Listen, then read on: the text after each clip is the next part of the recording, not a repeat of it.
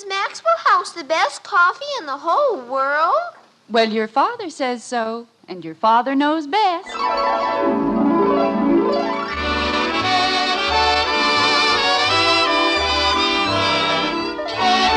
Yes, it's Father Knows Best, transcribed in Hollywood, starring Robert Young as father. A half-hour visit with your neighbors, the Andersons. Brought to you by Maxwell House, the coffee that's bought and enjoyed by more people than any other brand of coffee at any price. Maxwell House, always good to the last drop.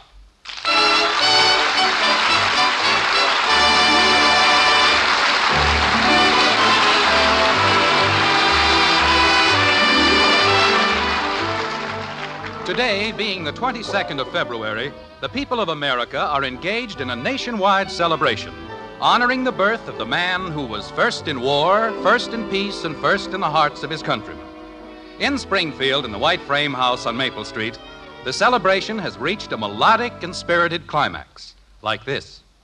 Happy birthday, dear Father. Happy birthday to you. Happy birthday, Father. Thank you. For both George Washington and myself, I say thank you. Speech. Ladies and gentlemen. Jim, don't you think you'd better blow out the candles before they drip all over the cake? Okay. Hang on to your chairs, kids. This is going to be like blowing out a forest fire.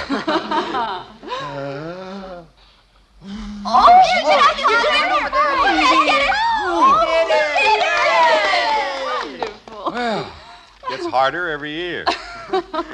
Now, suppose we forget about the speech and concentrate on the cake.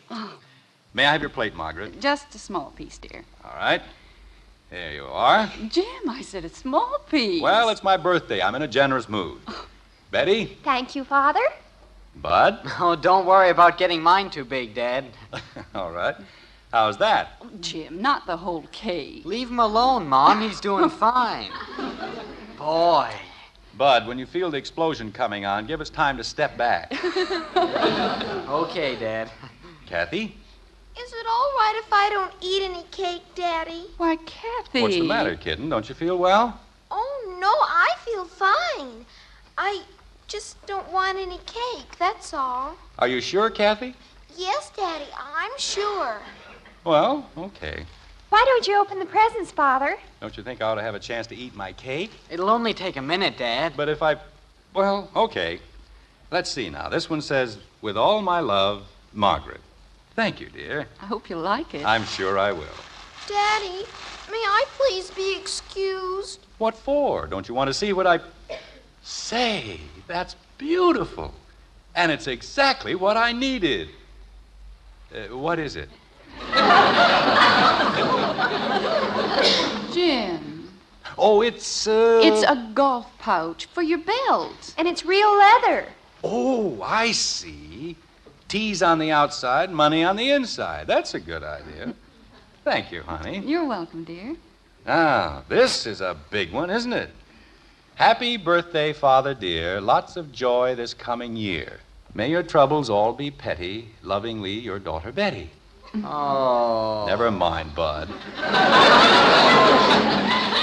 That's very sweet, Betty. Thank you very much. You're welcome, Father.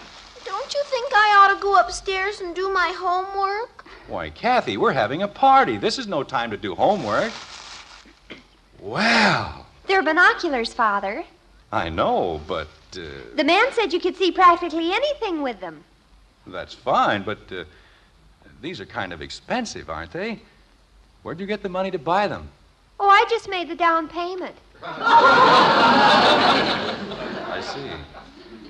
And I'm supposed to... There's only a balance of $85, Father. Well, that's nice. Especially when I need binoculars like I need an extra head. You mean you don't like them? Oh, I like them fine.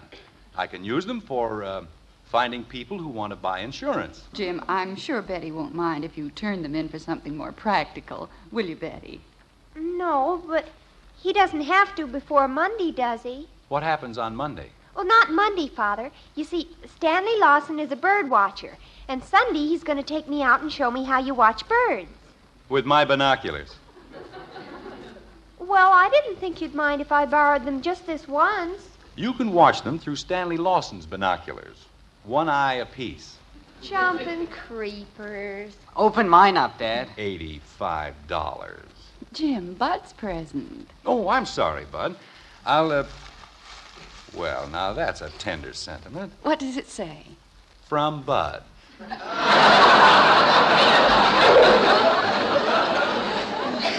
Isn't that nice? Jim. Oh, gee, I don't know how to write poetry or anything. Is this one all paid for? Sure. You don't have to write poetry. Father. There's nothing I like better than, well, a camera. Bud. It's got a flash attachment and everything. It's very nice. Of course, you realize that I've already got a camera. I know, but you will never lend it to me. I see. Thank you very much, Bud. You're welcome. Well, I guess that takes care of the presents. Kathy?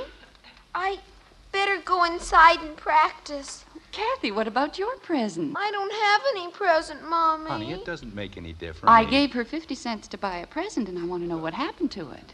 Oh. Well, Kathy? Didn't I tell you about that, Mommy?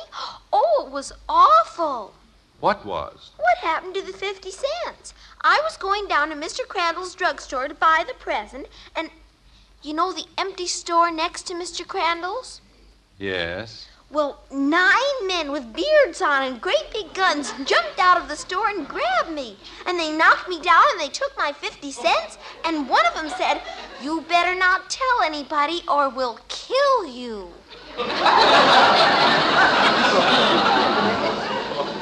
Oh, Kathy.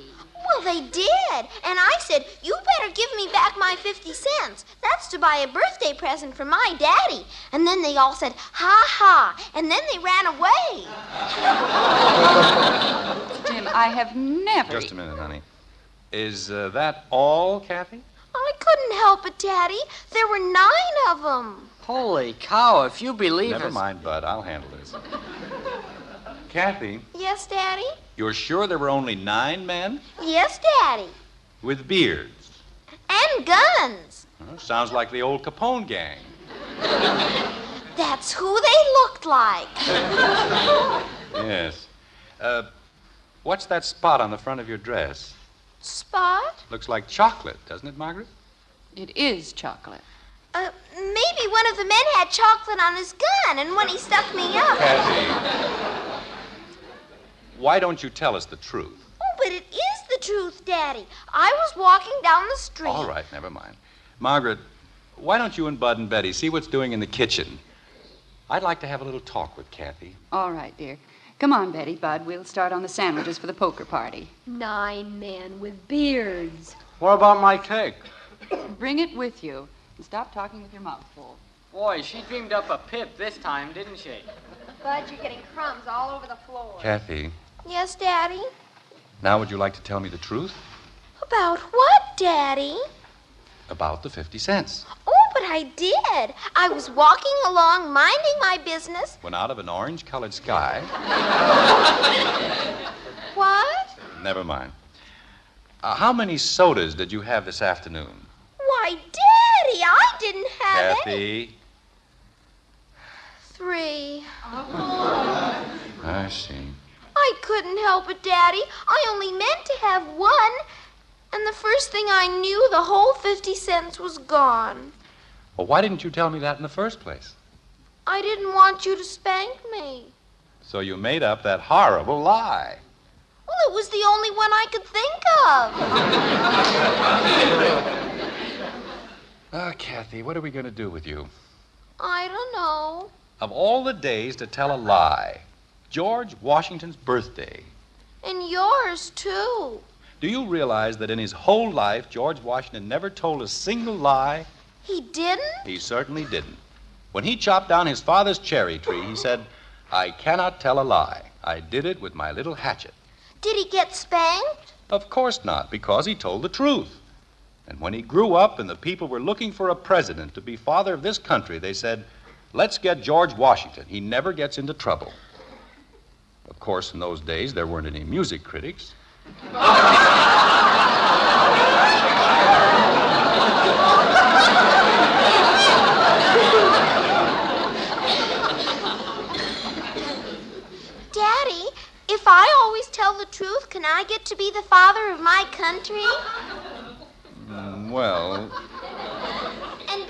president?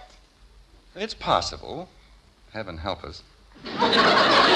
Kathy, do you know what I'd like for a present more than anything in the world? For you to tell the truth, the whole truth, and nothing but the truth. You mean that's all you want? That's all. And you won't be mad at me anymore? I'll be the happiest father in Springfield. Daddy, I won't ever tell another lie. Not ever again. As long as I live. That's a promise now. Oh, yes, Daddy. All right. We'll see what happens. Jim, I don't want to interrupt. It's all right, honey. We've got everything all settled. I'm going to be the president.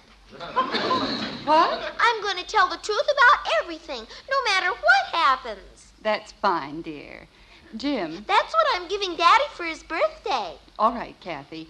Jim. Ask me anything, and I'll tell you the truth. Kathy. Anything at all. Jim, if you're going to play poker tonight, don't you think you'd better get the table ready? Good grief. Is that what time it is? I don't care what you ask me. Bud, I'll tell you nothing but the truth. You want me, Dad? give me a hand with the poker table like a good fellow. Okay. How can I tell the truth if nobody asks me anything? Kathy, go into the kitchen and help Betty with the dishes. But I want to tell the truth. Well, why don't you just handle it as it comes along? How can I if nobody asks me anything? They will.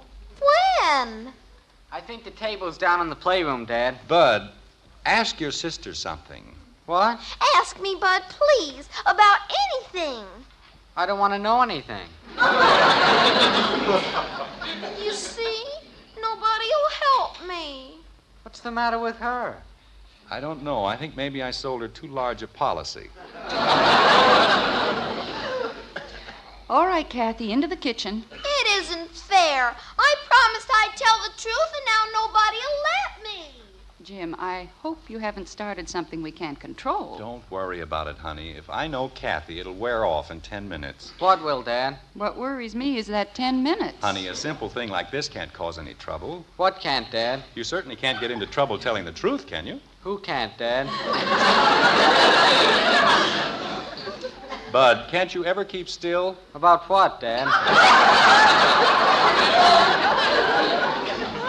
Father, what's gotten into Kathy? She went tearing out the back door shouting she was going to show everybody. Jim. And she hasn't even got a sweater on. Oh, dear. What's the matter with that child? All I said to her was... I did it! I did it! Kathy, come in here. I did it, Daddy. I cannot tell a lie. I did it with a little hatchet. You did what? I chopped down Mommy's rose bush.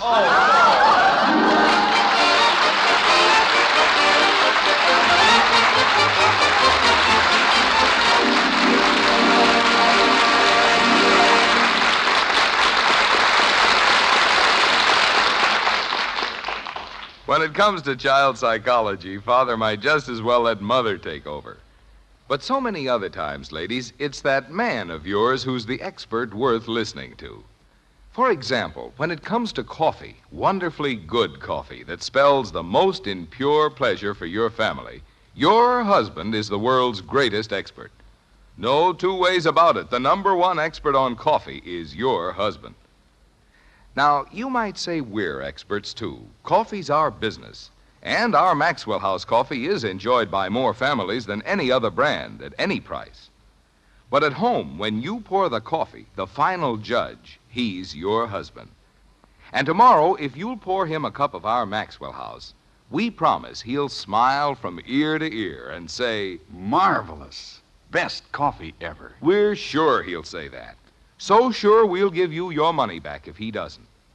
The truth is, we know no coffee tastes like Maxwell House because no coffee's made like Maxwell House. That famous good to the last drop flavor comes from just one thing, our recipe. A recipe demanding certain fine coffees blended just so. And only Maxwell House has this recipe. So get a pound of Maxwell House tomorrow. Serve it to your husband. If he doesn't say best coffee ever, why, just send us the can and unused portion, and we'll gladly refund every penny you paid. Our address is right on every blue tin. Tomorrow, then, serve your family America's favorite brand of coffee, Maxwell House Coffee. Always good to the last drop.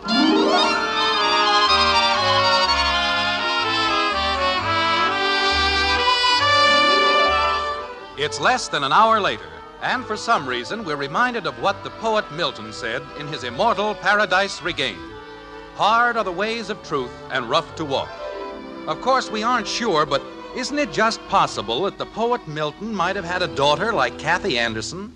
I did, too. You did not. I certainly did. You certainly didn't. Bud, what's going on out there? I did, too, have a right to call her. Dad, do you know what she did? She called Evelyn Finney and told her I sent a Valentine to Nancy Moore. Well, it was the truth, wasn't it?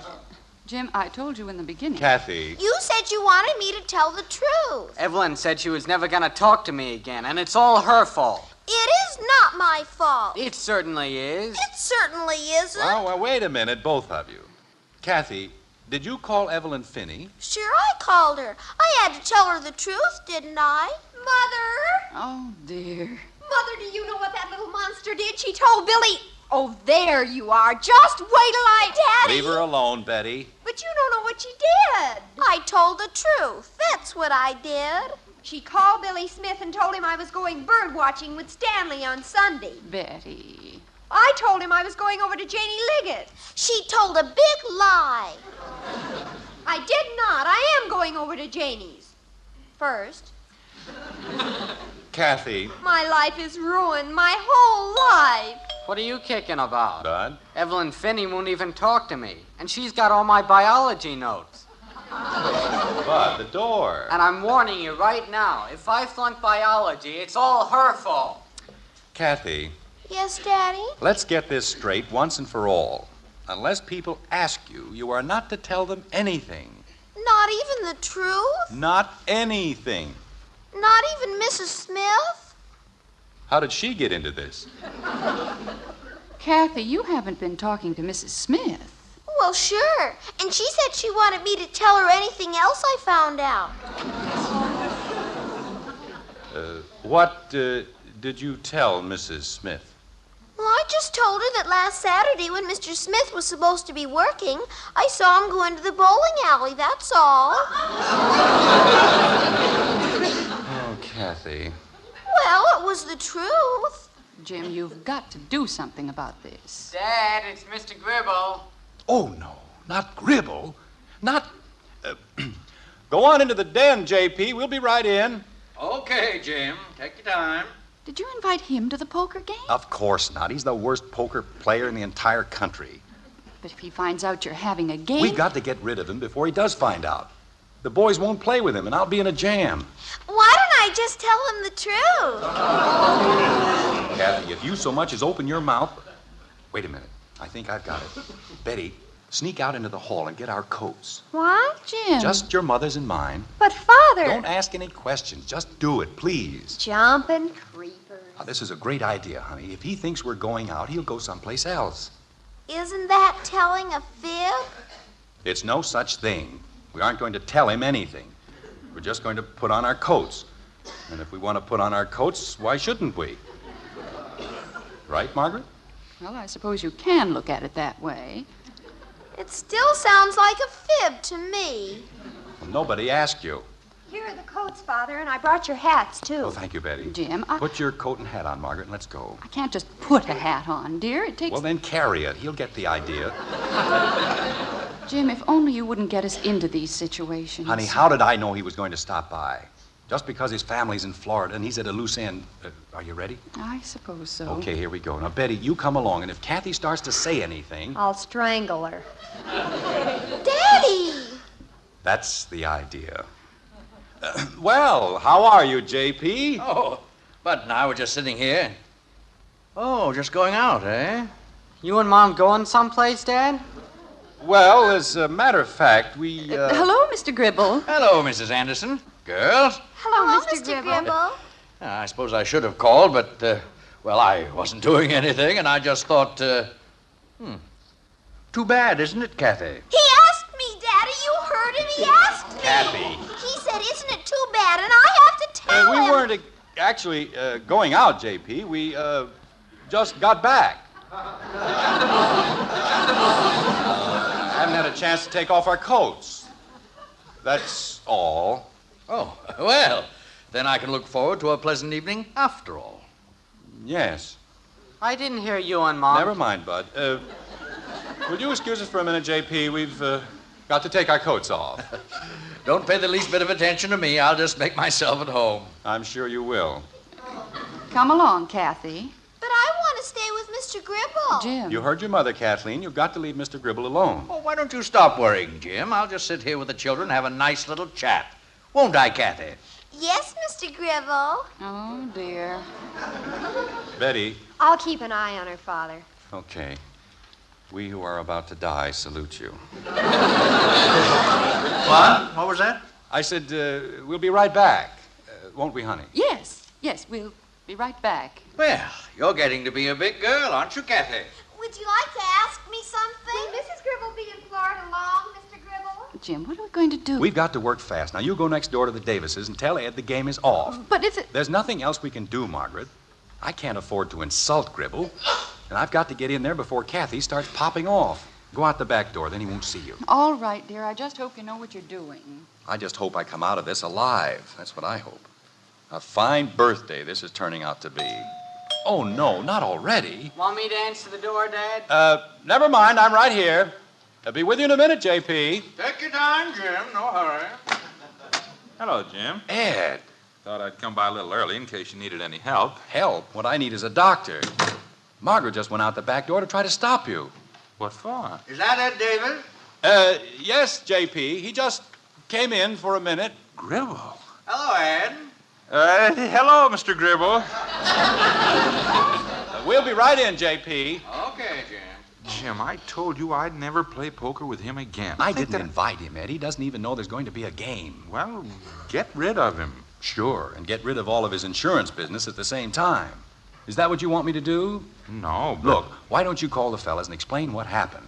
I don't know, Jim. It's pretty late. Well, standing here isn't going to make it any earlier. Oh, no, not again. Dad? I'll get it, Bud. Okay. So help me, Ed. Why don't I just stand outside with a red flag and a smallpox sign? Very funny. Hi, Jim. Oh, Hector, I want to tell you something. Well, let me in. It's cold out here. Hi, Ed. I've been better. Who hasn't? Oh, isn't this a miserable night? You don't know the half of it. You know, I still can't figure out how Elizabeth knew I went to the bowling alley. What? Oh, you wouldn't know anything about it. You see, Jim, is everything all right out there? Oh, sure, J.P. Everything's fine.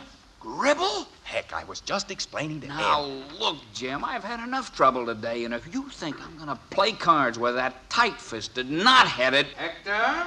Oh, hello, Mr. Gribble.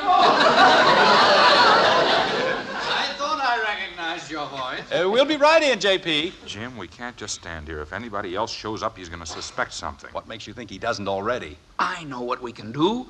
Offer him a drink, and I'll slip in a Mickey. Say, it's a great idea. Hold it, will you? He's coming. Well, this is a pleasant surprise. I didn't expect to see you boys tonight. We were just standing here. Discussing a little business deal. Weren't we, Heck? Yeah, business deal. Jim, I'm awfully sorry. I hadn't the faintest idea I was interfering with anything. Why didn't you tell me? Well, you know how it is, J.P. Say, Dad, Mr. Gribble was telling We us... won't have time for that now, Bud. If you'll get me my coat, I'll be running along. There isn't any hurry, J.P. We're just going to... Bud, you heard Mr. Gribble get his coat. But you just said... Holy cow. Well, this seems like old times, doesn't it? Some night when you boys aren't so busy, why don't we get together for one of those good old-fashioned poker sessions? The funny thing, J.P., we were just talking about the same thing. Weren't we, boys? Yeah. We sure were. We sure were. Here's your coat, Mr. Gribble. Thank you, Bud. Let me give you a hand with it, J.P. Oh, well. Daddy, Betty won't let me tell Mr. Gribble about your present. Not now, Kathy. Father, I've done everything I could, All but right, she... Betty, I'll take care of it. Kathy, Mr. Gribble's in a hurry. But it'll only take me a second to tell him, Daddy. Kathy. Oh, let the child speak, Jim. Don't be such a Simon Legree. What is it, dear? You know what I'm giving my daddy for a birthday present?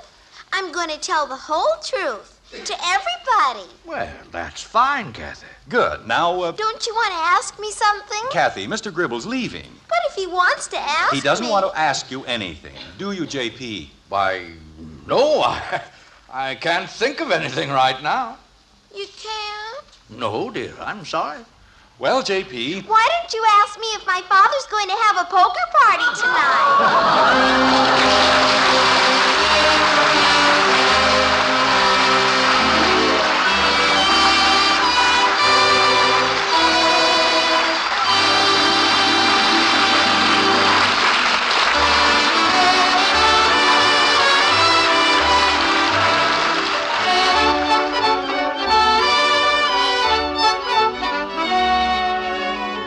Sometime this weekend, maybe tomorrow, you'll buy the coffee you'll be serving next week. And you'll want the one coffee that gives you the most in flavor for your money. So take home the coffee with the world's most famous flavor, our Maxwell House coffee. Then tomorrow night, pour a cup of Maxwell House for the world's greatest coffee expert, your husband. When he smiles and says, "Best coffee ever," you'll know why Maxwell House is famous the world over for flavor. Then when you add up all the wonderfully good cups of coffee you get from every pound, you'll agree it's Maxwell House for value, too. So tomorrow at your grocer's, look for the sign of good coffee, the big white cup and drop on our friendly blue tin. That's Maxwell House. Always good to the last drop.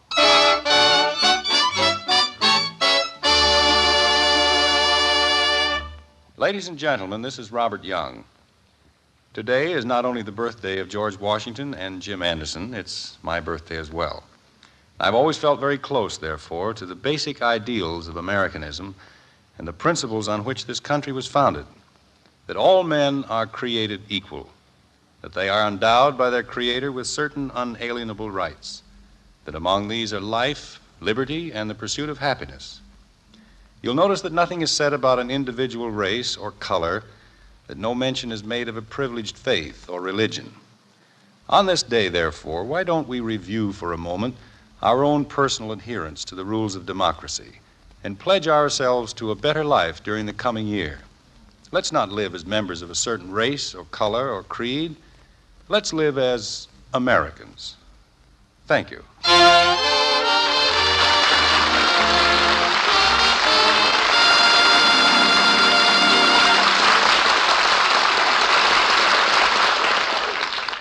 Psychology at breakfast time. I've found a way to get the kids to eat a hot cereal in the morning.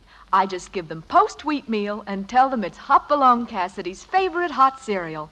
My, how they gobble it up. Yes, ladies, tell your children that post-wheat meal is Hopalong Cassidy's favorite hot cereal, and they'll eat it too. Post-wheat meal is chock full of solid whole wheat nourishment. It has a wonderful nut-like flavor, and it cooks in only 3.5 minutes. You'll see, you'll all agree, it's the best hot cereal you ever ate. Join us again next week when we'll be back with Father Knows Best, starring Robert Young as Jim Anderson, with Roy Bargy and the Maxwell House Orchestra. In our cast were June Whitley as Margaret, Rhoda Williams, Ted Donaldson, Norma Jean Nilsson, Joseph Kearns, Herb Vigran, Barney Phillips, and yours truly, Bill Foreman. So until next Thursday, good night and good luck from the makers of Maxwell House, America's favorite brand of coffee. Always good to the last drop. Father Knows Best was transcribed in Hollywood and written by Ed James. Now stay tuned in for Dragnet, which follows immediately over most of these stations.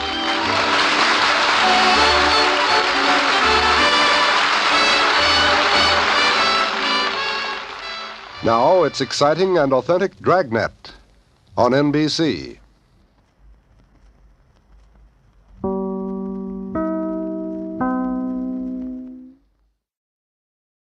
Mother, is Maxwell House the best coffee in the whole world? Well, your father says so, and your father knows best.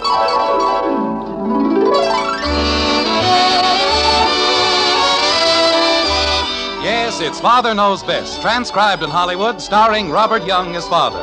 A half-hour visit with your neighbors, the Andersons, brought to you by Maxwell House, America's favorite brand of coffee. Look for that familiar blue Maxwell House tin featured in stores everywhere at lower prices, the lowest prices in months. Enjoy coffee that's always good to the last drop.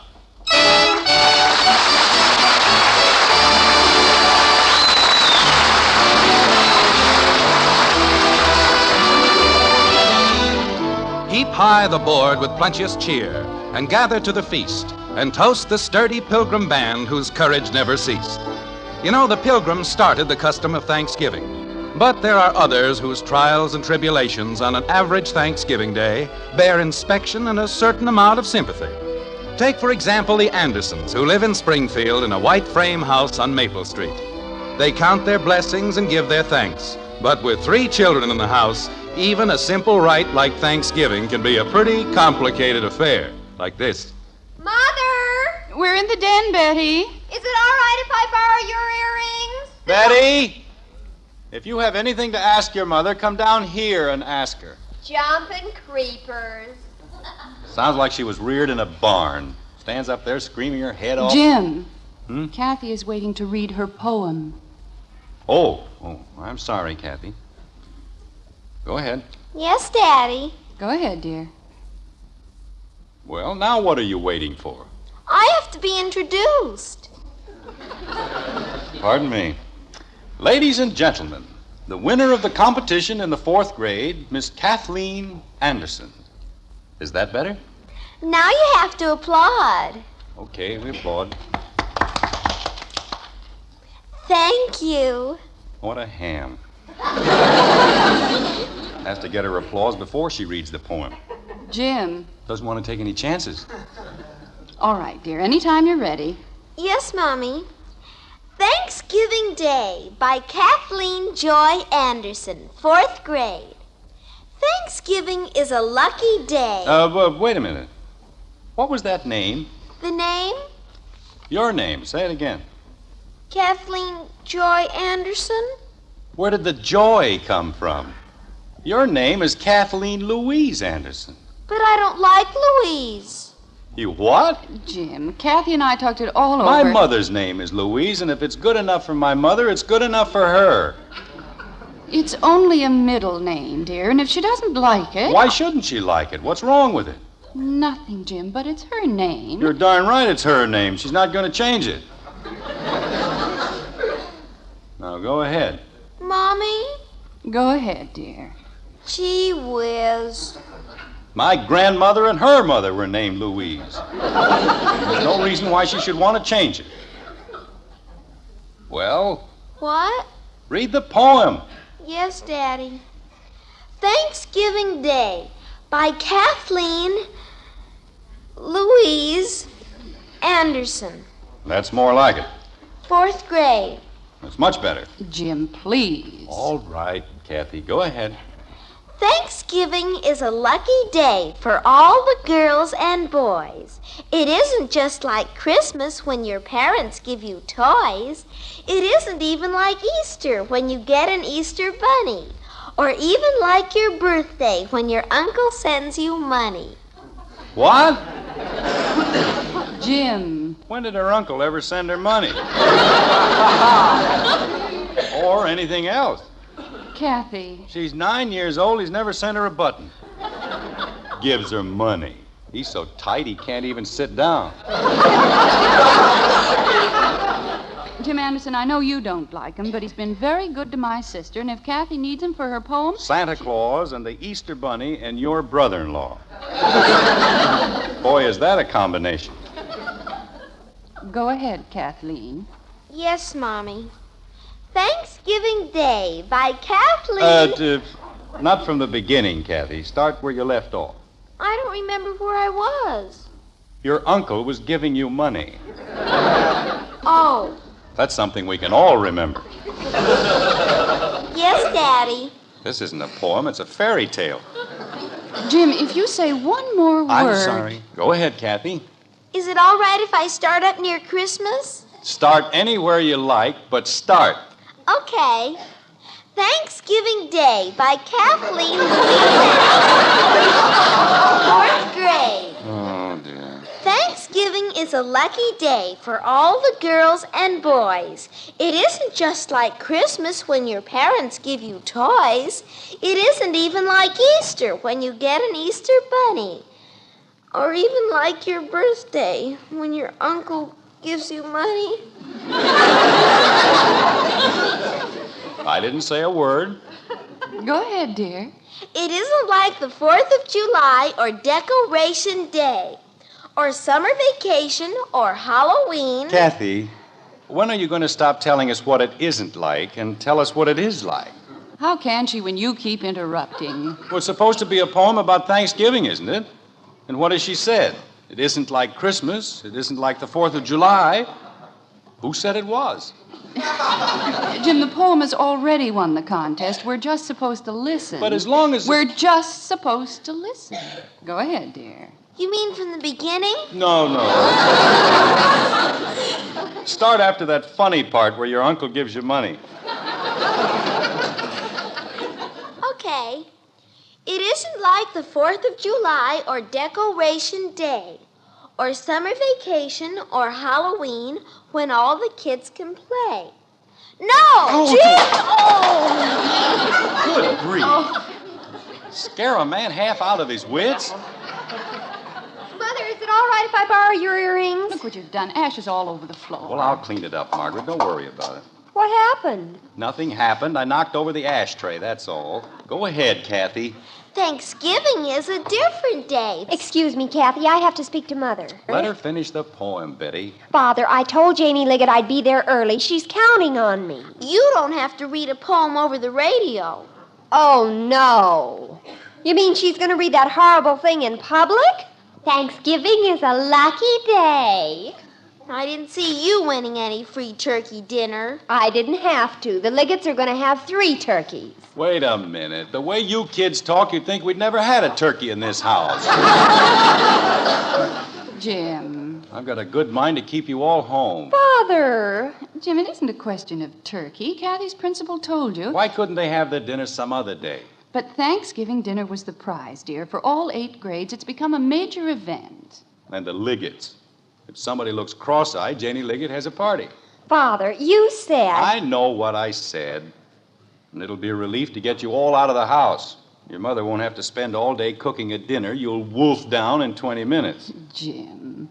We'll have a little peace around here, even if it is Thanksgiving.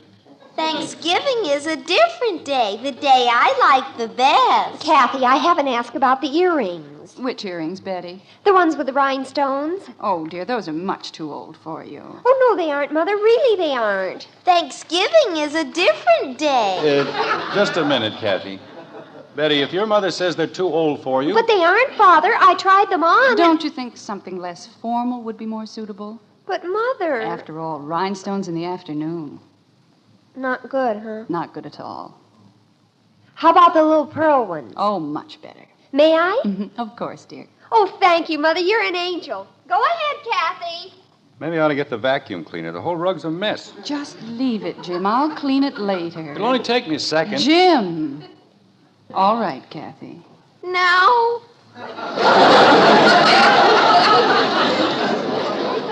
Yes, get it over with, please.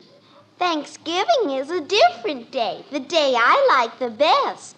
It's even better than Sunday, which is called the day of rest. Thanksgiving is my favorite day. So long, everybody. Oh, goodbye, dear. Now have a nice time. Bud, what are you doing with my suitcase? What? Thanksgiving is my favorite day. Come in here and bring the suitcase. Gosh, I'm not going to hurt it, Dad. Did anybody say you could borrow my suitcase? No, Dad. Then why are you taking it? Well, I have to carry them in something. Carry what? The football letters. They're going to give them out at the dinner, and the coach said... Put it back where you got it. But the coach said I could eat with the team. I said put it back.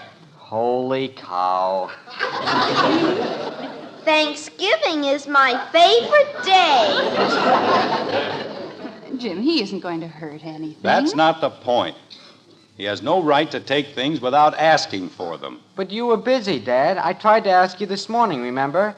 I said, Dad, and you said you thought it was going to be wonderful for you and Mom to have Thanksgiving dinner in a restaurant for a change.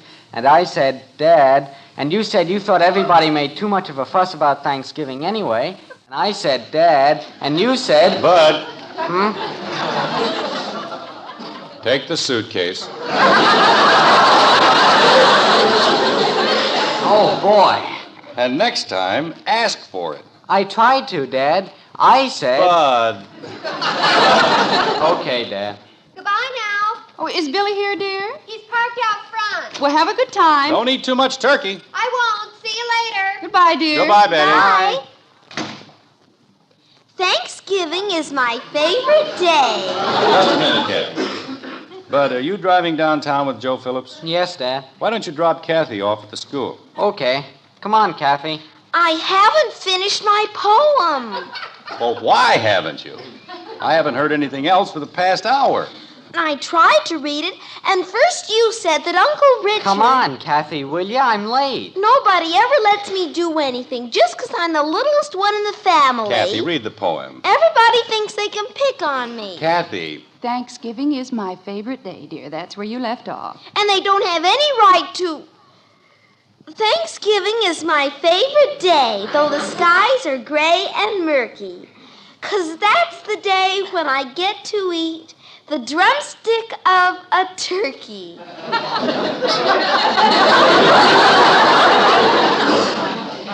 Well? That's the end.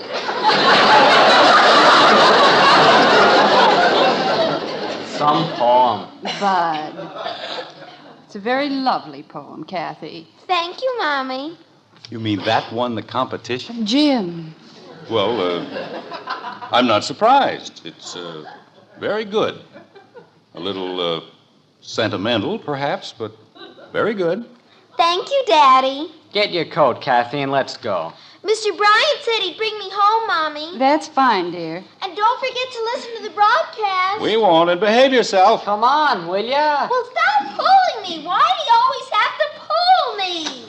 Thanks for the suitcase, Dad. That's all right. Have a nice time, Bud. You too, Kathy. Bye. Be a good girl, Kathleen. I will. So long. Goodbye, dear.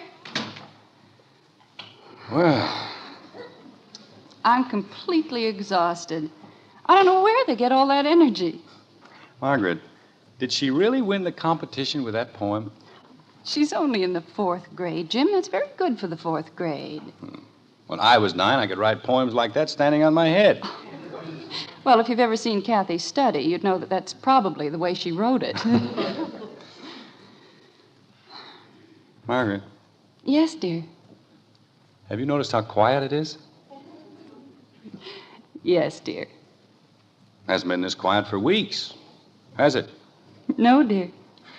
It does you good to get away from the kids for a while. Gives you a chance to relax, take things easy.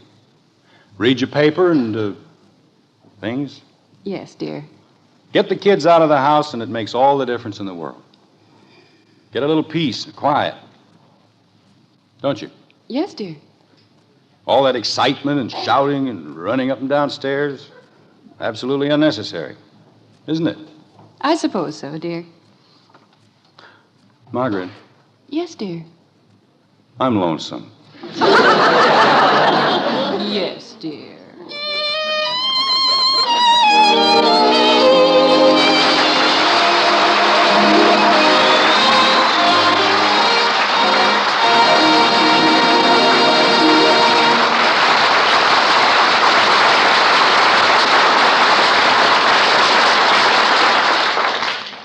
Well, Father has a right to feel lonesome. After all, Thanksgiving is a family day. But whether or not the family can gather to join in the festivities, we all have many things to be thankful for. We Maxwell House people, for instance, we're happy that our coffee is America's favorite brand. Happy that in so many homes, Thanksgiving dinner means a pot of Maxwell House coffee brewing on the stove, as well as the turkey in the oven and the pumpkin pies cooling on the shelf. We take a lot of pride in our coffee, and we want you to know you can count on Maxwell House every cup you pour. We'll keep it always good to the last drop on Thanksgiving Day and every day in the year.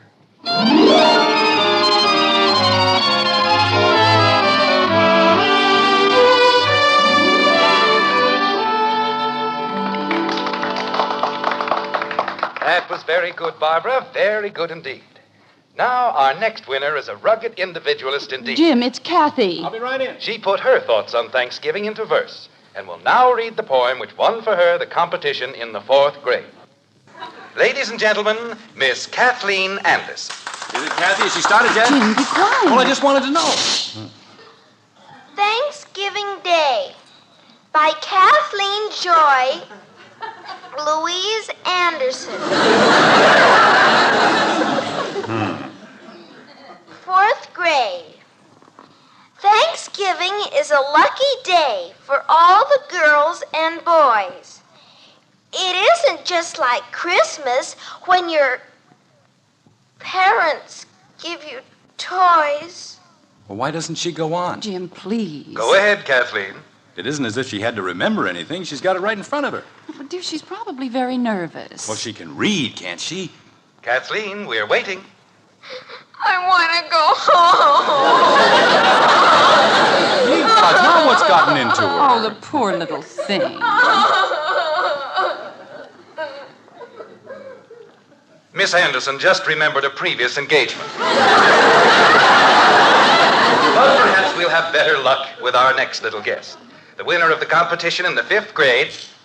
You see, Margaret, I told you she shouldn't have gone. Oh, my poor baby. I've never heard anything like that in my entire life. She was frightened, Jim, that's all. Frightened of what?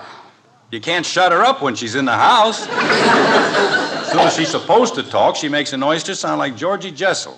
I tell you, Margaret, Yes, Jim. do you think we ought to go down and get her? Oh, I don't think so. Poor kid's probably crying her heart out. She'll get over it. And don't forget, they promised her 2 drumsticks. I don't know. She didn't sound very hungry. Do I? What? You promised me a Thanksgiving dinner at the townhouse, remember? Oh, yes, I did, didn't I? I'll get my hat and coat, or would you rather have me sue you for breach of promise? Margaret. Jim, there isn't anything wrong, is there? Oh, no, honey. Everything's fine. It's just that, well, Yes? I've been doing a lot of thinking, and, would you mind very much if we didn't go out? Why, Jim. I know I promised you dinner, but, well, I'd just rather eat here. There isn't anything to eat. Sure there is. I saw a whole heap of hamburger in the icebox. A hamburger on Thanksgiving Day? Well, Margaret, to tell you the truth, this doesn't seem much like Thanksgiving. Not like the kind of Thanksgiving we used to know. Well, it's finally happened. After only 18 years, you're tired of me. You know what I mean, don't you, honey? I think so. Thanksgiving has always been a special sort of a day for me. Even when I was a boy. It was more than just a holiday. It was a time when the whole family got together and had fun. We used to go out into the country to my grandmother's. We did, too. Go to my grandmother's, I mean. The whole family used to be there. My Uncle Rob and his wife and their 8 children, and my Uncle Will and his wife and their 10 children. That must have been cozy. Oh, it was. We ate in shifts. My grandmother always swore she was feeding half of the neighbors' kids. But it was fun. Did you play games after dinner? Heck no. We were so stuffed we couldn't move. Oh, you were a bunch of sissies. We used to play Going to Jerusalem or musical chairs or charades. That's pretty hard to do with just 2 people, isn't it? Jim, there's one thing we mustn't forget. This is a new generation. It's a different sort of generation with new ideas and a new sense of values. Times have changed. I guess they have. Let's go into the kitchen and see what we can throw together. You're an old sentimentalist, Jim Anderson. That's what you are. And I love you. I love you, too. You know, maybe if the kids get home early, we can all go to a movie or something. How'd you like that? Oh, I wouldn't count on it, dear. Betty said not to expect her before midnight, and Bud's dinner won't start until 6. Well, Kathy isn't going to stay out all night, is she? Well, no. Okay, then we'll take Kathy to the movies. Well, we'll see, dear. It all depends on... Bud. Hiya, Mom. Hi, Dad. What are you doing here? Fixing a hamburger. Want one? Well, what happened to the dinner? What dinner? At the training table with the football team. Oh, that dinner. Well? I don't know. I guess I just wasn't hungry. Weren't hungry? You? Jim, I'm going to call call Dr. Simmons. Wait a minute, Margaret. Bud, if you aren't hungry, why the hamburger? The hamburger? Pardon me, the 3 hamburgers. Oh, well, I guess I got hungry. Oh, Bud, if you don't feel well, please tell us. But I do feel well, Mom. I feel fine. Look, Bud, if you don't want to tell us the truth. But I am telling you the truth. I didn't like the dinner, that's all. Bunch of big goofs sitting around talking about football. What good is that? When don't you like to talk about football? Just a second, honey. Kathy? It's me, Father. What's she doing home? What on earth is... We're in the kitchen, Betty. I'll be right in. Oh, dear, just when everything was going so well. Margaret, why do you immediately assume that something is wrong? Maybe the Liggetts decided not to have a party. Or maybe Betty had the wrong day. Lots of things could have happened. The party was today. I know it was. Well, maybe it hasn't started yet. What's everybody doing in the kitchen? Oh, hi, Bud. What are you doing here? Oh, nothing much. Want a hamburger? Okay. Never mind the hamburgers, Bud. We've got things to discuss that are much more important. Then hamburgers? Do you feel all right, dear? Sure. Why? You told your mother you wouldn't be home until midnight. Oh, well, I wasn't going to, but I came up with the most awful headache. Jim. You just said you felt fine. I do. Oh, I do except for this headache. Jim, I'm going to call Mrs. Liggett and ask her... Mother, you know if there was anything wrong, I'd tell you. I always have, haven't I? Yes, dear, you have, but... Just a minute, Margaret. Kathy? Yes, Daddy? We're in the kitchen. Come on in. Yes, Daddy. See, Margaret, I told you we should have gone down for her. Well, I had no way of knowing... What's the matter with Kathy? Your sister reads the first line of her poem and bursts into tears. No kidding. The poor little thing. Hello.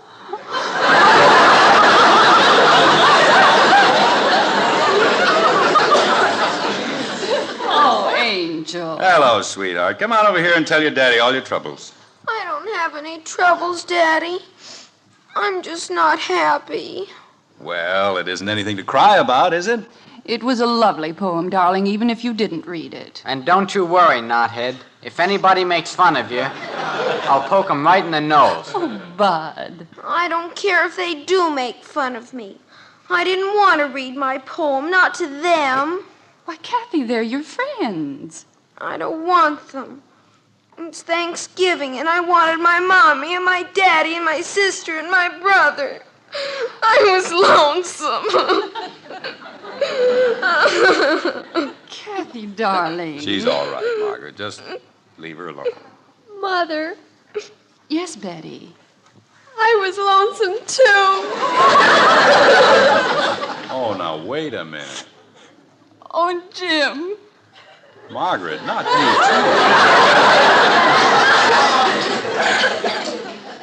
too. Yes, me too.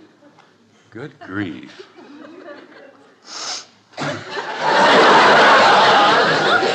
You sound like the third act of Uncle Tom's Cabin. What's the matter with you, Bud? Nothing. I just feel like blowing my nose, that's all. Well, blow it. Now, get busy with the hamburgers. Okay, Dad. How about a little food for the hungry Anderson? Well, I'm starving. Hamburgers. It's a fine thing to serve for a Thanksgiving dinner, isn't it? It sounds fine to me. I don't care what part of the hamburger I get. As long as it's the drumstick. That girl, Kathy. Well, what are we waiting for? Let's sit down and be comfortable. Well, I'll take over, Bud. I'm doing fine, Mom. Oh, Bud, really? Don't argue with the chef, Margaret. Just sit down and relax. Well, if you insist. 4 hamburgers coming up. Well, that'll take care of me, but what are they going to eat? Betty. Oh, you big pig. Margaret, kids, before we dig into these juicy Thanksgiving burgers, may I say something? Sure, Go Dad. ahead, dear. This has been, I think, the happiest Thanksgiving day of my entire life. And if you don't mind, I'd like to say a special grace. Oh, Lord, we give thee thanks from the bottom of our humble hearts for the blessings thou hast seen fit to bestow upon us. We thank thee for the food that graces our table and the roof that covers our head. We thank thee for the privilege of living as free men in a country which respects our freedom, our personal rights to worship and think and speak as we choose. But most of all, dear Lord, we thank thee for making us a family, for giving us sincerity and understanding.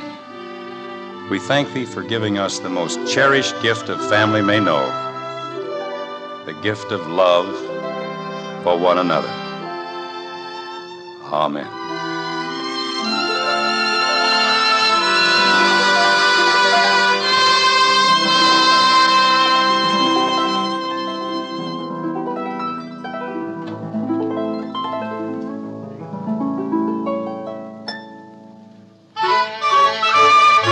It's morning now, and in the Anderson breakfast nook, life has eased back into its accustomed groove. Thanksgiving Day is over, but the Andersons, well, they go on forever, like this. Why can't I wear lipstick? Claudia McHugh does, and she's only 12. Here's your coffee, dear. Thank you. Well, Well, what? why can't I? Because I said you couldn't. And eat your breakfast. Gee whiz. Oh, Margaret, we've got to do something about that boy. He's beginning to shake the house. I'll speak to him, dear. If he can't take it easy on the stairs, don't feed him so much. One of these days, he's going to go right through. Hiya, Dad. Good morning, Hi. Mom. Sit down and eat your breakfast. Good morning, dear. He didn't say anything to me. Hiya, Squirt. Good morning. Mother, do you know what Bud did? He used my good cologne on his hair. Good morning, Betty. I used 2 drops. You used practically the whole bottle. I did not. Good morning, Betty. Mother, if I can't have a little privacy with my own things. Betty. What? Good morning. Good morning, Father. That's better. Sit down, eat your breakfast. Jumping creepers. You know, Margaret, there's one thing I'm really going to enjoy about our Thanksgiving Day dinner yesterday. What's that, dear? We're probably the only family in Springfield that won't be eating leftover turkey for the next month. Yes, dear. What are we going to have for dinner tonight? Leftover hamburgers.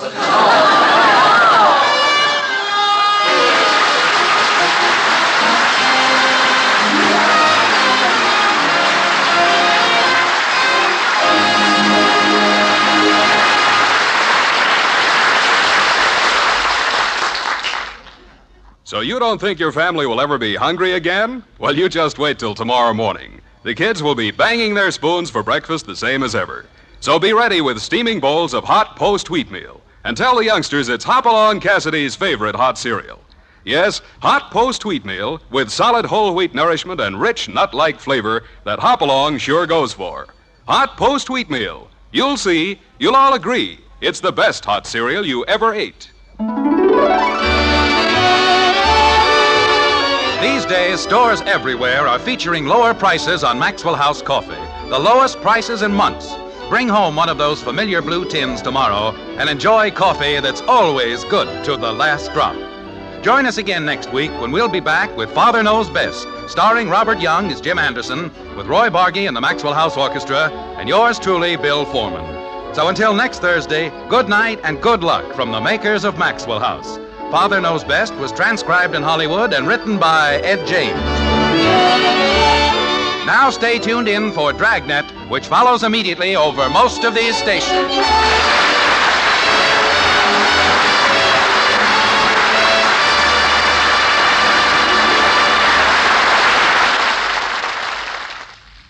Exciting Dragnet is next, then We the People on NBC.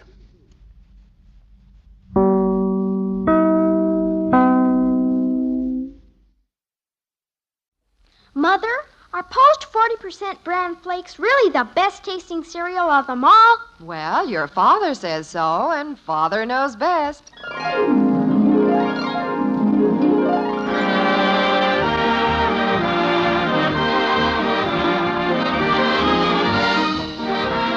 Yes, it's Father Knows Best, transcribed in Hollywood, starring Robert Young as Father. A half-hour visit with your neighbors, the Andersons.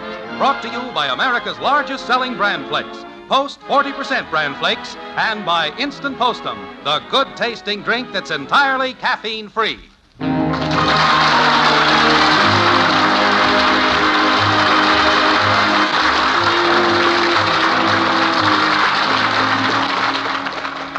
Remember the old story about the tourist who stopped to ask a farmer what route he should take to reach a certain village? The farmer said, well, you go down the road about a mile, turn left at the schoolhouse. No, that's not right. You go down the road to the gas station, veer right, and... No, that's wrong. You go about 2 miles east and swing left and... No, that's not it. The tourist says, look, which way do I go? And the farmer says, sorry, stranger, you can't get there from here. Well, if you think that's far-fetched, listen to events as they shape up in the white frame house on Maple Street this evening. Jim Anderson starts it with a casual and perfectly innocent remark. Like this. By the way, Margaret, I've got to run over to Beaver Falls tonight. Got some business to take care of there tomorrow. Oh? How long will you be gone? Well, I'll be back tomorrow night. Oh. Do you need any clothes pressed or anything? No, I'll just take a clean shirt, an extra pair of socks. Oh. Well, I'd better hurry dinner along. What time do you leave? I think the train pulls out at 8:40. Oh, well, you'll have plenty of time then. Yes, that's right, 8:40. Say, Mom, do you know where my other tennis shoe... Oh, hi, Dad. You home? Well, I hate to make rash statements, but I would say yes. Dad, could you come over to the YMCA hobby show tonight? Well, I'm afraid not tonight, Bud. Oh, come on. I got a keen exhibit in it. I might win a prize. What kind of an exhibit have you got? I didn't even know you had a hobby. Well, I just started the hobby so I'd have something to get up and exhibit with. It's a collection of pits. Of what? Pits. You know, peach pits, apricot pits, olive pits. I got all different sizes and all that. Well, sounds like a great hobby. I'm surprised more boys haven't taken it up. Well, that's why I picked it. I wanted something where I wouldn't have any competition. Well, you found it. So that's what's been happening to the olives around here. Well, I gotta get my pits in someplace. But you mustn't waste fruit. It's not a waste, it's an investment. I might win a blue ribbon. Well, we can't eat blue ribbons. Oh, you don't understand about these things, Mom. I'm sure I don't. How about it, Dad? Can you come down tonight? Well, I can't, Bud. You see... Oh, just come down for a while. You ought to see how I've got 'em sanded down and polished up. Well, I hate to miss that, but I've got to go out of town tonight, leaving for Beaver Falls at 8:40. Well, the hobby show starts at 7:30. You can stop there and see it before you leave.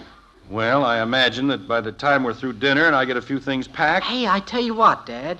You come to the hobby show with me, and I'll go to Beaver Falls with you. Oh, you wouldn't enjoy it, Bud. This is strictly a business trip. I'd enjoy it. I've never been to Beaver Falls. Well, at least not since I was a kid. How about it, Dad? Bud, don't heckle your father. He's got enough on his mind without having to bother with you. Mommy! Heck, I wouldn't be any bother. It would just take me a few minutes to get ready. How long will we be gone, Dad? What's this? Where are you going? They're not going anywhere. At least Bud isn't. I want to go, too. Oh, it's just a business trip that Daddy's taking, that's all. I'll be back tomorrow night. Will you send me a postcard, Daddy? I'll be there and back before a postcard could even get started. How about some dinner, Margaret? Oh, yes. I guess I'd better get that started. What time did you say your train leaves? It leaves at 8:40, but I'd better leave the house by at least 8. Maybe you could drive me to the station. Oh, certainly. Can I go along, Mommy? Just to the station, I mean. Well, if you're a good little girl and help me with the dinner. Okay. I sure wish I could go on that trip, though. I've never taken a trip on a train, Daddy. Well, maybe we can all take a nice, long train trip sometime, kitten. When? Oh, I don't know. Next summer, maybe. What date next summer? I don't know exactly. I can't tell that till summer gets here. Kathy, you come with me and don't bother your father. He has to go upstairs and pack. Will you need any help with your packing, Jim? Oh, no, that won't take a second. Just toss a shirt in a bag. That's all there is to that. Mother, can we have dinner early tonight? I want to go. Oh, hello, Father. Hello, Princess. Hey, Betty, Daddy's going away on a big trip. Oh, really, Father? Where are you going? It's not a big trip. It's just a little business trip, that's all. I just have to run over to Beaver Falls. Oh, is Mother going with you? Why, no. Oh. Oh, my goodness, Betty, you sound disappointed that I'm not going. You trying to get rid of me? No, I just thought it would be nice if you could go along. You don't get to go on hardly any trips. Oh, yes, I do. And besides, this is just a business trip. You know, I never thought about you going along, Margaret. Would you like to go? Oh, no, of course not. I'd like to go. Can I, Dad? Mommy said you couldn't go. Who asked you anything, Shrimp? Ah, turn blue. All right, children. You want your father to carry a pleasant memory of you to Beaver Falls, don't you? Mother, why don't you go with Father? I think it would be nice. Oh, I'm not ready. And there's no time to get ready now. The train leaves at 8:40. All you have to do is throw a dress in with my shirt and we're off. Well, I really don't have anything to wear. Nothing except a closet full of clothes.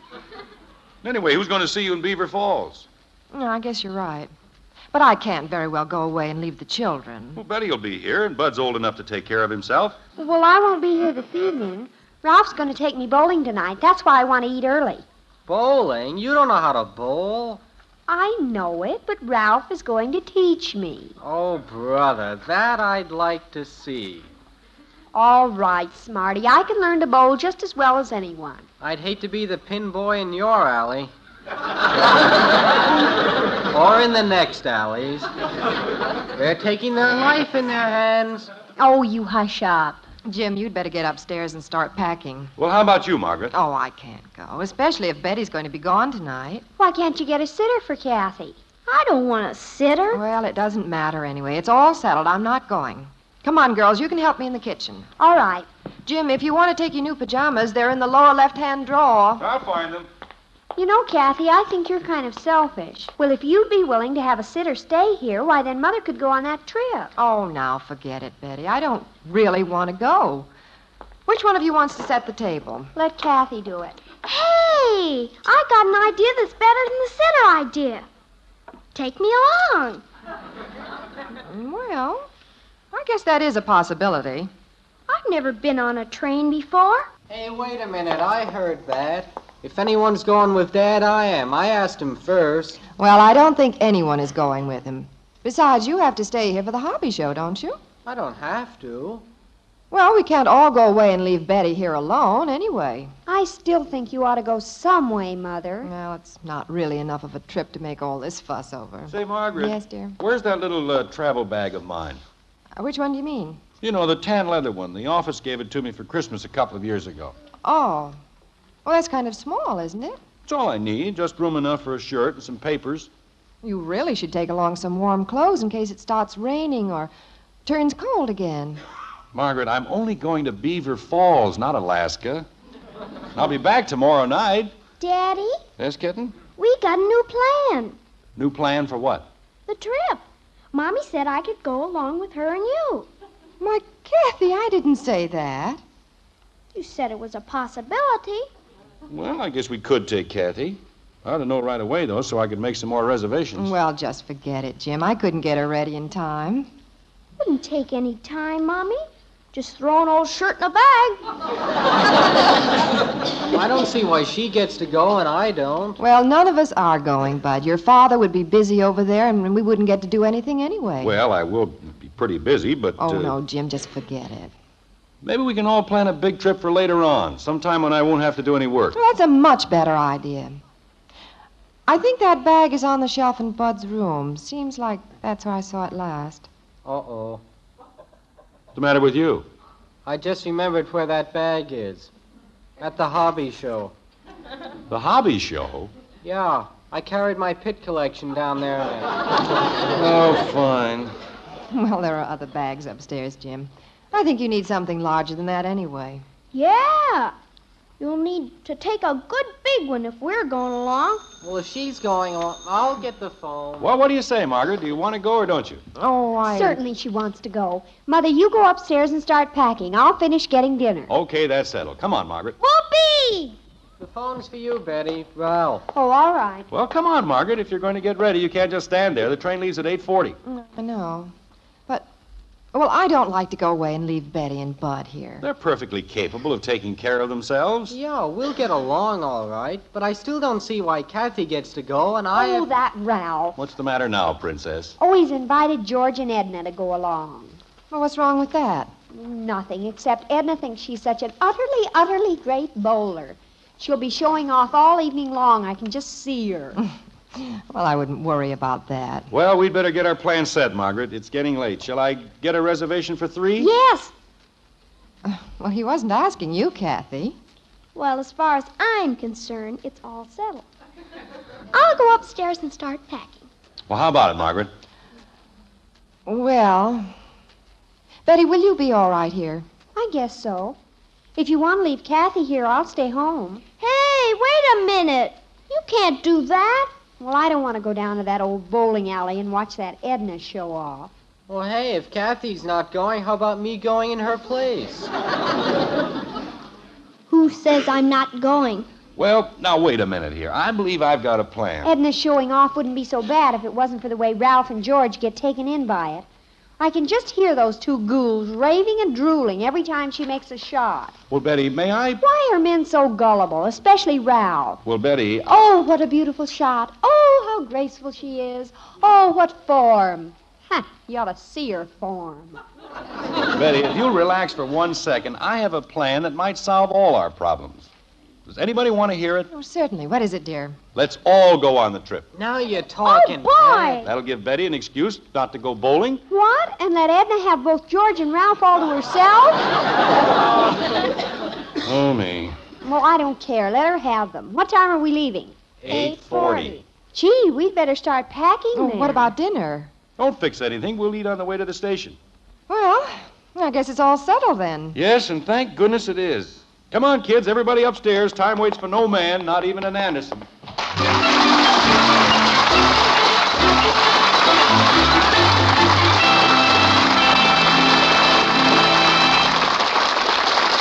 Well, it looks as if Father's simple little business trip is starting to collect a whole busload full of eager passengers. And, Mother, talking about eager people, if you want to see the family smile at breakfast, listen to this. Yes, life is swell when you feel well. And many women serve bran with its important keep regular benefits for this reason. Maybe you've served it to the family for breakfast in the past, but found they didn't particularly care for the flavor. Well, try it again now, because something wonderful has happened to bran. Today's Post 40% bran flakes have a marvelous new flavor, a magic oven flavor, an extra crisp texture that's simply delicious. And because of this better flavor plus better texture, more and more people tell us they now like Post bran flakes better than any other cereal. So when you serve new Post bran flakes, you're sure that your family is getting their ounce of prevention, their keep regular benefits, in a cereal that tastes good, a cereal that's thoroughly enjoyable to eat. Mother, I hope that this simple story makes you decide to try Post 40% bran flakes in your home. For goodness sakes, eat Post bran flakes. So good and so good for you. So this weekend, when you do your shopping, remember, Post 40% bran flakes are America's largest selling bran flakes. Try them. They're good, and so good for you.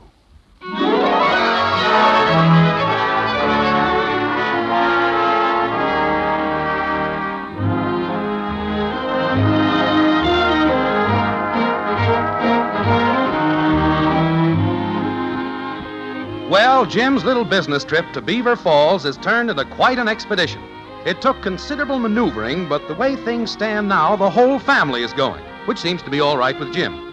In fact, he's fallen in with the spirit of the occasion, and the preparations for the journey have taken on a definite holiday mood. Like this. Margaret, I'm upstairs, dear. why don't you pack my slacks and sport jacket?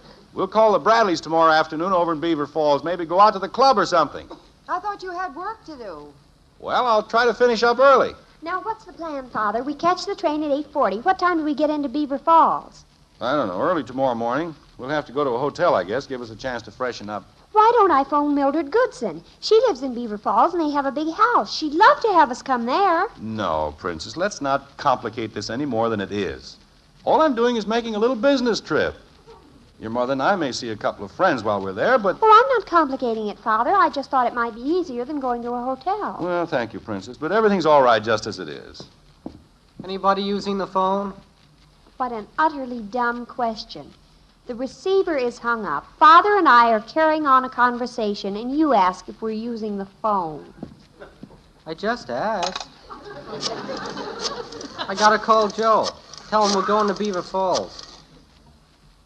Hello, Joe. Bud. Mommy, can I take my doll? She's upstairs, kitten. Yeah, well, I can't go to the hobby show tonight. I'm going to Beaver Falls on the train with my dad. Yeah, the whole family's gone. Don't hang on the phone all night. I want to call Ralph. Just a minute, Joe. I'll ask him. Hey, Dad, can I take a couple of Joe's pigeons with us? Pigeons? Oh, grown. He's got a couple of new homing pigeons, and he wants to know if we could take them with us to Beaver Falls. Bud, we can't carry pigeons on the train. It'd only be a one-way trip. They'd fly back. Joe says they need a good trip. No pigeons. Of all the dumb ideas. My dad says no pigeons. Dear, do you remember where we put that picture Uncle Fred gave us? I think it's in the basement. Why? Well, I promised Mother 2 years ago that I'd give it to Aunt Sylvia. Okay, And I Joe. thought since we'll be in Beaver Falls, it's only about 12 miles over to Atherton, we could take the picture over to Aunt Sylvia. Okay, see you later, Joe. But, honey, we won't have the car. Yeah, I will, Joe. So long. Joe says to give his regards to Beaver Falls. Well, don't sit there, stupid. I want to use the phone. We have to leave in a couple of minutes if we're going to catch the train at 8:40. Yes, we can sort of get organized, Margaret. No pictures, no pigeons. Can we just lock up the house and drive quietly to the depot? All I wanted to do in the beginning was take a simple little business trip. Oh, certainly we can go, dear. I just thought that since we were... Oh, that's for me. I'll answer it. Hello? Oh, just a minute. It's for you, Father, long distance. Now what? Hello? This is Jim Anderson. Who's calling from Greendale? Hello? Well, operator, you'll have to complete the call in the next few minutes. I'm leaving it. All right. What happened, Dad? Oh, somebody calling me from Greendale, and they lost the connection. They're going to call back. Let's get all our things together anyway. Well, I have everything here in the living room, dear. I wonder if I should call Ralph. Where's Kathy? I'm upstairs packing my doll clothes. I was just wondering, dear, if it wouldn't be easier to take the car. That way we could take the picture to Aunt Sylvia. Well, I suppose we could. If we took the car, I could load Joe's pigeons in the trunk. I'm not going to ride with a load of pigeons. Look, all I want to do is get to Beaver Falls. I have an appointment in the morning with Mr. Patterson, our national manager. That has to be for me. I'll get it. If we took the car, we could be back tomorrow evening. The train wouldn't get us in until the next morning. Well, honey, does it make any difference?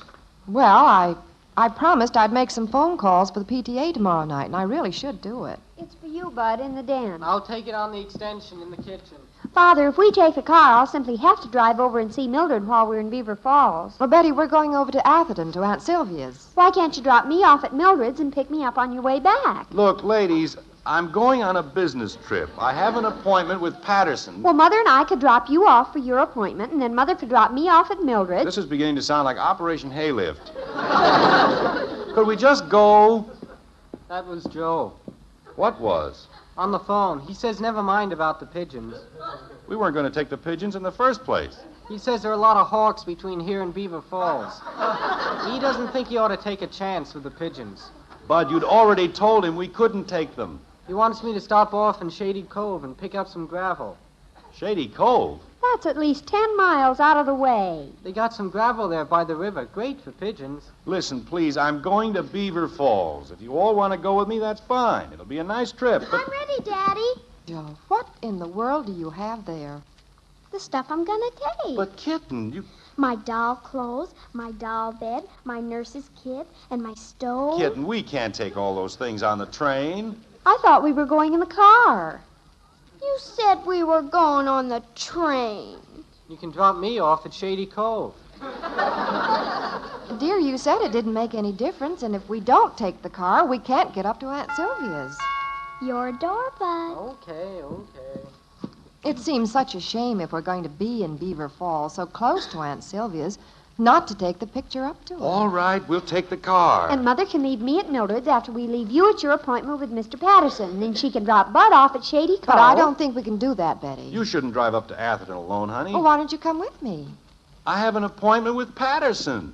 Hey, Betty, Janie Liggett's here. Janie! Hi, Betty. Hello, Mrs. Anderson. Hello, Janie. Mr. Hello, Anderson. Janie. We were just getting ready to leave. We're going to Beaver Falls. Oh, that cool green. My mom and dad have house guests. I thought I'd come over and crawl in with you tonight. Oh, darn. Janie, why don't you come with us? Oh, no. Well, Betty, maybe Janie's mother doesn't... Oh, she won't mind. I'd have to be back tomorrow night, though. Oh, we can be back tomorrow night, can't we, Father? Well, Princess... Do I have to ride in the car with a lot of girls? You don't have to go at all. I'll put my things in the car, Daddy. Now, wait, kitten. We can't all go in the car. Let's you and I go on the train, Dad. Mother and I and Janie and Kathy driving clear to Beaver Falls alone? No, we can't do that. Do you want to take the car, dear, and I'll take the girls on the train? Then I'll be driving all night. And I have to see Patterson first thing in the morning. Why don't you and Mother take the car and you can take turns driving? And Janie and Kathy and I and Bud will go on the train. I'm not going on the train. How am I going to get to Shady Cove? Gee, I couldn't go on the train, Betty.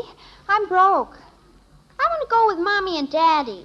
Well, I'm not going on the train alone. Well, we're all back in the car again.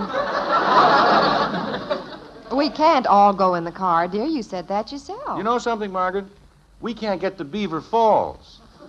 Why don't we all go on the train? We can lend Janie the fare. Oh, no, I couldn't do that. I'll go over and stay with Gloria. I won't go, Betty. There's a dance tomorrow night anyway.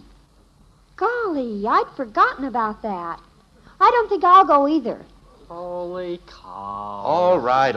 But let's please decide who's going and who's staying. To be perfectly honest, I shouldn't go either.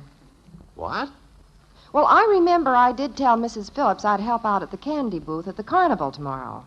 And somebody... Is the carnival tomorrow? I thought it was next week. I'm going to stay here. Me too. Does this mean that after all this arguing, everybody's staying at home? Well, you said it was a business trip, Father. We'd just be in the way. I didn't say that, but let it go. Well, where's my bag? The train leaves at 8:40. What time is it now? Creepers, it's 9:05. Oh, no. You missed your train. What happened, Dad? What happened? Oh, I've got to call Beaver Falls, get a hold of Patterson, try to explain this somehow. Well, isn't there another train? Not till tomorrow morning. Oh, for Pete's sake. Who left the phone off the hook here in the den? Who left the what off the where? Bud didn't put it back after he talked to Joe in the kitchen. I didn't know it was off. Well, this is just one of those nights, I guess. Out of touch with the world. What if somebody tried to call? Dear, we could still drive to Beaver Falls No, tonight. that's out of the question. Now, if I can remember what hotel Patterson usually... Father, if that's Ralph... If this is Ralph, I'm going to... Hello? Is that you, Jim? Yes? This is Fred Patterson. Fred, I was just about to call you. Who is it, dear? Patterson. I've been trying to call you for nearly an hour. The operator kept telling me the line was out of order. What's the matter? You have a storm over there? Well, yes, it has been a little stormy. A lot of lightning, I suppose. Yes, pretty windy, too. Say, Fred... What I called about, you said you were taking the 8:40 train for Beaver Falls. Yeah, well, something happened, Fred. You see, I was... Well, I was trying to get a hold of you before you got away. I thought I'd missed you. Yeah, well, I intended to... Don't go to Beaver Falls. What? I'm not there. I'm still over here in Greendale. Got tied up here today. Jim?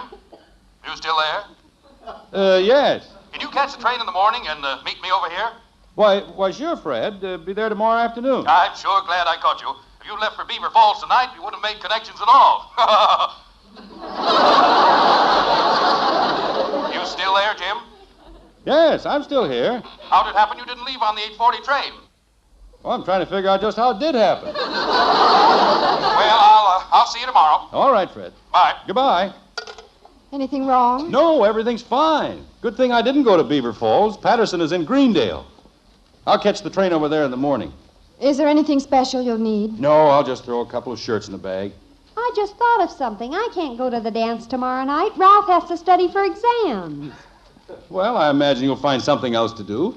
What are they going to have at the carnival this year, Mom? Oh, same things they had last year, I suppose. Why? I don't think I'll go.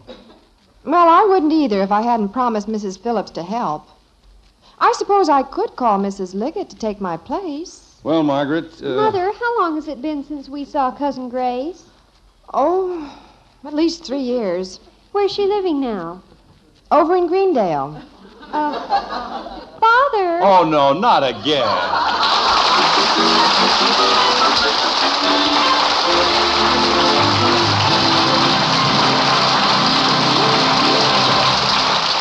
And now, before the final surprise of tonight's show, let's see what gives out in the kitchen. Honestly, Margaret, I don't know whether I'm coming or going. Now, just relax, dear, and enjoy this nice cup of postum.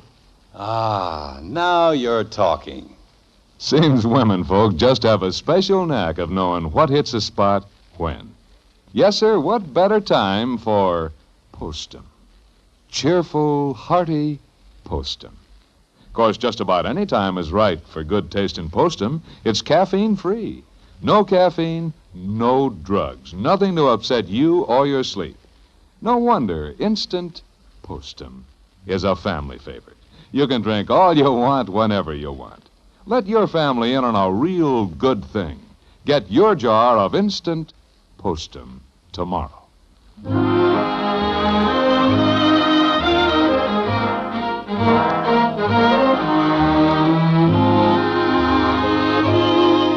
Well, it's going to be interesting to see if Jim gets away on this trip to Greendale.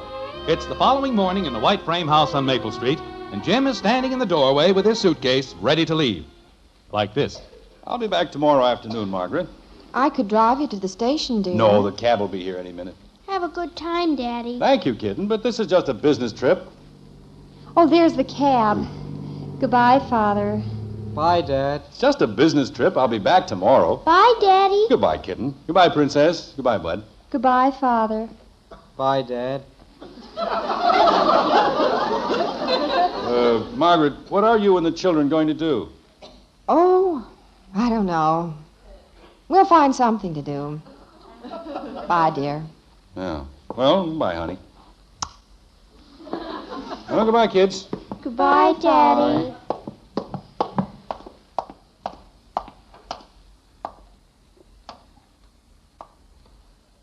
What a family. Well, pack the bags, Margaret. Let's all go.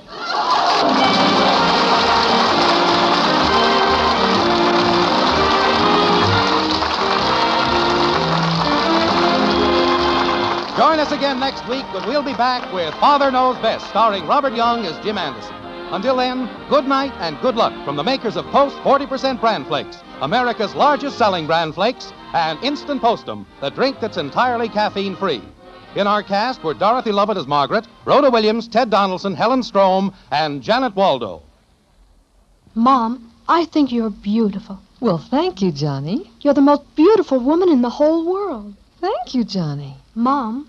Yes, Johnny? Can I have wheatmeal for breakfast tomorrow? Sure, make him happy, Mom, with the best hot cereal anywhere. Post Wheatmeal is packed full of solid nourishment, great for kids, and so wonderfully delicious. Post Wheatmeal cooks in just 3 minutes. Try rich, hot Post Wheatmeal with a picture of Roy Rogers on the package. Post Wheatmeal, the best hot cereal you ever ate.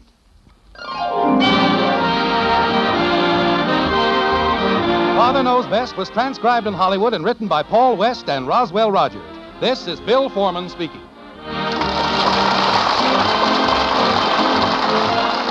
Tonight, enjoy Truth or Consequences on NBC.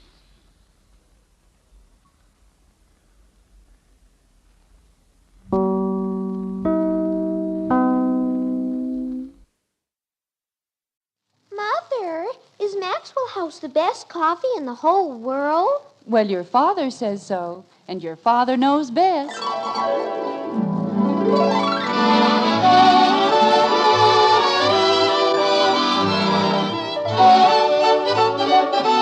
Yes, it's Father Knows Best, transcribed in Hollywood, starring Robert Young as father. A half-hour visit with your neighbors, the Andersons, brought to you by Maxwell House, the coffee that's bought and enjoyed by more people than any other brand of coffee at any price. Maxwell House, always good to the last drop.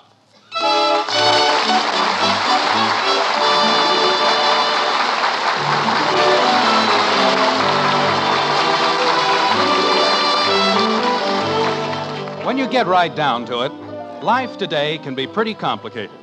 You can't simplify things the way Cervantes did when he wrote, "There's a time for some things and a time for all things, a time for great things and a time for small things." If you wrote a thing like that today, you know what they'd say? They'd say, what kind of time? Daylight saving or standard? See what I mean? Life has become very confusing. And in Springfield, in the white frame house on Maple Street, the Andersons will probably confuse it still further, like this. I don't know what's gotten into me lately. I keep yawning all the time. Yes, dear.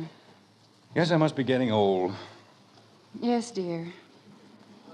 Well, you don't have to agree with me. Margaret. Oh, I'm sorry, dear. I guess I wasn't listening. I was just reading. Jim, you're not going to spread those maps all over the floor again. Why not? Because you disrupt the entire household. That's why not. And furthermore... Dad! Just a second, honey. What is it, Bud? Is it all right if I wear your blue denim shirt? No, it isn't all right. Use your own. Good gosh. What were you saying, dear? I was saying, why can't you listen to a news broadcast like anyone else? You don't see other people spreading maps all over the floor. For your information, my pet, General MacArthur would rather be caught dead than listen to a news broadcast without his maps. Well, if it makes you and General MacArthur happy by... Dad! Oh, what is it, Bud? It's in the wash. What is? My denim shirt. And the pants, too. Well, then wear something else. But I've got the denim pants on. What denim pants? Yours. Bud! Jim, he's going on a hayride, and I didn't want him to wear any of his good clothes, and I knew you wouldn't mind. Bud. Yes, Dad? Take the denim shirt. Thanks, Dad. You're a pal.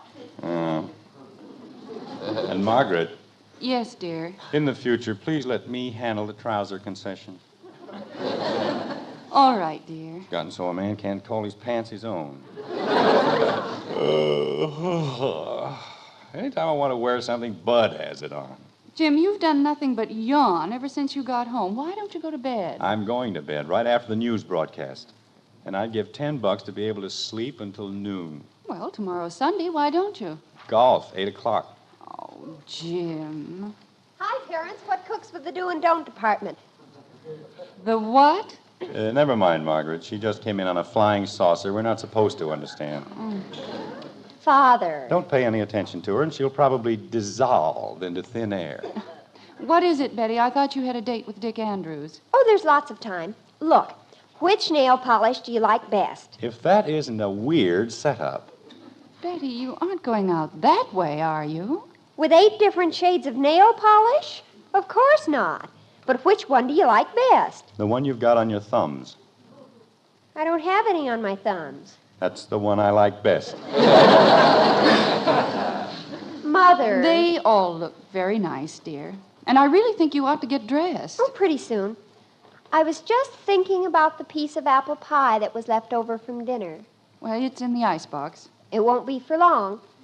Creepers, if somebody'd only tell me which shade they like best, I wouldn't have all this trouble. Oh, good grief. Anytime I decide to go to bed early... I'll get it. Bud, can't you learn to walk down the stairs? One of these days, the whole house is going to collapse. Did you want me, Dad? No, just answer the door. That's what I was going to do. Well, go ahead. Didn't you want something? I want you to see who rang the doorbell. I heard you call me, and I thought you wanted something. Bud. Yes, Dad? Please, answer the door. You bet, Dad, right away. I think he lies in bed at night trying to figure out ways to torment me. No, dear, you're just tired, and after you've had a good night's rest, everything will seem much brighter. Well, I hope you're right. And I don't care who it is, Margaret. I'm not going to stay up after 10 o'clock. No, dear, but we can't be rude, can we? Maybe you can't, but I can. 10 o'clock is my limit. Who is it, Bud? It was Willie Freehopper, and boy, did he ever look funny. His hat was way down over his ears, and he said he couldn't help it because that was the only size they had. But if they can't get one to fit him, he's going to stuff it full of newspaper, and then he thinks it'll fit better. What did he want? Oh, he brought a telegram. Here you are, Dad. Just any time at all. We'll be fine. You should have seen him, Mom. He had this Western Union hat on, and you could hardly see his face. and he had to hold his head way back like this. No! Yes, he did, Dad. You see, he had the hat way in the back. She can't come. Not again. Jim, it isn't your Aunt Martha. It certainly is my Aunt Martha. Oh. Look at it. Arrive Sunday, be at depot with children, 8 o'clock, Aunt Martha. Didn't even say love. And it's only 9 words. It wouldn't have cost her anything. Jim. Just a minute, honey. Bud, aren't you supposed to go on a hayride? Sure. Well, go ahead. I don't have to leave for 10 minutes. Dear, your father and I have something to discuss. Oh, okay. I was just thinking. Remember the piece of apple pie that was left over from dinner? Betty thought of it first. What? She's in the kitchen with it now. She had 2 pieces for dinner. Betty, wait a minute. I want to talk to you. Jim, why doesn't your Aunt Martha ever give us more notice? I don't know, honey. Now I've got to work all night to tidy up the house. Oh, it looks fine, just the way it is. It doesn't at all, and you know how fussy she is. Sure, she's afraid she might get a little dust on one of her $1,000 bills. The old crab. Jim. Free room and board at the Andersons. No wonder she's rich. She never spends anything. Jim, Kathy's coming. Old buzzard. A fine Sunday I'm going to have. Kathy, where on earth have you been? In the kitchen. I was watching Betty make a sandwich. A sandwich? What happened to the pie? I ate it. Why aren't you in bed? It isn't time. It certainly is time. It's almost 9 o'clock. It isn't even 8 o'clock. Kathy, stop arguing with me and go to bed. But you said I could stay up until 8:30. Well, look at the hall clock. It's almost 9. Oh, no, dear. It isn't quite 5 minutes of 8. And besides... Oh, I guess I forgot to tell you. I turned all the clocks back. You did? Jim, whatever on earth for? Because tomorrow is the last Sunday in September. We go back to standard time at 2 o'clock. And I certainly don't intend to get up at 2 o'clock in the morning to fix a bunch of clocks. Jim, you aren't supposed to turn the clocks back. You're supposed to turn them ahead. Margaret, the principle of daylight saving is to save daylight, right? Well, yes, So but... you turn the clocks back in September and gain the hour you lost in April.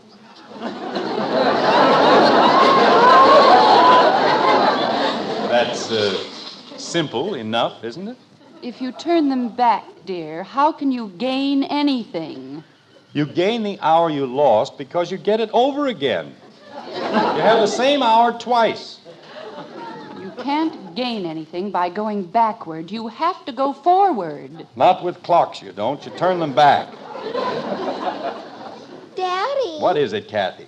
You turned them back in April. I did not turn them back in April. I turned them ahead. Jim, you said in April that we gained an hour of daylight. That's right, because it stayed early later. I mean, it got later early. Margaret, the sun stayed up longer. Why? Because it got late later. Kathy, I think you'd better go to bed. But Daddy said we lost an hour in April, and he turned the clocks backwards. Now we ought to turn them frontwards. Kathleen, no matter what I did in April, tomorrow we do not turn the clocks ahead. No? No. I already did. Kathy. Jim, she was only doing what she thought was right. Well, she had no business doing anything. If you don't understand the principle of daylight saving, you don't move the clocks around. But Mommy said... Never mind what Mommy said. You didn't see her changing the clocks, did you? No. Jim, Yes? I moved them ahead, too. Oh.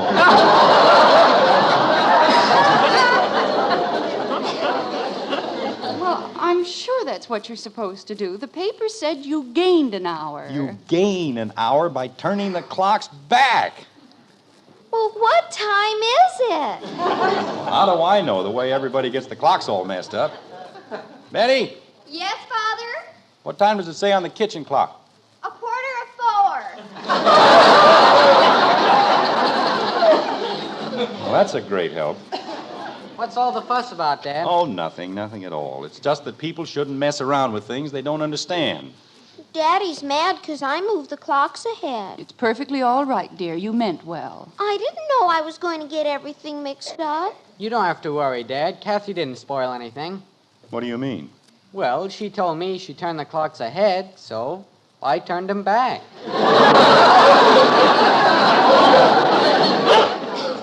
Bud, you moron! What? You didn't turn them back. You couldn't. Why couldn't I?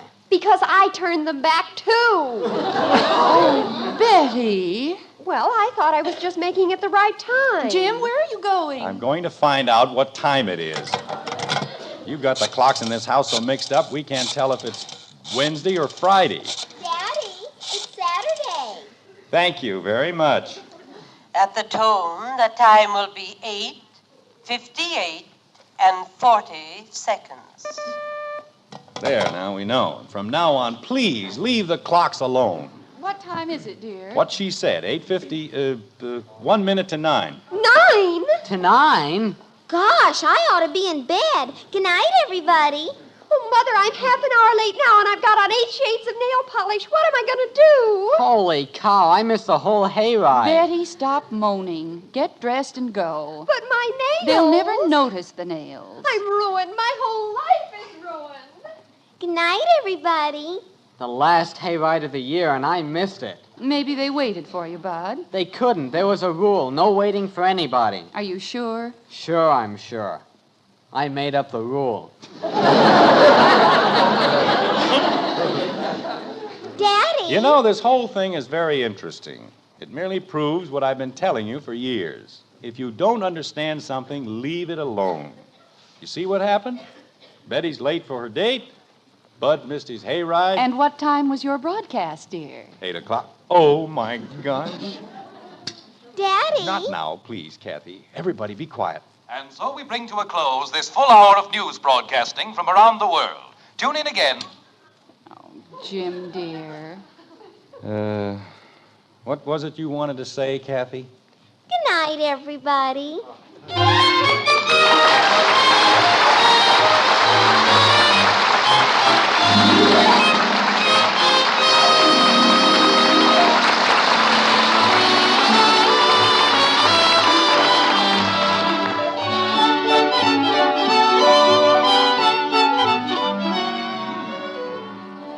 Another cup of coffee, please. It's the best I ever tasted.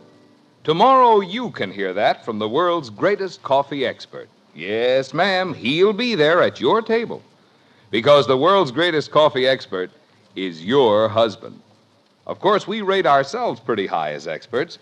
Our Maxwell House coffee has long been America's favorite brand. But we know the final judge is that man of yours. And if you'll pour him a cup of Maxwell House, we're pretty certain he'll say, best coffee I ever tasted. In fact, if he doesn't, we'll give you your money back. You see, we know no other coffee tastes like Maxwell House because no other coffee's made like Maxwell House. Get a pound tomorrow. Start serving your husband the coffee with that wonderful good to the last drop flavor.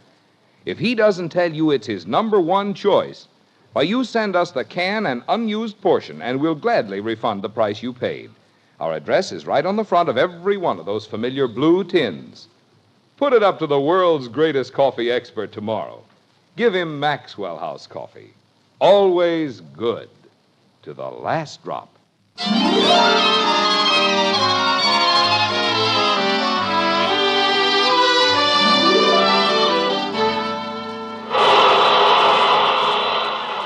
Now leaving on track 4, the new Westerner for Plainfield, Rockville, Middletown, Pittsfield, Madison, and Klamath Junction on track 4.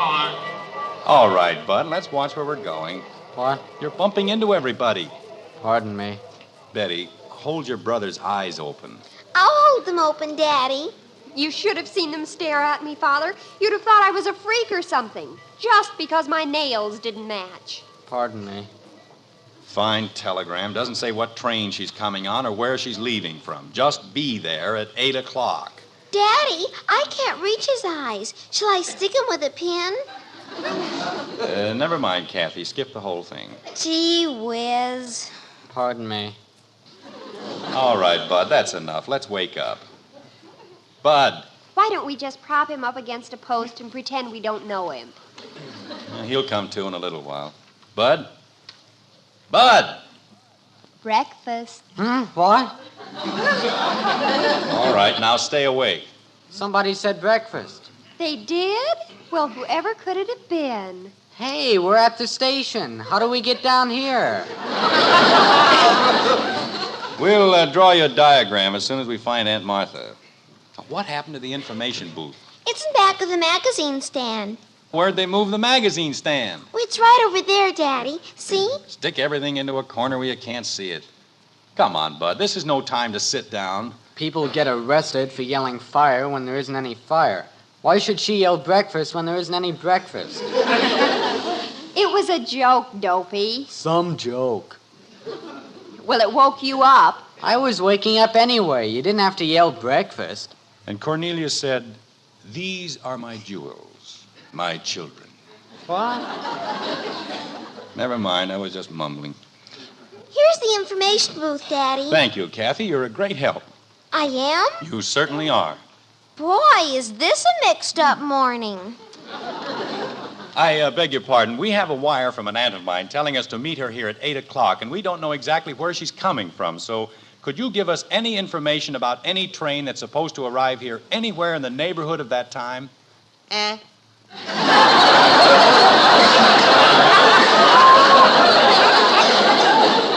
I said we have a wire from an aunt of mine. What do you mean you don't know where she's coming from? Well, my aunt was staying with my cousins in Bedford. That's where the wire came from, and there isn't any train in Bedford. So? Well, Bedford's halfway between Lancaster and New Canaan, and there's a station in Lancaster on the Lackawanna and St. Paul, and a station in New Canaan on the Springfield and Northern. Wait a minute. This is the information desk. I'm supposed to be telling you.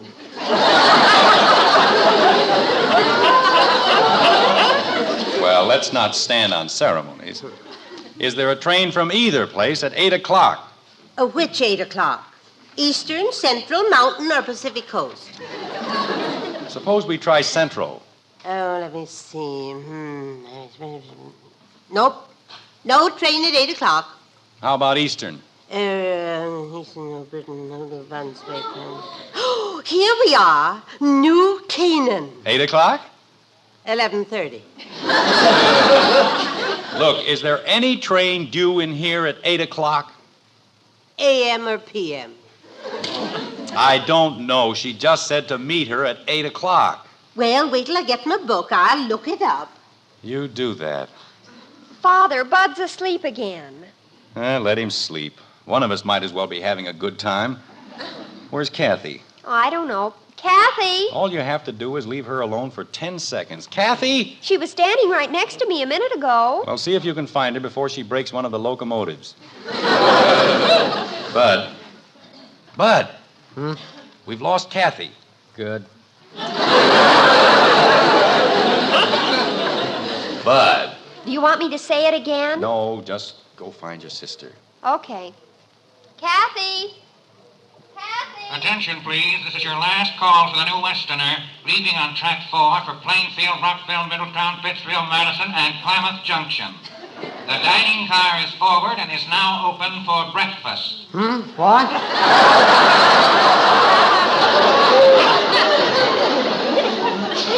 Bud, we can't find Kathy. Somebody said breakfast. We'll all have breakfast in a few minutes. Why don't you go look for Kathy? Where'd she go? We don't know where she went. Just look for her. Holy cow. Wake you up in the middle of the night and then you can't even have your breakfast. Well, I got all the information for you on that 8 o'clock train. Fine. There isn't any. But there must be. She said to meet her at 8 o'clock. We got one at 7:45. Well, that's close enough. Which one is it? It don't run on Sunday. I have a telegram right here in my pocket. I'll show it to you. Were you calling me, Daddy? Where have you been? I was looking at the comics. Well, where are they? On the magazine stand. Oh, those comics. What happened to Betty and Bud? I don't know. Did they get lost? They're looking for you. But I'm here. See that you stay here. Oh, I'm sorry. I guess we're a little confused this morning. You're a little confused. People come up and they don't know where they're going. Oh, I'm sorry. 8 o'clock, 7 o'clock, Eastern, Central. How am I supposed to figure it out? Some of them don't even know where the people are coming from. That's me. Oh. Well, now what are we supposed to do? Shall we dance? Father! It's all right, Betty. I found her. I wasn't lost. Oh, Father, the most horrible thing just happened. You found Aunt Martha. I got a run in my stocking. I can't walk around here like this. Look at it. Dad. What is it, Bud? There's a big cafeteria over at the other end, and you can get all kinds of breakfast. Later, Bud, later. For only 85 cents, you can get eggs and cereal and milk. I said later. And everything. Look, miss, I want you to read the telegram for yourself. Arrive Sunday, be at depot with children at 8 o'clock. Now, what could be clearer than that? What depot? This depot. How many depots are there in Springfield? Train depot, freight depot, bus depot. Bus depot? Oh, no. Is something wrong, Daddy? She probably came in on a bus. Is there a bus from Bedford at 8 o'clock? Mister, I got enough trouble keeping track of the train. Betty, what time is it?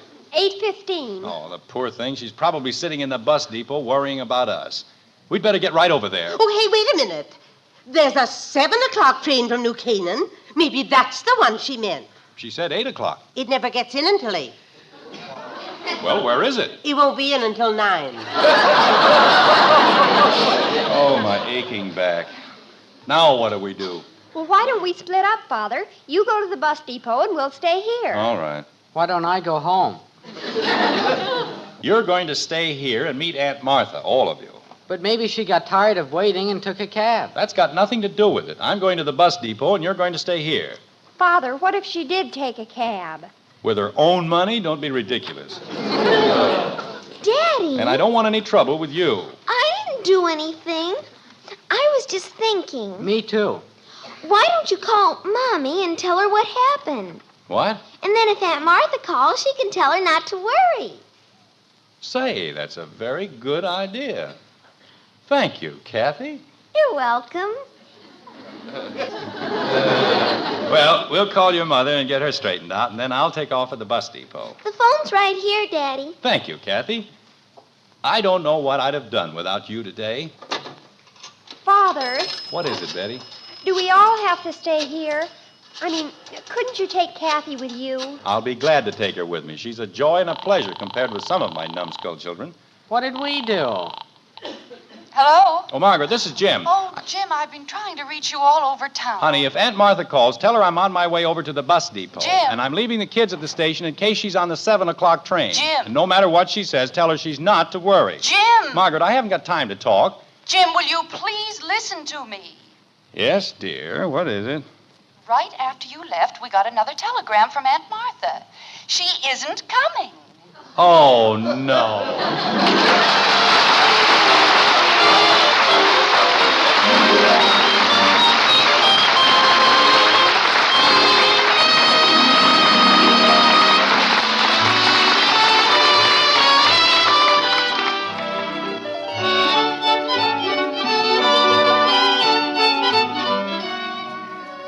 Every time you buy coffee, you certainly want to get the most for your money.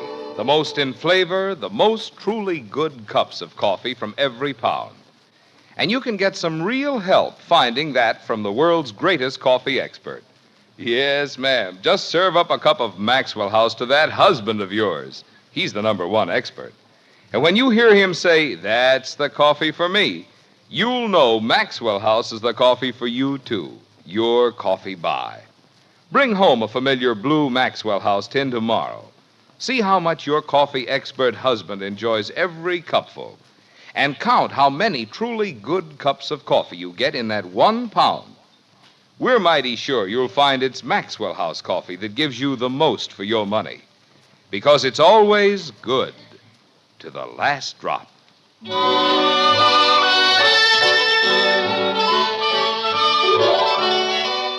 It's an ill wind that blows no good, and civilization goes forward on a succession of disasters such as those which constantly befall the Andersons.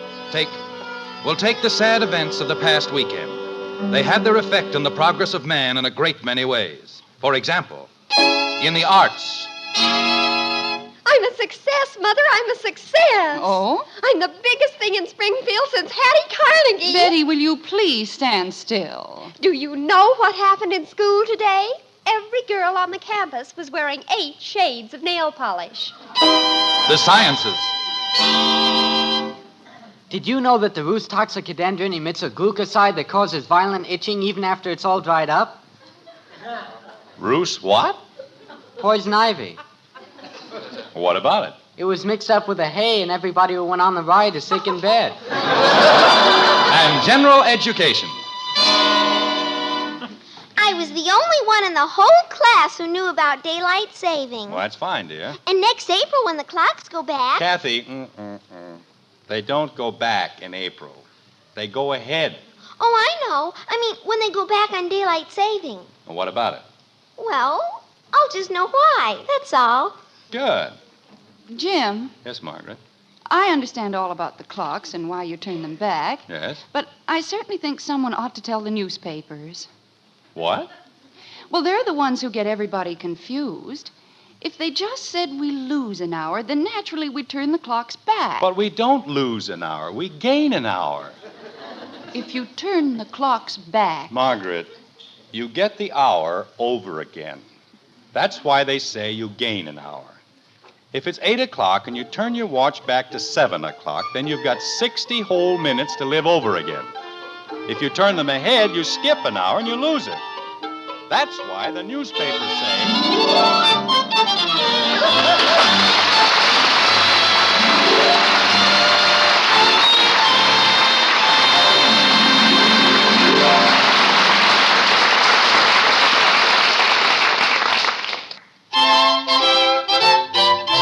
Life is swell when you keep well. And what better way to help keep well than with Post 40% Bran Flakes, America's favorite bran flakes. Post Bran Flakes provide bran to help prevent irregularity due to lack of bulk in the diet, plus important vitamins and minerals. And you'll love the delicious flavor of Post Bran Flakes. Serve them for breakfast tomorrow. Remember, life is swell when you keep well. Try Post 40% Bran Flakes.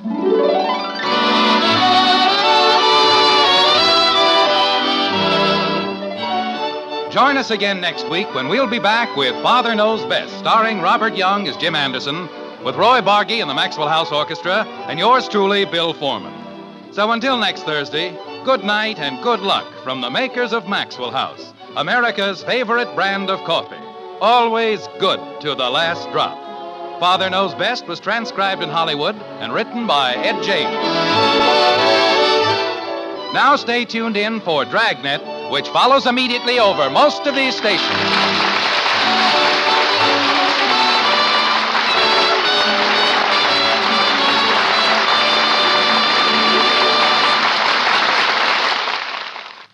Yes, now it's Dragnet. Listen Sunday for Charlie Wilde on NBC.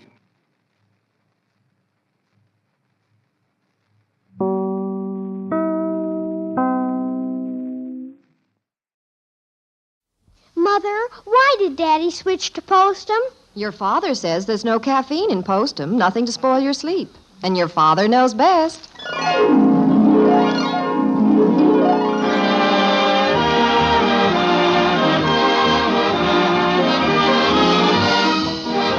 Yes, it's Father Knows Best, transcribed in Hollywood, starring Robert Young as Father. A half-hour visit with your neighbors, the Andersons. Brought to you by Instant Postum, the good-tasting drink that's entirely caffeine-free, and by Post 40% Bran Flakes, America's largest-selling bran flakes.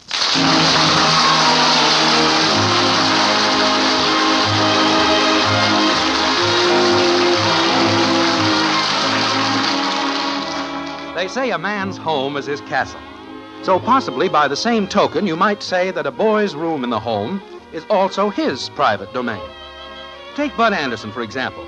He has always felt that his room upstairs in the white frame house on Maple Street was traditionally his personal property.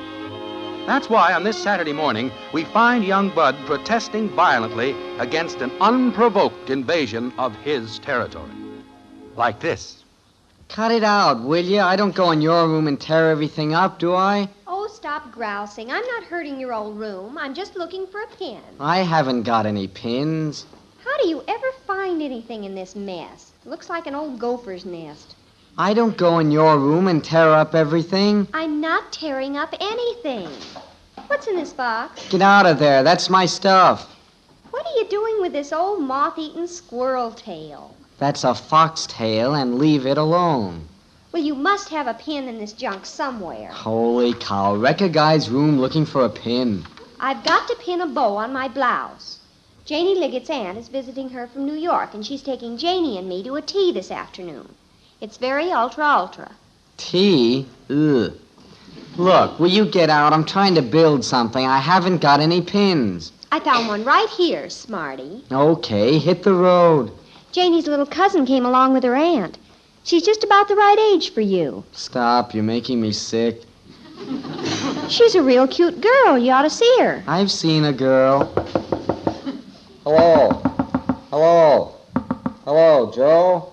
For Pete's sake, what's that? It's a telephone. Get out, will ya? Where are the wires?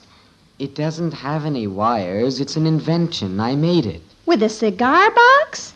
It's an invention. Works on airwaves. Joe's got one, too. I'm trying to call him. Will you get out? Ugh, old stale cigar box. Dad! All right, don't raise the roof. I'll get out of your old room. What an old grumpy face. Darn women. Hello, Joe? Can you hear me, Joe? Hello?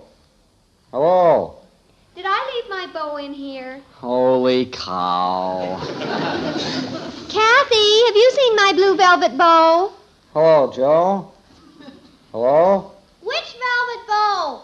Hello, Joe? Hello? You know, the little blue one with the rhinestone clip in the center. Can you hear me, Joe? I didn't have it. Oh, creepers, here it is on the floor. Bud practically had his big foot on it. Look, I'm calling Joe. How can I hear him with everybody yakking? You talking to that cigar box? Yes. Is Joe in there? No, he's at his house. Is my collar straight in the back, Kathy? Pull it up a little. Do you have to dress in here? I'm not dressing. I'm just using the mirror. This is my room. Well, this is the only room that has two mirrors where I can see in the back. Move that other mirror around a little, will you, Kathy? Hello, Joe? Hello? Your collar's still crooked in the back. I see it, but I can't reach it. Fix it for me, will you, Kathy? Joe?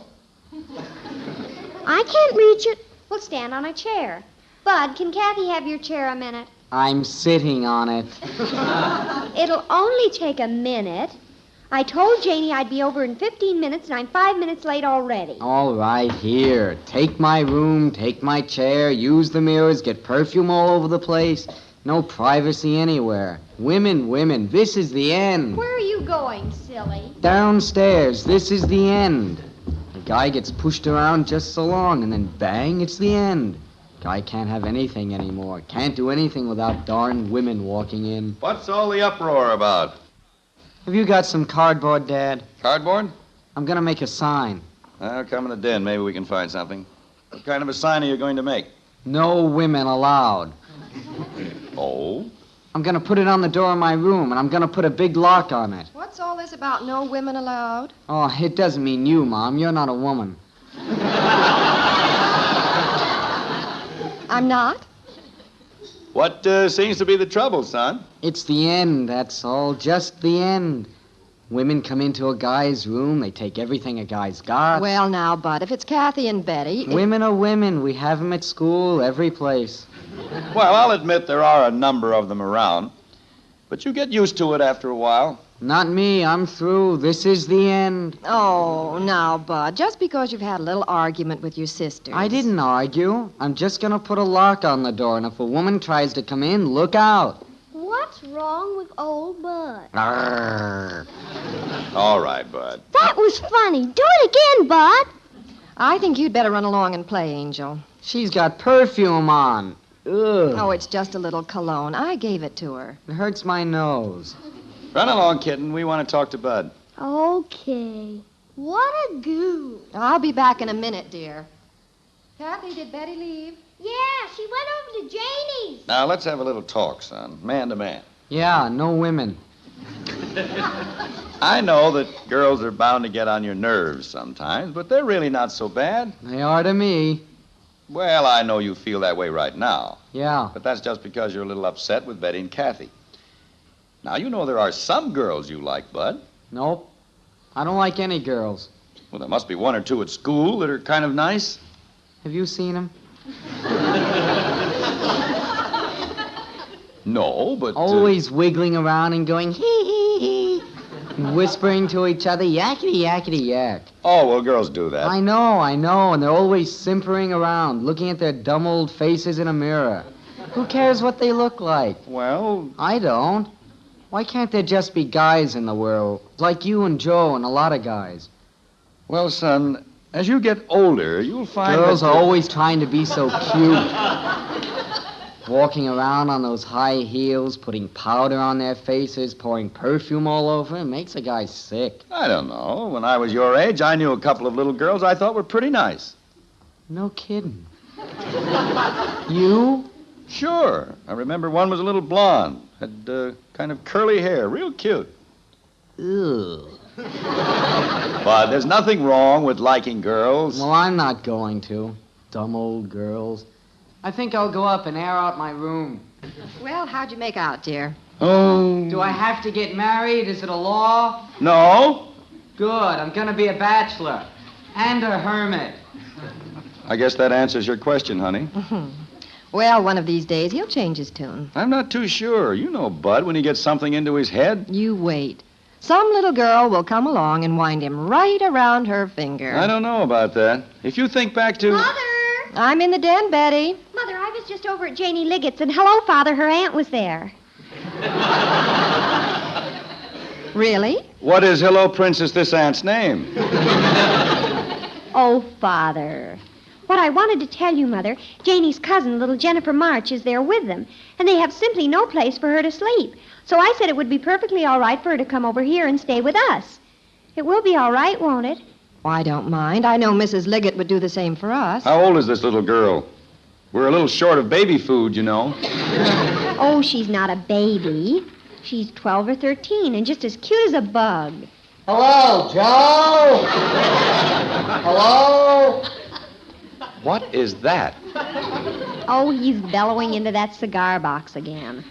Well, let's see. We'll have to figure out where Jennifer's going to sleep. Joe? Hello? We could put her in with you, Betty, but then there's no place for Kathy. Mrs. Liggett insisted we shouldn't put ourselves out. Hello? Hello? You know Mrs. Liggett, Father. Just to say hello. Hello? Hello? I heard him, Dad. I heard him. Hello? Hello? But that was me. Oh. We have the cot we can put down in the playroom. Oh, we couldn't ask her to sleep down there, Father. Well, let's face it. The only thing we can do is give her Bud's room and let Bud sleep on the cot in the playroom. Bud is going to be delighted to hear that. Just delighted. What am I going to be delighted to hear? Oh, hello, Bud. What's that for? Bud, stop this growling at people. You're beginning to act like a crotchety old lion. I wish I was an old lion. I'd have a cage, no girls running in and out. Anyway, I'm going to get a padlock on my door, and any girl that tries to... Bud.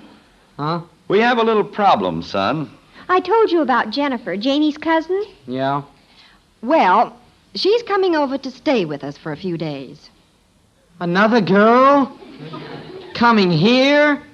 Oh, no. Now, just keep your feathers down. They have no place for her to sleep at the Liggett's. There's no place here. Bud, we're going to set up the cot in the playroom. You going to let her walk around the house? Oh, creepers. Better not come around my room. Bud, quit waving your arms. The fact is, Jennifer will have to take your room, and you'll have the cot in the playroom. I'm being thrown out? Out of my own room? You're not being thrown out. There's no other way we can arrange it. And you've slept on the cot before. Holy cow, why can't she sleep downstairs? Put her in the basement. Mother, will you please control him? Bud, little Jennifer is going to be our guest. I object. Bud Anderson, if you so much as open your mouth while she's here, Mother, make him be nice to her. Perfume all over my room. Don't worry about the perfume. When she leaves, we'll burn some old shoes up there. Get it just the way you like it. But she'll be here in the house. What of it, stupid? She isn't poison. I'll have to look at her. All right, I'll get you a pair of dark glasses.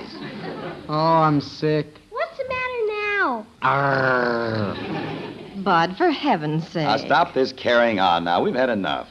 Do I have to sleep down in the playroom? No, you can sleep in the piano if you'd be more comfortable. Do I have to stay in the house? Where's he going? There's a big tree out in back you could sleep in. I'm gonna call up Joe. You going over there? I'm gonna borrow his tent and his sleeping bag. Oh, now, Bud, wait. If that Juniper, or whatever her name is coming, I'm going. Well, where do you think you're going? If she's gonna be inside, I'm gonna be outside. Bud, where are you planning to go? Out in the backyard. I'll pitch the tent, put the sleeping bag in it. That's where I'll stay, out there. Oh, Bud, don't be an old stick in the mud. See you later, Dad. You going over to Joe's? Yeah. Well, you can't carry a tent back alone, can you? Yeah. Well, don't you want us to drive you over? No. There goes the world's most stubborn boy. Look at him prowling down the driveway. Why doesn't he get a haircut? You know something, Margaret? What, dear? Bud not only sounds like a grumpy old lion, he's beginning to look like one.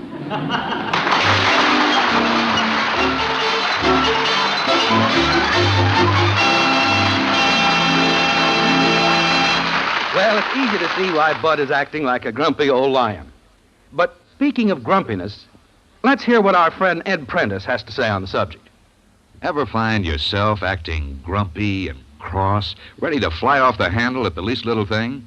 It often happens when you don't get a good night's sleep, doesn't it?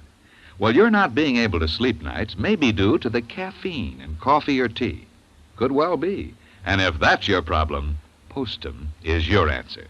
You see, instant Postum contains no caffeine, none at all. There's nothing in Postum to give you coffee nerves or spoil your sleep. Now, that's important because caffeine is a drug, a nerve stimulant that may leave you too nervous and upset to sleep well.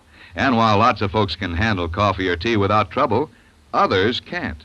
If you're one of those who can't, switch to caffeine-free Postum. See if instant Postum doesn't have you sleeping better, looking and feeling like a million in no time. And say, why not share your enjoyment of Postum with the whole family? Tastes swell, and the kids can drink instant Postum as much as they want. There's nothing to harm them. So how about getting a big money-saving jar tomorrow? Instant Postum, made instantly in your cup.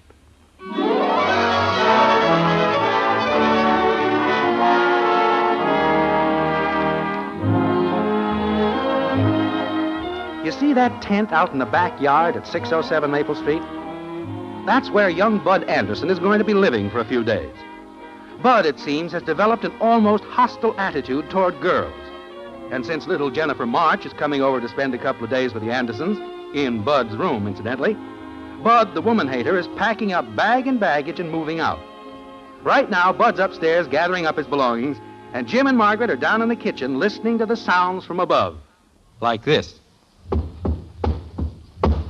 What's he doing up there, tearing out the plumbing? Well, I don't know. He came in with a big box and went stomping upstairs. Said he was going to pack. Yeah, this worries me a little, honey. I don't want the boy to grow up to be a grouchy old bachelor. I'll give him time, dear. He'll meet a girl one of these days, and she'll have our grumpy lion purring like a kitten. How big was that box he took upstairs? It was an apple box, I guess. Why? Sounds like he's trying to put the bed into it.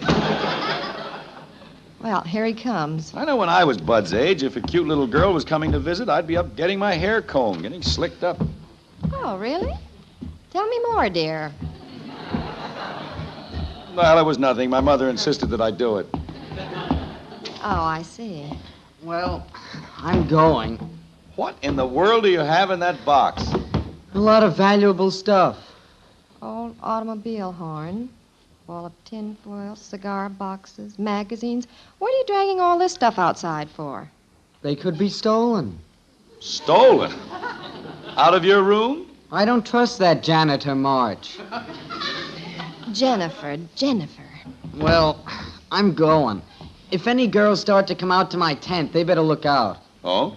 Joe's gonna lend me his dog. He hates girls. Who, Joe or the dog? The dog.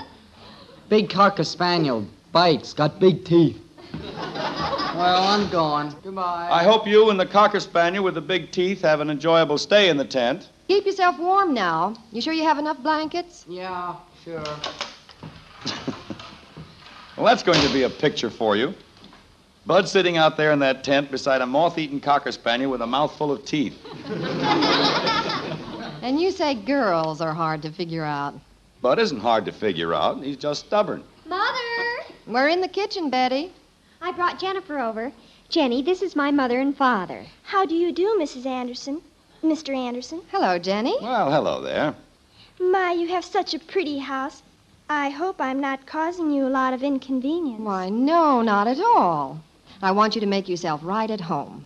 When we came in, I noticed a tent out in the backyard. Do you keep things out there? There's an old thing out there right now.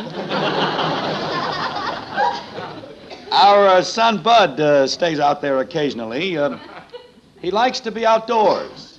Jenny, just don't pay any attention to Bud. He's strange, but harmless. Bud's just a boy. You know how boys are. I certainly do. If he takes after you, Mr. Anderson, he must be very nice looking. Well, I couldn't say as to that. Come on, Jenny, I'll show you your room. Okay. Thank you for letting me stay with you, Mrs. Anderson. Well, we're happy to have you, Jenny. Well, Yes, dear, you said that. now there's a lovely, intelligent little girl. Well, I'll have to admit she's a strikingly beautiful child. Did you see those eyes? Yes.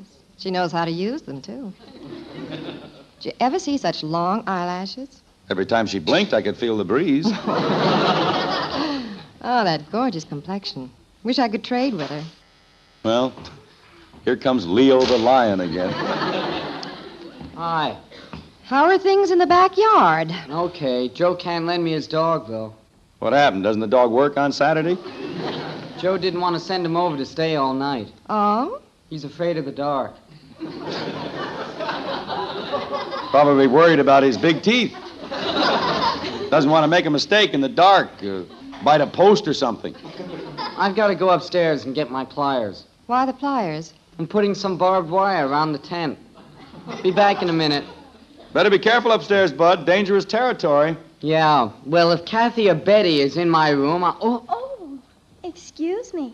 I was just coming downstairs and... Well, you must be Betty's brother, Bud. Yeah. That's she. I mean, I'm her. That is, yeah. I'm Jennifer March. Hello, Bud. Oh? I'm terribly sorry. I didn't know I was taking your room. You am? I mean, I are? And you have to sleep out in that old tent just because of me. Oh, gee, I don't care. I feel awfully small beside you. You're so big. Oh, yeah? Bud! Jenny, don't pay any attention to him. He's just an old grouch. But he didn't... I didn't do anything. Come on, Jenny, in the den, and see my scrapbook. All right, Bud. I want to show you my dolls, too. Don't you be mean to Jennifer, Bud. I'll be upstairs, but I'll be listening. What happened? Bud? I'm coming. What's wrong, Bud? Where are the pliers? Pliers? That's what you went upstairs for. I did? You look like you'd been hit over the head with a mallet. I never saw a girl like that. Oh, you met Jennifer. That explains it. What do you think of her, son? Well, Well, I don't know. She certainly is. Well, I'm glad you met. She was looking forward to seeing you. Gee, she's pretty. Well, Betty told you. Not like just girls. She's real nice. Look, I have an idea. I don't think Jenny's doing anything this afternoon. Why don't you take her to the movie? Take her? Why not? Oh, I think that's a nice idea. She'd love to go with you. Well, how would I know if she wants to go? Go in and ask her. Just go in and ask her? Well, certainly. Go on. What'll I say? Just say, would you like to go to the movies? I don't think I can say that.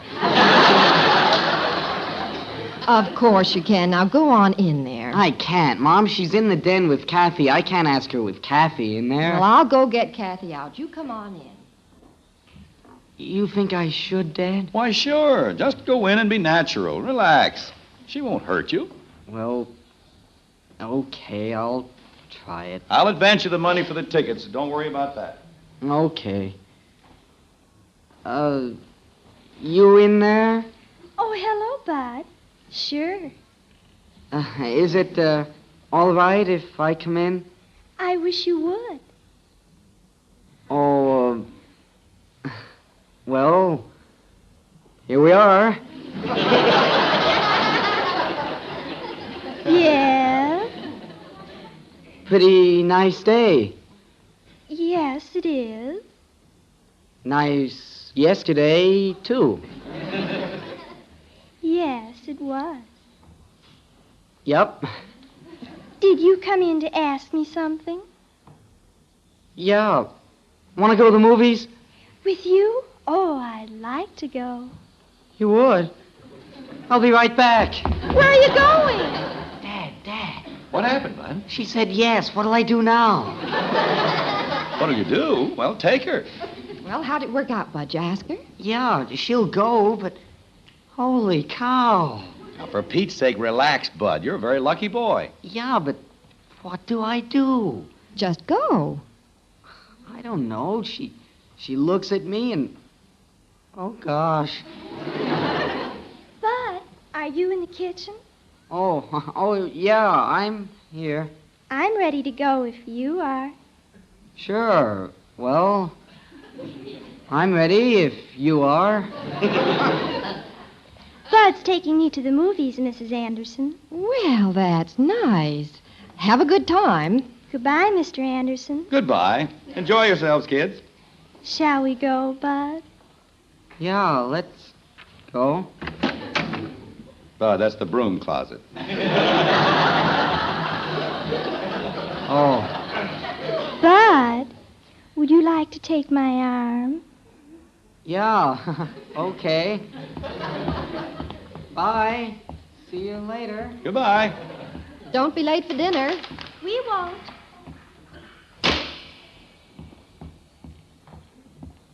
Come here to the kitchen window, dear. Will you look at that? I think they make a very attractive couple. I'm not sure if Bud has her arm or she has his.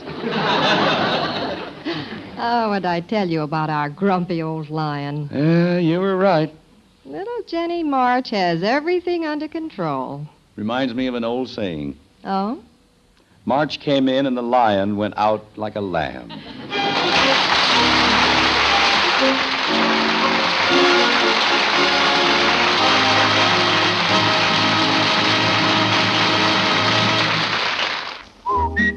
For goodness sake, eat Post Bran Flakes.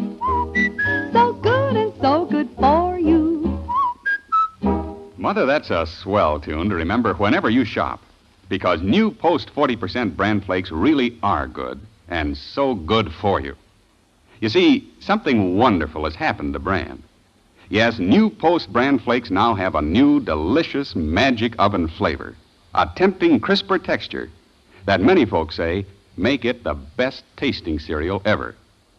But more important than just tasting good, Post Bran Flakes will give your family those important keep regular benefits that Bran is famous for. So when you shop this weekend, buy new Post 40% Bran Flakes America's largest selling bran flakes. See for yourself. They're good, and so good for you.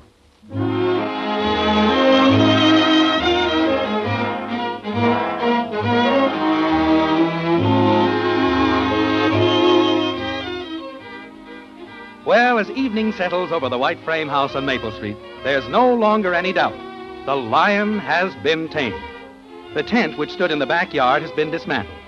And there are other great changes taking place in the household. Witness the scene in the upstairs hall. Margaret.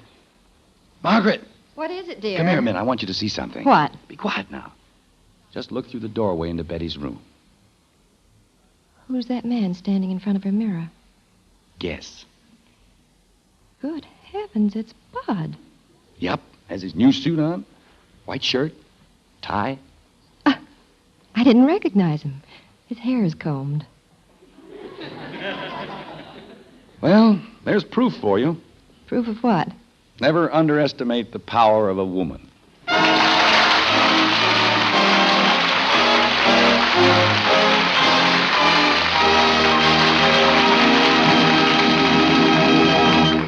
The sponsors of Father Knows Best join with the cast in congratulating our star, Robert Young, who was honored this week by the National Safety Council with its Special Public Service Award for his outstanding work in the field of highway traffic safety during 1952. Congratulations, Bob. We know you will continue this fine work.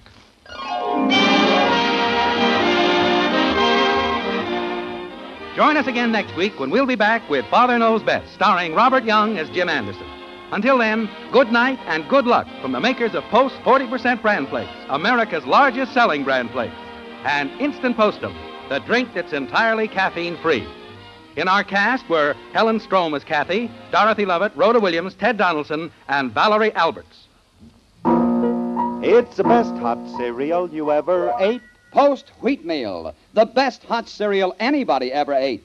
Rich and delicious with a nut-like flavor you'll never want to miss. And hot Post Wheatmeal is so good for you. Packed full of solid whole wheat nourishment, especially good for children. Post Wheatmeal takes just 3 minutes to cook. Get the big family economy size with the picture of Roy Rogers on the package. Post Wheatmeal. The best hot cereal you ever ate. Father Knows Best was transcribed in Hollywood and written by Paul West. This is Bill Foreman speaking.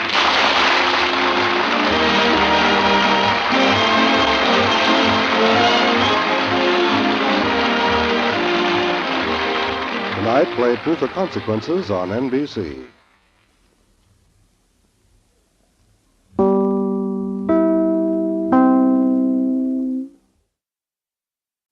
Mother, why did Daddy switch to Postum? Your father says there's no caffeine in Postum, nothing to spoil your sleep. And your father knows best.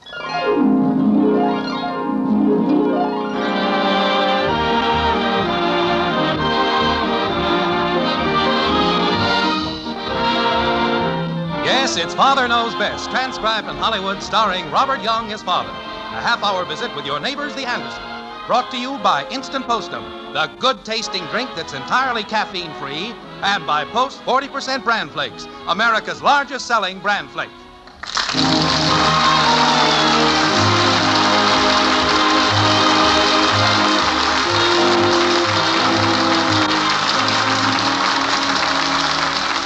To realize a job well done, there are 4 requisites. First, there must be a desire to do the job. Second, the know-how or ability to do the job. Third, the materials with which to work. And fourth, the tools themselves. Over on Maple Street at the White Frame House this Saturday morning, the desire, know-how, and materials seem to be in order. But as far as the tools are concerned, there appears to be a bottleneck. The master of the house, Mr. Jim Anderson, is attempting to diagnose the bottleneck by the process of elimination. Like this. Margaret, have you any idea where my long-handled shovel is? No, I haven't. Bud? No. Betty? No. Kathy? No. Well, that's just about par for the course. Why is it that nobody ever knows where anything is around here? Now, dear. Seems that lately I can never find anything out there in the garage. Last week it was my pipe wrench. Before that, my axe and tape measure. What about that sign you were going to put up in the garage? A place for everything and everything in its place. I put it up. But now that's missing, too. Well, the shovel must be around here someplace. Dad, why don't you do like I do when something is missing? You have a system? Sure. If I lost a shovel, I'd say to myself, where would I go if I was a shovel? I can see that this is a very intelligent approach. But it works, Dad. Let's see. If I was a shovel, I'd probably go next door and visit another shovel. All right. Or maybe I'd go up in the next block and look up an old rake.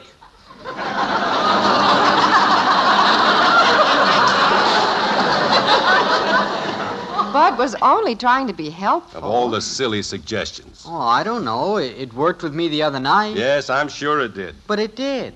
All evening long, I couldn't find my history book. So I said to myself, if I was a history book, what would I do? And then I said, I'd get lost. And sure enough, it was. Would you go over that again? Never mind. Look, if I don't find my shovel and the rest of my tools, I'll never get the wall put up and back. Oh, have you ordered the cement blocks? Yes, they'll be out here around noon. Father, I think that's the best idea you've ever had, fencing in the back of our yard. Well, it will give us a lot more privacy. And it will look beautiful by the time we have vines and roses climbing on it. But before I forget it, I'm expecting you to help me this afternoon. I'm sorry, Dad, but I have a previous engagement. With whom? With Joe.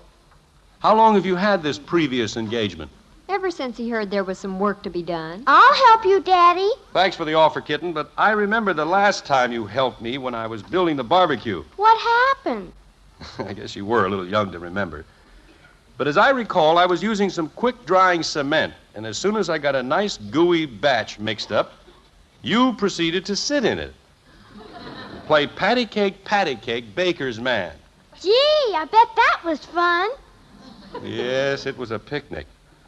Before you went to bed that night, we had to chisel off your rompers. Some people have their baby shoes bronzed. Ours are cemented. I'll get it. Hello. Oh, hi, Joe. I was just telling Dad about that important engagement you and I have. Engagement. Important. Must be real important. He can't even remember it. You remember. Forget the engagement, Bud. You've got a date with a brick wall. Oh, Dad. While you've got Joe on there, ask him if his father has a shovel. Say, Joe, has your father got a shovel? Oh, that's bad. What's wrong? He's got one.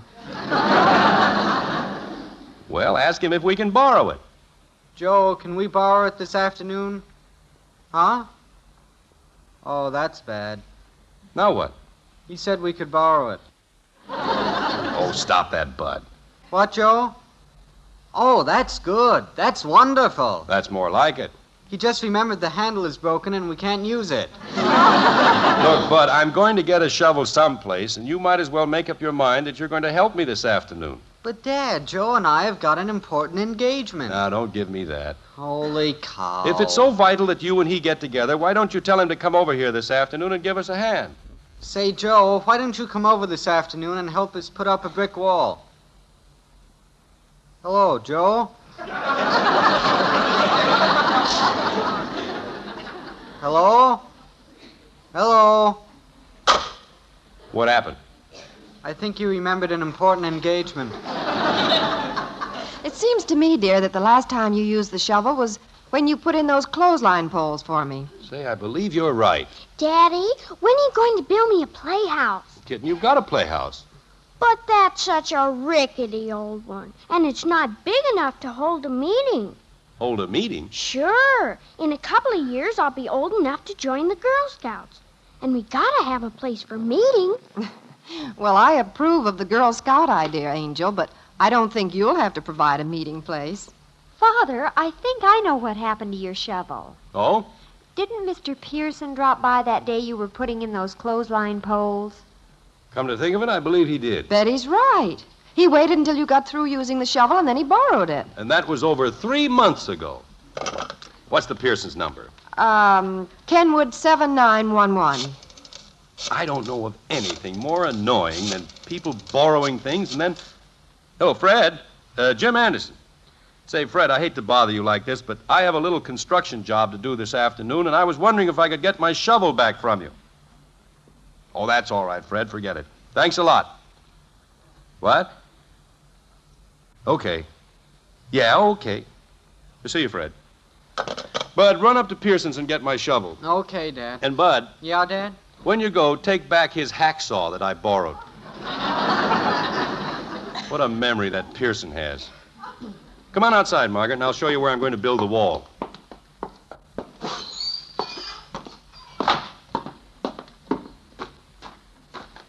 Now, where is the property line, dear? Right along here. The wall will extend from that corner over there to the bush by the end of the garage. That's going to be some job. But worth it. It'll certainly improve our property. Well, I'd better get a space cleared here so they'll have a place to put the bricks when they're delivered. And I'd better get in the house and start lunch. Well, I guess the best place would be right here, close to the driveway. Well, hi there. Huh? Oh, hello. My name is Hubbard. We live in the house in back of you here. How do you do? I'm Jim Anderson. Yeah, their missus and I just moved in a couple of days ago. Well, Margaret, that's my wife, mentioned that she thought the house had changed hands. Frankly, we never have gotten to know the people in back too well. Quite a few families moved in and out. Well, that'll be different now. The missus and I are making this our permanent home. Well, that's fine. We're from the northern part of the state. Ever hear of Stanwood? Oh, yes, I've driven through there several times. Some nice farms around there. You know, when we left Stanwood, the folks up there said, Owen, you aren't going to like it living in town. We'll give you 6 months and you'll be back up here with us. What do they mean by that? Well, they claim that people who live in towns aren't our type of folks. They aren't friendly or neighborly. They like to keep to themselves. I don't think that's necessarily true. That's exactly what I told them. I said it's true that in the city people's interests may vary, but basically they're all alike. They want to make friends. I go along with you there. But just between the two of us, when I first looked out into our backyard here, I was a little disturbed. Disturbed? Oh, sure. First thing I see on either side of me is 2 high fences. Well, I know, but... And you know what those fences meant to me? They meant, stay out. We don't want any part of you. See what I mean? Yeah, I see. And then I looked toward the rear of the yard and your house. And right away I seemed to light up. No fence. Yeah, no fence. I said to the missus, there's our kind of people. Real neighbors. But just because a person puts up a... Here's the way it hits me. You've got a beautiful yard. Instead of cooping yourself up and being selfish about it, you let others share it with you. Frankly, I think that's a very noble attitude. Thanks. And it'll work both ways. Now, my hobby is flowers, and I'm going to put in a beautiful garden that your family can share with us. Oh, Jim. They're coming, honey. Well, it's certainly been nice meeting you, neighbor. And it's been a pleasure meeting you, too. I hope you'll excuse me for rambling on the way I did, but I figure the best way for neighbors to get along is to understand one another. And offhand, I'd say that you and I see eye to eye. We do, don't we? Oh, of course. Good. That way, nothing can ever come up between us, right? Right. See you later. Yes, see you later.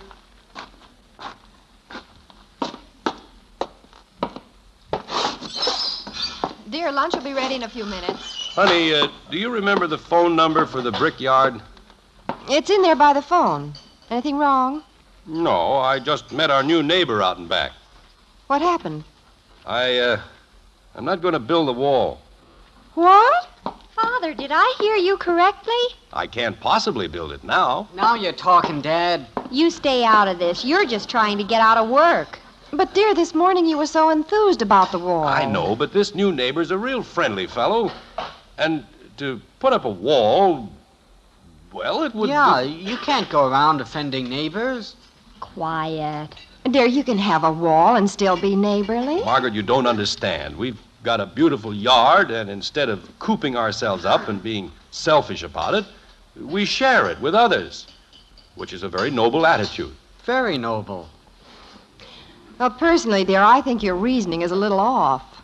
You know I'd be the last person in the world to be unfriendly toward our neighbors. I realize that, honey. But I say if you want to put up a wall, go ahead and put one up. And you do want to put one up, don't you, Father? Well... It was your idea, and Mother and I agreed that it was the best thing that could ever happen. It'll look wonderful, dear. And give us the privacy we need. Watch it, Dad. You stay out of this. Daddy! Miss Kitten? The truck is out in the driveway with the bricks. Oh.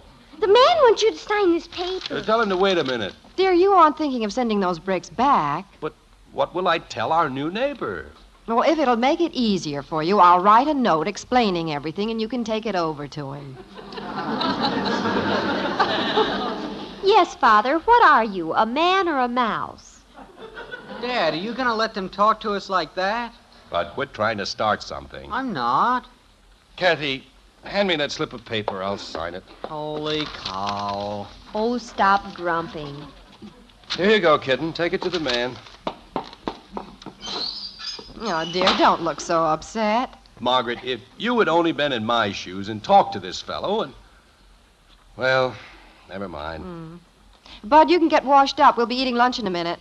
It better be a big lunch. A guy doesn't put up a brick wall every afternoon. Betty, you can help me put the things on the table. I'll be right back. I want to go out and take a look at those bricks. Hi.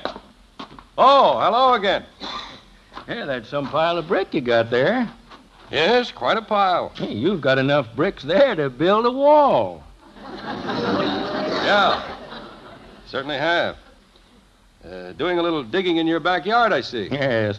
After I talked with you, I went in and chatted with the missus. She was sure happy to hear that you and I hit it off so well. She's anxious to meet you folks. We'll be anxious to meet her, too. As I told the missus, just talking with you this morning made me glad that we moved down here. And we're certainly lucky to end up with such nice neighbors. And I'd say that we are very fortunate, too. And I can tell that you mean that. By the way, what are you going to build with the bricks?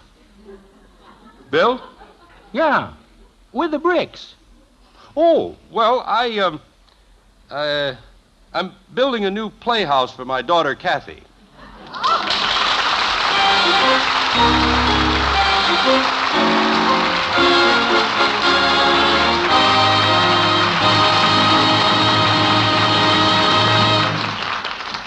Poor Jim, he's really on the horns of a dilemma. But what about you?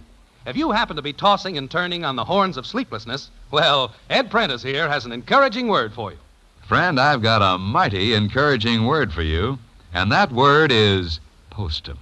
Yes, sir, if you're having trouble sleeping nights or you're upset and nervous because of the caffeine in coffee or tea, postum is the answer for you as it has been for millions of others. And the reason is just this. Postum has no caffeine. I mean no caffeine at all, not a trace. Yes, postum contains nothing to cause you sleepless nights or jittery nerves. But postum does have this, a hearty, vigorous flavor. The more you drink it, the better you like it. Now, I can't promise that postum will bring everybody good sound sleep because everybody isn't bothered by caffeine. Lots can handle it. But one thing's sure, you can find out fast if caffeine's the reason you're not sleeping or your nerves are on edge. Just do this. Get a jar of instant postum and drink postum exclusively for just 10 days. Then if you find you're sleeping fine again, looking and feeling like a million, you found your answer and at a cost of only pennies. Gosh, you better start drinking postum tomorrow, don't you think?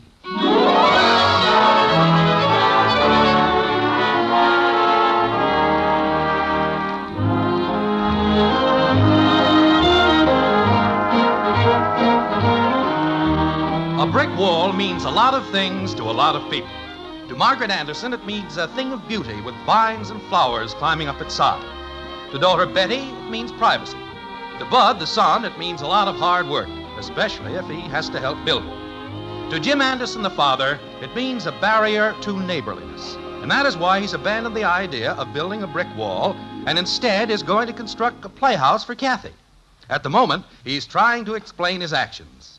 Like this. Margaret, for the 40th time, I'm telling you that if I put up the wall, our new neighbor will take it as a personal offense. And I don't think it's worth it. But, dear, don't you see Honey, that... we've gone this long without a wall, and I'm sure we can get along a few years more without one. Oh, Father, you're hopeless. All right, I'm hopeless. But I'm taking those bricks and I'm building a playhouse for Kathy. I've got the nicest daddy in the whole world. Well, I'm glad to hear somebody is on my side. Well, I'm not exactly on your side. What are your ideas on the matter? I say send the bricks back. Get 'em out of here. Forget the whole thing. Dear, do you mind if we look at this whole matter objectively? All right, go ahead. First of all, I'd like to see Kathy get a new playhouse. That makes 2 of us. But a brick playhouse. Isn't that a little elaborate? It certainly is. And besides that, I imagine that making a playhouse out of bricks might be a little difficult. Oh, I think I can handle that. Now think back, dear. The last thing you made out of brick was the barbecue that you mentioned a while ago. And when you got through with it, everybody thought it was a bird bath. It fooled everybody but the birds. Well, I remodeled it, and if I do say so, it looks pretty good. Well, what I'm getting at is that you could use this for an excuse. You could tell our new neighbor that after thinking it over, you decided that building a playhouse is a little too difficult, and so as not to waste the brick, you're going to build a wall. Oh, honey. Well, anyone have a better idea? Yeah, send the bricks back. I don't know. You might have a solution there, Margaret. And it certainly shouldn't offend him. What about me? Now, you'll get a new playhouse one of these days. Don't worry. Why don't you go and... Come in. Excuse me for intruding. Oh, hello, Margaret. This is our new neighbor, Mr. Hubbard. Well, how do you do? This is Betty, Bud, and Kathy. Oh, yeah? My, what a nice-looking family. I was just telling the missus about your plans to build a playhouse for the young one, and was she delighted. She figures that any family that has the children's interests at heart that way must be all right. Yes, sir. But, Mr. The Hubbard, missus maintains that the families these days should do more for their children. Hooray! What? I said hooray. Cute little thing. Well, as I was Mr. saying... Hubbard, I've been thinking over the playhouse project, and I've changed my mind. Changed your mind? Yes, I sort of rushed into it without giving it the proper thought. I'm afraid that making a playhouse out of brick becomes quite a construction problem, and it's more than I bargained for. Oh, nonsense. That's why I came over here. I'm going to help you. But the point is that I know nothing about making a playhouse out of brick. You don't need to. I'm an old hand at that sort of thing. What? Sure. Up in Stanwood, I used to help my neighbors build smokehouses. This is practically the same thing. Come on, let's get going. But, Mr. Hubbard, I don't want to put you to all this trouble. Trouble? After all, what are neighbors for? Yeah, after all, what are neighbors for?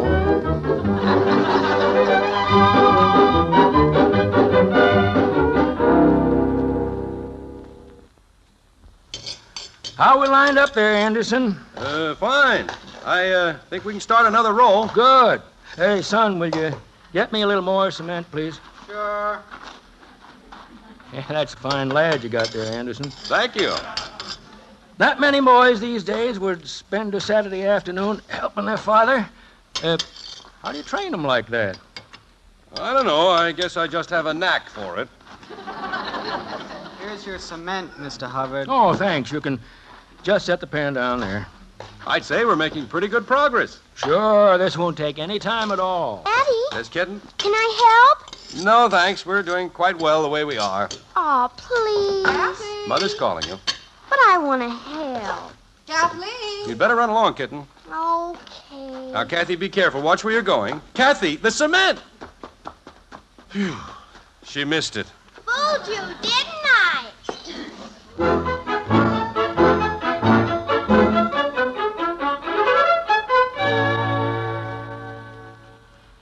Margaret, can you come here a minute? What is it, dear? Take a look at the playhouse from the kitchen window. Oh, it's beautiful. Simply beautiful. I still say it looks like a smokehouse. Now, Betty, let's not be bitter just because you didn't get the wall. Well, at least Kathy's happy. I'll say she is. Look at her with that gang of kids. Where did they all come from? I don't know. Kathy has friends she never knew she had. It's like a public park out there. Well, a playhouse like that is quite a novelty. Hey, kids! Get out of the flower beds! And here comes another swarm of them cutting through the neighbor's yard. There weren't that many youngsters on the Sunday school picnic. And look at that bunch showing up now. Well, I don't think these children are even from our block. I don't think they're even from our town. Well, we certainly can't put up with this. You're going to have to do something. But what? I don't know, but you'll have to do something.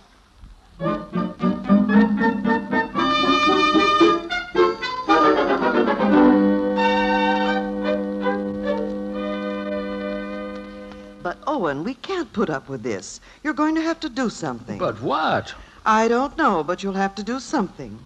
Why don't you go over and speak to Mr. Anderson? I would, but I don't want to offend him. But we can't have these children running through our yard like this all the time. But they aren't Mr. Anderson's children. I know, but they're coming over to visit his daughter. I just thought if you had a friendly chat with him. But we're brand new neighbors, and we're getting along so well, I don't want to go over there and start anything. But the fact still remains that with all these children running through the yard, I get nervous. And they're tramping down our flowers. I know, dear. Well, I do think it is only right that you do something about it. Yes, dear. I'll go over and talk to Anderson.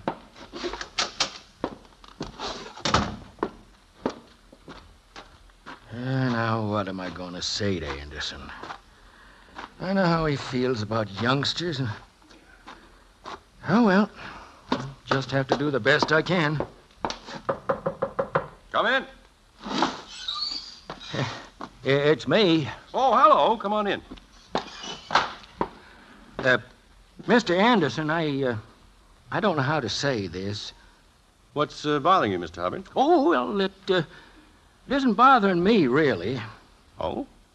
Well, what seems to be wrong? Oh, well, there's nothing wrong. It's just that, well, I'd sort of like to ask you something. Sure, go ahead. Promise me you won't get angry. Sure, I promise. Well, would you mind if I put up a wall between your yard and mine?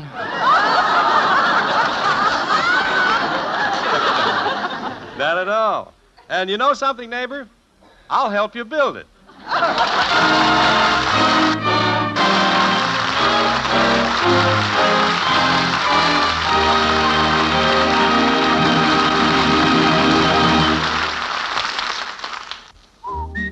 For goodness sake, eat Post Bran Flakes.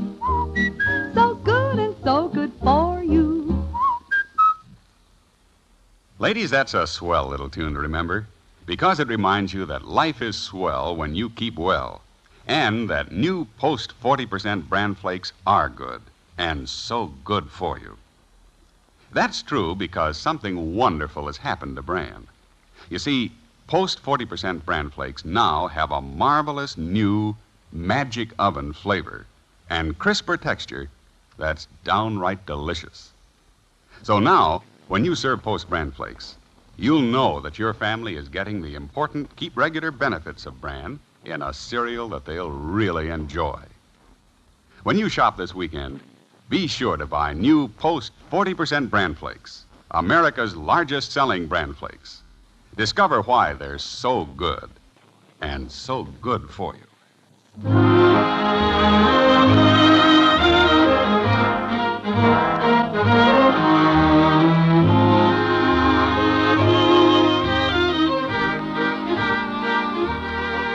Well, there's a lot of new brickwork around the white frame house on Maple Street. Wall in the back, new playhouse for Kathy.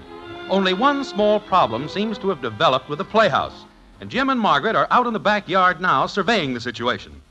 Like this. I can't figure it out, honey. What's that, dear? Well, Kathy and her friends played in the playhouse for about an hour, and then they left it. Well, you can't expect her to play in it every minute. Well, it's not that. She's back in the old playhouse, that ramshackle thing made out of packing boxes. Back to her first love, I guess. How do you like that? After Hubbard and I went to all that work, used all those bricks for that new playhouse. Well, it needn't be a total loss, dear. We can probably find some use for it. Maybe I have a thought. Careful now. Yes, sir, I'll pick up some fresh hams and some fish and a lot of hickory wood. What for? What for? Can't you see, honey? Betty was right. That thing will make a dandy smokehouse.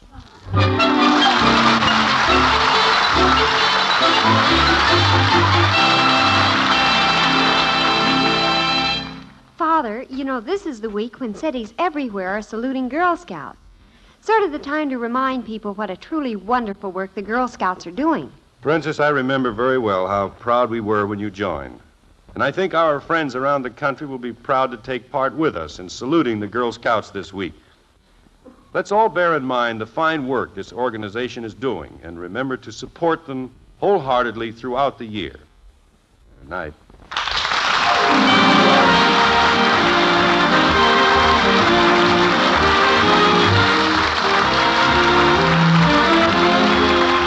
Join us again next week when we'll be back with Father Knows Best, starring Robert Young as Jim Anderson. Until then, good night and good luck from the makers of Post 40% Bran Flakes, America's largest selling Bran Flakes, and Instant Postum, the drink that's entirely caffeine-free. In our cast were Helen Strome as Kathy, Dorothy Lovett, Rhoda Williams, Ted Donaldson, Charles Seal, and Helen Van Tile. It's the best hot cereal you ever ate. Post Wheatmeal, the best hot cereal anybody ever ate. Rich and delicious with a nut-like flavor you'll never want to miss. And hot Post Wheatmeal is so good for you. Packed full of solid whole wheat nourishment, especially good for children. Post Wheatmeal takes just 3 minutes to cook. Get the big family economy size with a picture of Roy Rogers on the package. Post Wheatmeal. The best hot cereal you ever ate.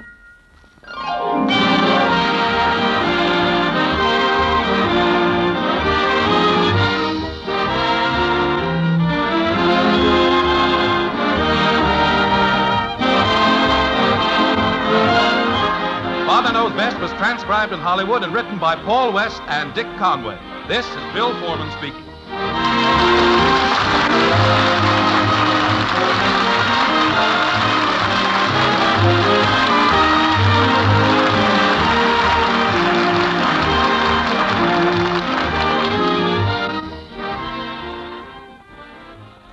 Tonight, play Truth or Consequences on NBC.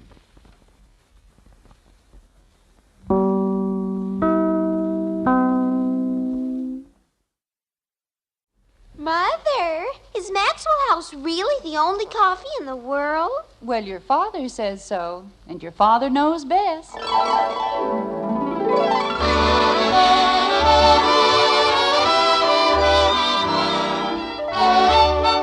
Yes, it's Father Knows Best, transcribed in Hollywood, starring Robert Young as father.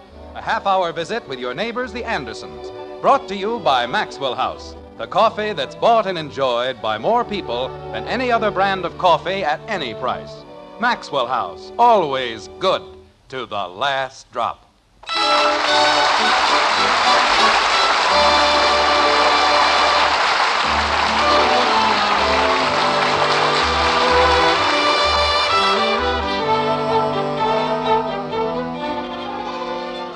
And all us other chillun, when the supper things is done, we set around the kitchen fire and has the mostest fun. A-listening to the witch tales that Annie tells about, and the goblin that gets you if you don't watch out. It's Halloween in Springfield, and the white frame house on Maple Street looks dark and deserted. Maybe that's because it is dark and deserted. The Andersons, you see, are heading home after a weekend in the country with their friends, the Palmers. And at the moment we find them, that is, their car is parked on a muddy and rain-spattered road between... How am I supposed to know where they are? They don't even know themselves, like this. What does the sign say, Bud? I don't know. It's dark out here. Well, light a match. Oh, okay. I don't know what's the matter with that boy. He doesn't have enough sense to come in out of the rain. If he did, he couldn't read the sign, could he, dear? Hmm? Yeah. Can you see it now, Bud? Yep. Well, what does it say? No trespassing. That's a great help. All right, come on back. Okay. Daddy, What is it, Kathy? my feet are cold. Well, put them in your pocket. Mother. Jim, that wasn't very nice. She's done nothing but complain for the last 3 hours.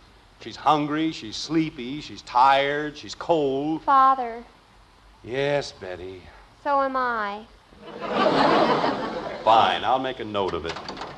Boy, it's sure wet out here. Well, get in and close the door. Don't just stand there. Shove over, will you, Betty? Bud, you're getting me all wet. You poor thing.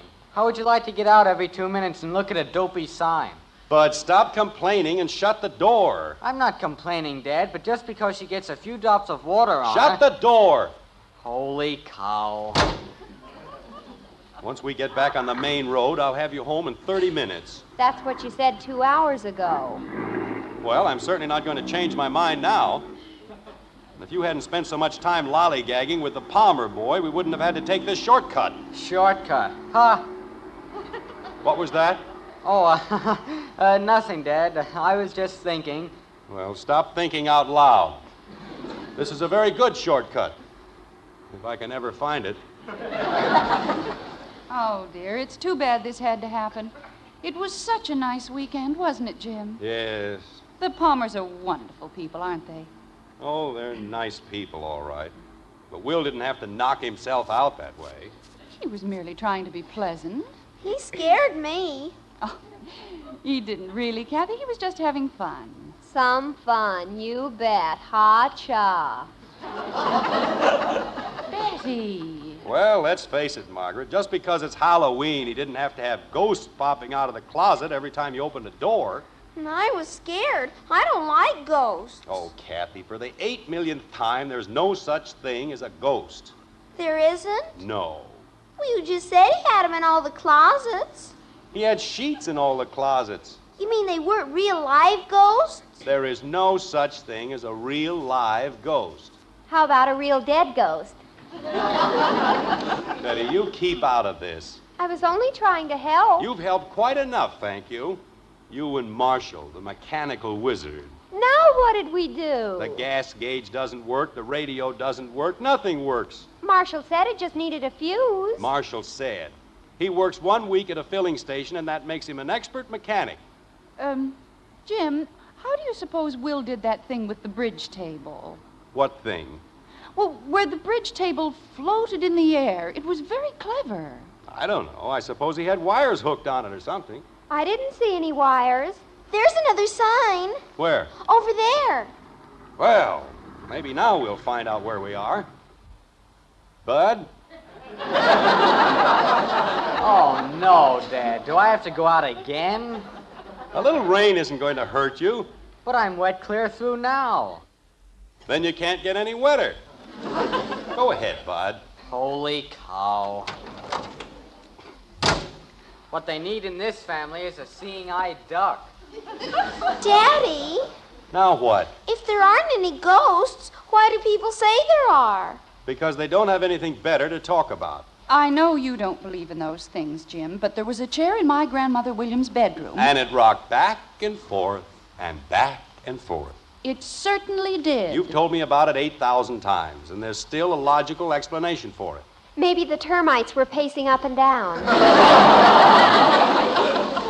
Betty, that isn't funny. The floor was probably crooked, or the chair was standing in a draft. It could have been anything. But it was not being rocked by a ghost. I'm scared. Dad. What's the matter, Bud? Hey, Dad, you know what? Don't stand out there in the rain. Get inside. Okay, move over, will you, Betty? Oh, you're a pest. Well, Bud, What? what did you find out? Oh. Well, remember the sign that said Bensonville, 12 miles? And you said now you knew where you were? What about it? That's it. What? Oh, Jim. You mean it's the same sign? Sure. On the bottom it says Blossom Loves Rocky with a skull and crossbones. Bensonville. Father, we were here 2 hours ago. Jim Anderson? Margaret, it was an honest mistake. When I took the right turn, I guess I should have taken the left, that's all. Kathy said we should have taken the left turn. Since when does a 9-year-old child know more about roads than I do? Now. Well, if you're going to be insulting about it. If you'd only stop someone and ask... Like who?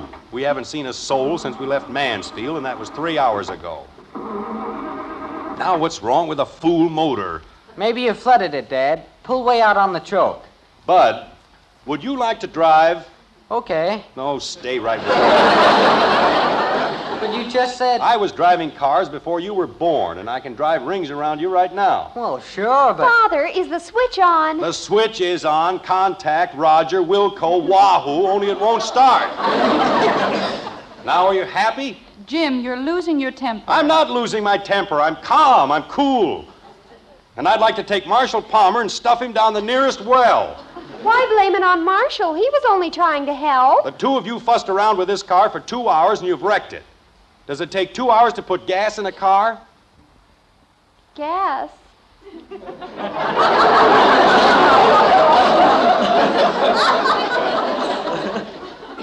You didn't say to put gas in the car. What? Well, we just checked the tires and polished the chrome, and you didn't say to put gas in it. Oh, Margaret, no. Betty, how could you have done a thing like that? Well, I didn't know he wanted us to get gas. Margaret, I've been a good husband and a good father, but so help me. Kathy! Daddy, I saw it. You're There's a choking me. ghost. Oh, Daddy, I saw Kathy, it. stop it. Oh. Margaret. Kathleen, stop choking your father, please. Oh, but I saw it, Mommy. It was big and white, and it had big, long wings. Mother! Are you all right, Jim? I don't know. I think she's been taking lessons from Strangler Lewis. I don't see any ghosts. It was over there, Bud. It had 3 heads and a long white beard, and I saw it out the window. Hey, there is something. It's the ghost. Oh, Daddy. Now, just a minute. Bud? I don't think it's a ghost, but I saw something. I don't see any... Oh, yes. Father! Jim? Now, there's nothing to get upset about, Margaret. It's probably just a billboard or a sign or something. It's a house. What? Sure, now I can see it. It's a 2-story house, and it's got pigeons on the roof. Ghosts with 3 heads. Oh. All that excitement about a farmhouse and a few fluttering pigeons. You ought to be ashamed of yourselves, all of you. Jim, where are you going? I'm going to see if I can't wake somebody up. I've got to borrow some gas. Jim, don't stay away too long, please. I'll be right back. Bud, maybe you ought to go with your father. What for? Well, it's very dark out there, and he might not be able to find the way. I don't know the way any better than he does. Bud, why don't you stop arguing? I'm not arguing, and I don't see you jumping out in the rain. Of course not. Girls don't do things like that. Why not? They just don't. That's why not. Boy, is that a racket. Bud. I go first. I'm a girl. I get this. I'm a girl. Who takes care of the men? Girls. Bud, this is hardly the time for a battle of the sexes. I wasn't fighting, but good gravy. Margaret? Is everything all right, dear? Honey, it's a house, all right, but it isn't exactly what we figured. It's a sort of an empty caretaker's cottage. What's an empty caretaker? It's a cottage, Dopey, and it's empty.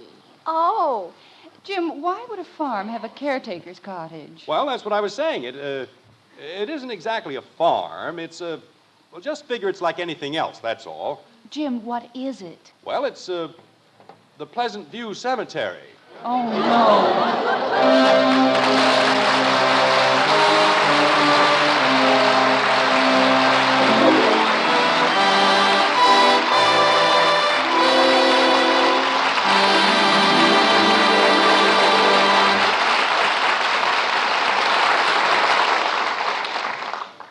Well, on Halloween night, most of us won't be in quite such a fix.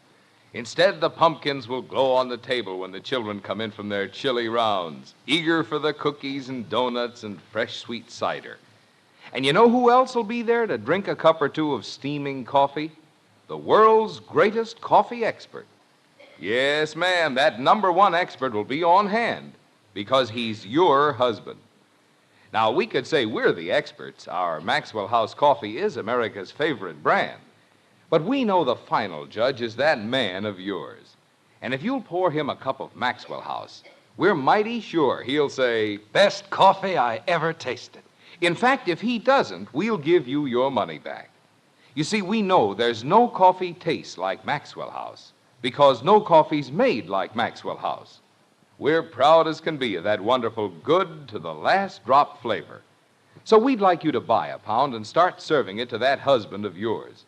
And if he doesn't say it's the coffee for him, why, you send us the can and unused portion, and we'll gladly refund the price you paid. Our address is right on the front of that familiar blue tin. Find out just how much the world's greatest coffee expert, your husband, enjoys Maxwell House coffee. Always good to the last drop.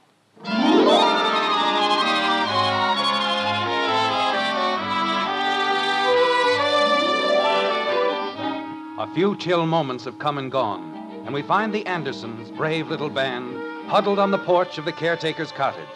The rain keeps pouring down on the battered roof, and in the eaves, pigeons flap their restive wings. Or is it a belfry? Or are they bats? Well, anyway, the Andersons aren't worried, not in the least. Chins up, shoulders back, they march fearlessly into whatever awaits them, like this. I don't want to go in. Kathy, there's nothing to be afraid of. I don't care. I don't want to go in. Well, would you rather stay out here on the porch all night and freeze to death? Oh, I'm scared. Kathy, I don't know what's gotten into you. This isn't just a cemetery. It's a monument of which we should all be proud. Those are the graves of Civil War heroes, men who died for their country. Father! What were you saying, dear? Let's see if we can get inside. Dad? Any luck, Bud? Nope. I tried the windows on the ground floor, and they're all locked. Oh, fine. I found a shovel out in back, though. That's nice. If we can't dig our way in, at least it'll make a pleasant souvenir of the evening, won't it? Well, I just thought if there's a shovel around, maybe that means somebody lives here. Thank you, Sam Spade. Say, that's a good one. Sam Spade, because I found a shovel. Get it, Betty? I got it, and you can have it. What's the matter with her? I want to go home. We can't go home, Kathy. There isn't any gas in the car. And I'm not walking 12 miles in the rain to get any either. Jim, we can't just stand here all night. I have no intention of standing here all night. First, let's see if we can't... Jim! It's just the door opening, honey. That's all. Who opened it? I want to go home.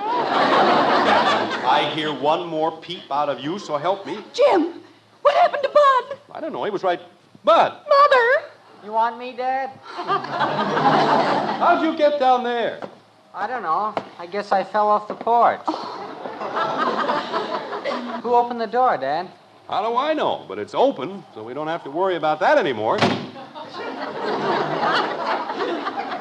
It used to be open. Oh, that's funny. It's locked, huh? No, I just like to rattle doorknobs. How could it be open 1 minute and locked the next minute? The wind, that's all it is. The wind blew it shut. Who blew it open? Betty, stop asking silly questions. What's silly about that? Bud, let's see if... Jim? Father? Never mind, Bud. It's open again. Holy cow. All right, everybody. Let's get inside before the darn thing changes its mind again. Jim, if this is a haunted house... Margaret. I don't want to go into the haunted house. Kathy, stop being ridiculous. There's no such thing as a haunted house. Jim, I know you don't believe in ghosts and haunted houses. Margaret, you don't either. No sensible person does. Of course, dear. But why did the bridge table float in the air at the Palmers? It was a trick, Margaret, just like all the other stupid things Will Palmer did. Tapping on the floor and weird voices. You saw how he did those. But he didn't explain about the table. He forgot, that's all. And if you don't mind, I'd just as soon forget, too. Let's go inside. All right, Kathy. I'm only a little girl. I'm only 9 years old. Angel, nothing's going to hurt you. Turn on the lights, Bud. Mother, is it all right if I just wait in the car? You're staying right here with us. How about it, Bud? Nothing happens.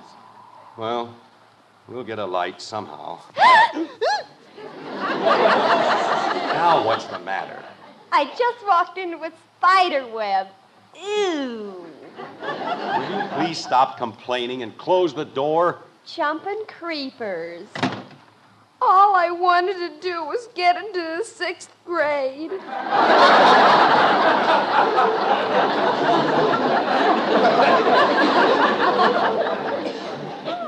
Kathy. Dad, there's an oil lamp over here. Fine, now we're getting somewhere. But there isn't any oil in it. Bud, Yes, Dad?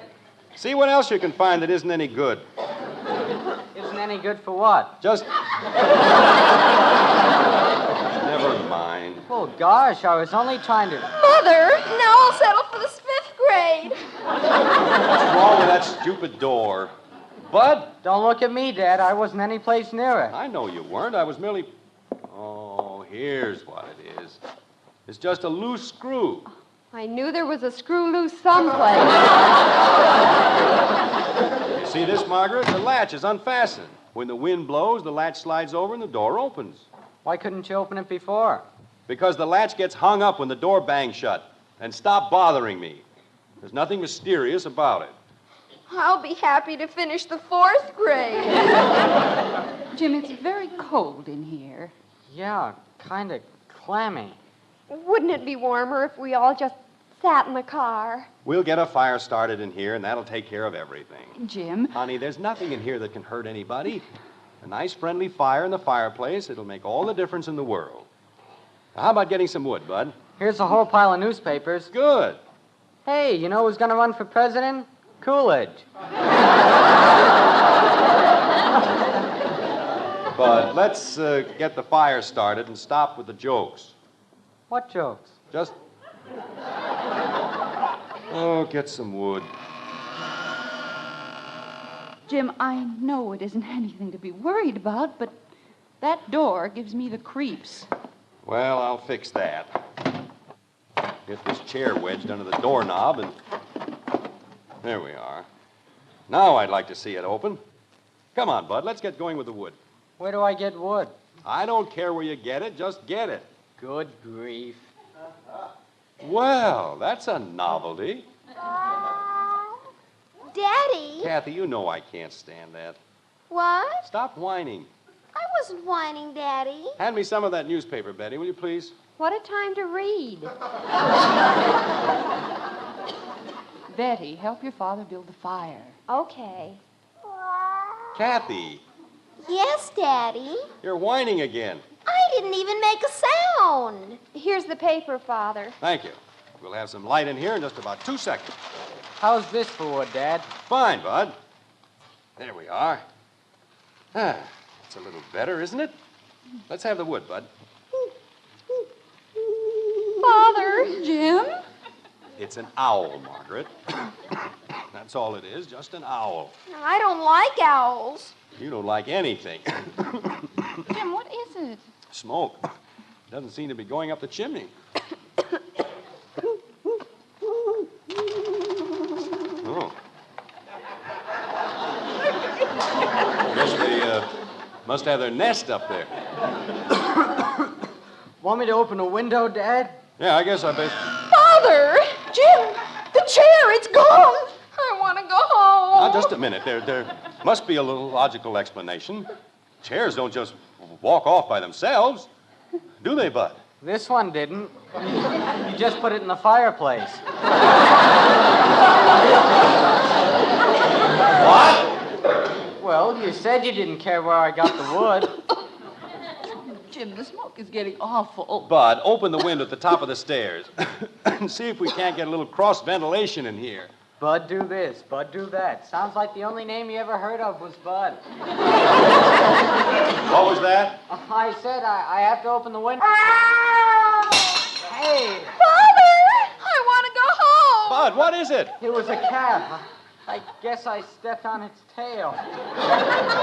Well, stop fooling around and open the window. Oh, Father! Daddy, I have a wonderful idea. Let's go home. Jim. It's a dog, Margaret, that's all. Just a dog howling at the moon. Dogs howl when somebody dies. Now, there's a pleasant bit of information. I'm only a little girl. Kathy, please. I'm not having a bad enough time. People jumping every time a dog howls or an owl hoots or a door squeaks. Dad. What's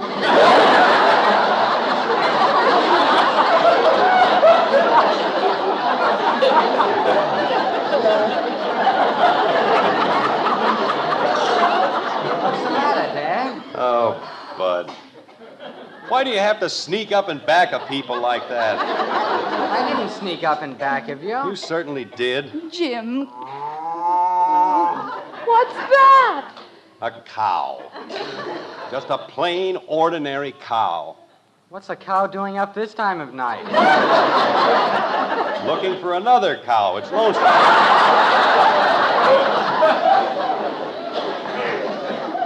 Jim, all those peculiar noises. They aren't peculiar noises. We're out in the country. And they're just plain, ordinary noises. But they sound so weird. Father! What's the matter? We heard something. You're imagining things, all of you. You heard the wind whistling through the trees. It didn't sound like the wind. All right, what did it sound like? Like that. Well, that's nothing. It's just a board creaking, that's all. Jim, we've got to get out of here. How? Where are we going to go? I don't care where. Let's just go. I'm only 9 years old. All right, Kathy, we'll leave. We'll leave right now. Not that there's anything to be afraid of. Father, it's coming closer. It's a ghost. It's a big white ghost. Oh, boy. Jim. All right, we've got you covered. Stay where you are. Are you folks? Oh. Yes, we're folks. Who are you? Oh, I'm the new caretaker, just moved in tonight, and I'm not sure I like this job. Jim. You see, there wasn't anything to be afraid of. Well, maybe there ain't now, but I was sure scared before. You see, for a while, I figured maybe you was ghosts.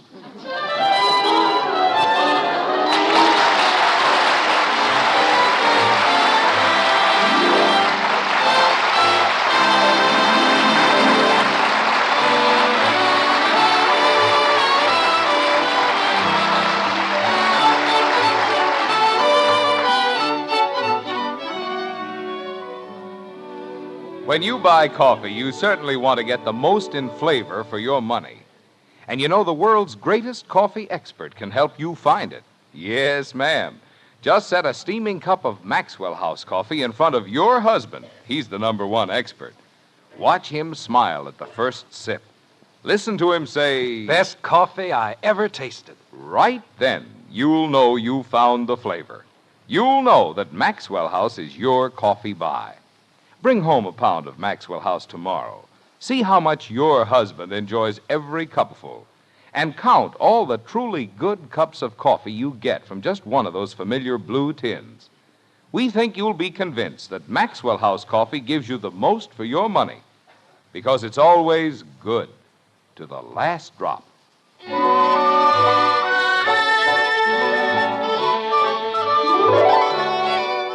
horrible night is over at last. The Andersons are home, safe and happy, and as they dig into their breakfast cereal, Jim tells them exactly how foolish they've been, like this. I've never been so ashamed of anyone in my entire life. Why, you acted as though we were living in the Middle Ages. I wasn't scared, Dad. You certainly were. I certainly wasn't. You were just as scared as anybody, wasn't he, Kathy? He wasn't as scared as I was. I was real scared. Of what? Everything had a logical explanation, didn't it? Jim. Hello, Margaret. You finally decided to come to the party, huh? You haven't said a word since we sat down at the table. Jim, there was a phone call before you got up. Oh, who was it? Will Palmer. He said he hadn't been able to sleep a wink all night. Good. Serves him right. What do you want? He wants you to call him. What for? We just saw him yesterday. He wants you to tell him how you did that trick where the bridge table floats in the air.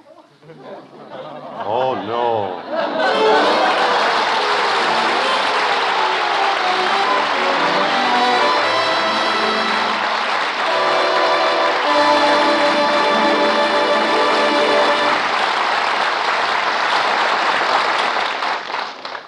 Tell the kids it's a hot favorite with Hoppy. That's hot post wheat meal. And if you have trouble getting the youngsters to eat a hot cereal, just tell them how much Hopalong Cassidy loves that rich brown hot post wheat meal. Post wheat meal is chock full of good, solid nourishment. It has a wonderful nut-like flavor. It cooks in just 3.5 minutes. And tell the kids it's Hoppy's favorite. Hot post wheat meal. You'll see, you'll all agree. It's the best hot cereal you ever ate.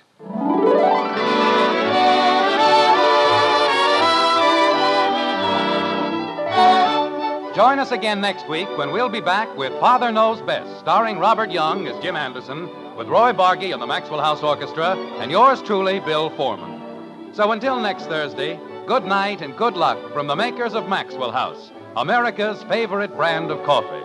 Always good to the last drop. Father Knows Best was transcribed in Hollywood and written by Ed James.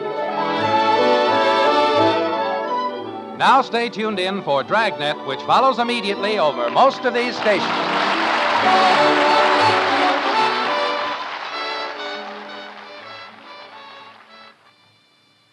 Robert Young again, reminding you to stay tuned for Dragnet on NBC.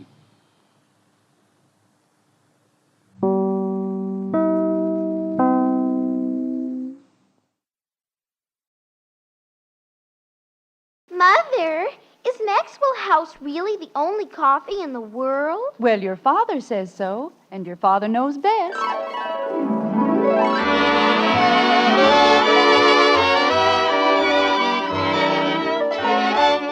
Yes, it's Father Knows Best, transcribed in Hollywood, starring Robert Young as father. A half-hour visit with your new neighbors, the Andersons, brought to you by Maxwell House, the coffee that's bought and enjoyed by more people than any other brand of coffee at any price. Maxwell House, always good to the last drop.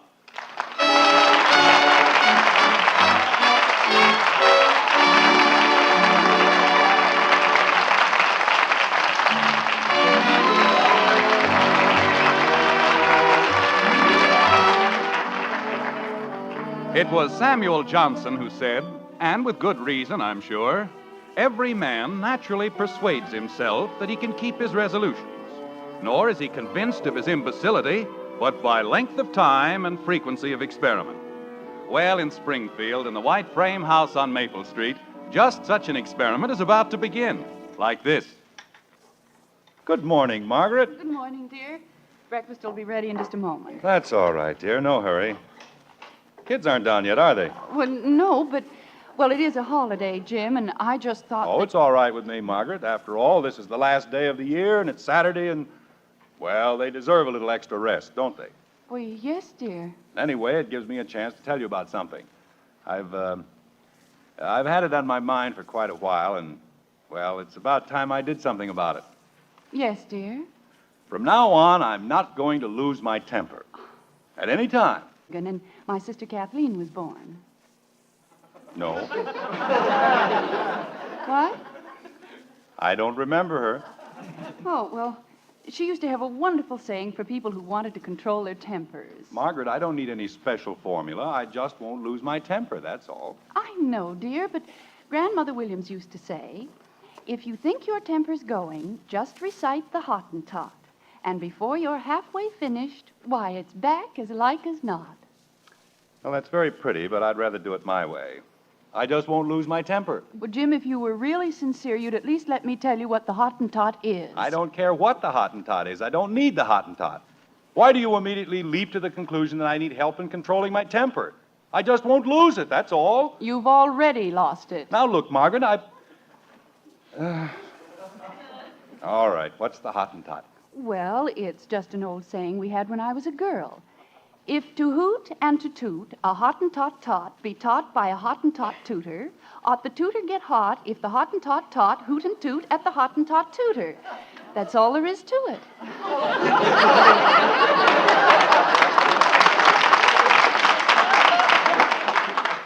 I'd rather lose my temper. Jim! Well, I'm not going to walk around babbling like a 6-year-old idiot in search of a brain. To hoot and to toot. Silliest darn thing I've ever heard. Doesn't even make sense. Yes, it does, dear. You see, it says that if a Hottentot tutor teaches a Hottentot tot to hoot and toot, well, the tutor has no one but himself to blame if the Hottentot tot hoots and toots at him.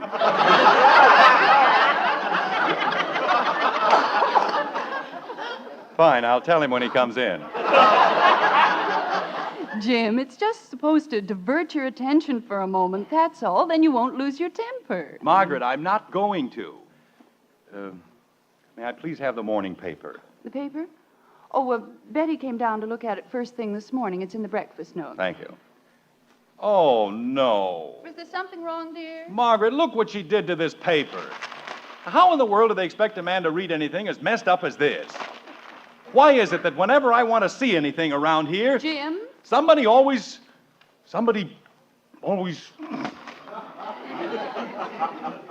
I will not lose my temper. I shall control my temper if it kills me. Good morning, Mother. Oh, good morning, Betty. Morning, Father. I said good morning, Father. Father? Betty, I wouldn't bother your father this morning. But I didn't do anything. Oh, he found out I drove the car on a flat tire. You what? Betty, please. Margaret, Yes, dear? to hoot and toot what?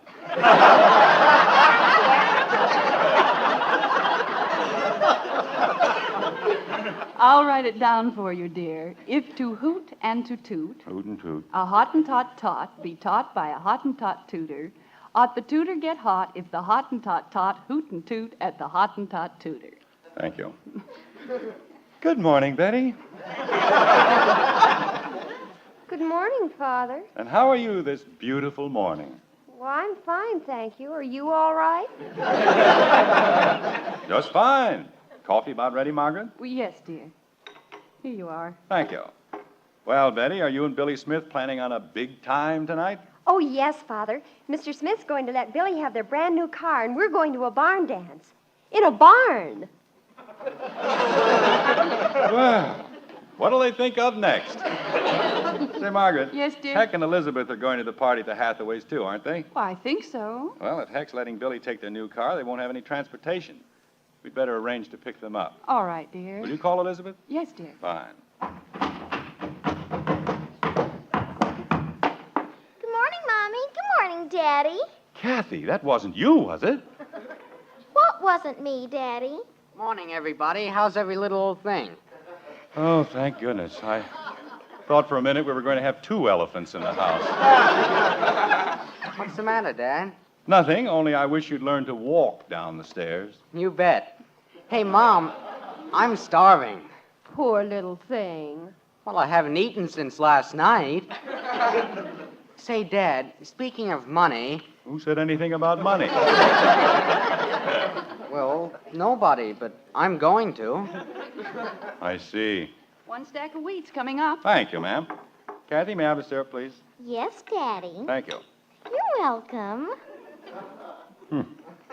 Christmas is over, too. What were you saying, Bud?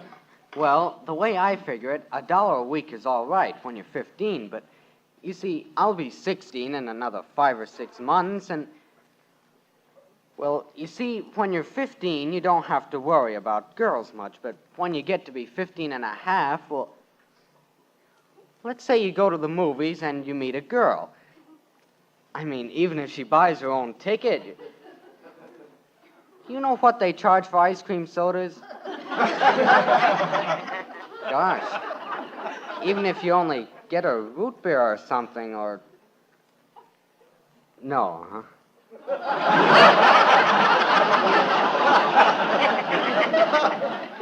No. I didn't mean a lot, Dad. I just thought another 50 cents. Quarter, maybe? But don't you realize that if I gave you a larger allowance, you would never be sure if a girl liked you for your money or yourself? Well, gosh, who'd care? But eat your breakfast and behave yourself. I don't have any breakfast to eat. I'll have your pancakes in just a minute. Holy cow. Everybody else gets more than $1, and they don't even do half the things I do. Bud, I've had just about all the complaining I'm going to stand. If I hear one more word out of you, so help me. Jim? If to hoot and to toot a hottentot, all right.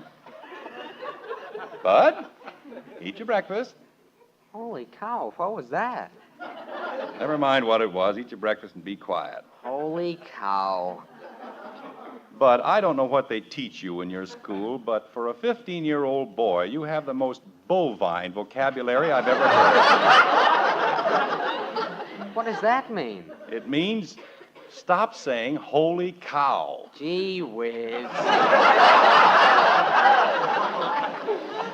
Here you are, Bud. Nice hot pancakes. Oh, thanks, Mom. Bud. Yes, Dad?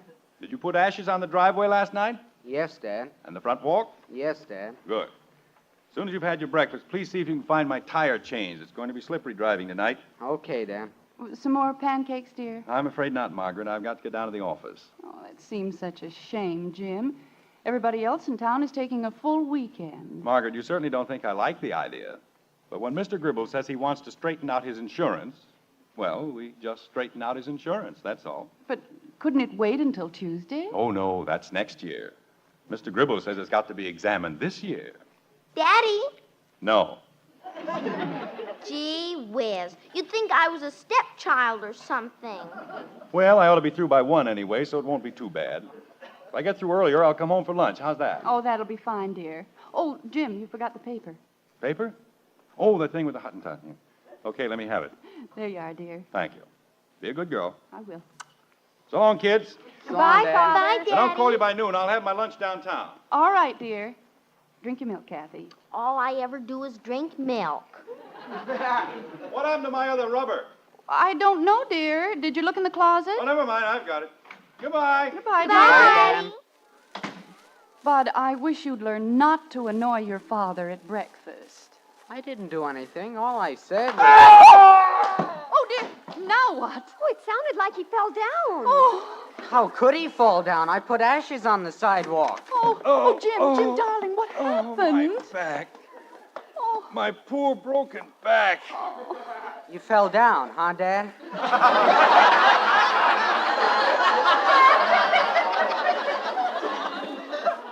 Yes, I fell down. Why didn't you put ashes on the steps? You didn't say to put ashes on the steps. You just said to put them on the sidewalk in the driveway.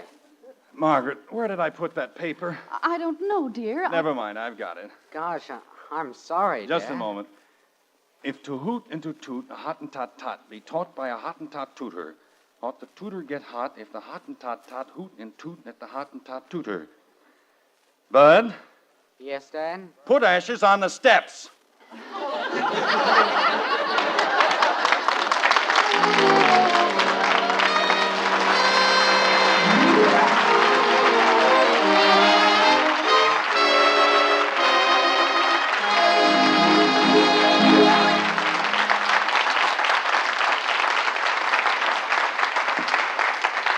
Well, nobody can say Father isn't trying. This time of year, good resolutions are mighty important to a man.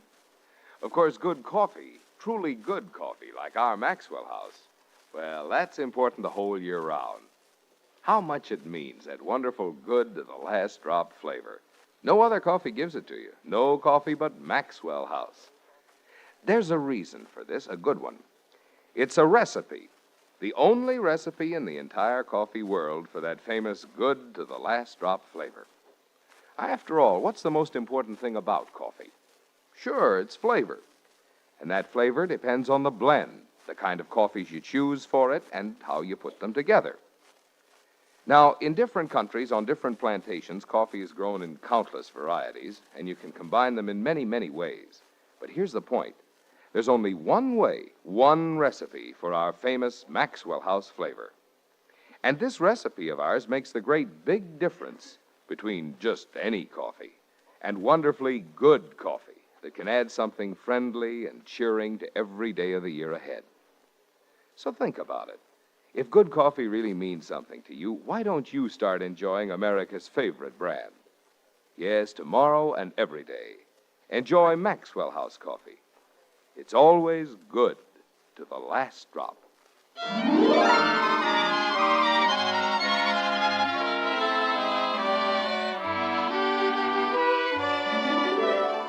In the white frame house on Maple Street, lunchtime has come and gone. As a matter of fact, so is dinner time, and Jim Anderson still hasn't returned. The rest of the family is eaten, but Father, just a minute. Here he comes now. Mr. Gribble, of all the miserable, ill-mannered, inconsiderate, unreliable creatures it has ever been my misfortune to meet... Jim, is that you? I'll be in a minute, Margaret. You, Mr. Gribble, take the first, second, and third prizes. I wouldn't care if you owned a dozen factories.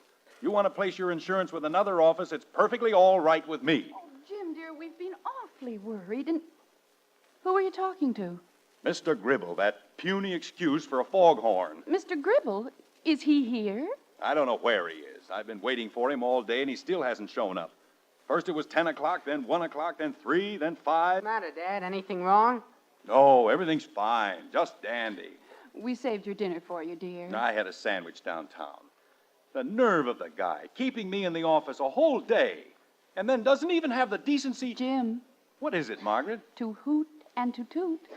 Oh, hoot and toot my foot. Even a Hottentot has a right to get mad once in a while. Well, I suppose you know best, dear. Dad. I wouldn't care if it were just an ordinary business day. I could understand that. Dad. But he knew I was going to the office just to meet him. He knew it was a holiday weekend. Say, Dad. There wasn't another office open in the entire building. Nobody to talk to. Nothing. Dad. What? What? What is it? What do you want? I found the tire chains. Good. They're busted. Oh, I don't know. This was such a nice year. Why did it have to end like this? What's wrong with the chains, Bud? They're a mess. Kathy really fixed them. I did not. I didn't even touch them. All right, Kathy, never mind. Margaret. Yes, dear. Do you suppose Kathy could have dictaphones planted around the house? I wouldn't think so, dear. Then how could she hear us clear out in the kitchen? Daddy, don't you listen to Bud. I haven't even seen the tire chain since Thanksgiving. Well, that's when you busted them. Oh, I did not. You certainly did. I certainly didn't. You certainly did. I certainly didn't. All right, kids, please. I can't take any of that tonight. I've got a splitting headache, and I'd like things to be peaceful and quiet just for a little while. Okay, Dad. I didn't bust them. All right, Kathy. Time for your bath and then get ready for bed. You mean now? I mean now. Drink your milk. Take a bath. Go to bed. Boy, am I in a rut.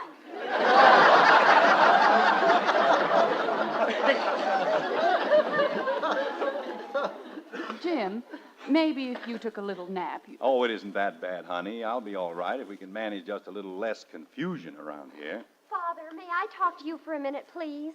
Sure, why doesn't everybody talk to me? Let's invite the General Council of the United Nations in for the weekend. Betty, your father has a headache. Well, creepers, all I said was, could I talk to him for a minute? What's wrong with that? Not a thing, Betty. What is it? Well, Billy Smith said, his father said, that he could have the car. But if it's going to be slippery out, and the radio said it was going to be the worst New Year's Eve we've had in Springfield in over 20 years, and they wouldn't be surprised if we even had more snow before morning. He can't. If a Hottentot toots a tootin' toot toot. Betty, this is not the time to annoy your father with Billy Smith's problems. But, Mother, if it's going to snow... I'll get it. Betty, let me put it this way. If a blizzard and 6 other forms of common disaster were to strike Springfield at this particular moment, I still wouldn't care what Billy Smith's father said to Billy Smith. Hello? Oh, hello. Sure, just a minute. Dad, Yes? it's Mr. Smith. Well, naturally, the way I feel, who else could it possibly be? Hello, Heck. Say, Jim, you're going to that shindig at the Hathaways, aren't you? That's right, Heck. Well, I was just wondering, how'd you like to drive over with us? Got a new car, you know. Yes, I know, Heck, but Betty said you were going to let Billy have your car. Yeah, well, that's what I wanted to talk to you about, Jim. You see, the way I figure it, after all, Billy is going with Betty, and I've got a brand new car, and if they get a few scratches on that old heap of yours, it wouldn't make an awful lot of difference. Did you say something, Jim? No, not yet. Oh, well, like I was saying, now, if you were to let Billy use your old car... Hoot.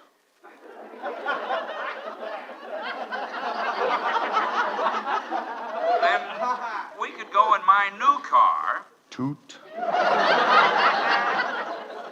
How about it, Jim? The Hottentot toots a tootin' tot. Hector? Yes? No. Never in all my life have I ever heard anything like that. What is it, He wants me to lend Billy my car so his car won't get scratched up. The nerve of the man. Father, you mean you said no? I most emphatically said no. Margaret, what's gotten into everybody? I don't know, dear. If that isn't the worst example of... I think the whole world is going nuts. And I'm going with them. But... Never mind, Bud, I'll answer it. Doesn't want his car scratched up. But if they skid mine into a telephone pole, that'd be all right. Jim, my boy, I'm terribly sorry. I wouldn't have had this happen for the world. Oh, well, come on in, Mr. Gribble. Thank you. I got all tied up with my lawyers, and, well, I can only hope you'll forgive me. Oh, sure. That's the sort of thing that can happen to anybody. Let me have your coat. Oh, thank you. I'll just drop it here in the chair. Jim, if you're going to change your clothes, you better... Oh, hello, Mr. Gribble. Mrs. Anderson. Well, all dressed up, I see. Margaret, Mr. Gribble and I are going into the den, but we won't be long. All right, dear. Come along, Mr. Gribble. Thank you. There's no hurry. I'm going to help Betty dress. Charming woman, Mrs. Anderson. Absolutely charming. You're a lucky man, Jim. Yes, indeed, a very lucky man. Thank you. Sit down, Mr. Gribble. Well, Jim, shall we get started? Get what? We got a busy night ahead of us, so let's go to work. Now, wait a minute. You mean you came out here to go through your insurance tonight? Well, naturally, this is the 31st. Tomorrow starts a new year. Got to have my affairs in order by midnight. Why? Why? Good Lord, man, what do you mean, why? Because I've always done it that way, that's why. Now, let's have an end to this foolishness and get to work. Or would you rather I placed my insurance with another organization? What's that? Mr. Gribble, I made a resolution for the new year. So I want you to notice that I am in complete control of my temper. My hand is steady, my eye is clear, and yet very calmly and with absolute composure, I say, Mr. Gribble, you are an idiot. He's gone mad. You know, I think you're right. But this is New Year's Eve. I'm going to a party with my wife. We're going to have a good time. You and your lawyers and your insurance and your big fat factories can go jump into the nearest lake. He has gone mad. I'm not Jim Anderson. I'm a Hottentot, and I don't give a hoot. So goodbye, Mr. Gribble. Here's your coat, here's your hat. Goodbye, good luck, and I'll see you around the pool room. Well, business is picking up. Hiya, Jim. Oh, you. Oh, come on in, Hack. Well, thanks. Don't mind if I do. Oh, hello, Mr. Gribble. Goodbye, Mr. Gribble. What's the matter with him? Too much money. What's your excuse? Jim, I came over to apologize. Oh, you did, huh? You know, I waited a long time for that car, Jim, but, well, heck, I'd rather have an old friend than a new car any day. How about it, Jim? Sure. Never even happened. Thanks, pal. Oh, could we pick Elizabeth up on the way to the party? Where's your car? Oh, Billy's got it outside. And so help me, if he gets one scratch on it... You don't suppose he will, do you, Jim? Why, of course not. Yeah, busy little place you got here, isn't it? Just like living in an alley. Anderson, I want to talk to you.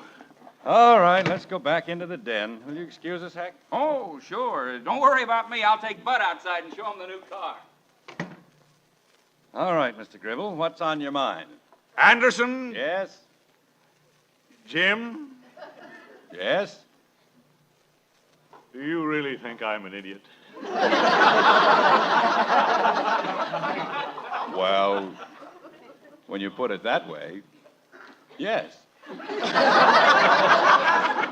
You know what? What? You're right.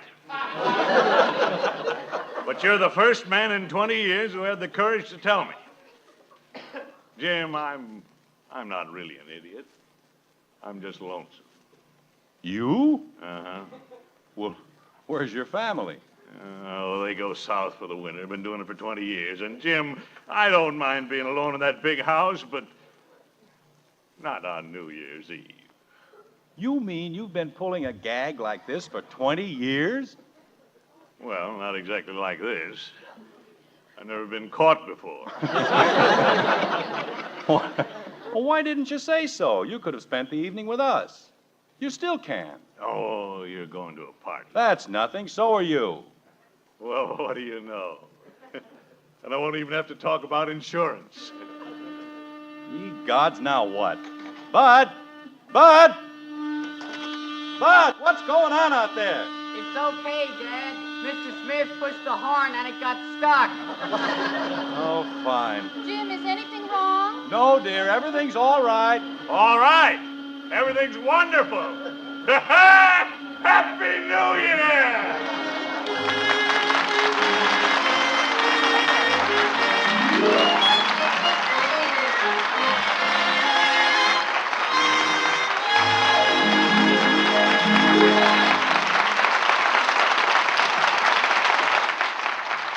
This time of year, enthusiasm like Mr. Gribble's is catching, and that's something we're all in favor of. We hope everything's wonderful with you, too.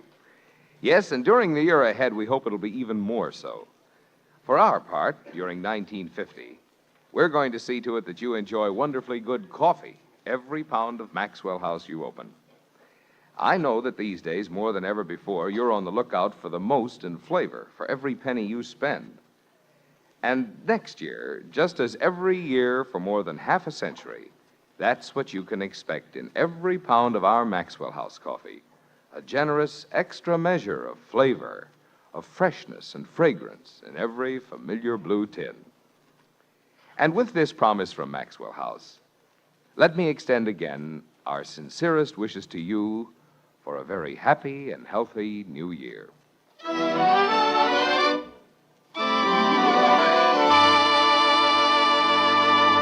Ladies and gentlemen, the star of our show, Mr. Robert Young.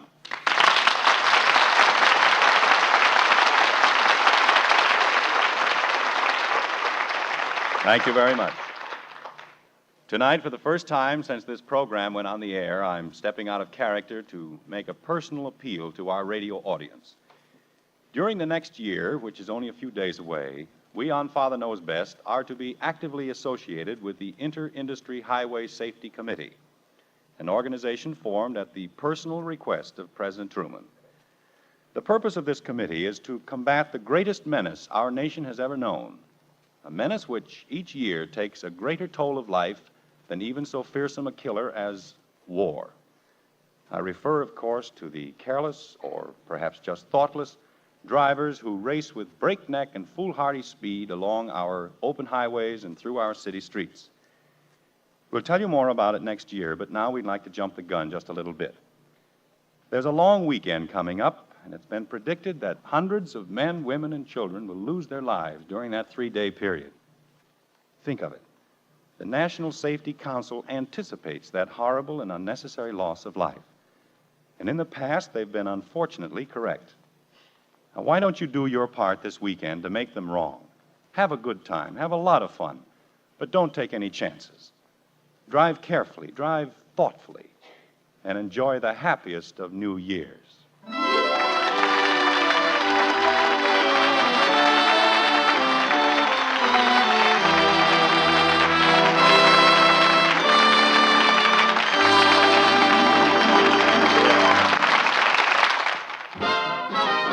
If you like good things the easy way, Good things the easy way. Instant Maxwell House, that's for you.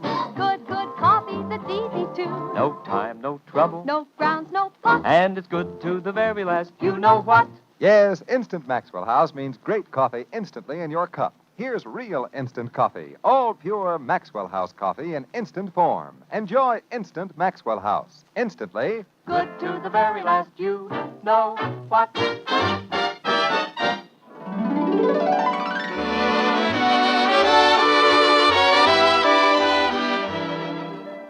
Father Knows Best was transcribed in Hollywood and written by Ed James. Join us again next week when we'll be back with Father Knows Best, starring Robert Young as Jim Anderson, with Roy Bargy and the Maxwell House Orchestra, and yours truly, Bill Foreman.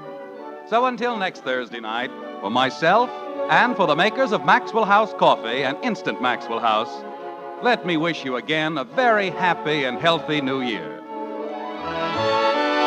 Now stay tuned in for Screen Guild Theater, which follows immediately over most of these stations.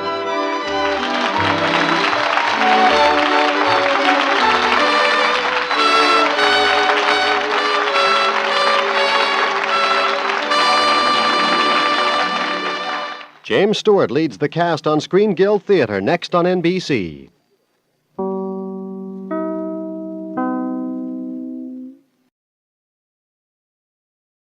Mother, is Maxwell House the best coffee in the whole world? Well, your father says so, and your father knows best.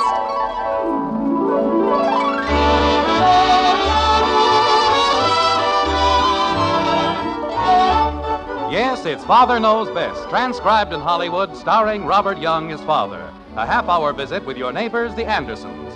Brought to you by Maxwell House, the coffee that's bought and enjoyed by more people than any other brand of coffee at any price. Maxwell House, always good to the last drop.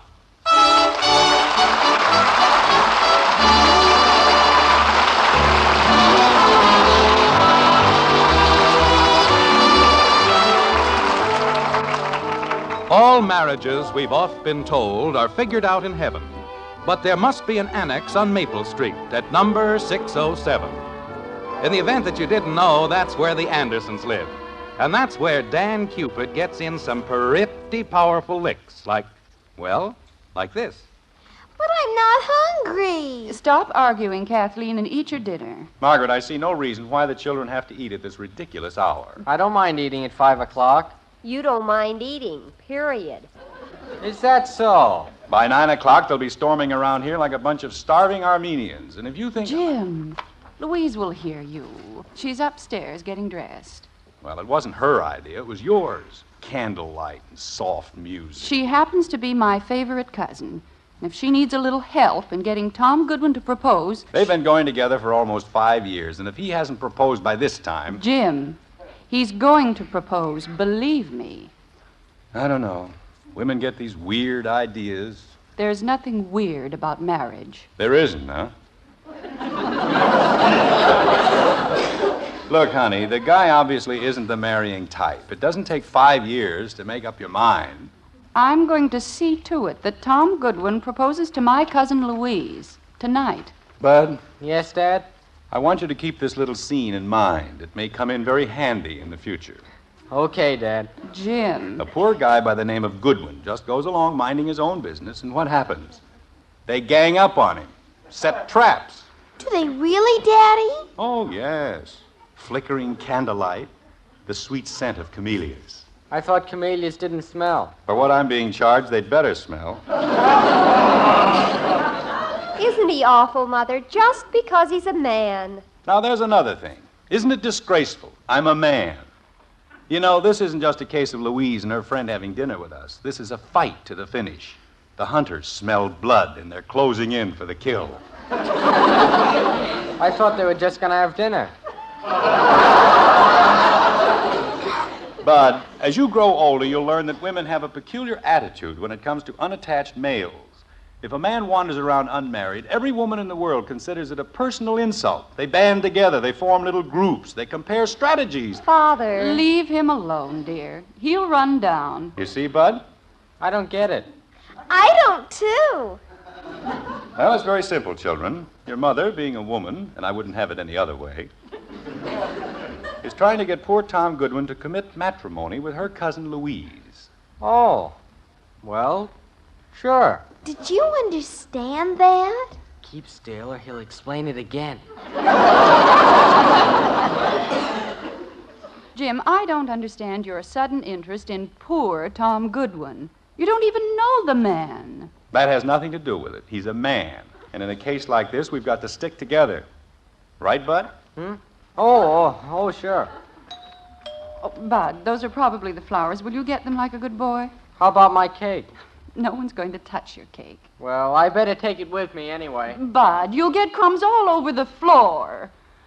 Oh, dear, if he gets this house messed up... Honey, don't you think you're going a little overboard on this thing? I certainly do not. Tom Goodwin is coming all the way from Middletown for this dinner, and if one thing goes wrong... Nothing is going wrong, Mother. He'll be hooked before he knows what hit him. Who's gonna get hooked? Never mind, dear. Just drink your milk. What I like is the high plane on which females conduct these campaigns. He's going to be hooked. Who is, Daddy? Betty, it's Dick Andrews. Tell him I'll be right there. Betty, you haven't finished your dinner. Oh, it's all right, Mother. We're going to stop in for a hamburger on the way to rehearsal. Well, don't stay out too late, dear. I won't. And good hunting. So long, everybody. If she knew she was going to have a hamburger, why did she... I can't understand what happened to the flowers. They were supposed to be here at 4. You still didn't tell me. Tell you what, dear? Who's gonna get hooked? No one is, Kathy, and please drink your milk. Anytime nobody wants to tell me anything, drink your milk. Boy, is that Dick Andrews a character. You know what he's got on? 3 mufflers and... Hey, what happened to my cake? Sit down and drink your milk. But I had a whole piece of cake. You took it with you. I did? Oh, well, I guess I ate it. You know what Dick Andrews had on? 3 mufflers. Yeah, what a character. Jim, if the flowers aren't here in 15 minutes, you'll have to go after them. I have to change my shirt. What's the matter with Bud? He's leaving as soon as he finishes his milk. Me too. I'm being stashed over at Patty's, so I won't say anything. Well, you've certainly got everything all figured out, haven't you? Yes, dear. To the last detail. Poor guy. I hope he knows what he's in for. Meaning me, I suppose. Oh, hello, Louise. Don't pay any attention to Jim, dear. He's just being a man. Oh, Margaret, would you mind very much if Louise, you haven't changed your clothes. I know, dear. You see, I've been thinking the whole thing over, and I'm not She sure looks all that right, Margaret. Why don't you leave her alone? Louise Baker, you march right upstairs and put on your blue dress. Margaret. Honey, if she doesn't want Jim, will you please leave this to me? Oh, he's here. He isn't here. He won't be here for an hour. It's only the man with the flowers. Bud? Yes, ma'am. It's a good thing for this family. I know how to open a door. He's the ambitious type. Margaret, would you mind very much if we called the whole thing off? I most certainly would. But if Tom ever finds out... Louise, you can't call off an avalanche. And once Margaret gets started, well, that's it. Somebody's gonna get hooked. Kathy. Oh, dear. Don't worry about helpful Henrietta. She'll be out of here before you can say, why, Tom, how sudden. Jim, when it comes to being helpful... Well, even if he does propose, Margaret, it won't work. A man shouldn't be tricked into marriage. Oh, don't be ridiculous.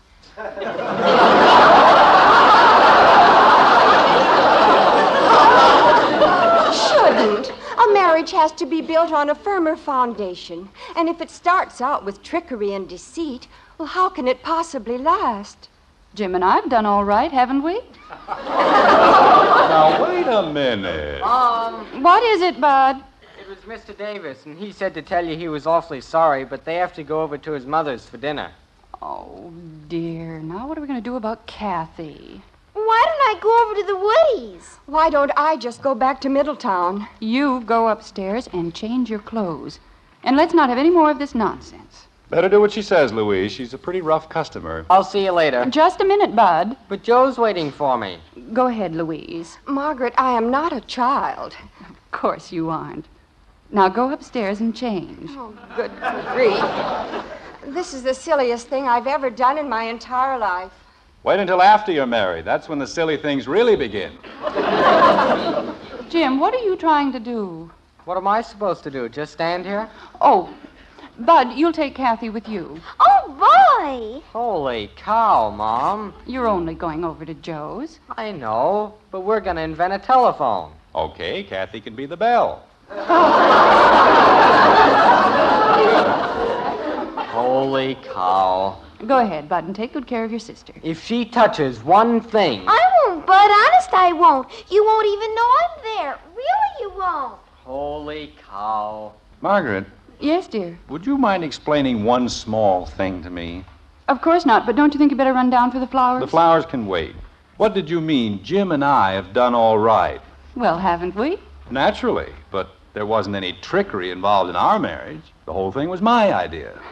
Oh, Jim, it was no such thing. I made up my mind the first day we ever met. And I suppose I had nothing to do with it. That's right. Now, look, Margaret. Angel, do you remember what happened the night you proposed? Of course I do. I walked around the block 6 times before I had the nerve to go in. It was only 5. There was 6. My father was counting them, and it was 5.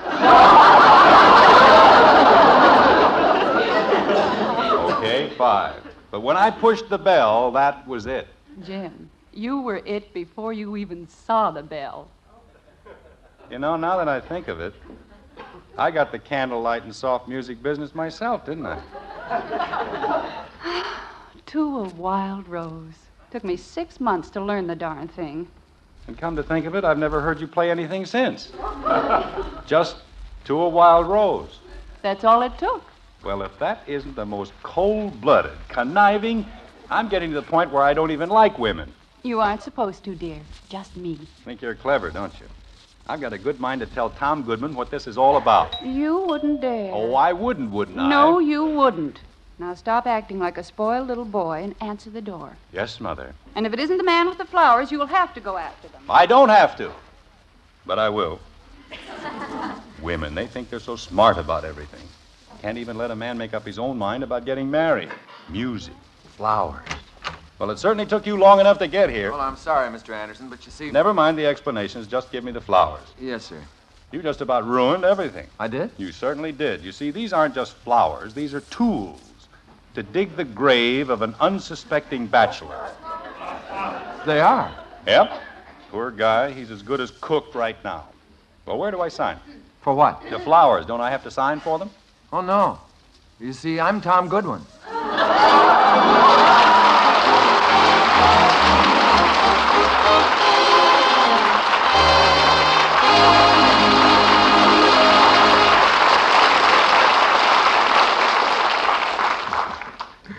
Well, it looks like Father may have talked out of turn this time.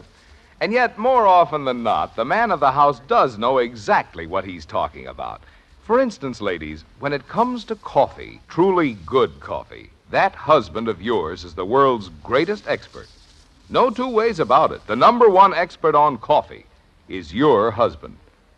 Of course, grocers call us experts, too. They know more families enjoy our Maxwell House coffee than any other brand. But when you brew the coffee, the final judge is your husband. And tomorrow, if you'll fill his cup with wonderfully good Maxwell House, we're sure he'll smile across the table and say, "Wonderful. Best coffee ever." In fact, if he doesn't, we'll give you your money back. You see, we know no coffee tastes like Maxwell House because no coffee's made like Maxwell House. In all this world, there's only one recipe for that famous good to the last drop flavor. A recipe demanding certain choice coffees blended just so. And only Maxwell House has that recipe. So we say, take home a pound of our coffee. Tomorrow, serve your husband Maxwell House. If he doesn't say, best coffee ever, just send us the can, an unused portion, and we'll gladly refund the price you paid. Our address is plainly printed on every familiar blue tin. But enough from me. Tomorrow, see how much the world's greatest expert enjoys our coffee. Tomorrow, serve your husband Maxwell House coffee. Good to the last drop.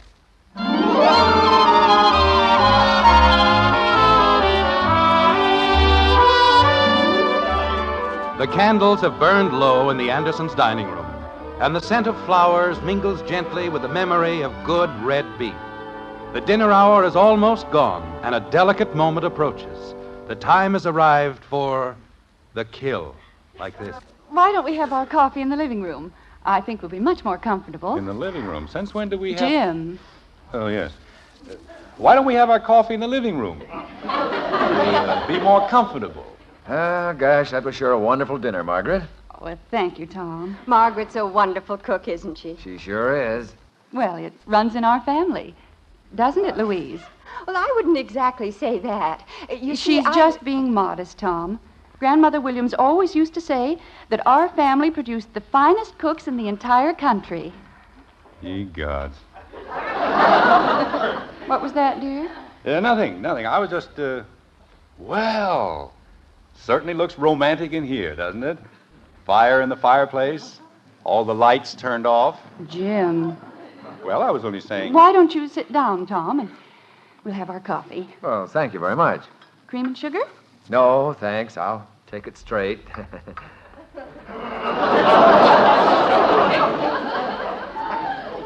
Louise? Thank you, Margaret. You take yours plain, too, don't you? Yes, I do. Isn't that an amazing coincidence? You and Tom have so many things in common, don't you? Oh. Is something wrong, Jim? No, I was just wondering when my turn was coming up. For coffee, I mean. Here you are, dear. Thank you very much. You know, Tom, it's a funny thing, but after you get used to having a few kids in the house... Louise, why don't you play something for us? Oh, I don't think I Sure, should. go ahead, Lou. You play, and we'll drink our coffee. All right. How would you like To a Wild Rose?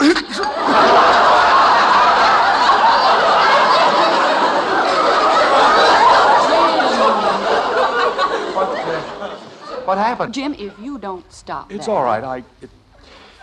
It went down the wrong pipe, that's all. Go ahead, Louise. Oh, but Jim will love To a Wild Rose. Oh, yes, it's practically my favorite song. Yeah? Mine, too. Yes.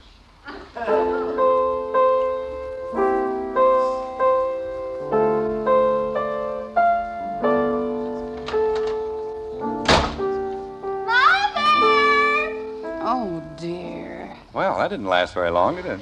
Kathy, why aren't you... Hi, everybody. Bud! Hello, Mrs. Anderson, Mr. Anderson. You guys, they brought a friend. Bud, I distinctly told you. Mom, you know what she did? She blew out all the fuses at the Phillips. I did not. You certainly did. I didn't either, did I, Joe? Well, I don't know who did it, but the lights are sure all out. Look, why don't you kids... We told her to plug it in when we said okay. You did not. You just said to plug it in. Joe, you were right there. Didn't I tell her to wait? Gosh, I don't know. I was down in the basement. What were you trying to do, blow up the house? We were making a telephone, Dad, and I told Bud. her... Yes, ma'am? I want you and Kathy to go right back to Joe's. But there aren't any lights. Bud Anderson, if you don't go back to Joe's this very instant... Hey, what's the matter with our lights? Jim, will you please do something? All right, honey. Did we blow a fuse, too? Your mother's liable to any second.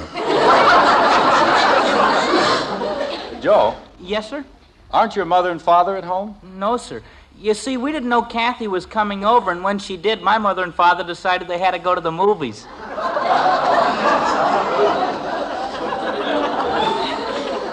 Jim, why don't you take the children inside? All right. Come on, kids. I'm sure Louise and Tom will understand. Of course. Oh, was he the one who's going to get... Kathy. Let's all go down to the playroom and see if we can't get this thing straightened out. Come on, Kathy. Well, stop pulling me. Why do you always have to pull See you later, me? Mrs. Anderson. All right, Joe. I'm awfully sorry, Tom. Oh, that's okay. I don't mind a little noise. Tom lives at the Y in Middletown, and he's used to having boys around. Aren't you, Tom? Yeah, I sure am. I see. Tell me, do you like living at the Y? Oh, sure. Yeah, I like it fine. I mean, it isn't like having your own home, is it? Well, no, but then there wouldn't be any sense in my having my own home, would there? Gosh, I'm not even married. So we understand. Margaret, if you don't mind. Well, I guess I got that all. Ooh. Jim! Why aren't you more careful? What do you mean careful? It's so dark in here I can't even see where I'm... Oop! I'm sorry, Tom. Oh, that's all right, Jim. There. Just about made it, didn't I? Are the children all right, dear? Oh, sure. They're going to rig up the phone over here, but they promised not to make any noise. Oh, dear. You see, Joe got a telephone outfit for Christmas, and they've been trying to... Jim, Louise was going to play. But I was just telling... I'm sorry, Louise. Just go right ahead. Well... To a wild rose. All right.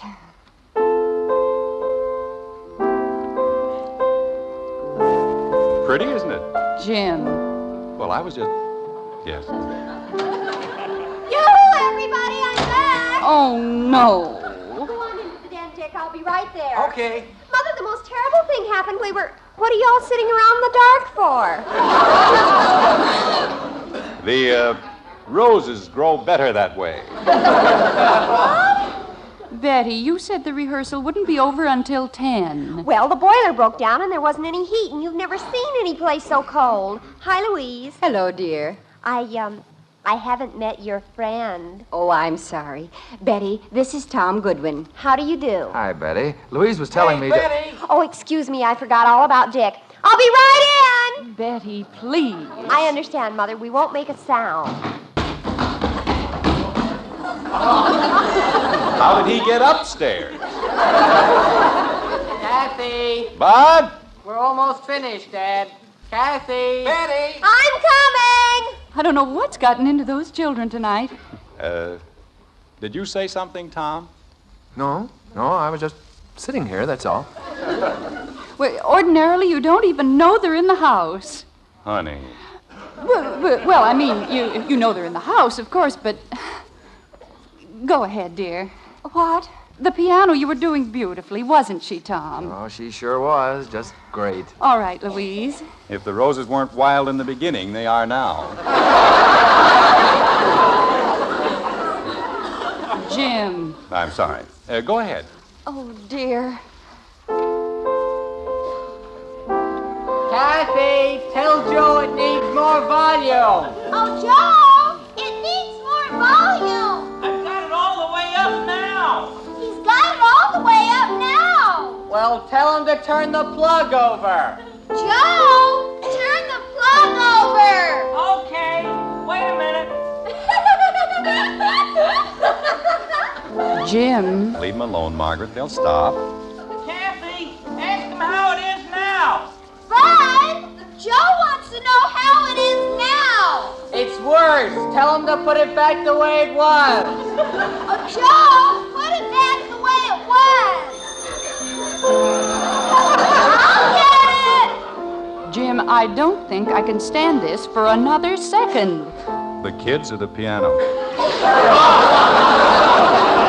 Betty, it's for you. Okay, I'll be right in. Louise? Louise? Will you excuse us for just a minute?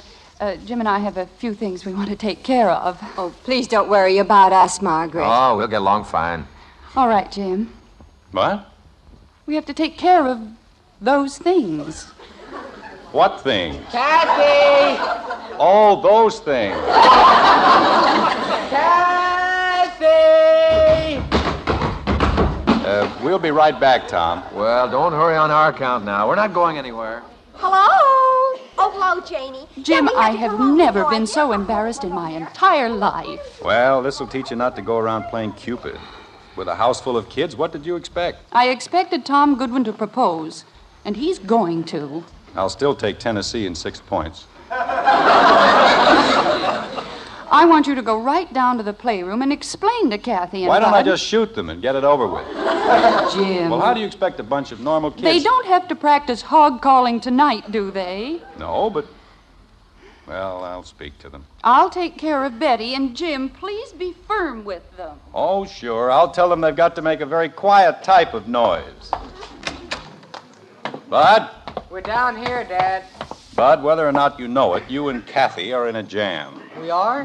What'd we do? Hey, look at this. There's a whole box of things we never even saw. Well, no wonder it wouldn't work. Bud, I'm trying to tell you... Let's go upstairs and try it again. Kathy. What? Now, look. Bud, Kathy. And you too, Joe. Yes, sir? I went out and bought a book, and I'm now an expert on child psychology. You are? Gosh. And do you know what the book says to do? If I hear one more peep out of any one of you, I'm to come down here and wring your scrawny little necks. Boy, psychology. Now, is that understood? We were only trying to fix up the phone, Dad. We didn't know you were going to get mad. All right, just remember, one little peep. Jim! Oh, Jim! What's the matter, honey? Oh, Jim, it happened. What? What happened? Isn't it wonderful, Father? Did he get hung? Kathy. Well, I'm so excited I can't even think. What's going on, Bud? Louise. Oh, Jim, I've never been so happy in my whole life. You mean he did it? Look, a ring and everything. Well, what do you know? Well, congratulate me, Jim. I finally made it. You finally made it. I mean... Congratulations, Tom. Thank you, Jim. They're going to be married in June. Isn't it thrilling? I should say it. Yes, sir, and I owe it all to you and Margaret. To us? Well, sure. You see, Jim, I was an only child, and things around my house were always, well, kind of quiet. All right, but... That's why I was afraid to get married. I thought it'd be sort of dull. But gosh, if it's like this... You mean you're getting married for the noise? Isn't it wonderful? Oh, no.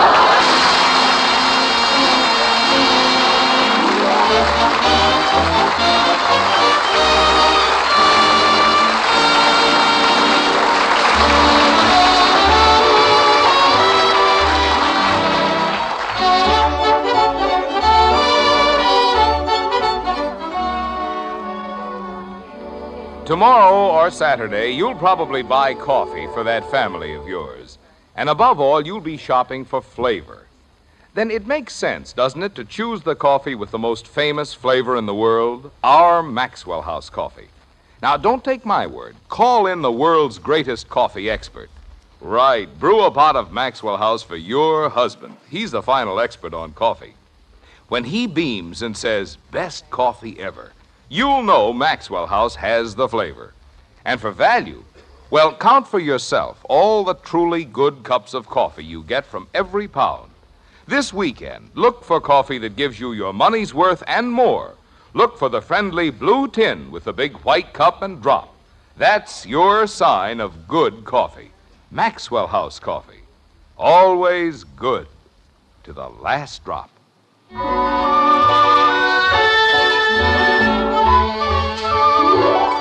It's breakfast time on Maple Street, and the Andersons, 5 little cupids with egg on their chins, are deep in the morning meal and deep in their usual problems, like this. Isn't it strange the way things turn out, dear? You mean Louise and Tom? Yes. Now, who would ever have guessed that he was so crazy about children? Louise said they're going to have millions of them. She said 6. That's what I said. Margaret, Yes, dear. you don't have any more cousins you'd like to, No, dear. not even a second cousin? Jim, I give you my word, my matchmaking days are over. Good. May I please have the sugar? Thank you. Father, Yes, Benny. do you know a boy named Frank Culbertson? No, I don't think so. Why? Well, he belongs to the athletic club. What about him? Well, you must know him, Father. He's 27 years old, blonde hair, blue eyes, 5 feet 11 inches, 165 pounds. Wait a minute. Even if I did know him, don't you think he's a little old for you? Oh, I didn't mean for me.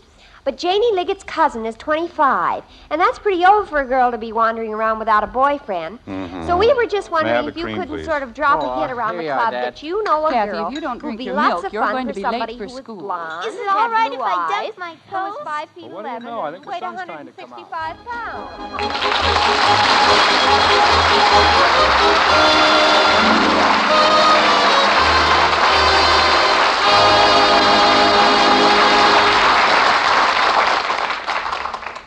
At breakfast time, you don't have to say, You children eat your cereal right this instant. just say, Hopalong Cassidy is crazy about hot wheat meal. just a little psychology.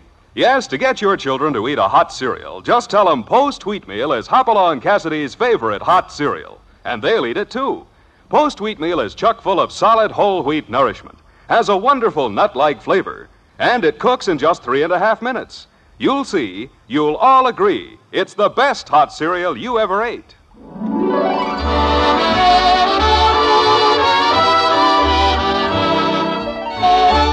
Join us again next week when we'll be back with Father Knows Best, starring Robert Young as Jim Anderson, with June Whitley as Margaret, Roy Bargy and the Maxwell House Orchestra, and yours truly, Bill Former. So until next Thursday, good night and good luck from the makers of Maxwell House, America's favorite brand of coffee.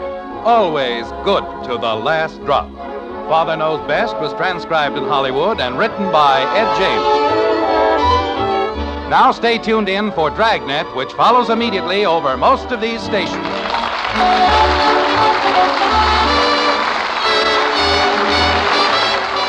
Coming up, Dragnet, with tense, absorbing drama on NBC. Robert Young, a native of Chicago, was born February 22, 1907, to an Irish immigrant, Thomas Young, and his wife, Margaret. As a child, his family moved around, but by the time he finished high school, they had settled in Southern California, and Young soon moved into show business. He appeared in bit parts in silent films, toured with a stock company, and got some formal training at the Pasadena Playhouse. Young's Hollywood career dates to 1931, when he appeared in his first MGM picture, one of the Charlie Chan series. Over the next 20 years, Young appeared in more than 100 films, primarily of the B variety. It was Robert Young's contract with MGM that led him to his first regular radio work, a semi-regular MC of MGM's and General Foods' Good News of 1938 and 1939. This duly sponsored series brought MGM contract actors to the air every week in promotional adaptations of upcoming movies. Throughout the 1940s, Robert Young found himself regularly appearing on the air, most often in Lux Radio Theater, but in other light drama programs including the Lady Esther Screen Guild, the Silver Theater, and the Cavalcade of America. During their time sharing the microphone on the Good News series, Robert Young and Frank Morgan must have developed a good working relationship, as Young continued to be a regular on the Good News successor series, Maxwell House Coffee Time, which is sometimes called The Frank Morgan Show. Young's most widely remembered radio role was that of Jim Anderson, the namesake character on the sitcom Father Knows Best.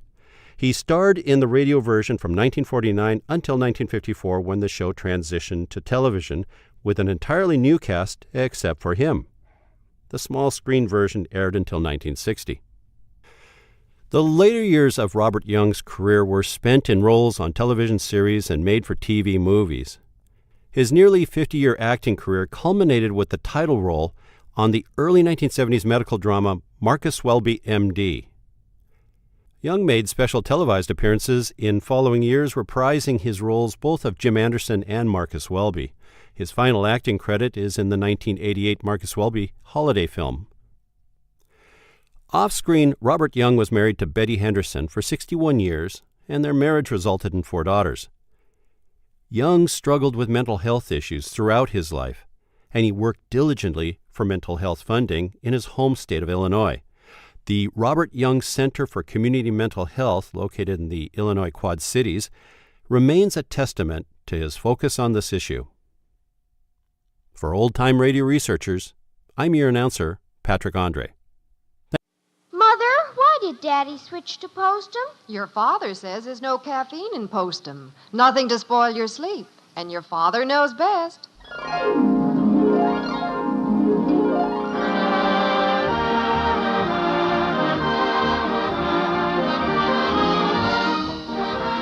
Yes, it's Father Knows Best, transcribed in Hollywood, starring Robert Young as father.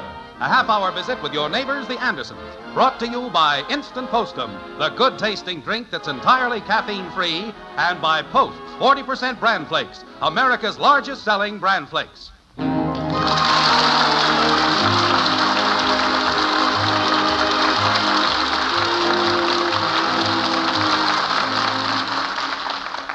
As a means of developing strength of character, old Ben Franklin tried each day to do one thing that he was afraid to do.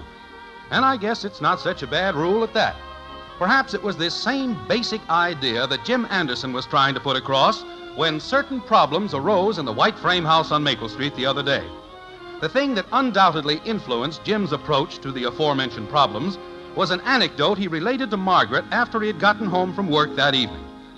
Like this. So anyway, these boys were out on a scout campout. You say it was George Brubaker's son who was so heroic. No, George's boy was the other kid involved. It was Ed Garland's boy. Oh. So they... What'd he do? Well, I'm coming to that. They, I saw Mrs. Garland in the market yesterday.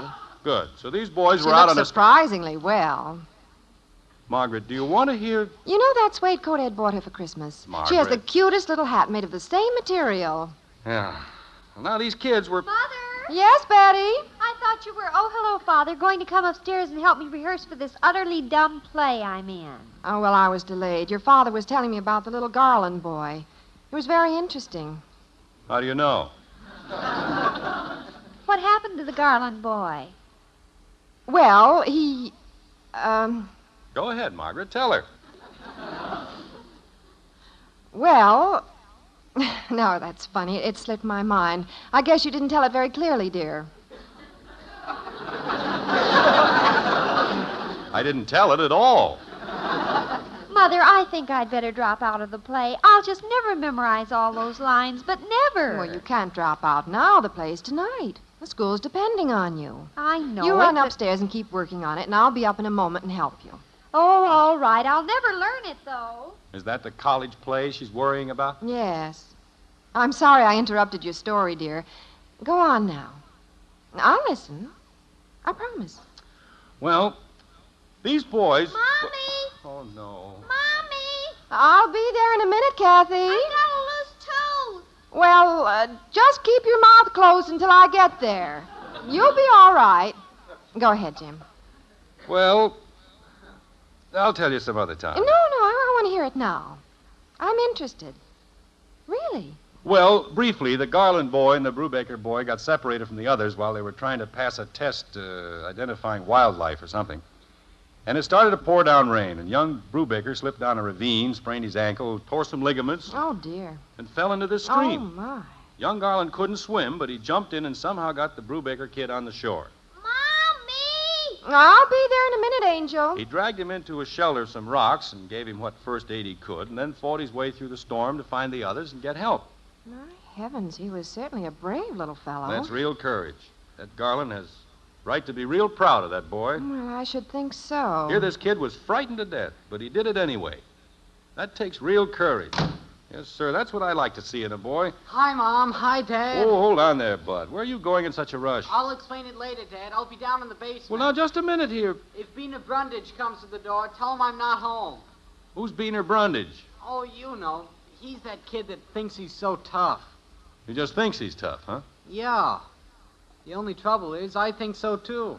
Now, Bud, you're not going to let him buffalo you. Well, no. Well, what I'm doing is outsmarting him. Outsmarting him? Yeah. I'm gonna hide out until he gets tired waiting and goes away. Well, that's probably the best thing to do. I don't want Bud to go around fighting all the time. Well, I don't want him fighting all the time either, but... Mother! Mommy! Oh, dear. Mother, when are you coming up and help In a minute. Mommy, I want my loose tooth out. Well, pull it out then. I'm afraid to. Afraid? Why is everyone around here so afraid of everything? Mother? But why are you afraid of this Beanie or whatever his name is? It's Beaner. And boy, does he bean you on the head. That's how he got his name. Mother? I'm coming right up, Betty. Mommy, this tooth bothers me. Jim, will you see what you can do with her tooth? I've got to go up and help Betty. Sure. It's easy. Get a piece of string, kitten. Will it hurt? No, of course not. Go get some string. Okay. But don't leave yet. Don't go down in the basement. I better hide, Dad. Why is he after you? That's what I want to know. Well, I accidentally shoved him while we were playing basketball yesterday, and he's trying to get even. Why didn't you tell him it was just an accident? I did. And he said, accidents will happen. In fact, he said an accident's going to happen to you right now, and he's been chasing me ever since. Well, you better go out there and face him. Reason with him. Reason with Beaner? Sure, it's the only thing to do. He reasons too hard. Now, look here, Bud. He'll bop me. Bud. I'm not going out there. Bud, do you want me to feel ashamed of you? Well, Dad, let's put it this way. I'm trying to make you proud of me for using my head. Oh, me. Daddy, is the string long enough? Long enough? We don't need all that, kitten. We're just going to pull a tooth, not fly a kite. Don't break it, Daddy. Use it long. But we don't need all this. Yes, we do. I don't want to be in the same room when you pull my tooth. Why don't you get some taffy and chew on it? That'll get the tooth out of there. I don't like taffy. All right, open your mouth, kitten, and stand still. Why don't you go outside and let Beaner knock it out for you? Kathy, keep your mouth open. I can't tie the string on your tooth if you don't. Will it hurt? Of course not. Claude Mesner said he used to tie his loose teeth to a slingshot and shoot 'em out.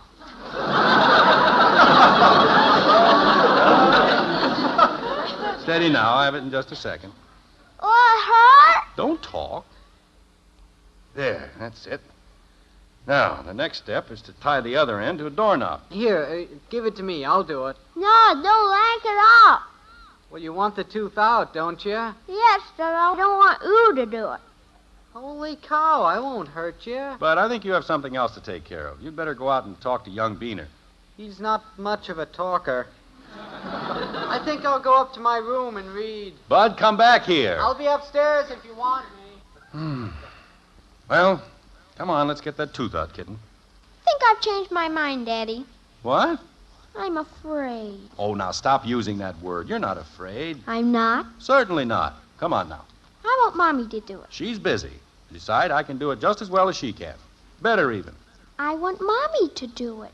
Mommy! Oh, me. Mommy! Now listen, Kathy. Jim, I think you'd better go up and see if you can do something with Betty. She thinks she can't go through with the play. Whatever gave her that idea? Mommy. Yes, Angel, what is it? Nothing. I've changed my mind. I'm going out and play. Well, wait, you can't go out with that string trailing out of your mouth. Haven't you gotten that tooth out yet? I think I'll wait till tomorrow. I'll be out in the back. Well, don't trip over that string. Jim, when you talk to Betty... Mother? Yes, Betty. Jim, when you talk to Betty, Mother? I think... I'll be right up. Yeah, that's what I mean. For a second there, I didn't know which one of us was Mother. Well, Jim, when you go up, would you... You don't need to come up. I'm coming down. I've got to take this play back and tell them they'll just have to get someone else for the part. But, Betty, the play's tonight. Yes, you can't let them down, Princess. I'll let them down worse by being in it. I'm just awful. Just simply awful. Oh, now, Princess. But worse than awful. Well, let's go in the den and have a look at the play.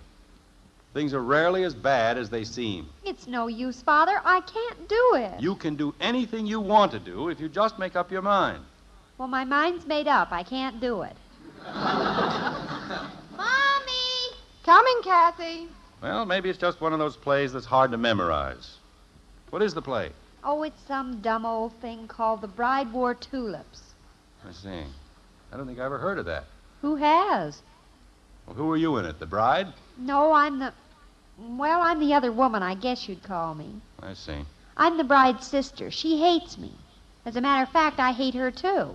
And she's trying to marry this fella, not because she loves him, but just to keep me from getting him. But actually, I don't want him either. I just let her think so because I'm secretly in love with this law student who's really in love with her, but... Well, you get the idea. Oh, sure, it's very clear. Well, let's have a go at it. Where do you start having trouble with the part? The trouble starts on page 29. All right, page 29. You've got it pretty well up to there, huh? No, that's where I first come in. Oh, I see. Well, all right. You want me to cue you? I don't care. It's no use, I'll tell you that. Well, let's see here. Elaine enters through the French doors. Are you Elaine? Yes. George looks up from his book, startled. All right. George. Why, Elaine, I thought you'd gone. All right, go on. What do I say? All you say is, I want to talk to you, George. Now, that's easy. I want to talk to you, George. That's right, but I think you can give it a little more feeling. Remember now, you are Elaine. Now, what does this mean to her? Why does she want to talk to George? Is it important? All right, let's start again. Ready? I guess so. Why, Elaine, I thought you had gone. See there, Father, I can't remember a thing. Oh, Princess. My mind just freezes up. And I know that's exactly what'll happen to me when I walk out on that stage. Well, now, right there's your problem. You're worrying about something that will never happen. You've built this fear up in your own mind, and it has no reality at all. Now, let's just forget about the audience and forget that you're on a stage. Start believing that you are this character. I just simply can't go through with it. I get all shaky. Dad, I gotta go over to Joe Phillips. Wait a minute, Bud. Yes, you can do it, Betty. Dad, can you drive me over to Joe's, just in case Beaner's still out there? Oh, Bud. Daddy! Now, listen, Bud, I want you to go out there... Daddy, save me from Mommy. She's trying to pull my tooth. Well, you want it out, don't you? Yes, but it's liable to hurt. Come on, Dad, go with me. Father, will you return the play Come on, and tell Dad. them... Daddy! I can't face them. Come on, Dad. Oh, hold on there, one at a time. Oh, me. Why did I ever take up being a father?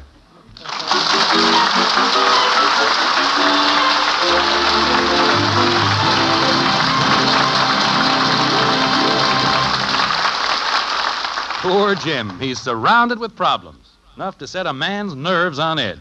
And speaking of nerves, here's Ed Prentice with a calming word or two about your nerves. Ed? Say, friend, how do you feel these mornings? Full of zip or all tense and jittery, ready to snap at family and friend alike? Well, you know what your trouble could be? Coffee nerves. That's right, coffee nerves. And sleepless nights brought on by the caffeine in coffee or tea. You see, it's a well-known scientific fact that caffeine is a drug, nerve stimulant. And while many can handle the caffeine in coffee, others, and this could mean you, suffer sleepless nights, jittery nerves. What's the answer? Well, you don't have to give up enjoying a good hot mealtime drink to get rid of coffee nerves. Just make your drink Postum instead. Delicious, instant Postum. Because Postum is totally without caffeine.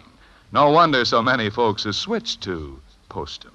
No caffeine, no coffee nerves. And Postum lets you sleep. Get a jar of instant Postum tomorrow and see for yourself. Drink Postum exclusively for 10 days. Then check up. See if you aren't sleeping and feeling one whale of a whole lot better. You like Postum. Delicious, instant Postum.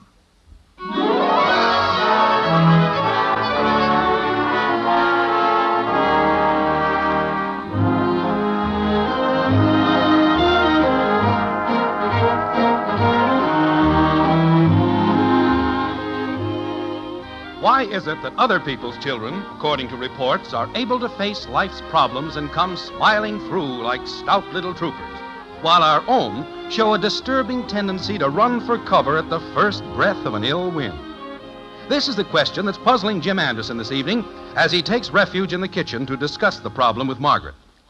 Like this. I can't understand what's happened to the kids, honey. What have we done wrong? Well, what makes you think we've done anything wrong? Well, look at Betty and Bud. Betty's completely terrified because she has to appear in that play at the college tonight. Bud afraid to go outside because some kid's after him. Even Kathy, prowling around the house with a string tied to her tooth and afraid to let anybody touch it. Well, Isn't dear... there an ounce of courage or character anywhere in the three of them? Well, there are children, dear. Whatever they are is just a reflection of you and me. I'm just as disappointed as you are. Now, wait, I didn't say I was disappointed. Like mother, like daughter. Like father, like son. Isn't that true? Yes, possibly.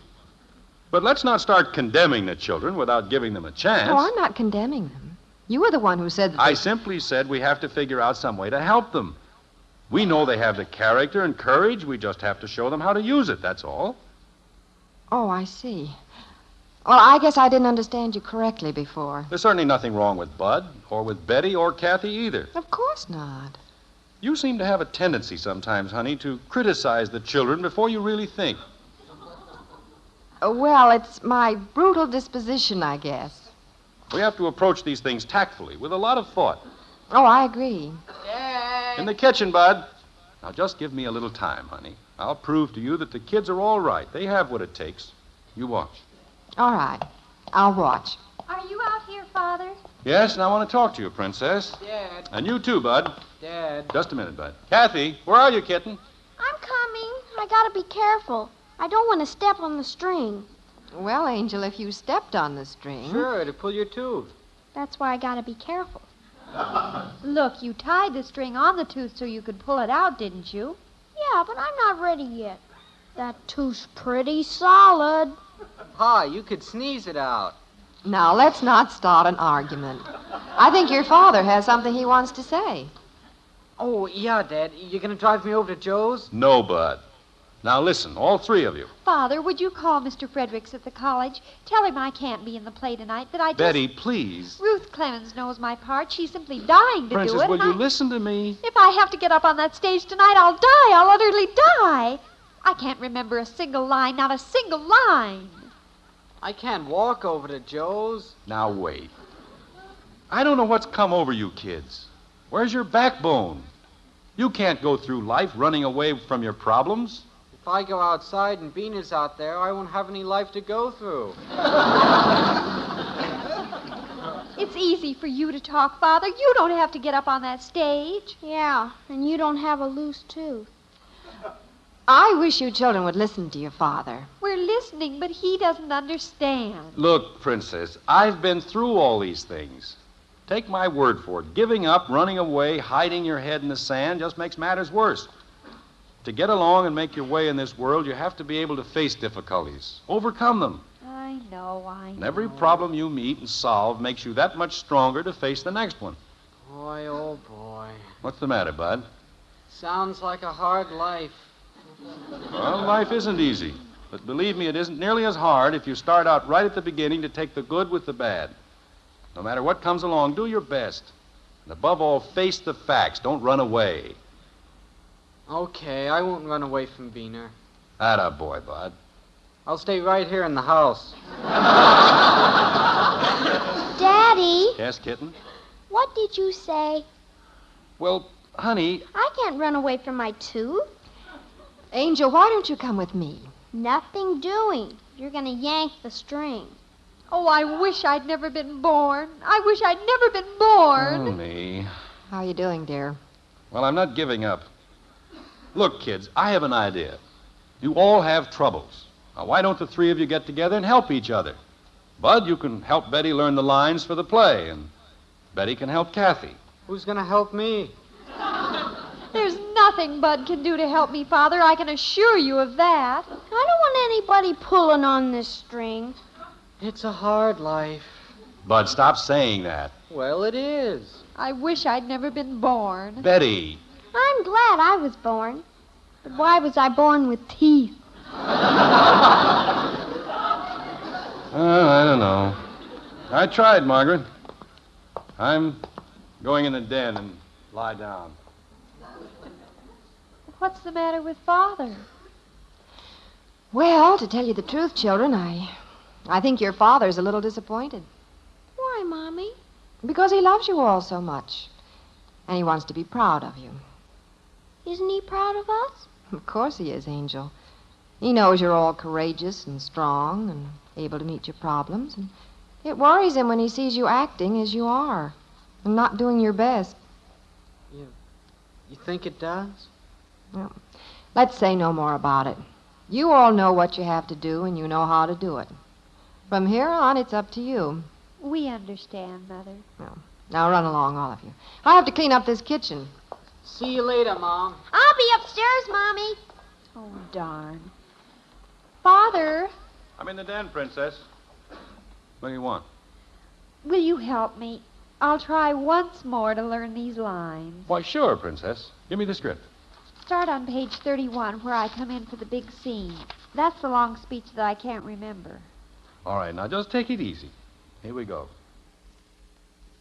Dr. Martin says, Elaine, you've come back. And you enter. Oh, Charles, I couldn't go. No matter what the past has done to us, cruel time in which every hour has...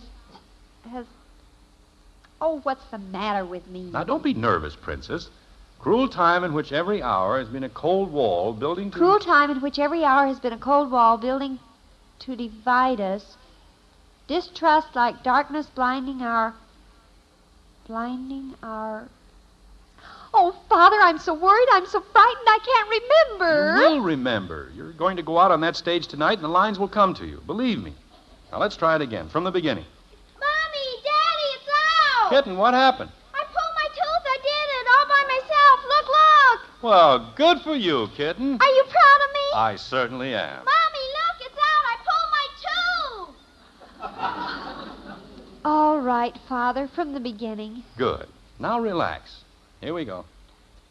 Elaine, you've come back. Oh, Charles, I couldn't go. No matter what the past has done to us, cruel time in which every hour Has been has been a cold wall building to divide us. distrust, Distrust like darkness, blinding our... Oh, no. blinding our hearts to the truth, and Blinding our hearts to the truth and... crying vanity and vengeance. Oh, Father, it's no use. It's no use. Okay, Beaner. See you tomorrow. At school, huh? Okay, pal. So long.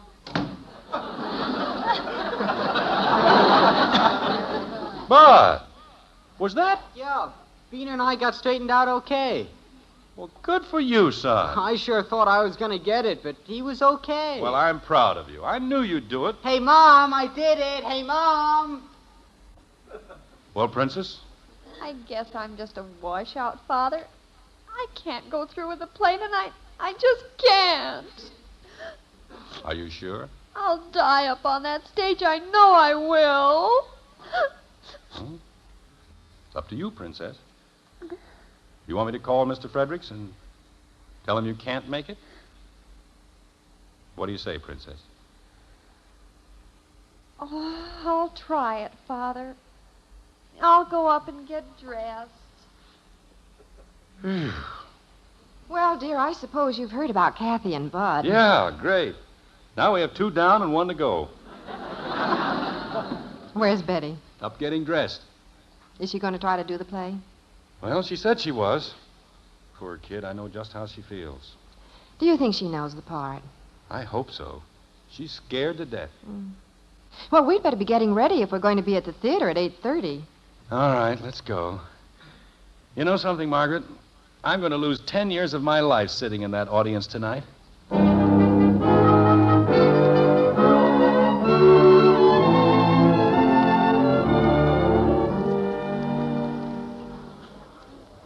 Gee, it sure is a long intermission.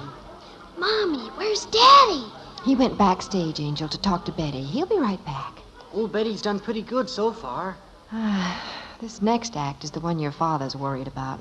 When's the show gonna start again, Mommy? In just a few minutes. They have to change the scenery. Pardon me. Excuse me? Pardon me. Oh, did you see her, dear? Yes, I saw her. Is Betty gonna be in the next act, Daddy? I hope so, kitten. How's she doing, Dad? Well, she's breathing. Oh, poor child. Do you think she'll get through it? I don't know, Margaret. She has the worst case of stage fright I've ever seen. In this last act coming up has that long speech in it. Shh. There goes the curtain. Where's Betty? Shh, kitten. She comes on in a minute. Want me to hold your hand, dear? Maybe I shouldn't have urged her to go through with this. Hold your breath. What have I done? What have I done? And I have no one to blame but myself. No one. Where's Betty? She comes in after his next line. Can you see her in the wings? Is she ready? She's there. What's that? Who's at the door? Elaine, you've come back. Here we go. Oh, Charles, I couldn't go. No matter what the past has done to us, cruel time in which every hour has been a cold wall, building to divide us. Distrust like darkness, blinding our hearts to the truth and crying vanity and vengeance. Yes, Charles, I have come back to you, to believe in you, to love you, always. Bravo! Bravo! That's my girl! Jim, sit down, dear. Margaret, she did it! She did it! Holy cow, Mom, what happened to Dad? Nothing, Bud. He's just a proud father. For goodness sake, eat Post Bran Flakes. So good and so good for you. Mother, it's important to know that a good-for-you cereal also has a delicious flavor that your whole family will love. And that's exactly what you get with new Post 40% Bran Flakes. Yes, today's Post Bran Flakes have a wonderful new magic oven flavor, a tempting crisper texture that many people now prefer over any other cereal. And besides tasting good, Post Bran Flakes are good for you because they give you those important keep regular benefits that Bran is famous for. So next time you go shopping, be sure to buy new Post 40% Bran Flakes, America's largest selling Bran Flakes. They're really good and so good for you.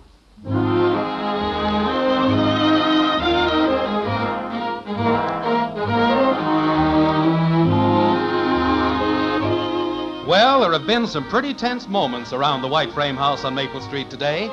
Between Kathy's loose tooth, Beaner Brundage, and the play at the College Theater, the Anderson family has earned a good night's rest. All the junior Andersons are in bed, and Jim and Margaret are on the way.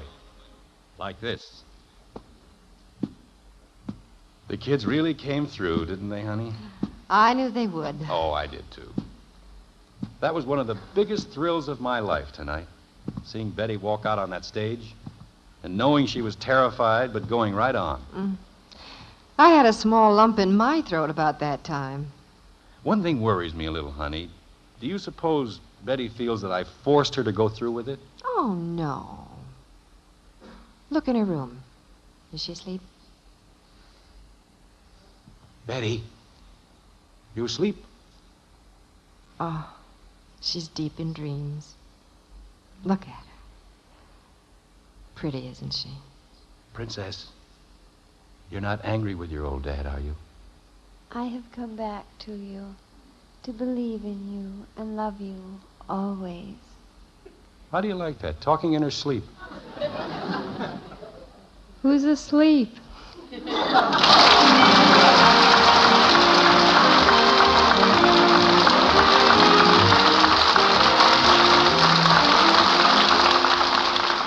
Join us again next week when we'll be back with Father Knows Best, starring Robert Young as Jim Anderson. Until then, good night and good luck from the makers of Post 40% Bran Flakes, America's largest selling Bran Flakes, and Instant Postum, the drink that's entirely caffeine-free. In our cast were Helen Strom as Kathy, Dorothy Lovett, Rhoda Williams, and Ted Donaldson. It's the best hot cereal you ever ate. Post Wheatmeal, the best hot cereal anybody ever ate. Rich and delicious with a nut-like flavor you'll never want to miss. And hot Post Wheatmeal is so good for you. Packed full of solid whole wheat nourishment, especially good for children. Post Wheatmeal takes just 3 minutes to cook. Get the big family economy size with a picture of Roy Rogers on the package. Post Wheatmeal. The best hot cereal you ever ate.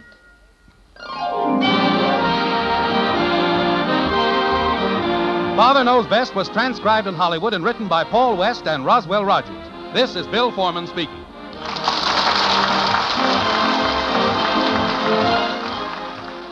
Tonight, play Truth or Consequences on NBC.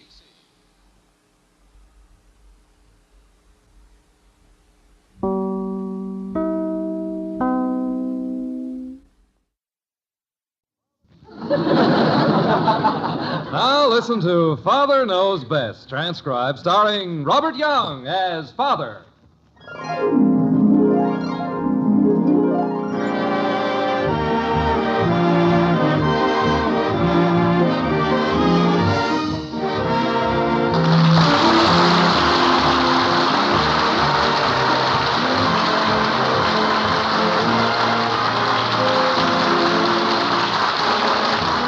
Welcome to Springfield, and another half-hour visit with the folks in the white frame house on Maple Street. Sit back and enjoy life with the Andersons, Kathy, Bud, Betty, Margaret, and Jim, as the head of this typical American household again sets out to prove that Father knows best.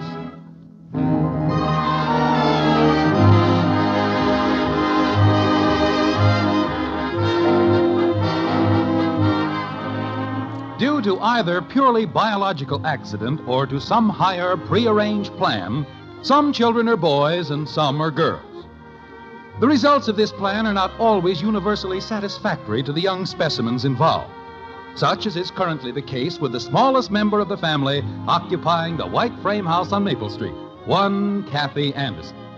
Life as a girl, she feels, is much too limiting, and to prove it, she can cite innumerable incidents such as, well, for example, the incident that occurred while Kathy was playing on the back porch early one afternoon.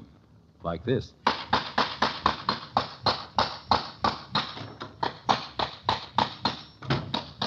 Kathy, what are you doing out here? You're shaking the whole house. Hi, Mommy. Kathy, stop this awful racket. Kathy! I'm building a car. I'm going to Detroit.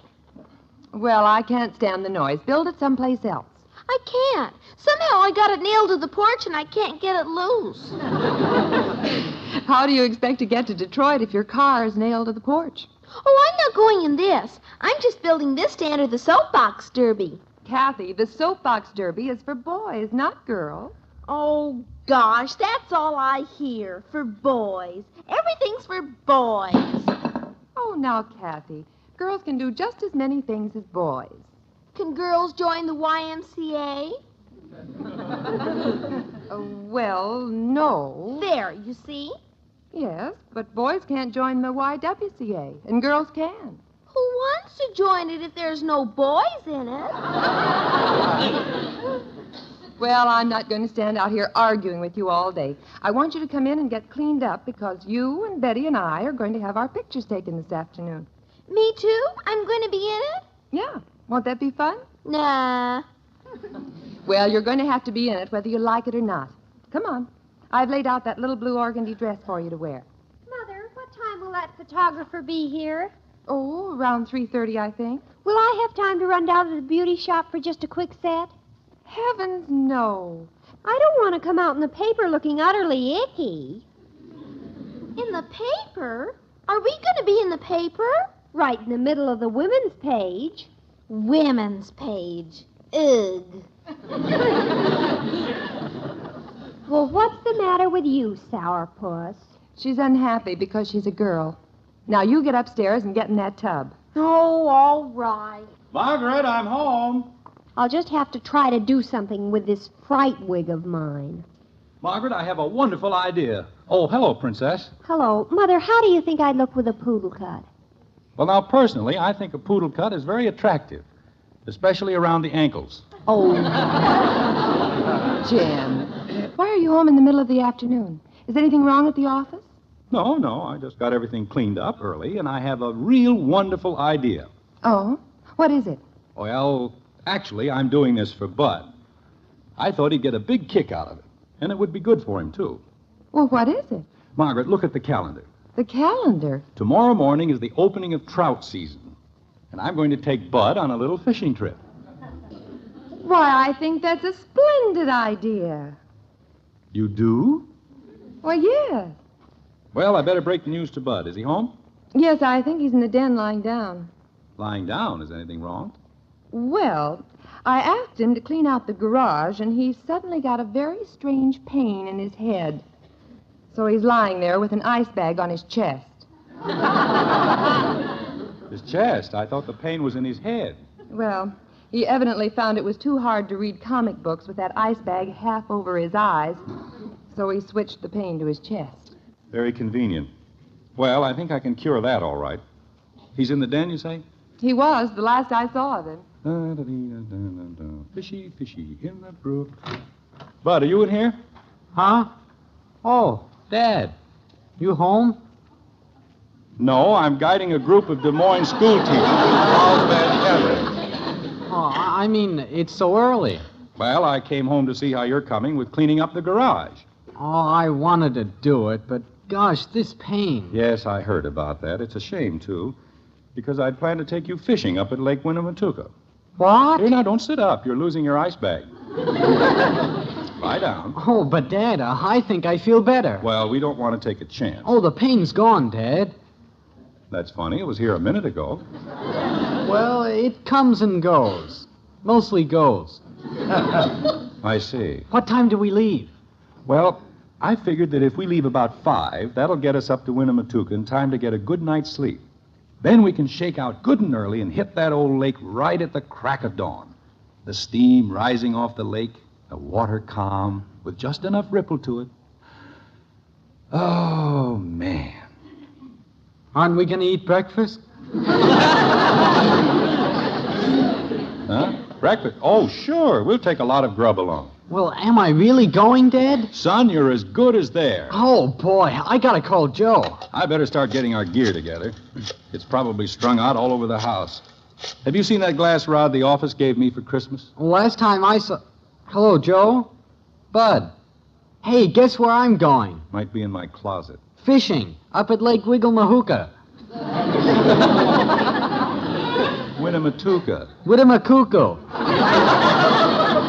Wait a minute, Joe. Dad, can't we go to some lake I can pronounce? No, I've already rented a cabin up there. Get through with your call, because I'll need you for a few things. Joe, I gotta hang up and get ready. Tonight at 5. Yeah? Well, we don't care. We're tough. Yeah, so long.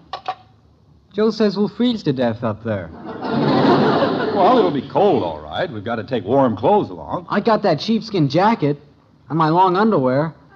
I'll go up and get dressed. Well, wait, Bud, don't do it yet. We aren't leaving till 5. I'll be down and help you load the car as soon as I get dressed. Bud! Oh, well. Margaret, Yes, Jim? where did you hide all my fishing tackle during the last house cleaning operation? I imagine it's all down in the basement where you left it. Have you looked there? Not yet. I figured that would be the one place where it couldn't possibly be. Well, I haven't touched a thing. Mommy! Fishy, fishy in the brook, daddy catching with a hook. Mommy! Oh, now you look very sweet in that dress, Kathy. You look just like my little girl again. I look like a sissy. That's what I look like. What's Bud doing? Bud? He's up in his room throwing clothes out of his closet and hollering and whooping like a crazy Indian. Oh, well, I guess he's getting... Margaret, I wish you'd stop stacking your canned peaches on top of my tackle boxes. I'm sorry, dear. Especially when they leak. What's Daddy doing in the basement? Oh, he's getting ready to go fishing. Fishing? Wait a minute. Is Bud going? Yes, he is. I want to go, too. Kathy, you can't go. Fishing is for men and boys. Oh, doggone, doggone, doggone, doggone. And don't stomp your feet. Margaret, where's some old rags and some kerosene? One of my tackle boxes is sealed shut with peach juice.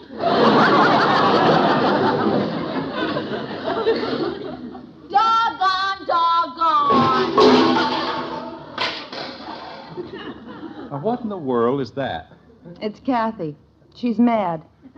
She wants to be a boy.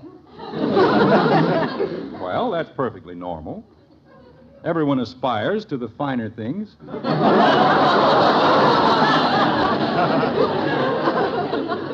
Finer things. Huh. Mommy, I've decided. From now on, I'm going to be a boy. That's a good idea. Well, now, don't encourage her. Why not? I'm in favor of it. I've always wanted another boy. Well, you got one now. Good. And now that you've switched over, what's the first thing you're going to do, Kathy? Kathy, I asked you a question. Not me, you didn't. There's nobody around here by that name. Oh? My name's Sam. Oh, I see. Well, how's everything going, Sam? Oh, pretty good. That's a very pretty dress you're wearing, Sam. Oh, golly, I forgot I had it on. You leave that dress on, too. Don't you take it off. Sam. Maybe you don't know that I've spent the last 2 weeks fighting this boy obsession, and now you encourage it. Well, that's your whole trouble, Margaret. You shouldn't fight it. You want me to let her run wild? Pretty soon she'll want to start shaving. All you have to do is just go along with it. As soon as she sees there's no opposition, she'll get tired of the idea and drop it. Now, I doubt that. Not Kathy. I never would have gotten her into that dress if the photographer hadn't been coming this afternoon. Photographer? What photographer? I told you about it at breakfast. I'm being inaugurated as the new president of our PTA tomorrow. Oh, yes, and... I remember now. But what about the... Well, they want a picture of me for the paper. A picture of me and the girls. Oh, yes. Well, that's fine. They couldn't have chosen 3 prettier girls. Dad! Good heavens, what's he got on? I'm ready, Dad. Let's start loading. Bud, I've told you time and again not to wear those hobnail boots in the house. You'll scratch up the floors. We're going fishing, Mom. But not to the North Pole. You better get some of those clothes off. Aren't we going? Well, sure, but not for a few hours yet. Oh, say, I just happened to think of something. You'll be taking the car, won't you? Well, it's about 160 miles up there. It'll be a fairly brisk walk. Oh, dear. What's the matter now? Well, I promised I'd pick up Mrs. Davis, Mrs. Liggett, and Mrs. Phillips on the way to that inauguration tomorrow. Oh. None of them will have a car. But you go ahead and take it. We'll find a way to get there. Somehow. No, you take it. We don't have to go. No, I want you to go. It'll be good for you. We'll manage. I don't know how, but we'll manage. No, I don't want to inconvenience you. After all, it's your inauguration. Well, better get your fishing clothes off, Bud. Holy cow. No, Jim, I insist that you go. We can get there very easily. We can take the bus. Just have to transfer twice is all. Well, I don't know. Bud, watch out where you're tossing those boots. You nearly got me. Now, you go right ahead with your plans. Should I put my boots back on, Dad? Well... Certainly. Now, don't worry about us. We'll make out. Somehow. Mother! Even if we have to walk. So cheer up, Jim. Mother, I can't make my hair look halfway decent. I feel like Alice the Goon. Really, Betty, it looks very nice. Doesn't it, Jim? Huh? Oh, yes, sure. Wonderful. That reminds me, I was looking for some rags.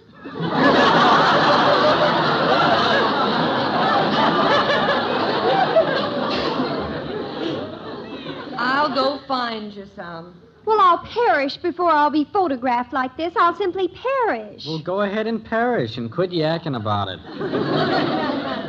My gosh, Bud, what are you made up for? We're going fishing. Oh, really? When? Tonight, 5 o'clock. Going to Lake Whittemap. Going to some lake. Tonight? In the car? Well, that was the original idiotic plan. But, Father, you promised that Ralph and I could have the car tonight. I did? It was your own idea. Bud. I know. Take off my boots. Yeah. Holy cow. Gee, Father, I hate to have you miss out on your fishing trip. No, if I made a promise, I'll stick to it. Oh, I'm sure we can arrange something else, even if we have to go on the bus. I know, and transfer twice. No, you go ahead as you planned. I'd rather stay home and clean out the furnace. No, I insist you go, Father. I'll go call Ralph. He'll figure something out. Dad, Yeah? is it safe to put my boots on? Well, I guess so. I wouldn't lace them all the way up, though. Here, Jim, will these rags do? What? Oh, yes. Yes, those are fine. Okay, boys, let's get going. Kathy, what have you got on? Hey, those are my old clothes. That's my cap, too. Get 'em off, Kathy.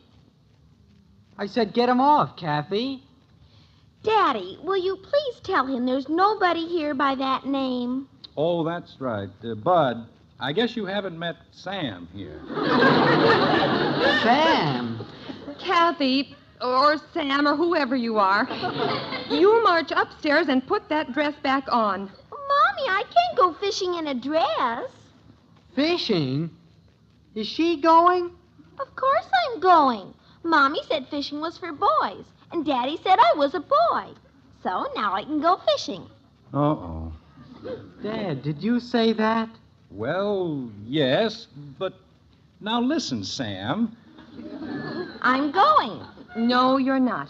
You get those clothes off this minute. Yeah, give me my cap. Let go. You give that back.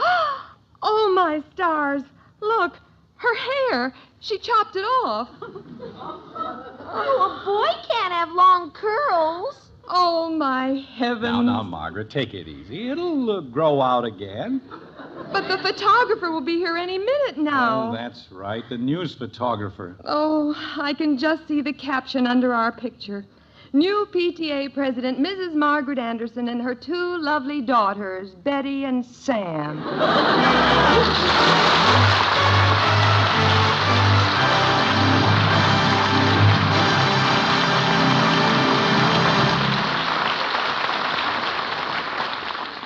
The Andersons will be back in a moment. If the driver in the car in front of you should suddenly jam on his brakes, could you stop in time to save a life? Well, try your brakes to discover just how slick the road surface may be and adjust your speed to the driving conditions. Check on your driving habits. Keep your windshields clear of fog. Be certain your headlights and wipers are in working condition. Safe driving habits can save a life, possibly your own.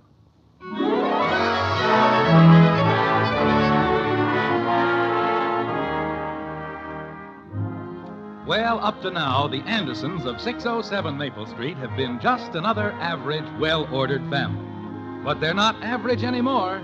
No, sir. They're the only family in Springfield with a 9-year-old daughter named Sam. This altered state of affairs seems to be placing considerable strain on life in the white frame house. Like this. Are we going fishing, Dad? Yeah, are we, Daddy? Beat it, Shrimp. The name is Sam. Beat it, Sam Shrimp.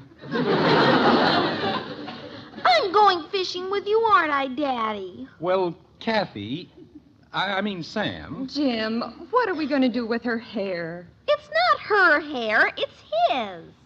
Whose, mine? No, mine. My hair isn't hers, it's his. Oh, for heaven's sake. Jim, you're responsible for this. Will you tell Sam to go up to her room and do something with his hair? What for? Because the photographer's coming, that's what for. I've had enough of this foolishness. Now march, upstairs. Gee whiz. You said fishing trips were for boys, and Daddy said I could be a boy, so I'm going fishing. You're going to stay here and have your picture taken. Are we going fishing, Dad? Well, Bud. If you're going to go, Jim, why don't you go? Yeah, why don't we? Well, Margaret, if it's going to upset everybody. It's not upsetting anybody. We'll all manage. I'm going fishing. You and Bud go right ahead. You need to get away. Wait for Sam. I have to go up and take care of Kathy. You get your things together, Jim. Are we going, Dad? Yes, we're going. Women seem to have a way of making problems out of a trip like this when there are really no problems at all.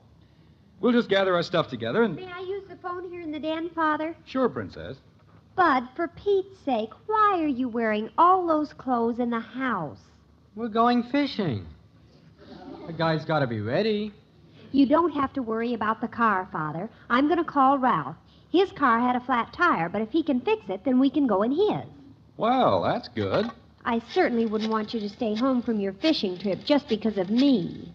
Well, thank you, Princess. You go right ahead. Hello, Ralph? Betty.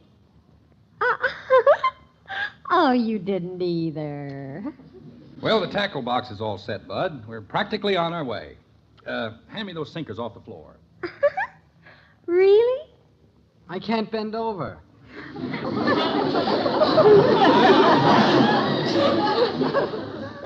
Oh, Ralph, my father has to go on a fishing trip, and I can't have the car tonight. I didn't say you couldn't have the car. Take it easy, Dad. I got my boots laced up.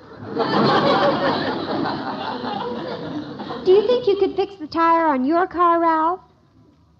Oh, that's a wonderful idea. Don't worry, Father. We've solved everything. You can go. Well, thank goodness. Ralph is going to borrow Harry's car, but Harry's car has a flat tire, too. What? So Ralph is going to take a tire off his car and put it on Harry's. Well, Betty, if you have to go to all that trouble... Holy cow. No, Ralph doesn't mind. It's all right. Harry's going to borrow a battery from Eddie. Battery? Well, when Harry got the flat tire and couldn't use his car till he got his next allowance to buy another tire, he loaned his battery to Jack so Jack could go to Mapleton. And now Jack isn't back from Mapleton. So Eddie's going over in his hot rod to pick up the battery from Ralph to put it in Harry's car so Harry can drive it over to Ralph's. You see, it's no trouble at all. I can see that. Are you still there, Ralph? It's all set. See you tonight. Bye. Look, if you kids have to go to all that trouble... It's no trouble, Father. Let them. They need the exercise. All right, Princess. Come on, Bud. Let's start loading the car. Where are all your things? I'm wearing them. I don't understand it. A fellow goes fishing once a year. You wouldn't think it would create such complete chaos. Are we going? You bet. We'll have everything in the car and... Father, can you come out on the back porch? What is it, Betty? Sam has locked herself in the broom closet, and she won't come out. Mother needs help. Holy cow. She's in the broom closet. Why get her out? Are you coming, Father? Margaret? Jim, you'll have to do something with Kathy. She's here in the closet. She's locked the door. The photographer will be here in a few minutes. All right, honey. You certainly picked the day of all days to tell her she could be a boy. Just leave it to me, Margaret. I don't know. The things that happen to a father. Kathy. Open the door, Kathy. Kathy? Sam? What do you want? Open the door, Sam. Betty, the phone. I'll get it, Mother. I want to talk to you, Kathy. Sam? I want to go fishing, and I don't want my picture taken. How does it look, Dad? Bud, we're going. I said we were. Open the door, Sam. Mother, it's Mrs. Phillips. She wants to know if you're going to pick her up for the PTA meeting tomorrow. Tell her we'll have to take the bus. I won't have the car. Sam? Are you going to meet her at the bus, or should she come over here? Tell her I'll meet her at her house. Dad. Open the door. Dad. I only want to talk to you. Dad. What is it, Bud? Are we going to fish with worms? Mother, Mrs. Phillips says you can meet at her house and... Well, what's everybody standing around for? We're waiting for the bus. Now, please, run along, everybody. I'll see that everything is taken care of. Margaret, I'll have Heck Smith drive you to the PTA meeting. But, Jim... Leave things to me, please, honey. I'll talk to Kathy. I guarantee she'll have her picture taken. I'll get her out of this Sam idea. Just let me handle things my way. All right, if you say so. Come on, Betty. Now, Sam, let Daddy in. You can come in, but nobody else. Come on in. Thank you. A little crowded in here with these brooms, Sam. Why don't we go in the den? I'm going to stay right here until you let me go fishing. Now, look, Angel. I don't want you to be a boy. You're a natural-born girl. I'm not either. Yes, you are. You want Daddy to love you, don't you? Yes. Well, that's what I want you to be, a sweet, pretty little girl. You're just saying that. You're giving me a sales talk. No, I'm not kidding. This is just between you and me. How you doing, Dad? Got her convinced yet? Bud, go away from the door. Now, please, Angel, do this for Daddy. Go get cleaned up all pretty so I'll be proud of you. Well, Just think, you'll see your picture in the paper. All the other girls at school will see it. yeah, I guess they will. Okay, Daddy. I'll get cleaned up. That's my girl. Now, come on, kitten.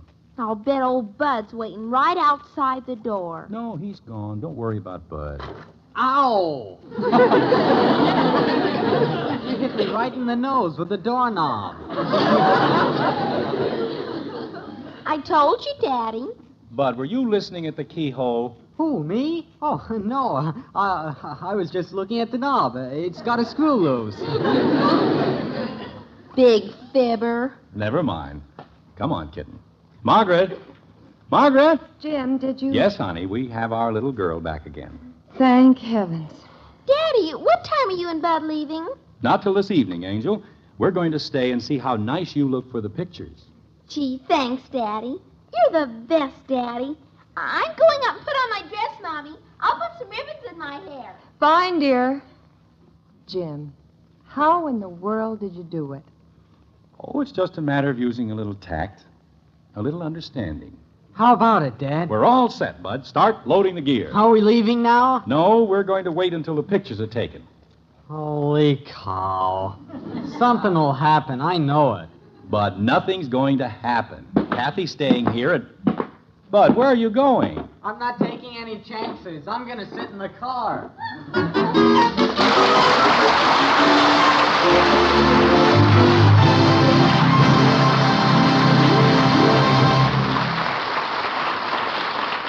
The Andersons will be right back. Traffic accidents and death rates are still extremely high. Although improved conditions have brought about a 38% reduction in the overall accident toll, more than 30,000 people will lose their lives in traffic accidents this year. Be careful. Accidents don't always happen to the other fellow.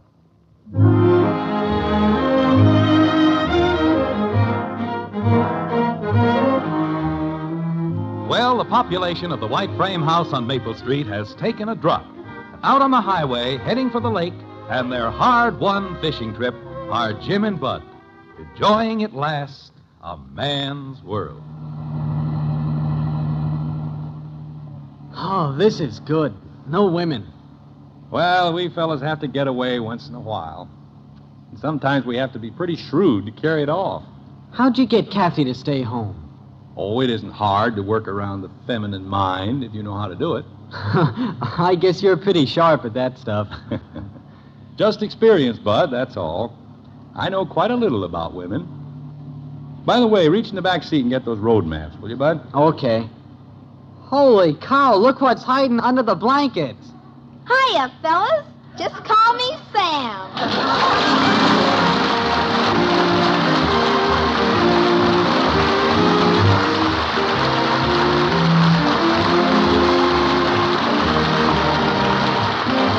Join us again next week when we'll be back with Father Knows Best, starring Robert Young as Jim Anderson. In our cast were Gene Vanderpyle as Margaret, Norma Jean Nilsson, Rhoda Williams, Ted Donaldson, and Bill Foreman. Don Stanley speaking. Father Knows Best, directed by Andrew C. Love, was transcribed in Hollywood and written by Paul West and Roswell Rogers.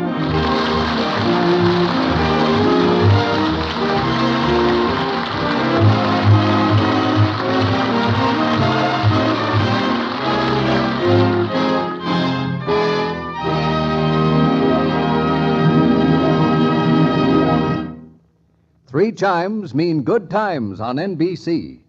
There's more great entertainment for you on NBC on Fridays, too. Tomorrow you'll hear that zany pair of comics, Bob and Ray, also the Mario Lanza Show and the Roy Rogers Show. So for Friday night fun, be sure to hear Bob and Ray, Mario Lanza, and Roy Rogers, all on the NBC Radio Network. Now it's Night Beat with Frank Lovejoy on NBC.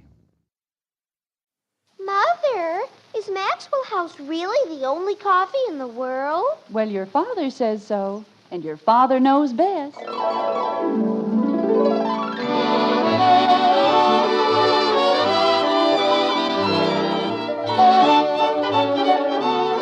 Yes, it's Father Knows Best, transcribed in Hollywood, starring Robert Young as father.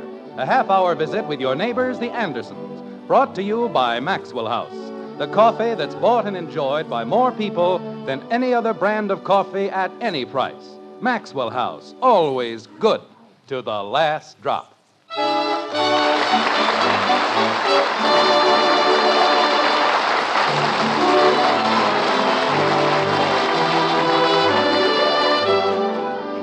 Slap a bunch of poets together, and at least one thing is bound to emerge, a new definition of love. In one of his flossier moments, Shakespeare wrote, "Love is a smoke raised with the fume of sighs," which is very nice if you go in for that sort of thing. The Messrs. Thurber and White, on the other hand, viewed the emotion with a more practical eye. Love, they said, is the strange bewilderment which overtakes one person on account of another person. In Springfield, in the white frame house on Maple Street, the Andersons probably have ideas of their own on this ethereal subject. Like this. I think I'll have a little more rice. Would you mind passing it, Betty? Yes, Father. Jim. Honey, let's not start that business about rice being fattening. It isn't. Well, you were the one who said that your waist... Margaret, rice is not fattening. It's the stuff you put on it. Like butter. You put butter on anything, it's fattening. But have you ever seen me put butter on my rice? No, dear. You're darn right you haven't. Kathy, please pass the gravy. Here you are, Daddy.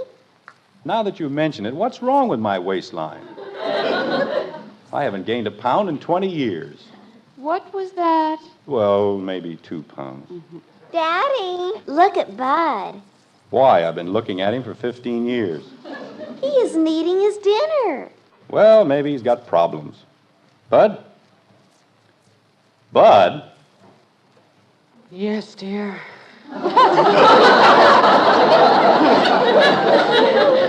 Dear? Bud, what's the matter with you? Jim, maybe he doesn't feel well. He's in love. Kathy, mind your own affairs and eat your dinner. Well, he is. Bud, do you feel all right? Bud! I'll answer it. Sit down. Don't you want me to answer the phone? It didn't ring. Will you please sit down? Something rang. I can still hear it. Kind of like bells. Jim, I think he is ill. He's in love. Love. Huh. Bud, if you don't feel well, go to your room. If you do feel well, eat your dinner. Maybe it's the doorbell. I didn't hear anything. Bud. I just heard it again. Jim, something is wrong. I don't like the look in his eyes.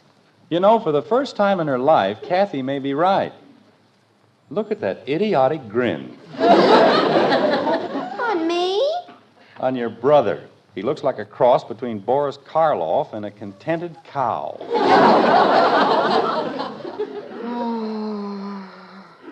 All right, Bud, let's stop all this ridiculous moaning and groaning. What's wrong? Dad. Yes? Have you ever been in love? Why, Bud. I mean, really in love. With a girl.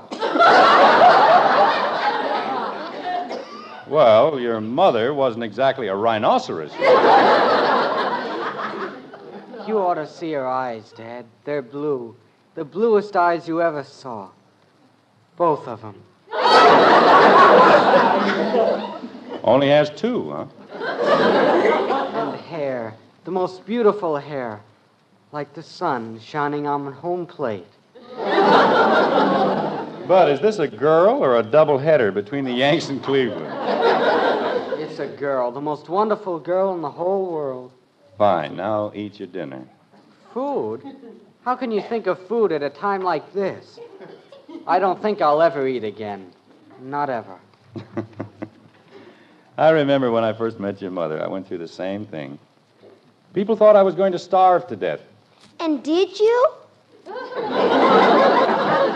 No, I managed to pull through. Daddy, Yes, Kathy? how long didn't you eat? Oh, I don't know. I don't remember exactly. I know I missed practically one entire lunch. Jim. Dad. What is it, lock and bar? Who? What do you want? When you and Mom fell in love, what'd you do? Don't you think you're getting a little nosy? Well, no, I mean, how did you know you were in love? How often did you see one another? Oh, a few times a week, something like that. Jim, you were there every night and you know it. Margaret, you're being absolutely no help at all. Bud isn't serious about this girl, are you, Bud? Boy, am I. I mean, he isn't thinking about marriage or anything ridiculous like that, are you? What is ridiculous about marriage? Margaret, he's 15 years old. Oh, I don't mean for Bud. Well, we weren't talking about Errol Flynn.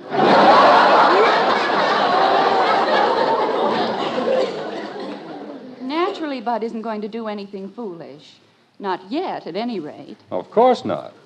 When he gets a little older, that'll be time enough for him to do something foolish. That's not what I meant, and you know it. Bud is a sensible boy, aren't you, dear? Sure. And he knows that he's much too young. He has a lot of time for girls, haven't you, dear? Boy, have I. Bud, let's look at this thing in a more practical manner. You know, going out with girls can be kind of expensive. Flowers, candy, movies. Well, that's one of the things I wanted to talk about, Dad. You see, I only get $1.25 a week. Yes? How can you take a girl out on $1.25 a week? You can't. Well, that's why I was thinking. But if you're really sincere about this girl, if you think your life and happiness depend on her, well, do what I did. Go sit on her front porch. Gosh, what kind of fun can you have on a front porch? Oh, don't be stupid.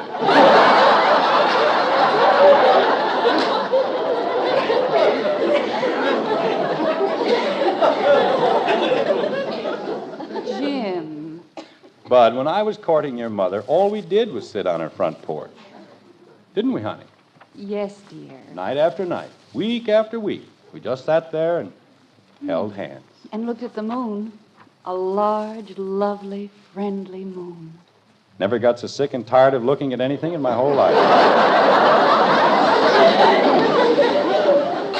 Why, Jim. Well, let's face it, the same darn thing every night. Just sit there and look at the moon. There were a great many other boys who were perfectly willing to take your place. But I wouldn't let them, would I? You certainly wouldn't. You were the stubbornest thing I've ever known. Sure, but I was cute. And I knew a good thing when I saw it. Dad. Now what? When you were sure that Mom was the right one for you, I mean, when you knew that you couldn't live without her, then what'd you do? Well, what did we do, Margaret? Well, you made me get all dressed up in my best bib and tucker, and you took me home to visit your family. That's right. I can still feel my knees knocking. Was I ever scared? Not half as scared as I was. It turned out all right, though, didn't it, honey? Mm-hmm. They fell in love with you just like I did. Bud, where are you going? I'll be right back, Dad. I have to make a phone call. You come back here and eat your dinner. Leave the boy alone, Jim. It's his first big love. He's got to get used to it. Love. Betty, you haven't said a pleasant word all evening. What's gotten into you? She isn't eating her dinner either. Why don't you do your homework? I did it. Do it over again. Can't I just keep still? All right, but see that you do. Betty, do you feel all right? I feel fine. She had a fight with Billy Smith. I thought you were going to keep still. Well, if I did, nobody'd ever get to know anything around here. We'd find out somehow. Betty, have you and Billy Smith had another argument? I never want to see him again as long as I live. I thought you were getting along fine. We were until he met that Eloise March, that little snip. Who's Eloise March? Just the worst little flirt in town, that's all. And if he wants her, he can have her. Betty, I wouldn't get all upset about it if I were you. I'm not upset. I'm not the least bit upset. I just wouldn't give you 3 cents for all the men in the world, that's all. I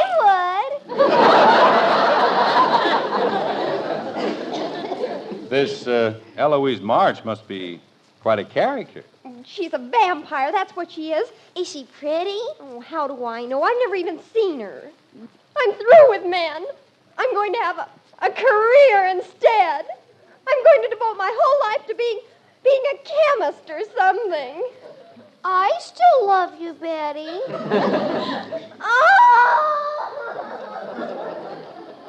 Oh, dear. Taking it pretty hard, isn't she? Well, she and Billy have been friends for so long. What do you think we ought to do? Mommy, What is it, dear? aren't you glad I don't do anything except break windows? Yes, dear, you're a great help. Well, it's all set, Dad. I called her and she's coming over. Who's coming over? My girl. Bud, why in the name of all that's holy? Well, you said to bring her over, didn't you? I said no such thing. But that's what you did. You said so. Bud, this is not the time to bring a girl around. We're having enough trouble with girls. Your sister and Eloise March and... How did you know? How did I know what? About Eloise March. What about Eloise March? That's my girl. Oh, no.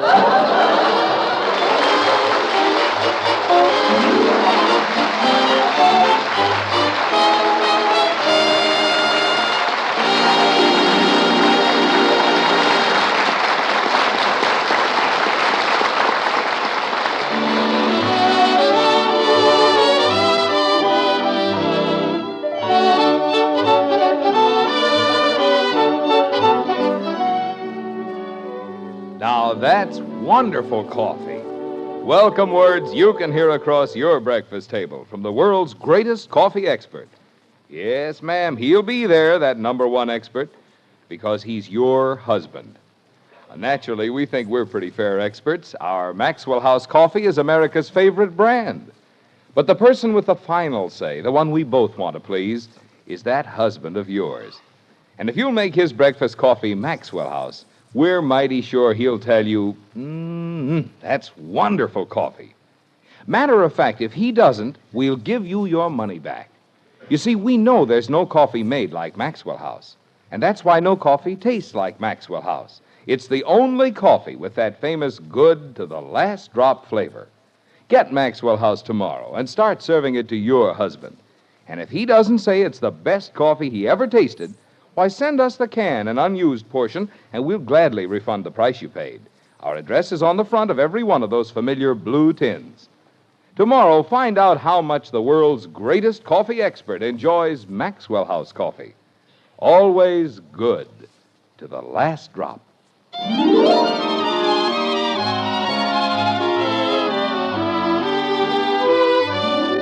These are parlous times in which we live, and days of great decision. Throughout the world, men of substance watch the headlines with an anxious eye, keeping one ear to the ground and the other glued to the radio, which is a neat trick if you can do it. Jim Anderson may not quite succeed, but in the living room of the white frame house on Maple Street, he's giving it quite a try, like this. Margaret, why don't people leave things where they belong? Margaret, What is it, Jim? what happened to my large map of Korea? I don't know, dear. Where did you put it? It was right here on the table. Well, if it was on the table, that's where it ought to be. No one's been in the living room. Jim, what on earth are you doing? What's the matter? All those maps on the floor, and Bud's friend is going to be here any moment. Margaret, I'm waiting for a very important broadcast. It's coming from all over the world, even Moscow. And I don't want to miss a word.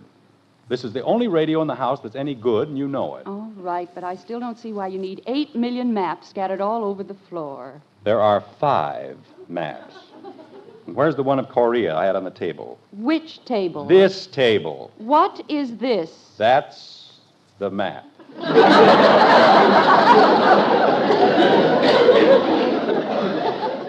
Of course, you couldn't dream of lifting up a big, heavy magazine. Well, the magazine had no business being there in the first place. Dear, if I go into the kitchen, do you think you can find your way back to the radio? If I get lost, I'll send up smoke signals. 1 if by land and 2 if by sea. I'll make a note of it, dear. Thinks it's so funny. How did I know it was under the magazine? People go around hiding your maps under magazines. Think all a man has to do is go around looking under magazines. Bud! He's upstairs, Jim. The doorbell rang. Bud, the doorbell rang. I'm combing my hair. He He's combing his hair, Jim. What do you want me to do about it? You might answer the door. Well, if you're going to be logical, wait until a man has something really important to do. Maps all over the floor. All right, keep your shirt on. I'm coming. Dizzy little character. Probably hasn't got a brain in her head anyway. Hello there. Is this the Anderson residence? It certainly is. Come on in. I'm Eloise March, and don't tell me you're Mr. Anderson.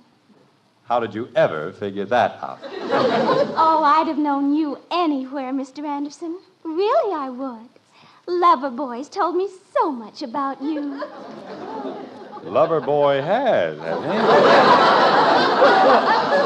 Oh, yes. That was nice of him. Lover boy. Bud, your friend is here. The thundering herd will be down in a minute. He's fixing his makeup. I don't mind. Well, let's go into the living room and sit down. All right. My, you have a lovely home. It's so gauche.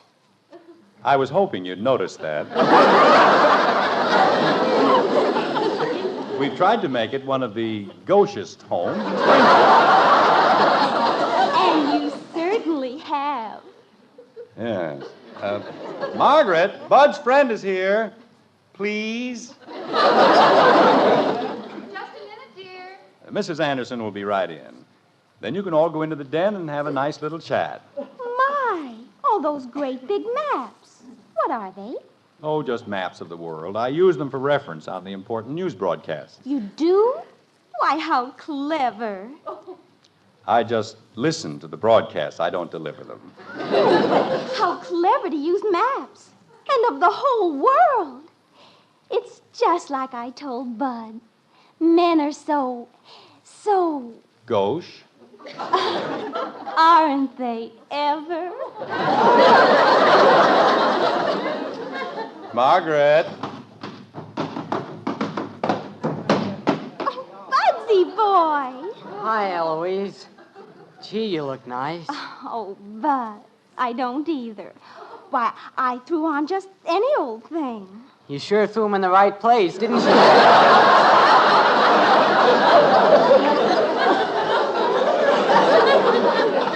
Yes, she's quite a picture. Why, Mr. Anderson. And speaking of pictures, why don't you show Miss Marsh the pictures in the den or someplace? But you said when you took Mom over to your But house... let's not have any arguments about it. There's going to be a very important broadcast. I'm sorry to have kept you waiting, Miss March, but I was busy in the kitchen. Mom, this is Eloise. I'd have known you anywhere, Mrs. Anderson.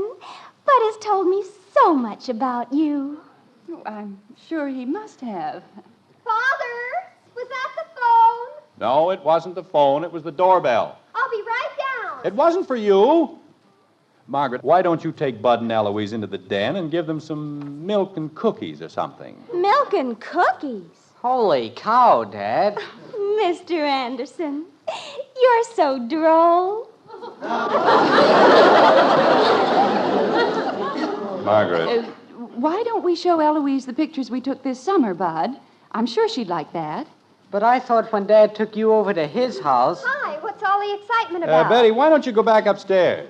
What for? We'll explain all about it later. Go ahead, dear. Why can't I stay down here? I know. You must be Kathy. That's Betty. Oh, of course, Betty. I'd have known you anywhere. Bud's told me so much about you. I'm Eloise March. No! Margaret, why don't you all go into the den? The nerve of her coming into this house after what she did to me. What who did to you?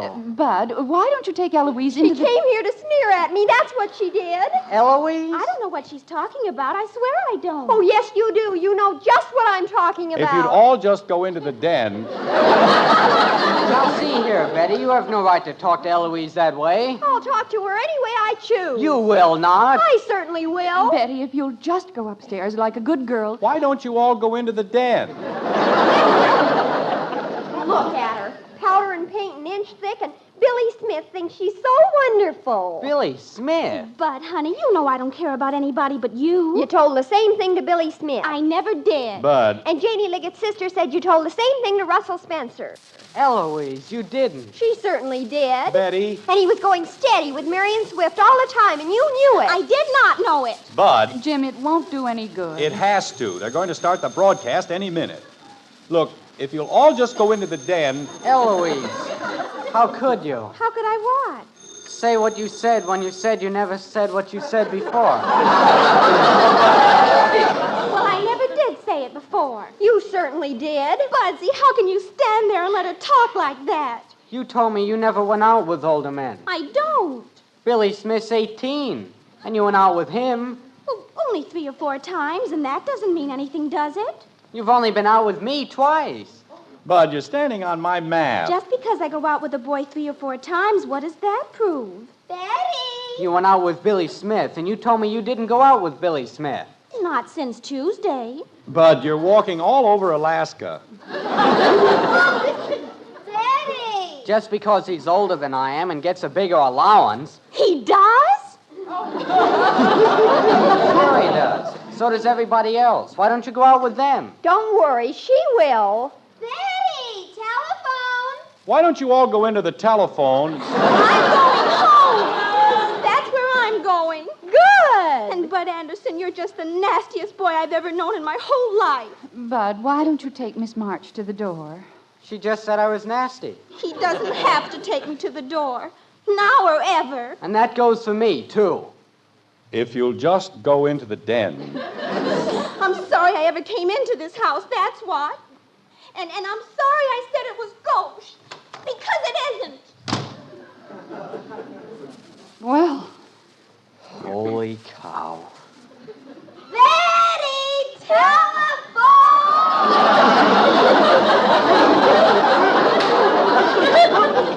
I heard you. All right, Betty, answer the phone.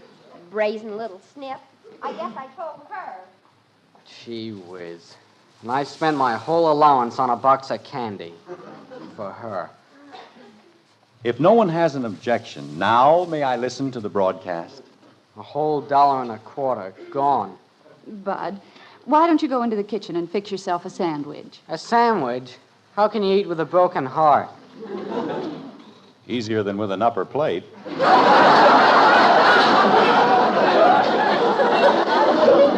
Now stop acting like an idiot and behave yourself. Women.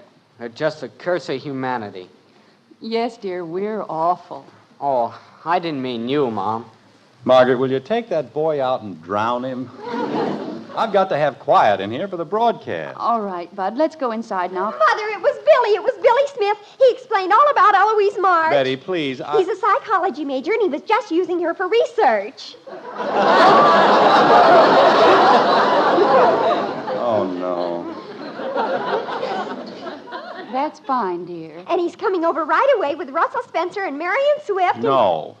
What? I've had enough of this circus tonight. This is my house, too. I live here just as much as anybody, and I'm going to listen to this broadcast. But, Father, I told them. I don't care what you told them. I'm going to hear the broadcast, and that's final. Betty, there's no reason why you and your friends can't go down to the playroom. But we'll have to sneak around on our tiptoes. Quiet, please. At 9 o'clock, due to this unforeseen difficulty, the news broadcast originally scheduled for this period will not be heard. In its place, we bring you that heartwarming tale of young love, the romance of Susan Blake. Oh, no!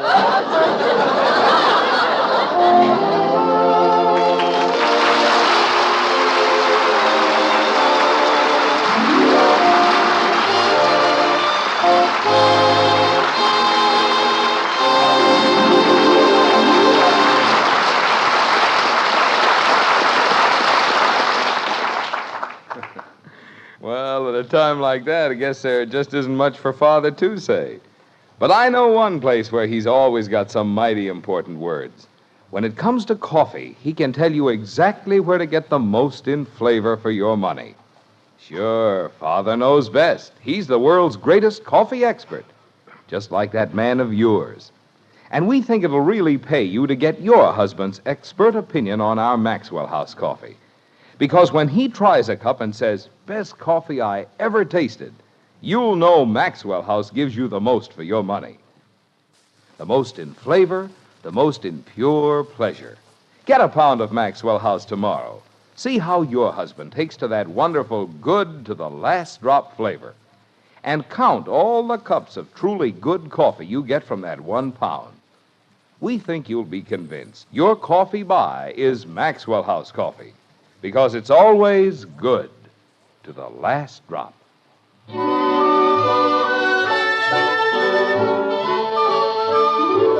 It's midnight in Springfield, and all is quiet in the white frame house on Maple Street. That is, all should be nice and quiet. But you know how it is with the Andersons. Noon or midnight, there's never a dull moment like this. Jim. Jim. What? What's the matter? Jim, wake up. Oh, what for? Listen, I just heard something downstairs. Oh, go to sleep, Margaret. It's probably nothing but a burglar. Jim, are you going downstairs, or do you want me to call Bud? No, never mind. I'll go. Be very careful, dear, please. Sure, I'll be careful. If it is a burglar, just call the police. That's a very good idea. Thank you very much.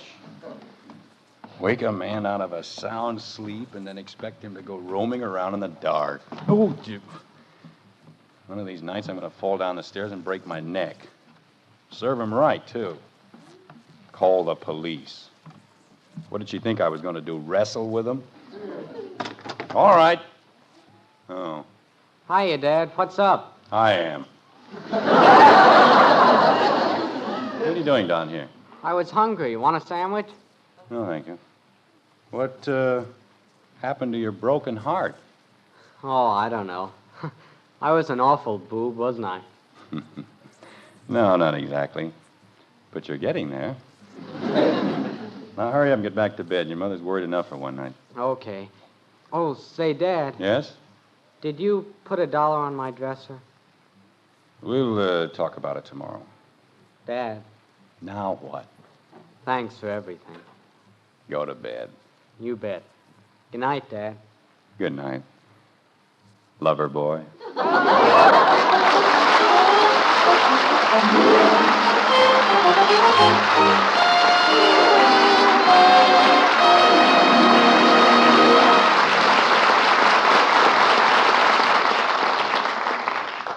It's a wonderful feeling to start the day singing,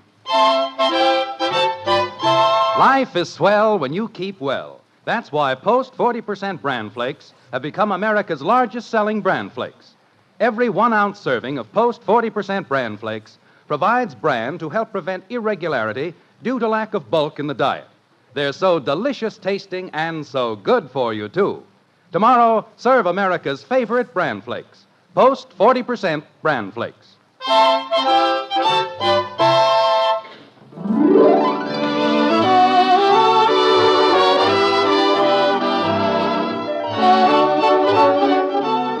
Join us again next week when we'll be back with Father Knows Best, starring Robert Young as Jim Anderson, with Roy Boggy and the Maxwell House Orchestra, and yours truly, Bill Foreman.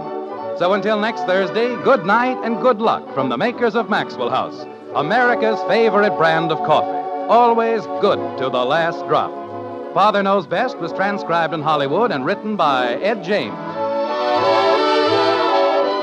Now stay tuned in for Dragnet, which follows immediately over most of these stations.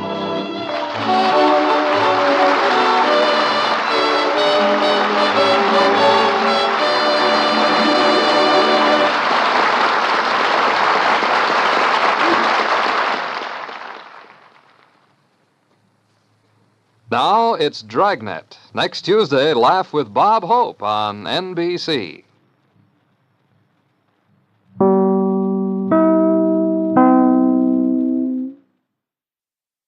In early 1949, General Foods dropped its sponsorship of the Burns and Allen radio program, which advertised its Maxwell House coffee.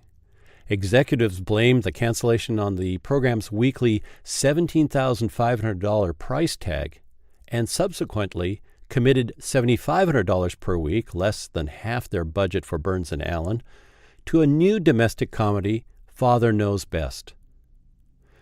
The show was created by Ed James, who also scripted it initially, and developed by Rodney Young Productions. Rodney Young was a partnership formed years before between Eugene B. Rodney and Robert Young, the latter a Hollywood actor who would be cast as the series lead, the Anderson family patriarch Jim Anderson. Harold Scrappy Lambert, a former band vocalist who got into radio in the 1930s, packaged the entire deal. Father Knows Best debuted on August 25, 1949, over NBC. In addition to Robert Young, Father Knows Best featured Jean Vanderpyle as Mother Margaret Anderson for almost the entire run. The eldest child, Betty, was played by Rhoda Williams, the middle child, Bud, by Ted Donaldson, and the youngest, Kathy, primarily by Norma Jean Nelson. At the beginning of its second season, director Kenneth M. Burton was replaced by Franz van Hartelsveldt. Father Knows Best did not miss a beat and amassed its highest season rating of 13.4. During 1951, the program was sponsored over 39 stations of Canada's Dominion network after appearing on the Trans-Canada network. The series proved to be one of NBC's most popular programs in 1951 and found a large audience in Canada as well. Near the end of 1951, Ed James handed over writing duties to Paul West, who set the tone of the program that would endure into the television run. Beginning January 10, 1952, the Crosley division of Cincinnati's Avco Manufacturing took over sponsorship from Maxwell House. However, it did not renew after the initial 13-week contract, and General Foods resumed sponsorship. In mid-1952, it was announced that Father Knows Best would be adapted to television, a project that came to fruition 2 years later in 1954. During the program's fourth season, 1952 to 1953, the producers decided to tape the program, allowing the cast opportunity to do other projects as well. To accommodate Robert Young's film schedule, the entire cast of Father Knows Best had to periodically be flown to whatever city in which Young was performing and subsequently tape as many episodes as possible. With listenership declining, Father Knows Best transitioned to television for the 1954-55 season. Robert Young was the only member of the radio cast to go. After a rough beginning, Father Knows Best ran on the small screen until 1962. Young announced in 1960 that he had grown tired of the role of Jim Anderson and wanted to step down. The show continued in reruns on primetime for a further 2 years and can still be regularly found on cable to this day. Often used by contemporary writers, most of whom have little or no personal knowledge of the show, as a shorthand reference for unrealistic and narrow vision of America, many old-time radio fans insist that Father Knows Best has held up remarkably well. While it does not include laugh-out-loud humor, it was never the intent of its creators. It also lacks the racial and ethnic jokes and impersonations that have some of its peer radio programs more cringeworthy today. Widely overlooked by old-time radio enthusiasts and remembered by the wider culture as a television relic, hopefully this old-time radio researcher's release will rekindle interest in this homage to an idyllic America that maybe never really existed, but is a place many would like to know. Information for this synopsis was assembled by Ryan Ellett. For old-time radio researchers, I'm your announcer, Patrick Andre. Enjoy the show. Mother, is Maxwell House really the only coffee in the world? Well, your father says so, and your father knows best.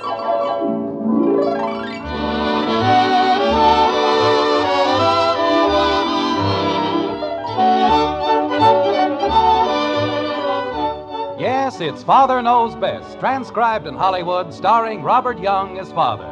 A half-hour visit with your neighbors, the Andersons, brought to you by America's favorite coffee, Maxwell House. The coffee that's always good to the last drop.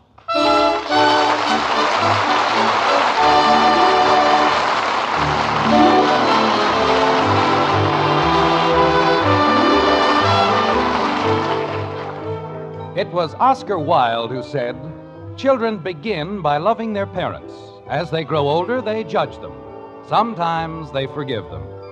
There, in a very small nutshell, is the very foundation of what has become probably the least important of all American celebrations, Father's Day.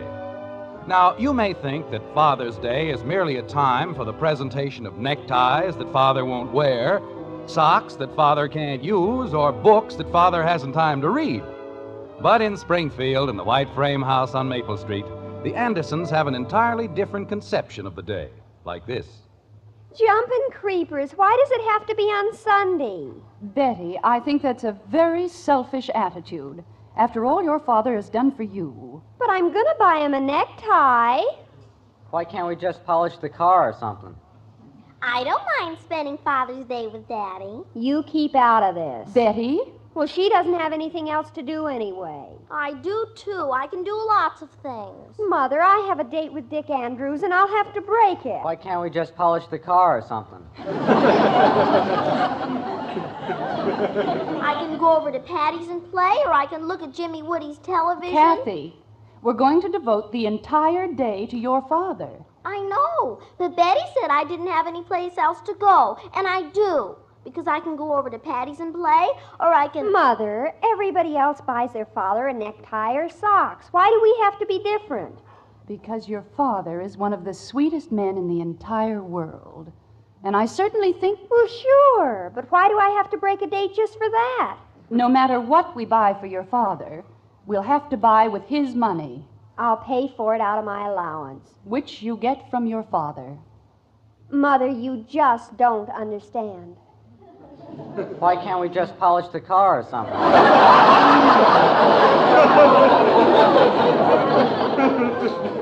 Bud, the car is less than a week old, and your father has already polished it 4 times. Well, this time we can do it. Janie Liggett's buying her father a necktie, and she doesn't have to break her date for Sunday. Betty, we'll not discuss it any further. Call Dick and tell him you're sorry. Do I have to? Yes, you have to. Kathy? Why can't we clean up the garage or something?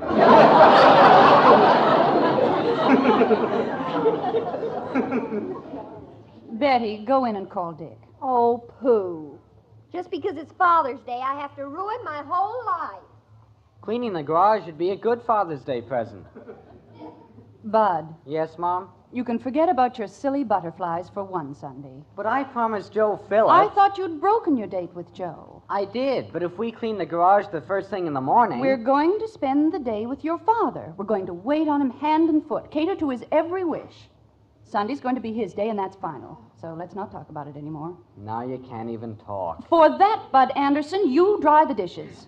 But I didn't say anything, Mom. All I said was you can't even talk. It was the way you said it. But, Mom, I didn't mean anything. All right, suppose we explain the whole thing to your father. I'll dry the dishes. And remember, not a word about Sunday.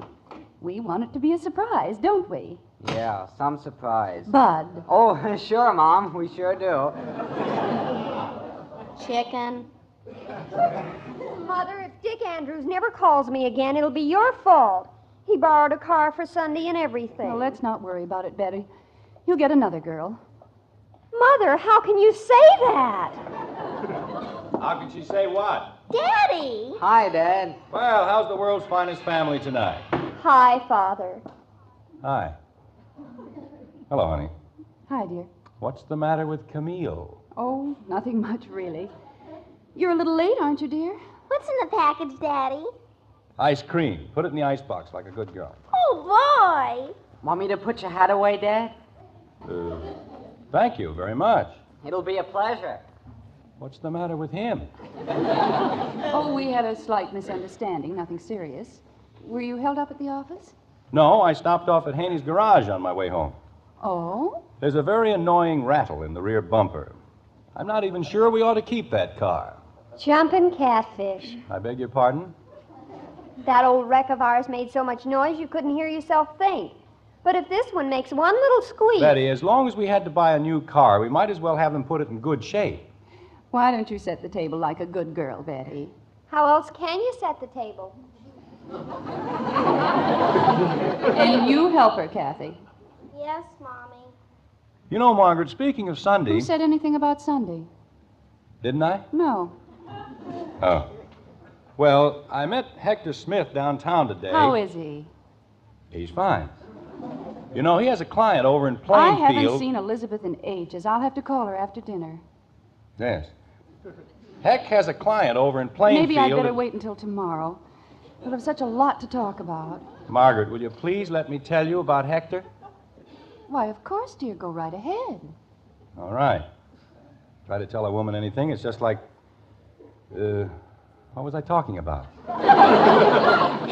Plainfield, dear. Oh. Well... You see, I was listening. Yes. Even if you weren't. Margaret. Hector was coming back from Plainfield the other day, and he decided to take a shortcut. Well, you know how Hector is. He got lost. Oh, that's too bad. Is he all right now? Nothing happened to him. He just got lost. Found himself on an old dirt road way back in the hills. My. Margaret, you don't have to keep making those little noises. I know you're listening. Go ahead, dear. Well, he found a lake. Just a little bit of a thing. He says it's the greatest spot for fish he's ever seen in his life. They were actually leaping out of the water. Bass, lake trout, everything. And every one of them dying to get on a hook. Margaret, doesn't that mean anything to you? Oh, yes, dear. I'm quite excited. Well, anyway, we're going to run up there Sunday morning and see what we can do. Sunday morning? Jim, you can't. Why not? It's only about 20 miles. Heck's going to pick me up at 5, and all I'll need is a few sandwiches. Jim Anderson, I've never seen it to fail. Every time we try to surprise you with anything, you have to make other arrangements. My birthday's in February. Sunday is Father's Day. Oh, that thing. Betty and Bud broke their dates just so they could spend the day with you. They didn't have to do that. But they did. We had the nicest day arranged for you. We were all going out for dinner.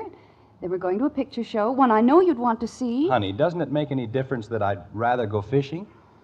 I don't care about Father's Day. Well, we do. We want to show you how much we love you. And we want you to have a good time. I know what you mean, Angel, but if I'd rather go fishing... Jim, you're being very selfish about this whole thing. Because I want to go fishing. What's selfish about going fishing? I'll answer it. When a whole family decides to give up its pleasure for an entire Sunday, the very least you can do... Is give up mine. Is that what you mean? No, I have another idea. How would it be if we went with you? Margaret, you wouldn't like it up there, believe me. It's not the place for women and children. It's a wild little lake in the middle of nothing. Daddy, it's Mr. Smith. Well, come on in, Hank. We're in the kitchen. If Elizabeth and Billy wanted to go, I'll bet Hector would take them. I bet he wouldn't. Nobody would. When you go fishing, you fish. No place for a family. Am I busting in on anything? No, of course not, Hector. Come in. Hiya, Margaret. Gosh, I haven't seen you in a dog's age. Heck, will you explain to Margaret that families don't go on fishing trips? Why don't they? What? There, you see? Heck, come on outside. I want to show you the new car. You showed it to me this afternoon. Well, I want to show it to you again. What for? Come on, Heck. Oh, you wanna... I'll see you later, Margaret. Don't you dare let him change your mind, Hector. I'll be right out here if you want me, honey. All right, dear. What the heck's the matter with you, Heck? Nothing. Why? You know what happens if you take a bunch of women and kids on a fishing trip? You catch nothing. Yeah, I know, but look, Jim. Any self-respecting fish wouldn't come within 10 miles of us. Especially if you got a peek at Kathy. Jim, I'm not arguing with you. You're absolutely right, but... Then why did you make a crack like that in front of Margaret? Well, to tell you the truth, Jim, if I can't take Elizabeth and Billy, I can't go. Oh, no. Yeah, they had something all arranged for Sunday. It's Father's Day. Billy broke a date. They're doing it all for me. Oh, I don't know. Heck, is that lake as good as you said it was? Oh, it's terrific, Jim. I've never seen fish like that. I'm telling you, in 5 minutes, I saw 20 of them jump out of the water. Gee, I hate to give it up. Well, let's go. With Elizabeth and Billy and Margaret and... Jim, it won't make any difference. These fish are so big, nothing'll scare them. Not even Kathy?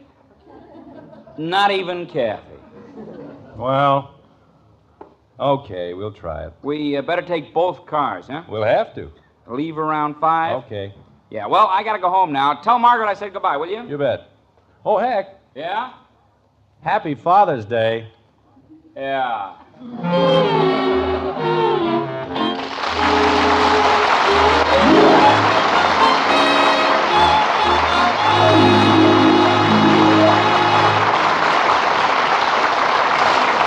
Well, I suppose it's not the first time a man and his family didn't quite see eye to eye on the best way to spend a happy Father's Day. Here's a point, however, everybody agrees on. When it comes to a cup of coffee, you and I and the family next door all look for one thing: flavor. We want the most in flavor for every penny we spend. And extra flavor is just what you do get in our Maxwell House coffee. That wonderful good to the last drop flavor no other coffee has to offer. No coffee but Maxwell House. And there's a good reason why. It's our recipe, the only recipe on this green earth for that good to the last drop flavor. It calls for certain fine varieties of coffee to be blended together just so. It's the one way, the one recipe for that famous Maxwell House flavor. That wonderfully good flavor that's made our coffee America's favorite brand. That's why you find so much more enjoyment when your cup is filled with Maxwell House coffee. So next time you bring home a pound of coffee, make it that familiar blue tin of our Maxwell House. For more flavor, for your money's worth and more, start enjoying coffee that's always good to the last drop.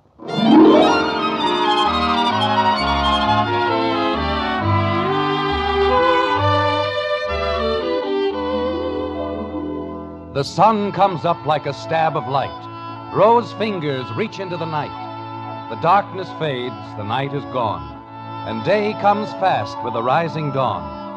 A woodcock calls, a soft wind sighs, and from its nest a starling flies. This is the dawn, the break of day, the time when Young man, will you please shut up?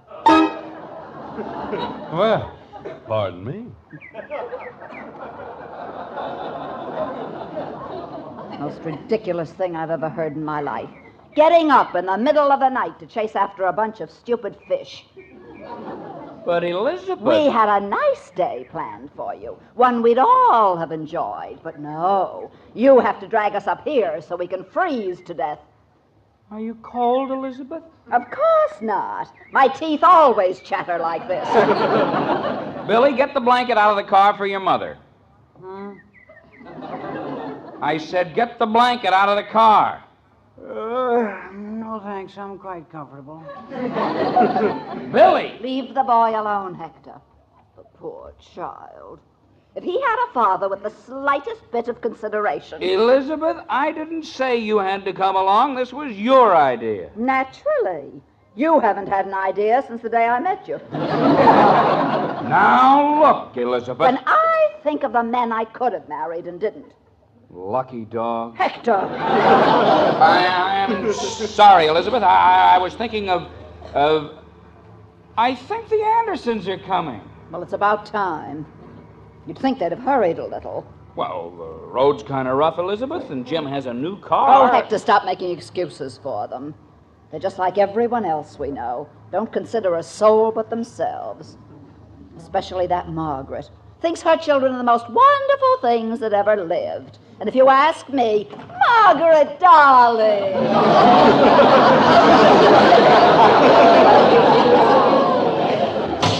Elizabeth, we're awfully sorry. Hi, Heck. We thought you were lost. I'm awfully sorry we're so late, Elizabeth. Oh, Angel, we hadn't even noticed it. We had to stop on account of Kathy. Her hat blew out of the car, and we had an awful time finding it. Hi, Billy. Billy, wake up, dear. Betty is here. She is? Oh, hi, Betty. Hi. Say, this is quite a spot, Heck.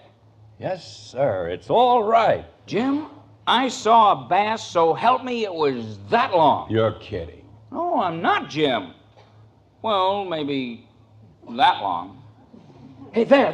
Did you see that one, Jim? What'd I tell you, huh? Where? Right there near the dock. I don't see anything. Jim, you weren't looking in the right place. Well, what's the difference? The place I want to see him is on the end of my line. Got all your stuff, Heck? You ain't just a woofin'. The greatest assortment of fish persuaders in the world. And it's all on the dock waiting for Papa. Hector, where are you going? Fishing, why? You'll do no such thing. There's a little thing like breakfast that comes first. Breakfast? Oh, honey, We haven't any time for breakfast, Elizabeth. It's practically 6:30. Jim, Elizabeth's right. My lands, I've got all that food to take out of the car. I'll get it, Elizabeth. I'll get it myself. You just build a fire. Honey, if we build you a nice big fire, then is it all right if we go fishing? After you've had your breakfast. Wait a minute. How about the kids? Why can't they build a fire? Hey, where'd they go anyway? Kathy, You want me, Daddy? where's Bud? He's under a bush. What? Jim, do you have to shout so loud? How else can I shout? Kathy, what's he doing under a bush? He's sleeping. Well, wake him up. Why? Because it's time for breakfast. Breakfast? You want me for breakfast, Dad? I figured that'd get him. Hey, what happened to Billy? Betty, Yes, Father? where's Billy? You want me, Mr. Anderson? What are you doing over there? Just watching the lake. Well, let Betty watch it for a while. Alone? There's nothing to worry about. Nobody ever steals a lake until after breakfast. Hiya, Dad. What's cooking? Nothing yet. Get some wood. You said it was time for breakfast. Bud, we've got to build a fire. Get some wood. Where? You know, Heck, at this point, our ancestors are probably spinning in their graves. Where? Well, gosh, what do I know about getting wood? Jim, you're only confusing the boy. Bud, you see that tree? You see all those trees? That's wood.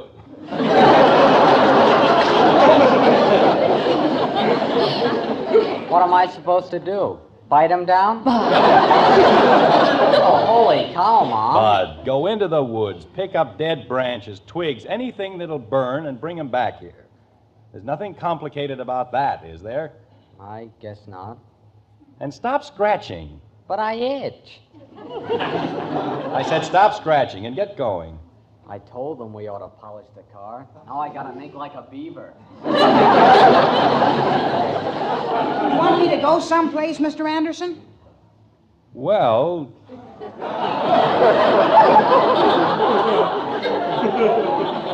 Leads with his chin every time, doesn't he?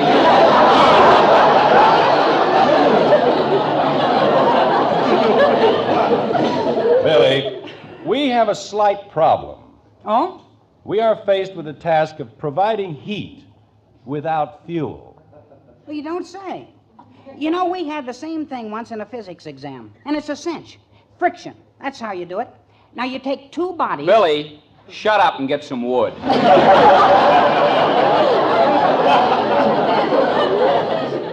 What? I said get some wood. Oh, okay.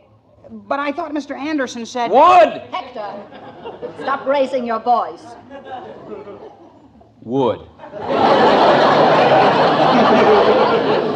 All right, nobody has to get excited about it. I'll get all the wood you want. Jim, Margaret, as soon as the boys get back with the wood... are those your things Kathy's playing with? Where? On the edge of the dock. Holy smoke, my tackle! Of all the rattle brains... Jim, don't frighten her. Kathy! Oh, Jim! Father! Kathy, grab the dock. We'll be right there. Hector! Take it easy, Kathy. What's going on? Hector, do something! We're coming, Kathy. We'll have you out in 2 seconds. Daddy! Daddy! Now, Kathy, give me your hand. Come on, honey. Hold your hand out. That's a good girl. You got her, Jim? That's my girl. Now, we're all right. Oh, Kathy! Daddy! I fell in! I know, honey, but you're all right now. You're all right. Hector, get the blanket out of the car. The poor child's wringing wet. I'll get it, Mrs. Smith. Oh, go ahead, Bud. Hurry. Okay. Is she okay, Mother? Yes, dear, she's fine. Daddy scared me, and that's why I fell in. Jim, look at my stuff. It's gone. Jumping Jehoshaphat. I was trying to catch a fish and you scared me. It's all right, baby. Margaret, take that child up to the car immediately. She's got to get out of those wet clothes. Oh, thank you, Elizabeth. I can't even think straight. Of course, her father is much more concerned about that smelly old fishing tackle. Men. I don't know why they ever invented them anyway.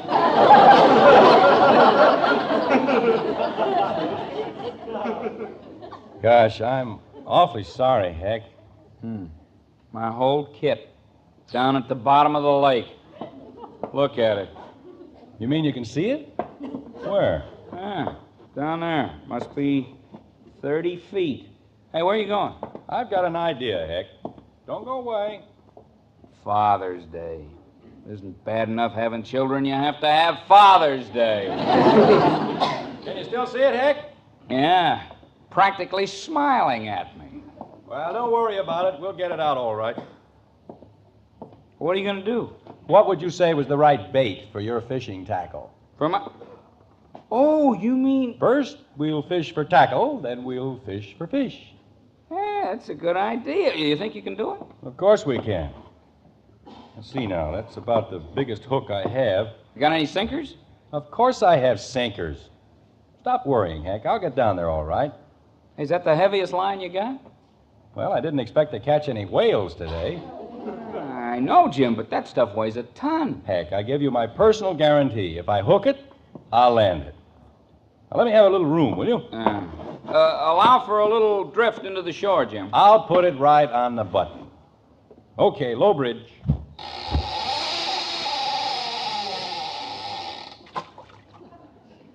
Nice casting, huh?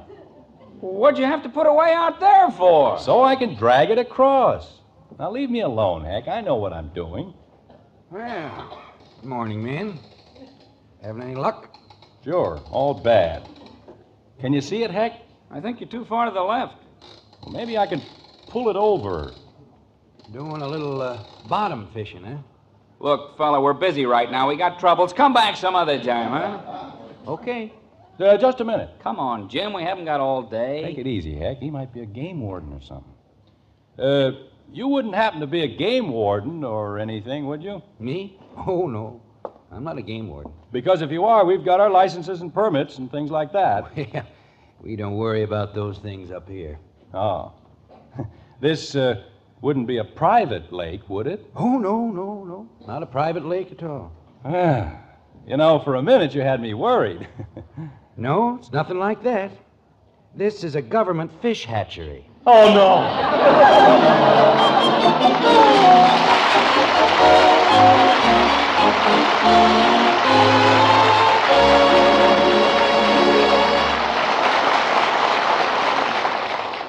Poor father. If it isn't one thing, it's another. That long trip all for nothing. Just goes to show it always pays to look before you leap. On that score, when it comes to buying a pound of coffee, it always pays to look for flavor. Yes, you want to be sure you get the most in flavor for every penny you spend. And that's just what you do get in every pound of our Maxwell House coffee. An extra measure of flavor. That wonderful, good to the last drop flavor no coffee but Maxwell House gives you. We're proud as can be of that famous flavor. It's the big reason why more people buy and enjoy our Maxwell House than any other brand. And today, as always, you can count on it every cup you pour. Because we'll never compromise on the quality of one single pound. That's why now, more than ever, your coffee buy is Maxwell House. Every pound, every cup, you can be sure it's always good to the last drop.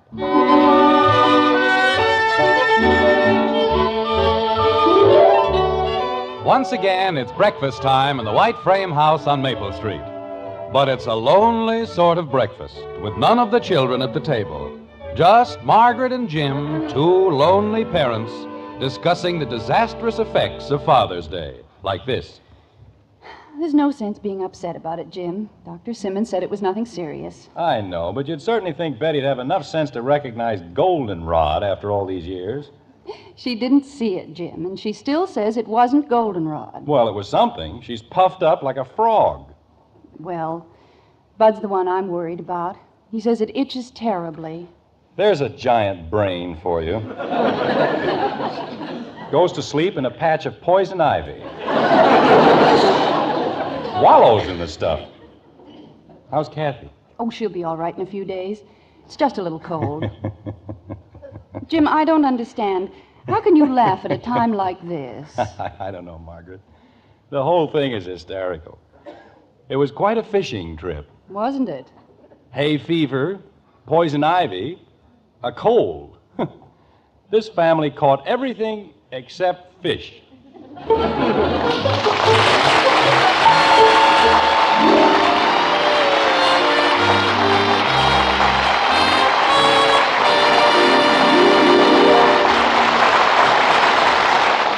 The instant coffee with a famous flavor. That's Instant Maxwell House, the happiest combination in coffee.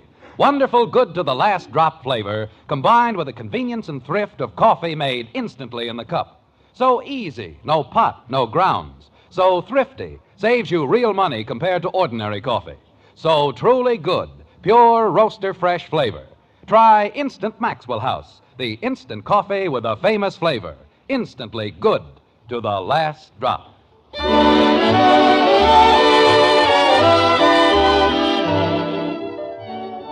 Bob, I have a duty to perform right now, which gives me a great deal of pleasure. We were all quite thrilled when the National Father's Day Committee named you Screen Father of the Year. Well, this is the committee's medal, and they've asked me to present it to you with their blessings and warmest wishes.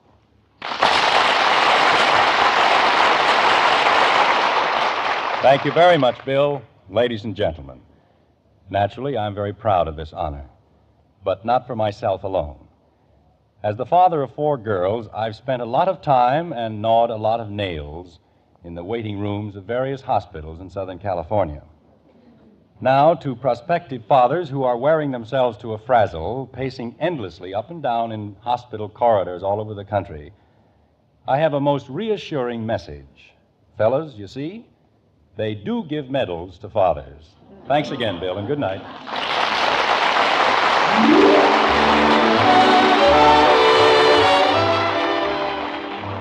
Join us again next week when we'll be back with Father Knows Best, starring Robert Young as Jim Anderson, with Roy Bargy and the Maxwell House Orchestra, and yours truly, Bill Foreman. So until next Thursday, good night and good luck from the makers of Maxwell House, America's favorite brand of coffee. Always good to the last drop. Father Knows Best was transcribed in Hollywood and written by Ed James. Now stay tuned for Screen Guild Theater, which follows immediately over most of these stations.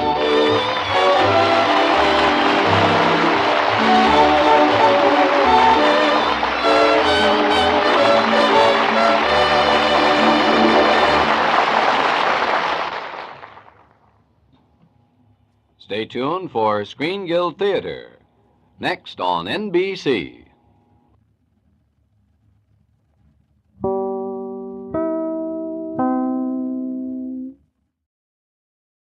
Mother, is Maxwell House the best coffee in the whole world? Well, your father says so, and your father knows best.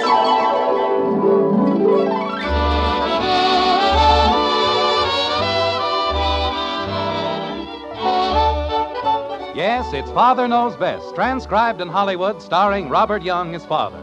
A half-hour visit with your neighbors, the Andersons, brought to you by Maxwell House, the coffee that's bought and enjoyed by more people than any other brand of coffee at any price. Maxwell House, always good to the last drop.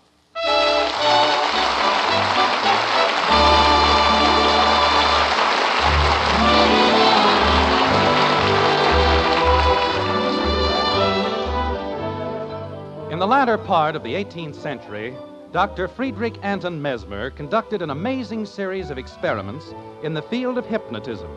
In his work, Mesmer used rabbits, chickens, even people, with results we can describe only as astonishing.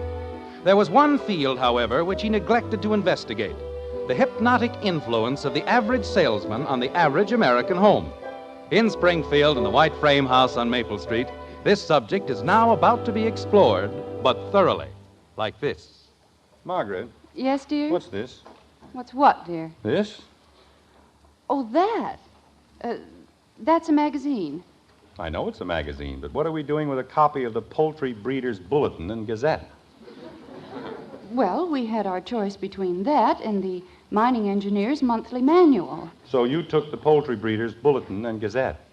Naturally. We wouldn't have any use for a magazine about mining engineers, would we? Margaret, Yes, dear. have you developed a sudden interest in poultry? No. A poultry breeder? Jim, don't be ridiculous. Well, you don't just go out and buy a thing like this without some reason. I didn't go out. He brought it here. Who did?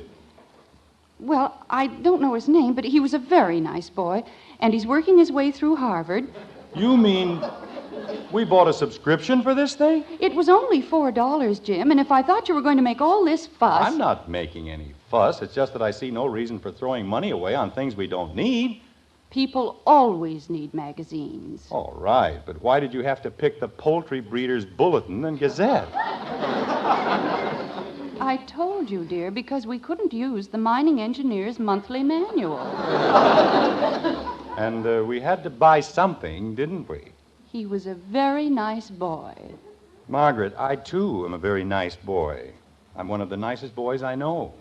And I work very hard for my money. Yes, dear. I have 3 children to support. 3 hungry children who eat like overgrown vacuum cleaners. Yes, dear. Well, how do you expect me to keep on feeding them if you keep on buying the Poultry Breeders' Bulletin and Gazette?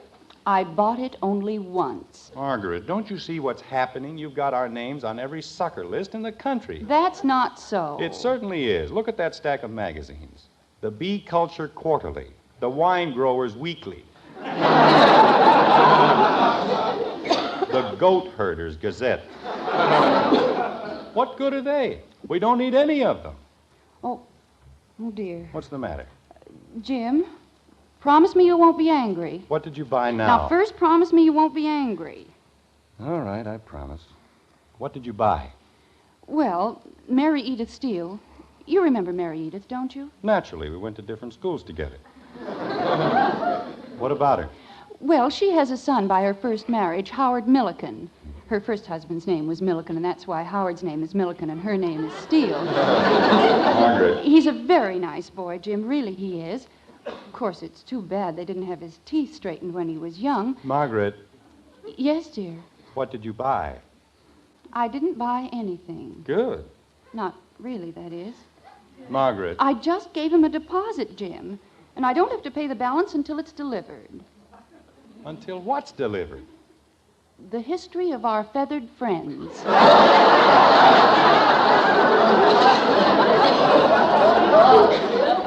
You bought a book about birds? Well, not exactly a book. Oh. It's 12 books. Margaret. But they're beautifully bound, Jim, and they cost only $18, and they're worth 3 times that. Howard said so. Margaret, Yes, dear? we don't want them. But I've given him a $2 deposit. Tell him to keep the deposit. We don't want the books. Jim, I can't do a thing like that. I can't possibly. Well, I can. What's the number? They don't have a telephone. Well, where do they live? Jim, if I promise not to buy anything more... Where do they live? Hi, everybody. I'll never be able to look Mary Edith in the face again. Fine. Where do they live? Where does who live, Dad? It isn't as though we can't use the books, dear. You can't ever tell when you might want to know something about birds. I know everything about birds that I intend to know. Now, will you please tell me where they live? Who, Dad? You don't have to tell them a thing, Jim Anderson. I'll go over there myself this very instant. Good. Where, Mom? And I'll tell them exactly why we aren't going to take the books. You do that. Who, Dad? And don't be a bit surprised if no one in that entire family ever speaks to you again. That's all right, too. Fine thing. If you won't buy their silly books, they won't talk to you. Dad. What? Who? Who what? Who won't talk to you? Howard Milliken. Who's he? The boy who won't talk to me. And I'm just as happy. Attaboy. Say, Dad. Not now, Bud. I've just gone through a thing with your mother. But I want you to see something. Look at that, Dad. You know whose hand that is? Yours. Take it upstairs and give it a bath. It's Joe DiMaggio's. Does he know what's missing? The man said in his whole life he'd never seen a hand that looked more like Joe DiMaggio's. Fine. I hope you'll both be very happy. That's why I need the $2. What $2? For the glove. What glove? My new baseball glove. Like Joe DiMaggio's. Bud. Well, gosh, if you've got a hand like that, you can't use just any old glove, can you? Bud, who told you your hand was like DiMaggio's? The man who sold me the glove. Take it back. But the man said... Take it back. Holy cow. Mother! What if he won't take it back? Then what am I going to do? I already gave him $4. It's very simple. Give him $2 more. Where am I going to get it? Work for it. Or is it against the law to push a lawnmower with Joe DiMaggio's hand? And don't say holy cow. Gee whiz. Father, have you seen Mother? She went out. Where? She's going to give Howard Milliken the birds.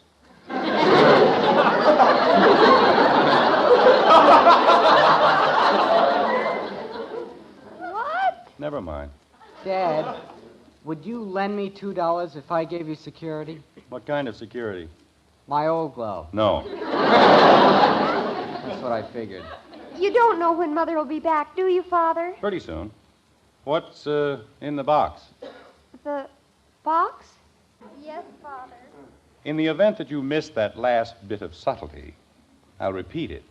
And paid for, I hope. What if I threw in my scout knife? Well, Betty? It cost me almost $1.50. Are you going to answer me? And that was 2 years ago, when $1.50 was $1.50. But go turn off the sprinklers. They aren't on. Then turn them on. Good gosh, what some people have to go through to get 2 measly bucks. Betty, Yes, Father. you charged it, didn't you? Yes, Father. Why? Well, I didn't have any money. And anyway, I think it's awful. What is? The sweater, it's horrible. Then why did you buy it? I had to, Father. Janie Liggett's my best friend. I couldn't insult her, could I? Betty, for the sake of my poor belabored mind, would you please start all over again from the beginning? Well, Janie bought a sweater, and the clerk said, "Isn't it beautiful?" And I had to say yes. And then she told me I ought to buy one, and I couldn't say I thought it was hideous, so I did. You said it was hideous? No, I bought one. Well, take it back. Oh, I can't, Father. It was on sale. Oh, I don't know. When I was a boy, things like this never happened in my house. People bought what they needed, and that was all. Daddy! And so help me, if she bought something, I'll strangle her. Father. Hi, Daddy. Where's everybody? She's out.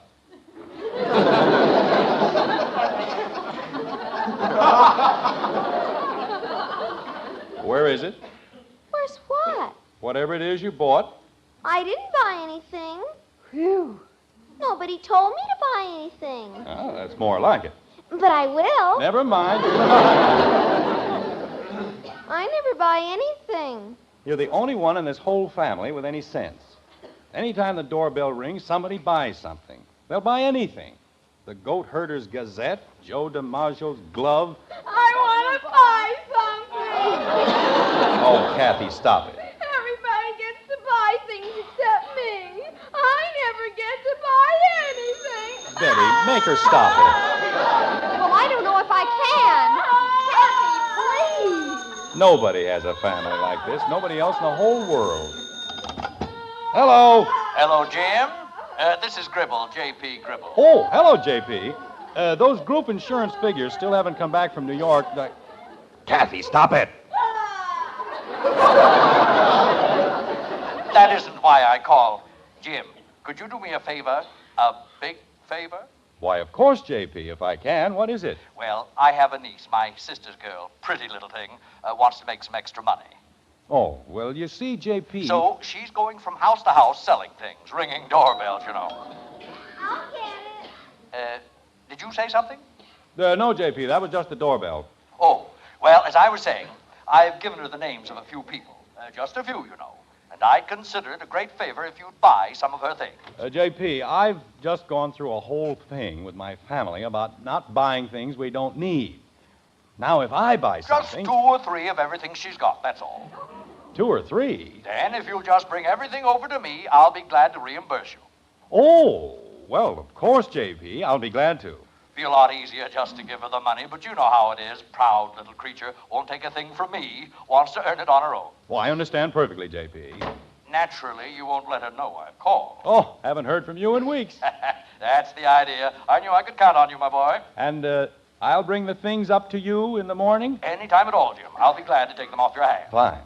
Well, I'll see you in the morning. Thank you, Jim, and good night, my boy. Good night, J.P. Who was it, Kathy? It was a lady selling things. Already? Tell her to come in. You want her to come in? That's right. But you said you didn't want us to buy anything. Kathy, we've been buying things for months from anybody who came to the door. Now, this is something special. This is something I've got to buy. Tell the lady to come in. I can't. Why not?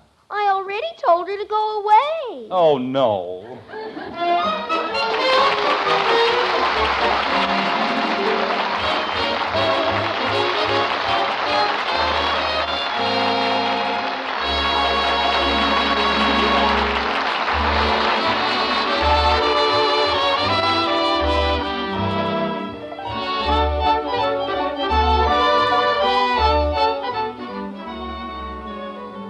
Now that's good coffee. Best I ever had. Those words will really warm your heart when you hear them from the world's greatest coffee expert. Yes, ma'am. Because that #1 expert is the man you want to please most. Your husband.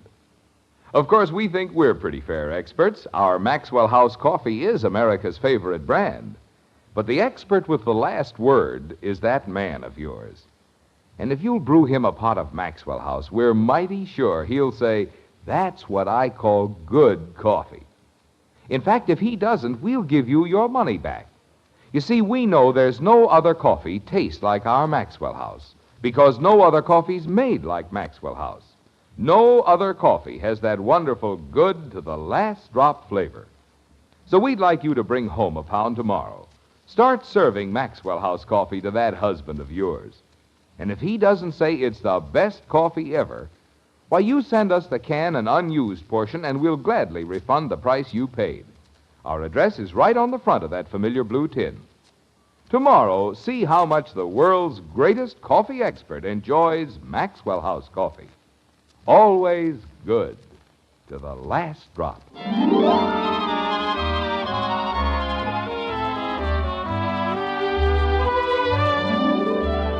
It's moments later on Maple Street, and in the white frame house occupied by the Andersons, there's a soapy whir of speculation.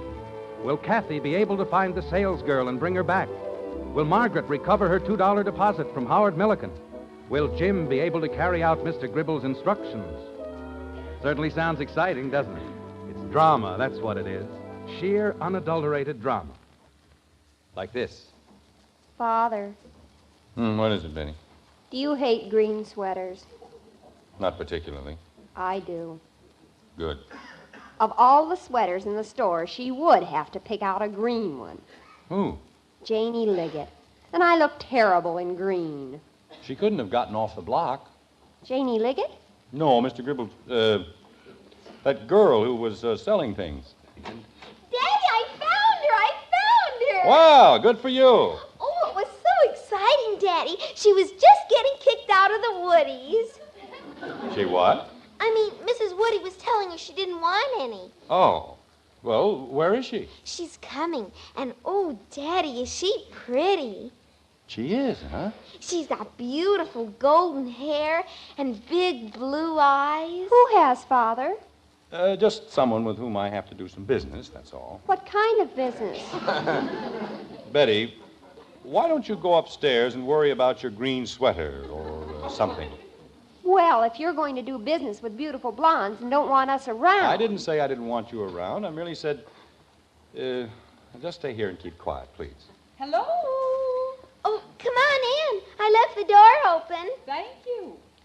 Kathy, why don't you go somewhere and play? I want to watch. Well, just be sure that you don't... Hello there. I'm Jim Anderson. How do you do, Mr. Anderson? I'm Sheila Gibson. Yes, you certainly are. Come on in. Sit down. Thank you very much. Yeah, that's better, isn't it? Yes, quite. This is my older daughter, Betty. How do you do, Betty? Hi. And of course you've met Kathy. Of course. Hi. She said you wanted to see me about something. Yes, I certainly do. We'd like to see what you're selling. Oh? For any particular reason? Well, of course. I'll probably buy something. We buy things here all the time. Is Mrs. Anderson at home? No, but we don't have to worry about that. Just trot everything out. Okay. What are you selling, anyway? Lingerie. What? Lingerie? What's that?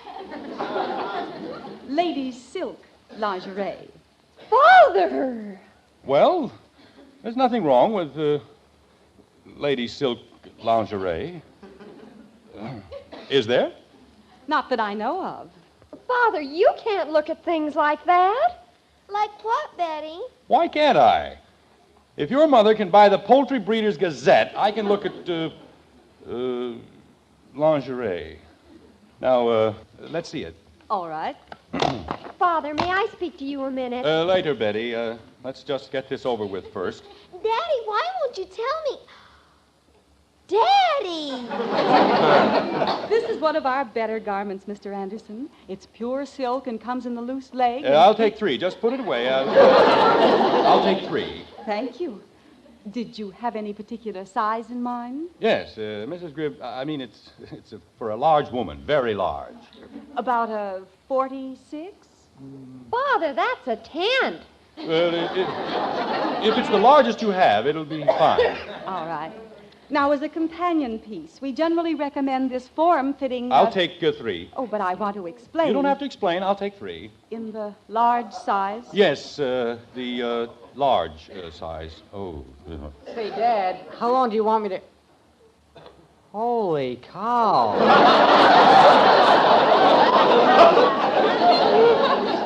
Bud, go turn on the sprinklers. I just turned them on.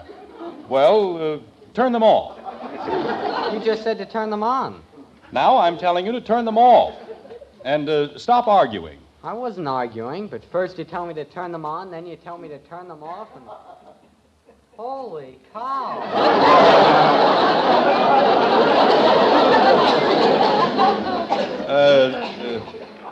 That was my son.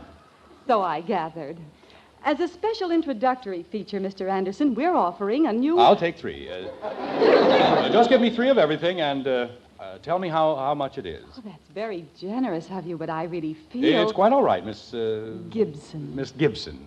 I was saying to my wife just the other day, the next time somebody comes along selling things, we'll just take 3 of everything. That's what I said. Father, do you feel all right? Of course I feel all right. I feel fine. Your collar's melting.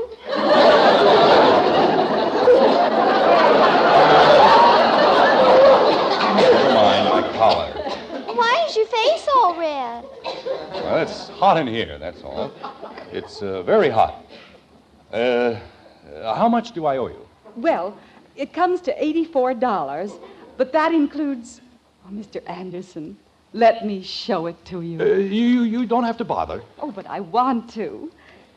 Tell me, have you ever seen anything more beautiful? It's fine, yes. Just put it away. Oh, Father, that's gorgeous. How do you sleep in a thing like that? You don't sleep in them, silly. Have you ever seen anything so sheer, so soft, so beautifully delicate? It's great, just great. Now, will you please put it away? Oh, Father, may I look at it just for a minute? It's lovely, isn't it? You can look at it later. Hold it up against you so I can see. All right. Miss Gibson. Jim, Uh-oh. Jim, Howard Milliken says he's very sorry, but... Well... Mother, isn't it beautiful? It's a nightgown. Margaret, this is Miss Gibson. She, sells things. Doesn't she, though?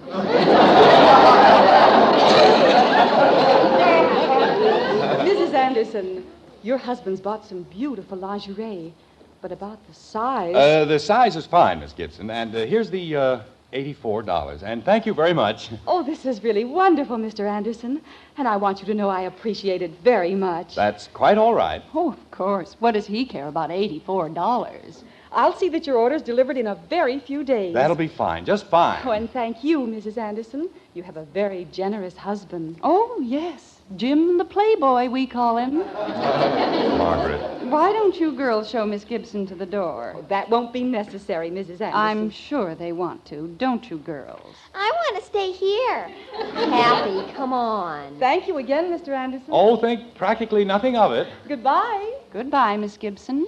But I want to hear what they're going to say.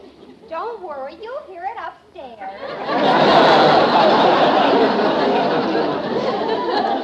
Well, Jim Anderson. wait till she gets out. She's out. You see, Margaret, I got a call from Mr. Gribble. In my own home. My own home to find you cavorting with that woman. I wasn't cavorting. I was buying stuff. Jim, how could you do a thing like that? Like what? Black silk nightgowns in my living room. She was holding it up, Margaret. She wasn't wearing it. She might just as well have been. What were you thinking of? Group insurance.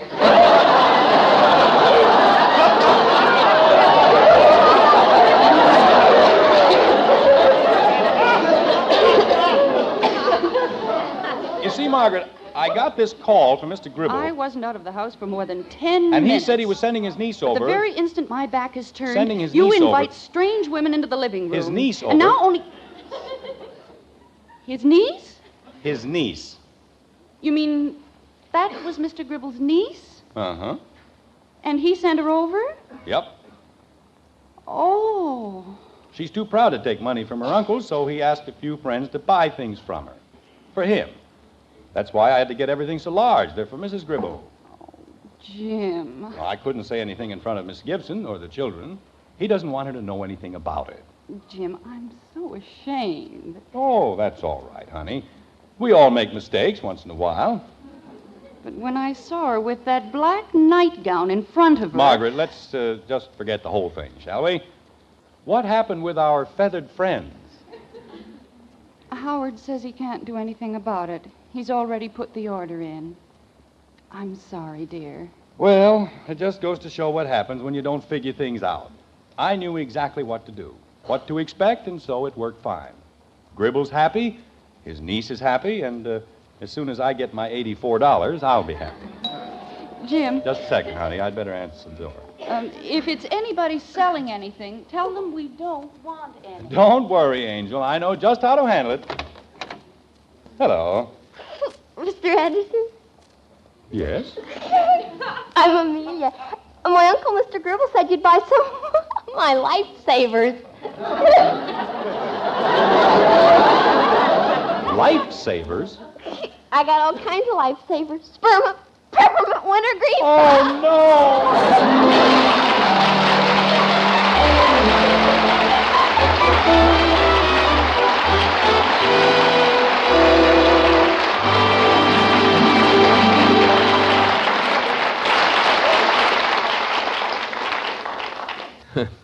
Seems like no matter how hard you try to go right, you sometimes go wrong in buying things.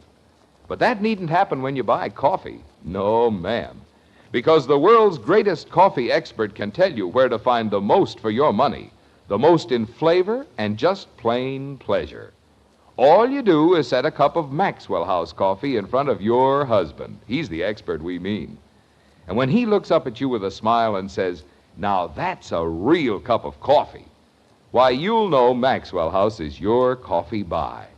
Find out tomorrow. Bring home a familiar blue tin of Maxwell House and listen to your husband praise that wonderful good to the last drop flavor.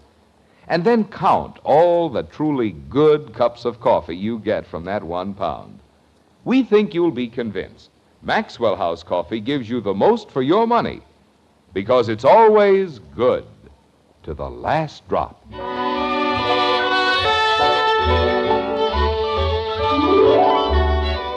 It's morning now and breakfast time in the white frame house on Maple Street.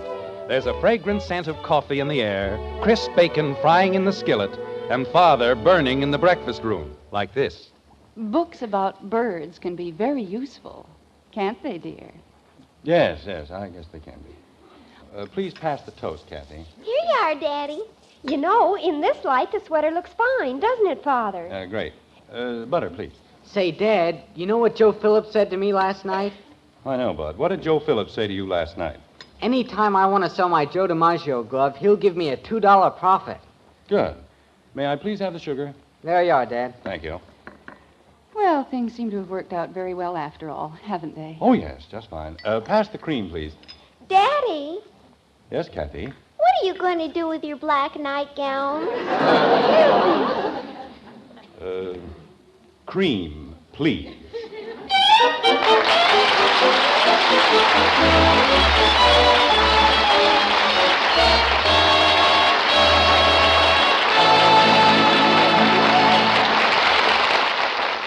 Say, Mom, if you have trouble getting your children to eat a hot cereal for breakfast, here's the perfect solution. Just serve them Hopalong Cassidy's favorite hot cereal, Post Wheatmeal. Yes, Post Wheatmeal.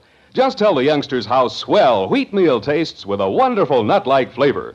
Tell them how Hoppy gets plenty of real solid nourishment from that rich brown treat. Cooks in just 3.5 minutes. You'll see, you'll go along with Hopalong. It's the best hot cereal you ever ate.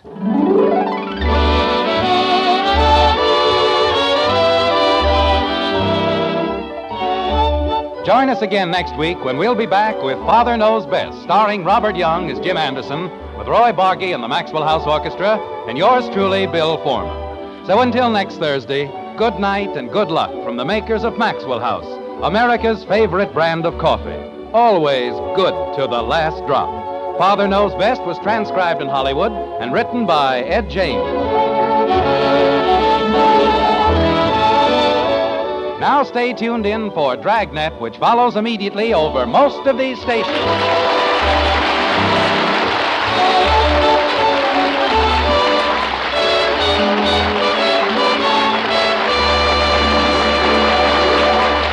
Yes, be sure to hear Dragnet. And remember, Bill Bendick stars tomorrow on NBC.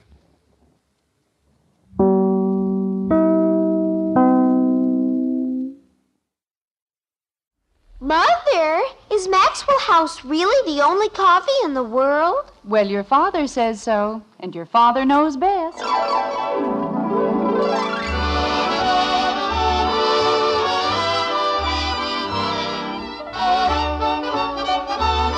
Yes, it's Father Knows Best, transcribed in Hollywood, starring Robert Young as Father. A half-hour visit with your neighbors, the Andersons, brought to you by America's favorite coffee, Maxwell House. The coffee that's always good to the last drop.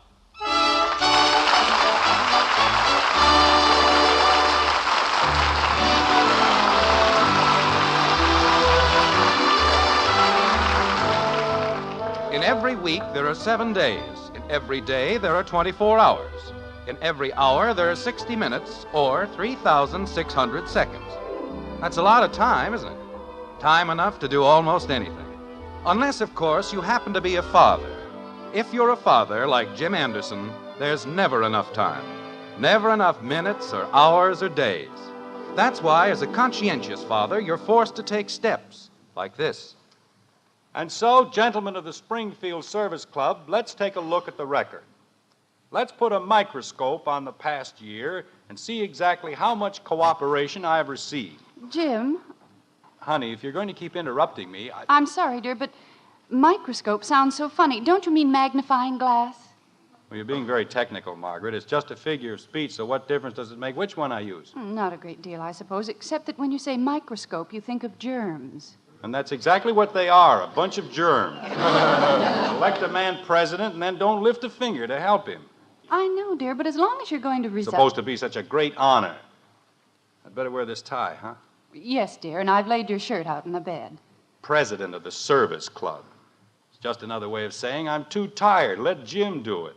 Jim, if you want me to hear the rest of your speech... They can get another president. He can do all the work. I'm going to stay home with my family. Where was I? You were looking at the record. Oh, yeah. Let's take a look at the record. Let's put a magnifying glass on the past year and see exactly... Jim. Yes, Margaret. You were right. Microscope sounds better. Thank you. Let's take a look at the record. Let's put a microscope on the past year and see exactly... It's a very peculiar picture. I mean, putting a whole year into a tiny little microscope. But it does sound better when you say it. Margaret. Yes, dear. This is a large microscope, the year size. Well, let's not worry about it. It isn't very important. Yes. I won't interrupt you again. Margaret, if there's anything else you'd rather do... Jim, I'm trying my best to listen. Oh, that's what you were doing. Of course, if you don't want me to hear the speech. I do want you to hear the speech, but we've been at it for 15 minutes, and I haven't been able to get past the introduction. I'm so confused, I don't know if I'm getting dressed or undressed. Mother! I'm in the bedroom, Betty. I think the string beans are burned. Oh, dear, I forgot all about them. I'll be right down. Okay.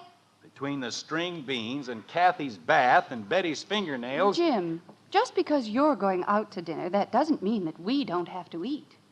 I didn't say that. I have 3 growing children to take care of, and they're going to be fed in spite of you and the service club. I suppose I burned the string beans.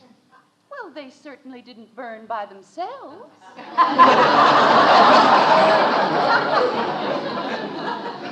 Now, there's logic for you.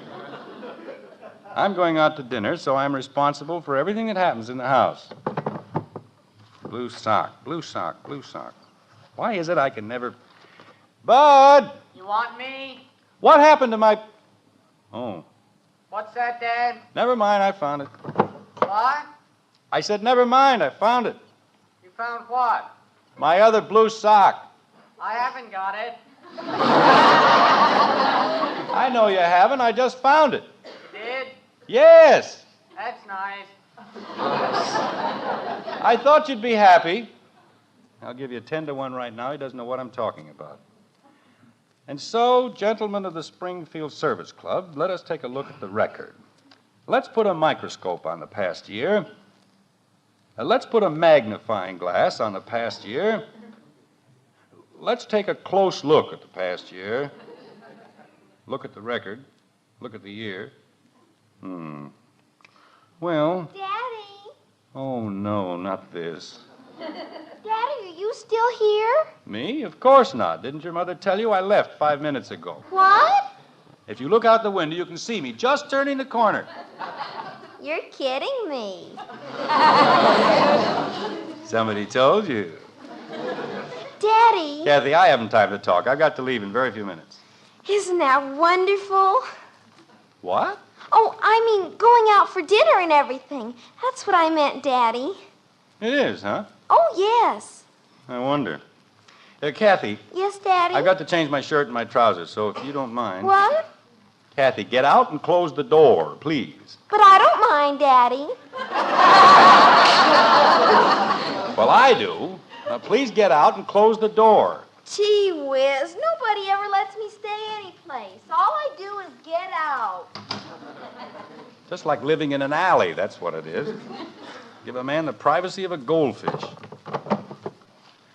Let's take a close look at the past year and see exactly how much cooperation I have received. As president of the local service club, I've neglected my family, my business, even my golf for the sake of this organization. Examine your own consciences and ask yourselves, what did I do to help? Now, what happened to the darn things? You can never find anything around here. Margaret! She isn't here, Father. Well, she was here 2 seconds ago. She's trying to borrow some string beans from Miss Davis. Oh, thank you. You're welcome. String beans. I can't find my cufflinks, and she's gallivanting all over the neighborhood chasing string beans. Examine your own consciences and ask yourselves, in the past year, what did I do to help? What did I do to help? What did I do to help? What did I do to help? Bud, he's taking those cufflinks again, so help me. Bud, come in here. Okay, Dad, I'll be right in. If I've told him once, I've told him 1,000 times. I couldn't have made it any plainer. You want me for something, Dad? How many times have I told you to leave my cufflinks alone? Which cufflinks? My gold cufflinks, the ones the service club gave me. Oh, those. Well? I don't know. You don't know what? How many times you told me?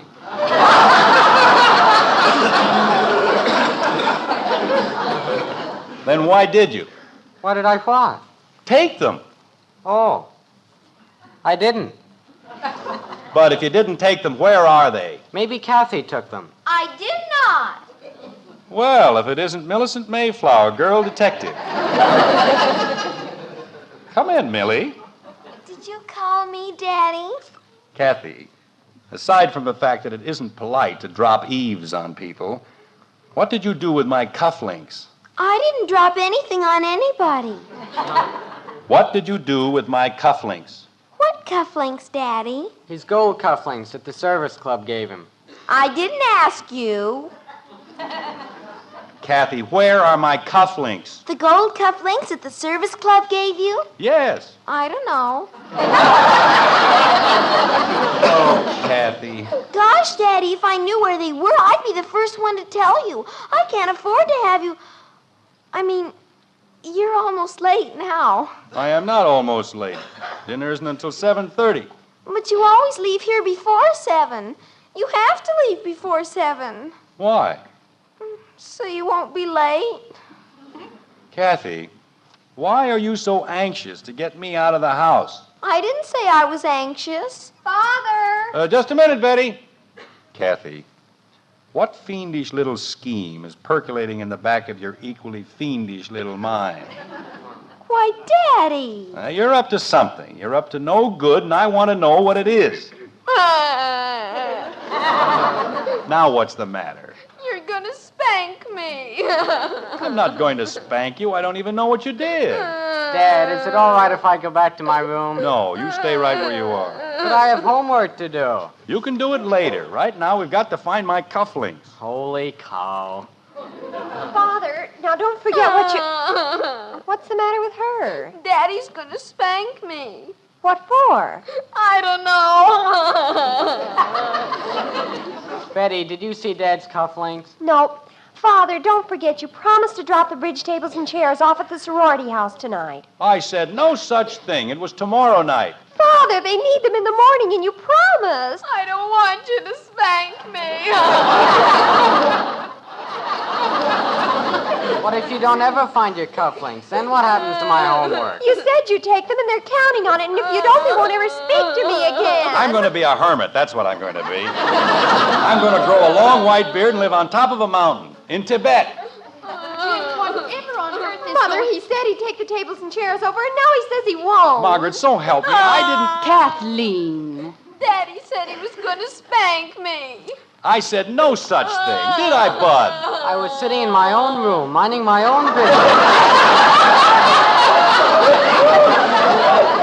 He said last night he'd take the chairs over. Betty. And now he changes his mind, and I suppose... Kathy! Well, that's better.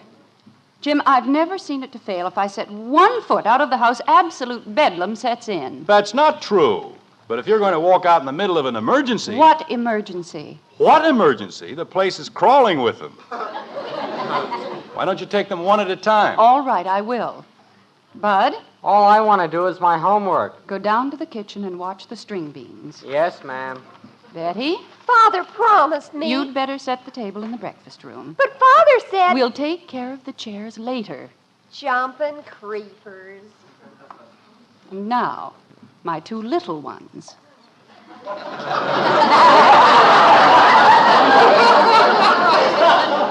Margaret, you realize that this whole thing is absolutely ridiculous. Kathy? Yes, Mommy? Why were you crying? I didn't want Daddy to be here at 7 o'clock. Why? Because that's when she's coming here to speak to him. Who is? My teacher. Oh, that's what it was. Now, you see, Margaret? I had a feeling from the very beginning. Jim.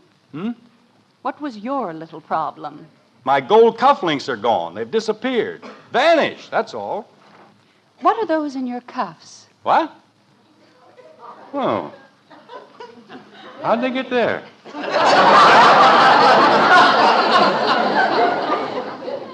Jim, I told you I'd laid your shirt out. I put the cufflinks in the shirt to save you a little time. Well, Margaret, let's face it. That's a pretty silly place to hide cufflinks.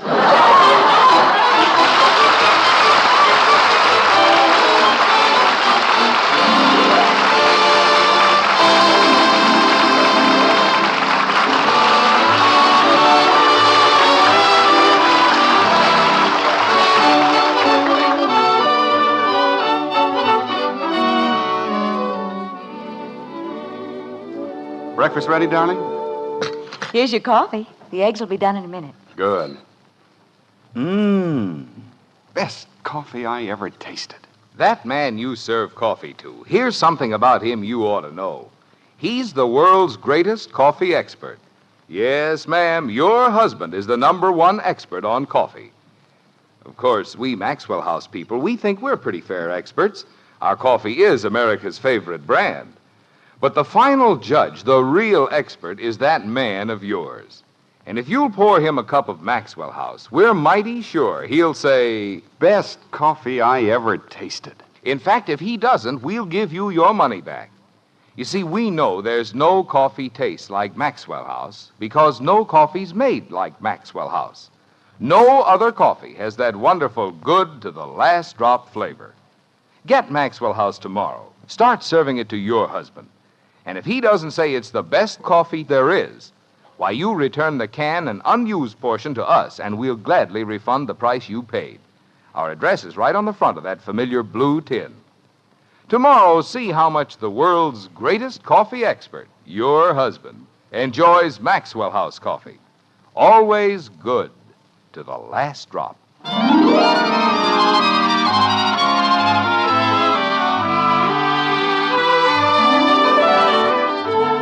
It's 7 o'clock in Springfield. Of course, it's 7 o'clock in other places as well. But in other places, the hour doesn't contain the same drama, the same suspense that it does in the Anderson Den. There, 7 o'clock is a magic hour, fraught with excitement and just a small touch of mystery, like this. Kathy, Yes, Daddy? what did you do in school? I didn't do anything. Jim, why do you immediately assume that Kathy has done something wrong? Well, why else would her teacher want to see me? Maybe she doesn't want to see you specifically. Yes, she does, Mommy. She said she had to see Daddy and she'd be here at 7 o'clock. And naturally, she'd have to pick tonight. Kathy, why didn't you tell us about this earlier? Well, don't you have anything to say? I'm trying to think of something. Say, Mom. Bud, we're very busy in here. We've got problems. So have I. If I don't finish my homework, how can I go to the movies with Joe Phillips? You can't. Well, then why can't I... Bud, please go back to the kitchen and watch the string beans. We don't want them to burn again, do we? Go ahead, Bud. Holy cow. 15 years old, and what am I? A string bean watcher. Look, Kathy, I want you to think hard. Have you done anything wrong in school? Have you kicked any footballs through anybody's window? You mean today? I mean any day. Jim, Mrs. Lindsay will be here any moment. Margaret, I want to find out before she gets here. If Kathy's done anything and I can get it straightened out in advance, then I won't have to hang around and gab with Mrs. Lindsay. Kathy, please try to think. What could your teacher possibly want to see me about? Well, maybe Mrs. Woody called her. But I didn't mean to do anything. You and Jimmy had another fight, huh? He said I was a tomboy, and I'm not a tomboy. And I just showed him I wasn't, that's all. How? I punched him in the nose. Kathleen, after all the promises you made... Well, he didn't have any right to say I was a tomboy, did he, Daddy? I don't know, Kathy. Is that all that happened? Except for his shirt. What happened to his shirt? I was only trying to lift him back on his feet. And I couldn't help it if it just Ripped? Margaret, what's the Woody's number? Jim, don't you think if I call Dorothy? I'll get it straightened out in 2 seconds. What's the number? It's in the little book, dear, next to the phone. By the time Mrs. Lindsay gets here, there won't be anything to talk about, and that'll be all right with me.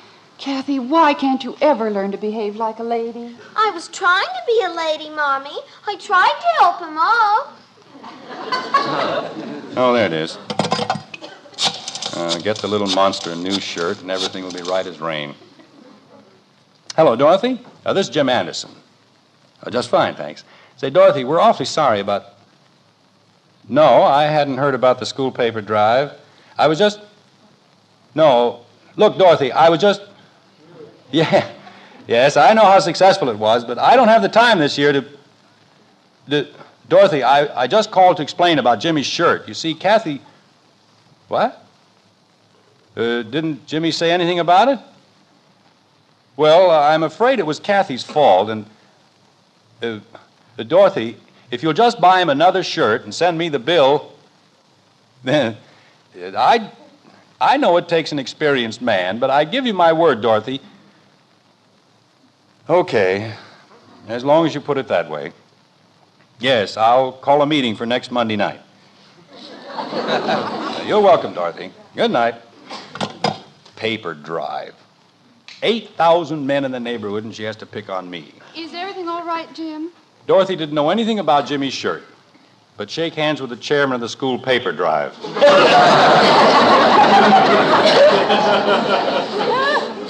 Jim, it won't do any good to give up your office in the service club if you're going to turn around It wasn't my idea, Margaret. She said I owed it to her on account of Jimmy's shirt.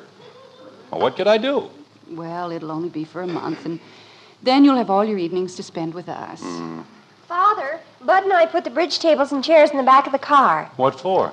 You said you'd deliver them. I said I'd deliver them tomorrow, not tonight. Mother! Margaret, it's clear over on the other side of town. It'll take me all night. I know, dear, but after all, Betty promised. Please, Father. All right. I'll take them over after I leave the dinner. Oh, thank you, Father. You're a lamb. I'm getting just a little tired of being led to the slaughter.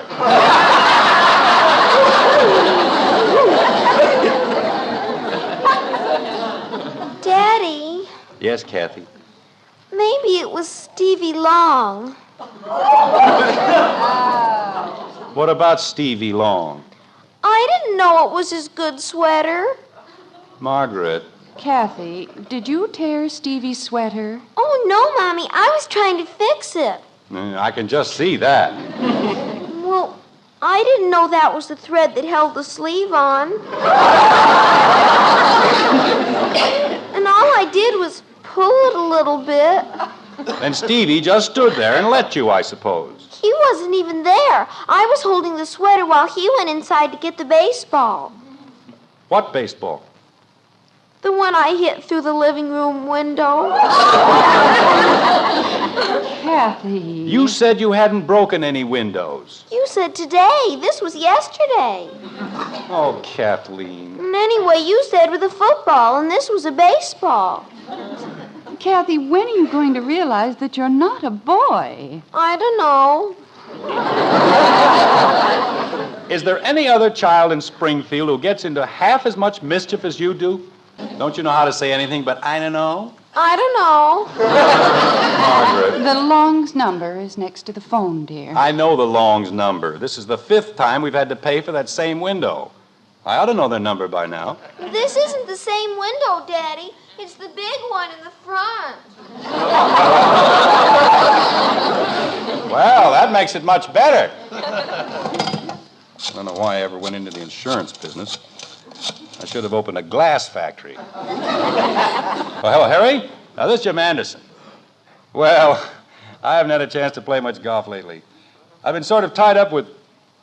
No, Harry, Harry, I just want to explain about the living room window. You see, Kathy was playing baseball. Yes, I know it's insured, but if I can just tell Mrs. Lindsay that we've got the whole thing... No, it isn't all right, Harry. I'd just as soon... Harry, I haven't got time to be on the Greens Committee. I'm going to resign as president of the Look, Harry, I know that it... But I don't have one evening a week. I've got a family, Harry, and I don't see them from... Look, can't I just send you a check for the window? Okay, Harry. 8 o'clock at your house. On Wednesday. Yes, Harry. Okay, good night. I don't know. Every time I pick up the phone, I'm a member of something else. Did you straighten everything out with Harry, dear? Oh, sure. It was a plate glass window, and he's already collected the insurance. And now I'm a member of the Greens Committee at the golf club. Jim, if this keeps up... Every Wednesday night, what to do with the grass, where to put the cups, and who ran away with the trap in front of the 15th green. I'll probably wind up in back of a lawnmower.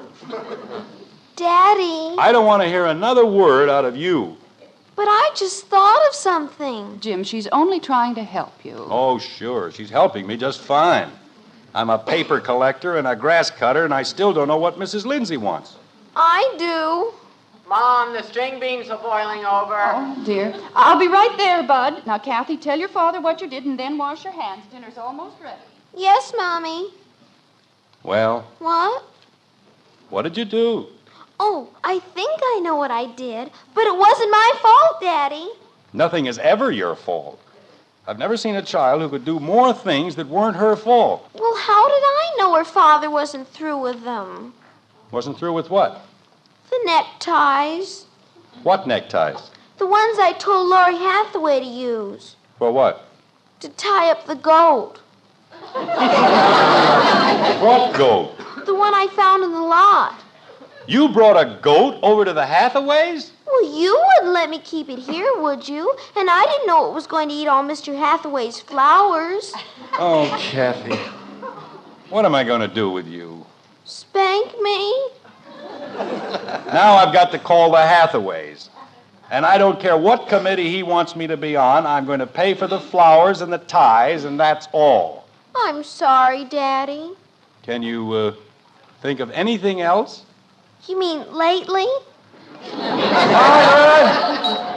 Oh, it's Mrs. Lindsay. Did you call me, Jim? Never mind. Never mind. Hello, Mrs. Lindsay. Kathleen, you sweet child. Come in, Mrs. Lindsay. I've been waiting for you. Thank you, Mr. Anderson. This is a very great pleasure. Yes. Shall we go into the living room? Thank you. I'm sorry, Mrs. Lindsay. About what, dear? About whatever I did. Mrs. Lindsay, I've been calling people all night. Why, Kathleen, you haven't done anything. Have you? Haven't I? Not that I know of. Gosh. Oh, wait a minute. If she hasn't done anything, what did you want to see me about? Mr. Anderson, I have the most wonderful news for you. You've been elected president of the PTA. Congratulations. Oh, no.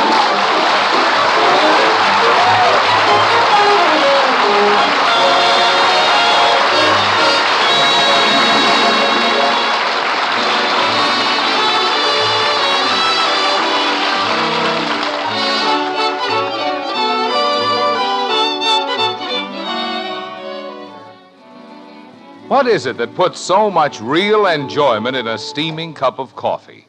Why, it's flavor.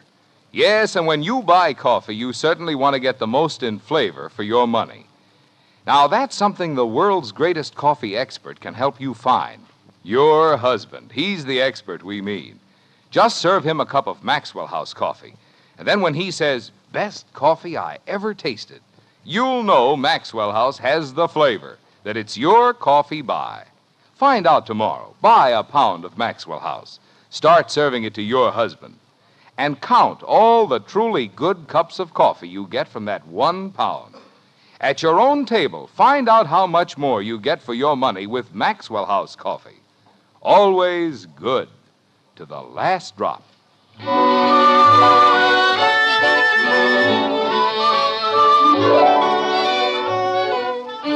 The night is dark, the clock strikes 2, and the white frame house on Maple Street stands hushed beneath the starless sky. In the Andersons' quiet bedroom, a figure moves, and Margaret stirs softly on her downy couch, like this. Jim? Oh, did I wake you, honey? I I was just dozing. Jim, Yes, dear. don't be too upset about tonight. You mean about Kathy? I mean about giving up the presidency of the service club. I know it meant a great deal to you. Yes. Did they like your speech? Oh, yes, they loved it. That's nice. They thought it was just great. And you know what? What, dear? I was reelected.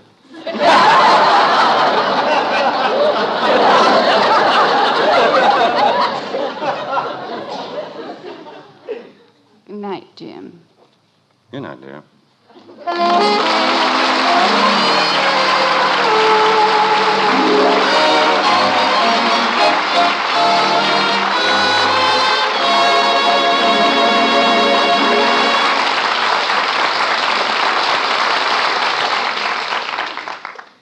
Tell the kids it's a hot favorite with Hoppy. That's hot post wheat meal. And you won't have to coax the youngsters to eat a hot cereal for breakfast if you tell them how Hopalong Cassidy loves hot post wheat meal. Hoppy knows it's chock full of good, solid nourishment. He goes for the rich, nut-like flavor. And you'll go for the fact that post wheat meal cooks in just 3.5 minutes. So get hot post wheat meal and tell the kids it's Hoppy's favorite. You'll see, you'll all agree, it's the best hot cereal you ever ate.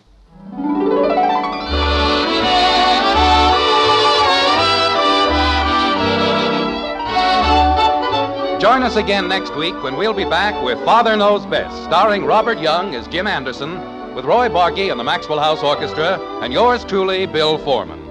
So until next Thursday, good night and good luck from the makers of Maxwell House, America's favorite brand of coffee. Always good to the last drop. Father Knows Best was transcribed in Hollywood and written by Ed James. Now stay tuned in for Dragnet, which follows immediately over most of these stations.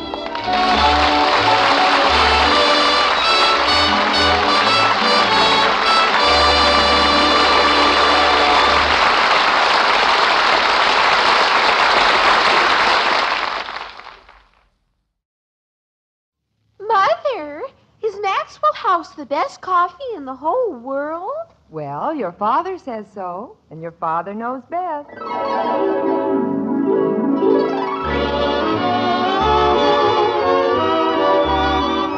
Yes, it's Father Knows Best, transcribed in Hollywood, starring Robert Young as father. A half-hour visit with your neighbors, the Andersons, brought to you by Maxwell House, the coffee that's bought and enjoyed by more people than any other brand of coffee at any price. Maxwell House, always good to the last drop.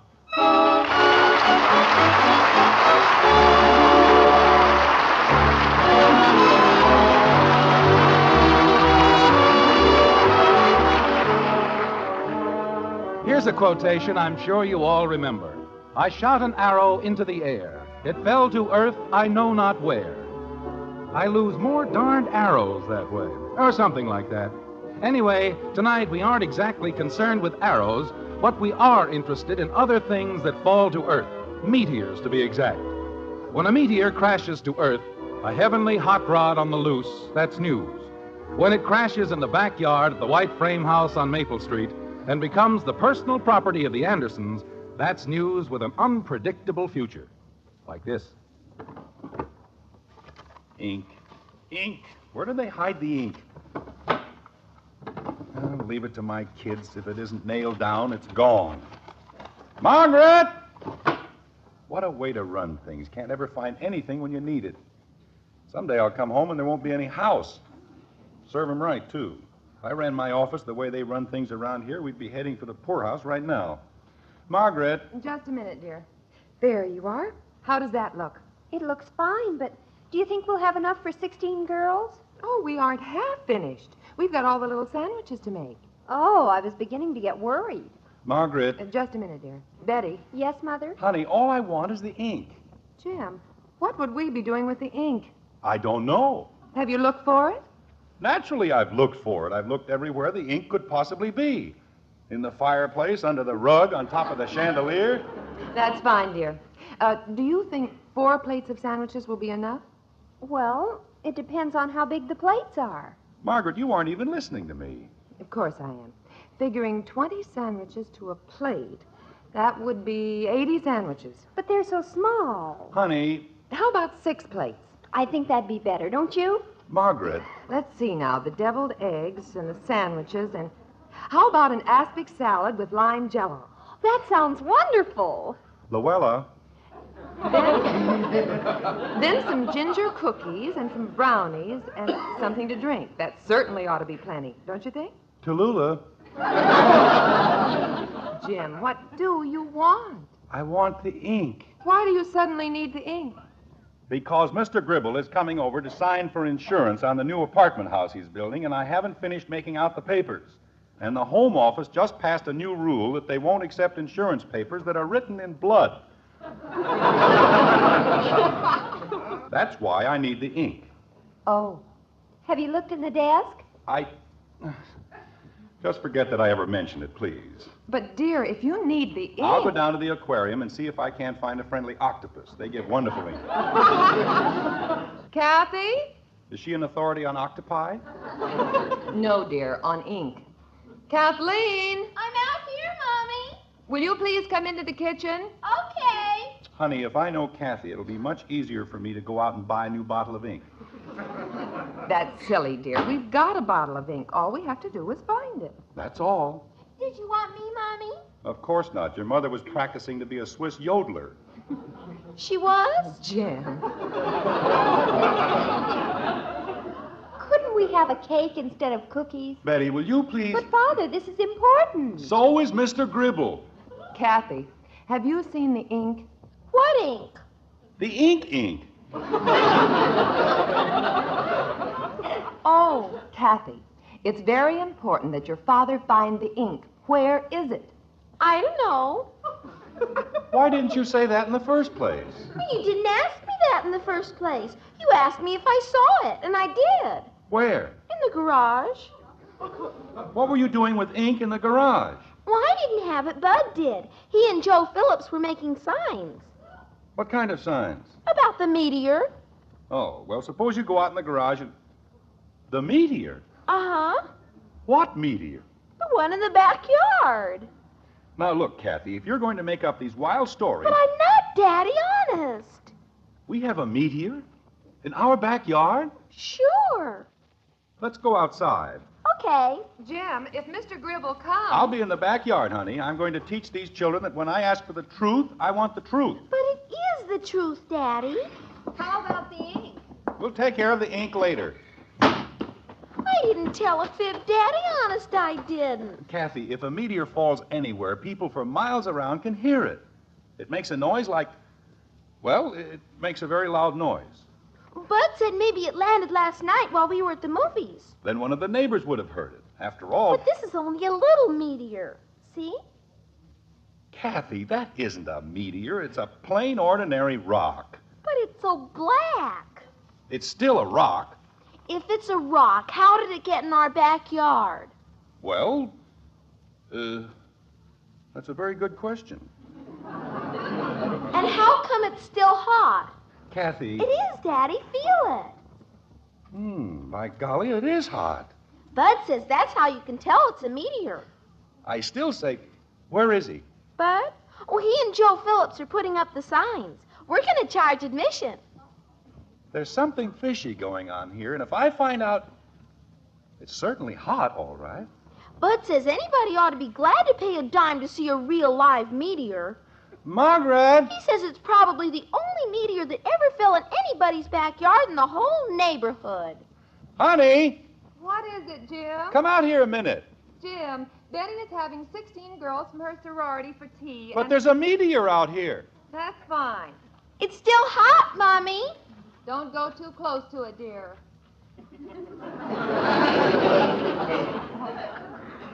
Margaret, ask Betty if she knows anything about meteors. Betty's answering the front door. Well, when she comes back, ask her if she knows anything... Here she is, dear. Father? Betty, do you know anything about meteors? About what? Meteors. Tell her it's still hot. It's still... Why don't you let me handle this? Father? Well, do you? Mr. Gribble's here. I wouldn't care if... Oh, Tell him I'll be right in. Okay. Maybe he'd like to see the meteor. Kathy, for the last time.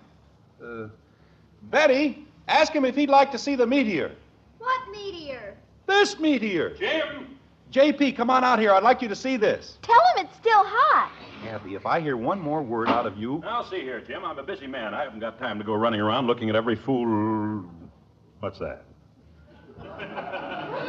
Well, we think it's a meteor. Poppycock. What do you think you are to have a meteor fall in your backyard? Tell him it's still hot. Kathy, so help me if you don't stop What are that. you two mumbling about? Nothing, JP. I told Kathy it was just a rock, but... It's still hot. JP, Kathy, why don't you go into the house? But, Daddy! Why, George, it is hot, isn't it? Yes, but it's probably just something the boys... You know, the more I look at... Jim, look at this. What? This black formation. That's iron oxide. Oh? It does look like iron oxide, doesn't it? You know what causes that, don't you? Well, naturally. Naturally. Jim, when a meteor hits the Earth's atmosphere, the friction causes intense heat, and, by George, that is a meteor. It is? Look at it. See those flow marks and that irregular pitting? Jim, this is sensational. Oh, I don't know, JP. It's only a small meteor. Small? Why, it's half buried in the ground, and I'll bet it weighs over 100 pounds. I know. Jim, my boy, this is one of the greatest things that ever happened to us. Well, it's us. Why, when the State Historical Society hears about this, we're a cinch to become honorary members. We are. I can just see the headline. Springfield industrialist discovers meteor. Mr. Gribble. Just a minute, Kathy. You know, JP, I don't like to say anything, but this is my backyard. Well, naturally, my boy, and you'll go down in history as the man whose backyard was lucky enough to receive this heavenly gift. I know, but if there's going to be a headline... Jim, are those insurance papers ready for my signature? No, but as soon as I find... Oh, I see what you mean. Mr. Gribble. Kathy, please don't annoy Mr. Gribble right now. I wasn't annoying him. Of course he wasn't. What is it, child? You owe me a dime. Kathy. Well, Bud said everybody had to pay a dime. But, kitten, Mr. Gribble... And besides, it's for a worthy cause. She's absolutely right, Jim. JP... Furthermore, I consider it a privilege. Here you are, Kathy. 10 cents for, what is the worthy cause? We're going to buy sodas. Yeah, Jim, if we want this to hit the morning papers, I'd better get busy on it right away. But how about your building insurance? Later, my boy, later. First, I'm going to see to it that our meteor story is given the proper attention. But, JP... We've got to do this thing right, you know. Reporters, photographers, the full treatment. I'll be back before you can say hello, Bud. Hi, Mr. Gribble. Hello, my boy. Beautiful day, isn't it? I'll be back in a few minutes, Jim. Don't go away. I'll be here, JP. What's he all excited about? Hiya, Dan. Hello, Mr. Anderson. Hello, boys. I understand you've been rather busy. Did you put all the signs up? Boy, did we. You know what, Dad? We even got Mr. Crandall to let us put one in the drugstore. That was nice of him. Look what I got. A dime. For the meteor? Uh-huh. What did I tell you? Boy, are we going to clean up. And we haven't had the signs up 5 minutes. Why didn't we think of this before? What a couple of dopes. Wait a minute. Why didn't you think of what before? The meteor. We could have been millionaires. You know, Mr. Anderson, it came to me last night in a flash. I was reading about all those meteors out in Oklahoma and Arizona, and I said, boy, couldn't we clean up if we had something like that? In a backyard, sort of. Where we could charge admission. And then when we saw this rock... Rock? We said, boy, what a meteor that'd make. Didn't we, Bud? We sure did. Wait a minute. You mean this isn't a real meteor? Oh, gosh, no, it's just a rock. It is? But it's hot. How could it be hot? We lugged it up here in Joe's Jalopy. And then we built a fire under it. Oh, no. Oh, but you don't have to worry, Mr. Anderson. It doesn't belong to anybody. We found it in the lot where Mr. Gribble is building that apartment house. Oh, no. Don't you feel well, Mr. Anderson? What's the matter, Dad? Kathy, why didn't you tell me? They told me it was a meteor. We had to, Dad. You know how she is. She'd have told everybody in the neighborhood. Bud, why can't you ever learn... What am I going to do? About what? About Mr. Gribble. He's on his way down to the newspaper to tell them about our Meteor. He is? Holy cow. Gosh, we didn't mean to. I mean, We were just gonna fool some kids, weren't we, Joe? sure. That's all we were gonna do.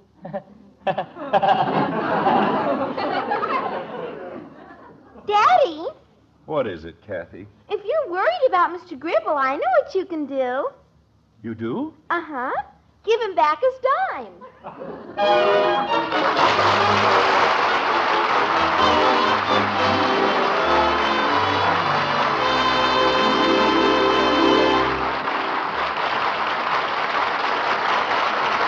Just offhand, I'd say Father's in pretty much of a mess this time. How's he ever going to explain the Meteor to Mr. Gribble?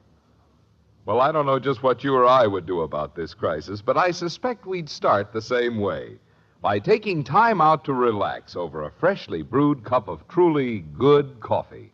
Maxwell House coffee. Coffee with all the rich, heartwarming goodness that only that wonderful good to the last drop flavor can give you.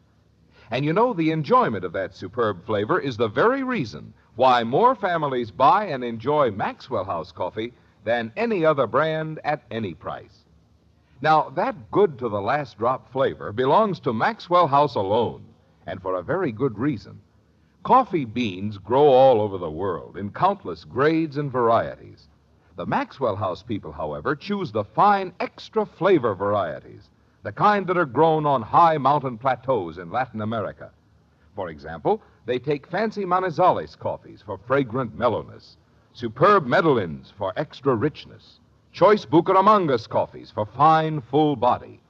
Then these wonderful extra flavor coffees, in just the right proportions, are expertly blended in the Maxwell House tradition to create the world's best-loved coffee flavor. So keep this in mind, won't you? To enjoy coffee at its downright satisfying best, start serving our Maxwell House. It's the one coffee that's always good to the last drop.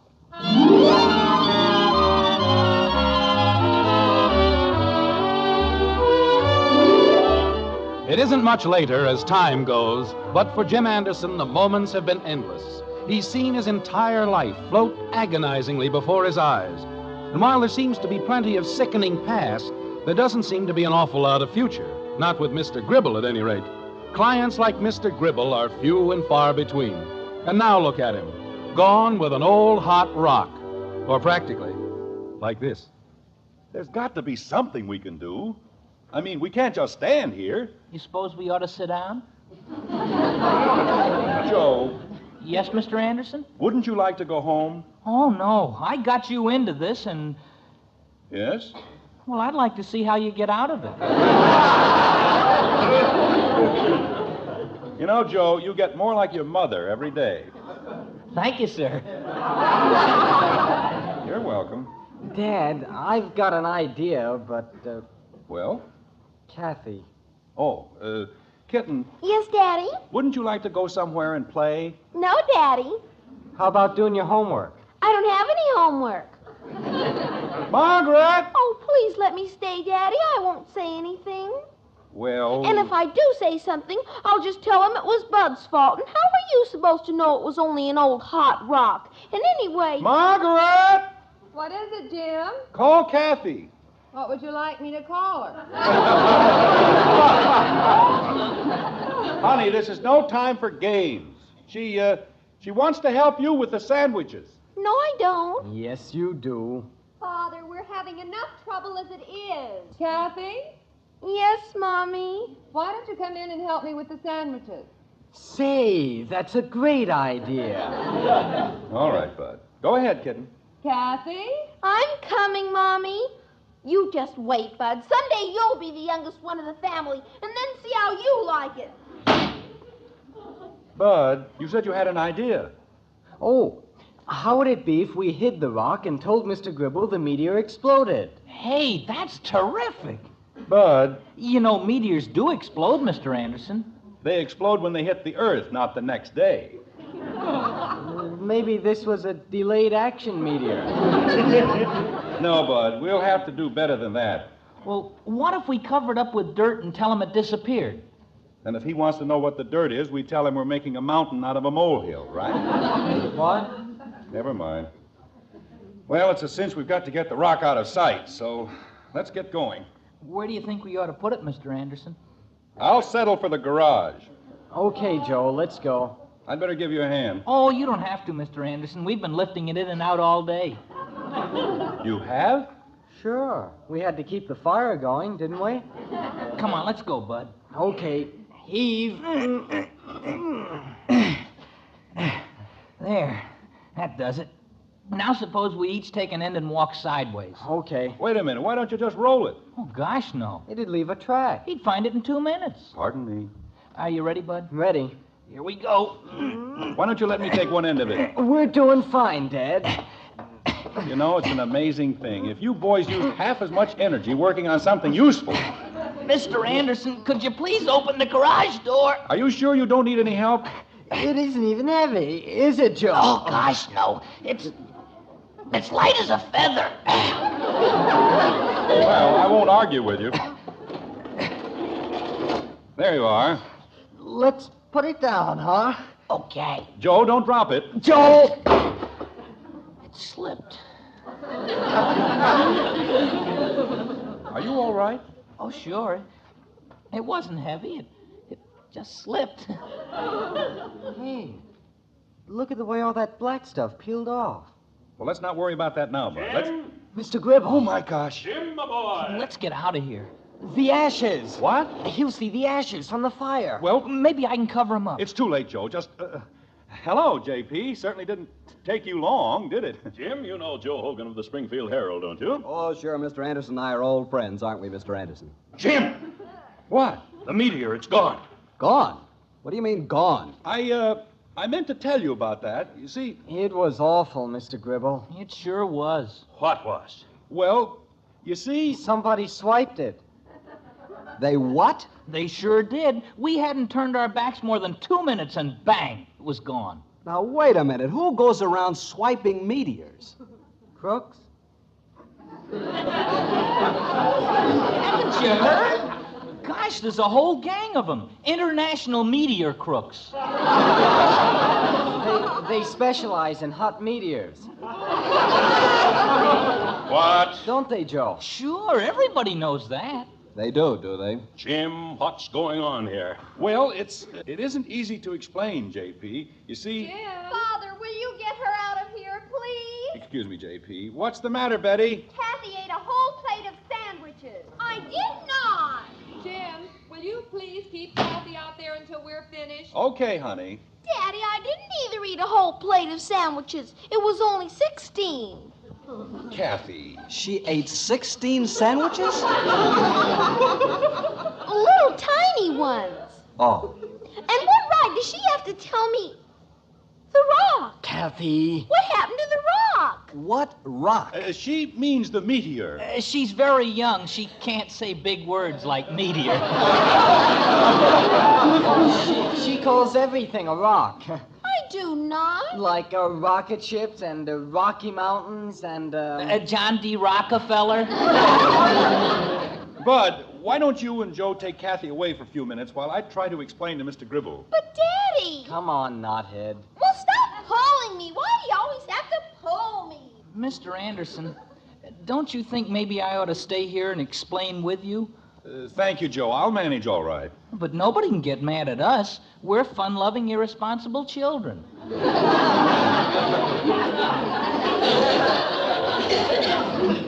I know, Joe, but... Oh, we can get away with murder. See here, Jim. How long have you been running this madhouse? J.P., I know it seems very peculiar. Hey, Mr. Gribble, look at this. Ashes. What? The meteor was hot, huh? Oh, we can explain that. You see, it landed on a bunch of wood. Bud, what did you do with Kathy? It's okay, Dad. I locked her in the garage. In the garage? Holy cow. Oh, my gosh, I forgot. Daddy, I found it! Well, I guess that takes care of that. Let me out! I found it! Shall we move in the general direction of the garage? Gosh, Dad, I didn't mean It's to... all right, son. We should never have started this in the first place. But you didn't start it, Mr. Anderson. We did. Daddy! We're coming, kitten. Jim, if this is what I think it is, well... I don't know what you're so mad about. I'm the one who got dragged out of a nice warm office to look at a hole full of ashes.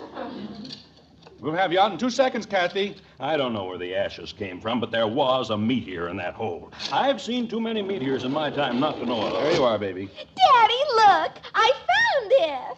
So, JP, the whole thing started very innocently. you see- weren't satisfied sharing the credit with me. You wanted the whole meteor for yourself. I what? How do you like that, Hogan? After all I've done for this man, treated him like my own son. JP, you've got this all That's wrong. the part that hurts, to be treated this way after all I've done. But, JP... It's all right, Jim. It's your meteor, and if you want to keep it for yourself, I want you to have it. But it isn't a meteor. That's what I've been trying to tell you. Oh, now I don't know a meteor when I see one. But the boys found it on your lot, didn't you, boys? You bet, Dad. It's just an old rock. I think you're wrong. Hogan, it's a rock. Yes, I know, The but... boys carted it over here and built a fire under it. That's why it was warm.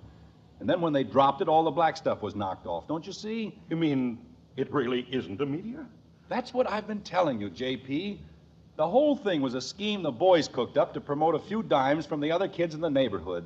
Do we have to give the dime back? Hogan, if my name is so much as mentioned in this disgraceful affair, but so much as mentioned... Are you all through? You mind if I say something? Look, why don't we just forget the whole thing? I'm willing. I am too. Well, I'm not. This is the biggest thing that's happened to me in years. It is? Hogan. Look at this. Do you see those marks down there on the bottom of the rock? It's writing. SP4. It's a message from Mars. Just a minute. Hogan, what are you driving at? Don't you understand? 150 years ago, when they first laid out the village of Springfield, they used a rock as a benchmark. And this is the rock. Say that again? This is the cornerstone of Springfield. They've been looking for it for 60 years. They'll go nuts. I think I will, too. Hogan, do you mean that this will get us into the State Historical Society? They'll make you the president.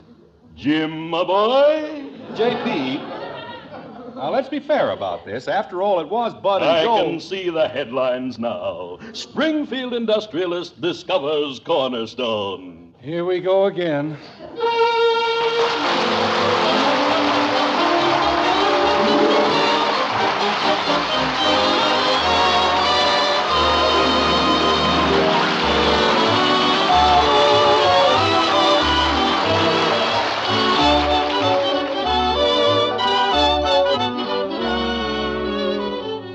Truly good coffee can do so much to make your day a happier one. It seems a shame not to enjoy the one coffee with the very most in rich, full-bodied flavor. Which coffee is that? I say it's Maxwell House coffee, bought and enjoyed by more people than any other brand. The only coffee with that famous good to the last drop flavor. Of course, you're the judge. But if you'll just try our Maxwell House, taste the zestful, joyful richness of our blend, I'm sure you'll say it's the best coffee ever.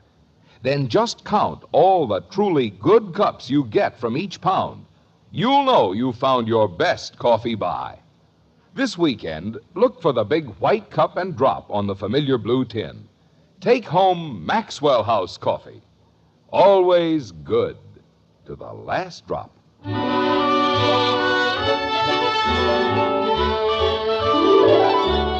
It's breakfast time in the White Frame House on Maple Street, and a rosy day it is indeed.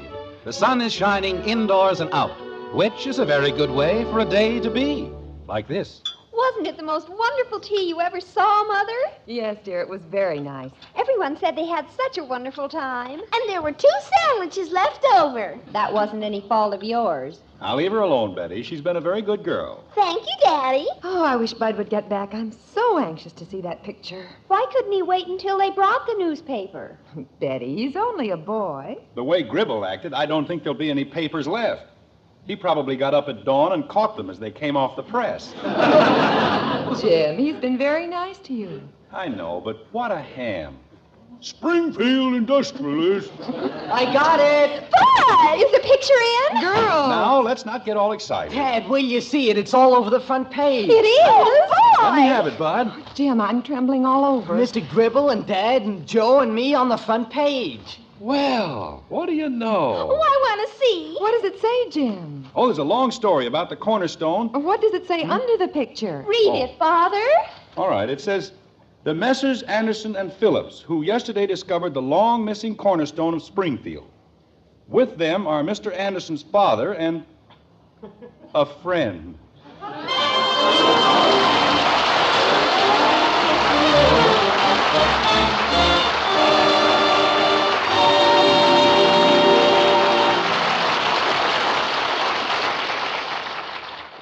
If my gal could make coconut cream pie like this, I'd marry her tomorrow. Marry the girl, Pete. The pie's easy with new Jell-O coconut cream pudding and pie filling. You mean any gal can make swell coconut cream pie like this? Sure. Just add milk and bring to a boil. Takes about 5 minutes. You mean nothing can go wrong? Not a thing with Jell-O coconut cream pudding and pie filling. So get Jell-O coconut cream pudding and pie filling for red letter desserts.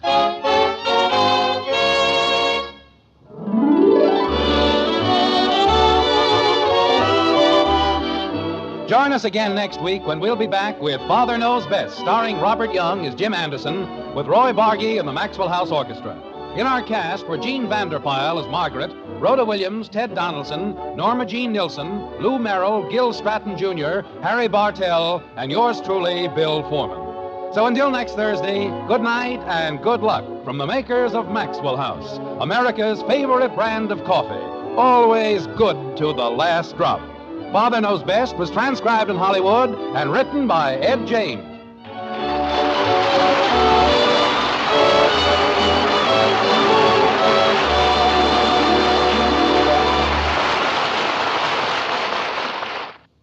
Mr. Keen, Tracer of Lost Persons, brings you Mystery tonight on NBC.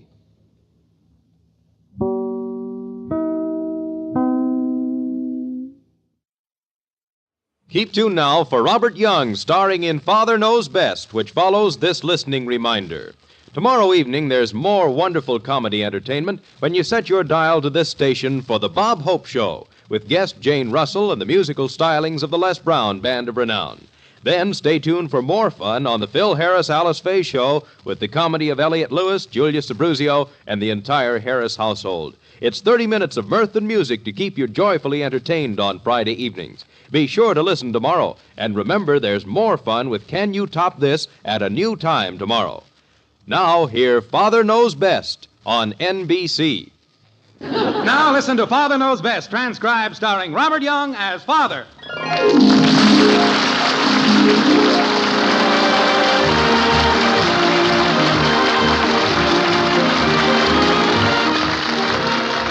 Welcome to Springfield and another half-hour visit with the folks in the White Frame House on Maple Street. Sit back and enjoy life with the Andersons, Kathy, Bud, Betty, Margaret, and Jim, as the head of this typical American household again sets out to prove that Father knows best.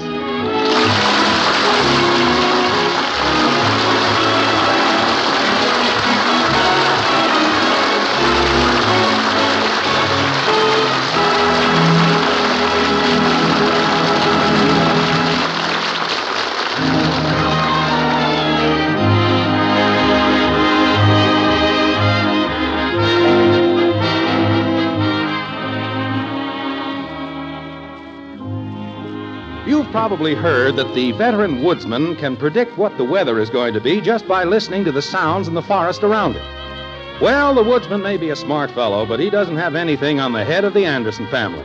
Jim Anderson can predict the weather in the White Frame House on Maple Street. He can tell in advance whether life is going to be stormy or clear just by listening to the sounds that come from the various rooms of the house. For example, this evening, as Jim settles himself in the den with a paper, he hears sounds like this coming from Betty's room upstairs.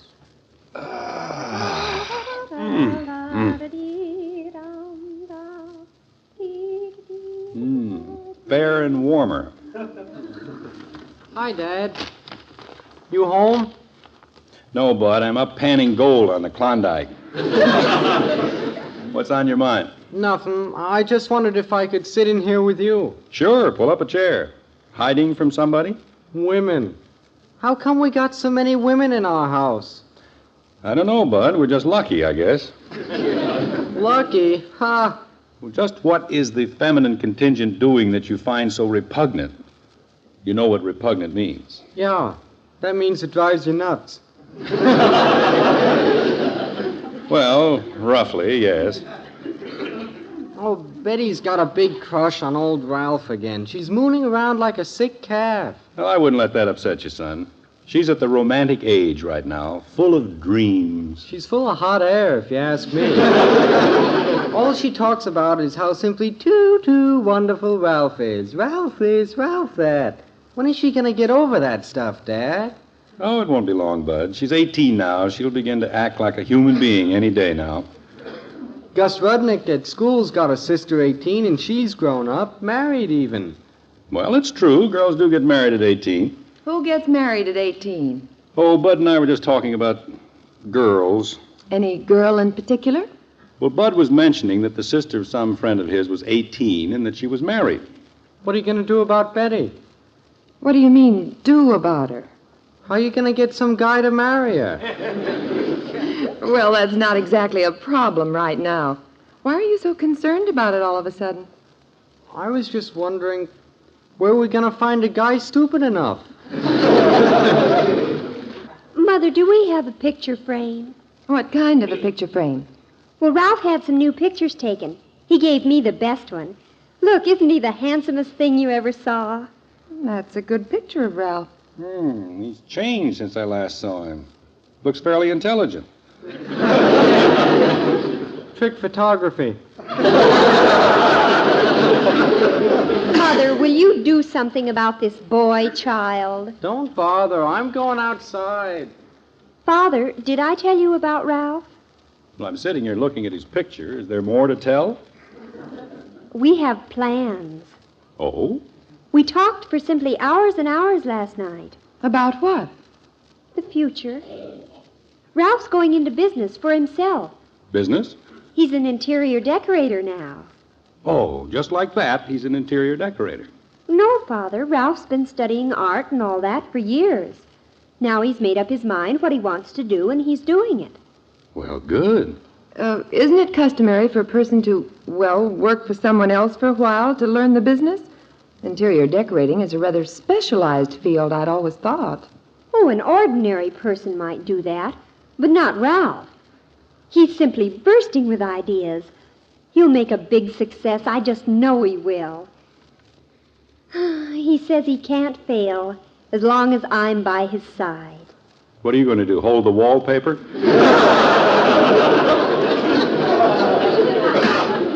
Oh, Father, you know what I mean. Well, I just hope Ralph shows a little more common sense in this venture than he has shown in the past.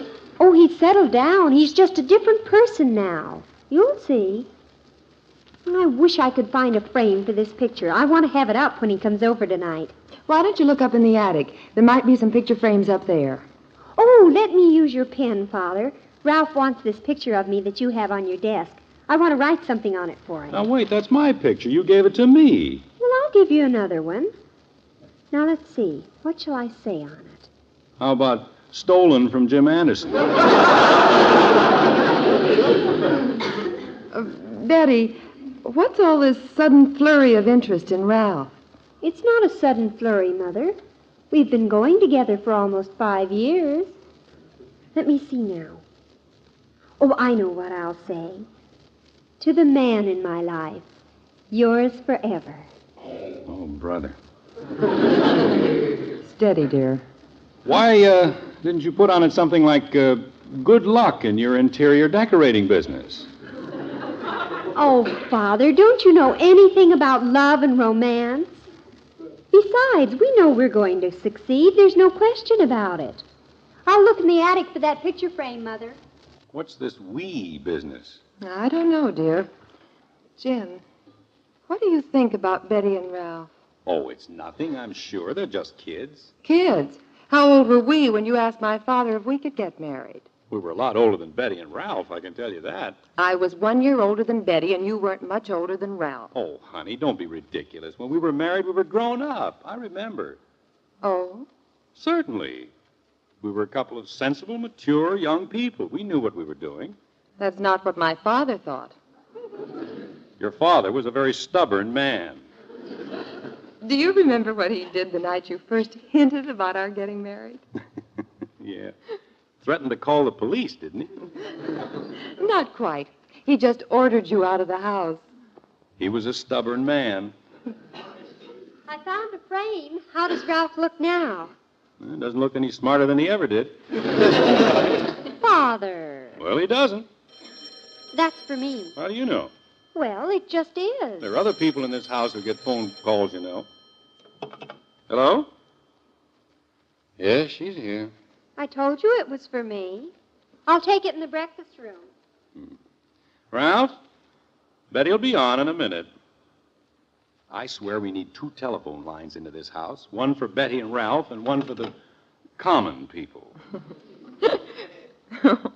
Do you remember what my father used to say when you'd phone my house? I was never at your house when I phoned you. He used to yell out, Margaret, it's old nuisance again. I don't know why your father disliked me. I don't think he disliked you, dear. He just didn't trust you. When I think of the way we had to plot and scheme and connive to make him give his consent to our marriage, it's a wonder we went through with it. You were a stubborn man, dear. Well, after he ordered me out of the house that night, we knew he'd never say yes if I came right out bluntly and asked him if I could marry you. That's when you really put your mind to work. We really ganged up on the old boy, didn't we? As I recall, it was your idea to make him think we were going to elope if he didn't give his consent. Yeah, I guess that was my idea. Remember all the trouble I went to, finding a long ladder in our garage? And then very obviously hiding it in the bushes outside your window, making sure that your father saw you do it. He couldn't figure out at first what we were up to. I think he first got the idea we were going to elope when you made such a big point of looking for a suitcase. Yes, that did it. Then I started gathering my clothes together and trying to scrape up some money. Well, knowing my financial situation at the time, this must have convinced him you were going to marry me. Oh, how lucky can a girl be? Just how lucky. What do you mean? Ralph, there is undoubtedly the most wonderful, the most brilliant, the most thoughtful, the kindest, cleverest, most adorable man in the world. Outside of that, there's very little to recommend him. Oh, he has everything to recommend him. Positively everything. He's going to be a great man someday, Father. You'll see. I doubt if I'll be around that long.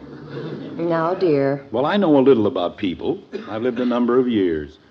It's part of my business to be able to judge people. And take my word for it, Ralph's chances of being a great man are about the same as those of a Shetland pony running in a Kentucky Derby.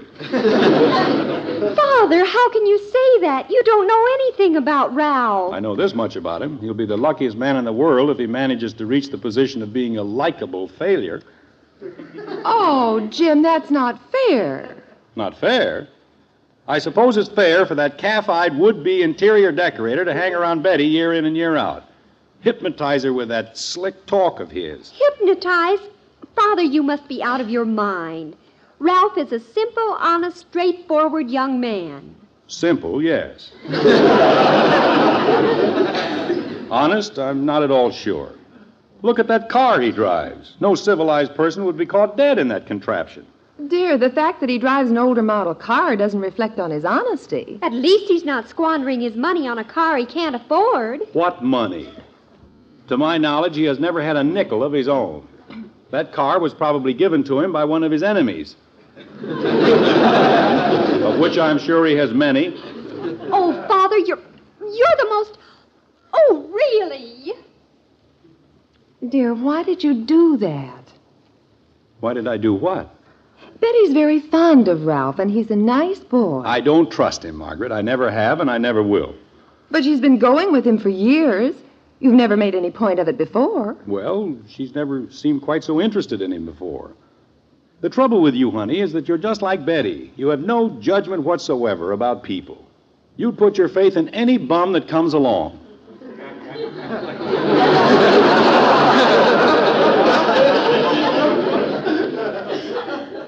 I put my faith in you.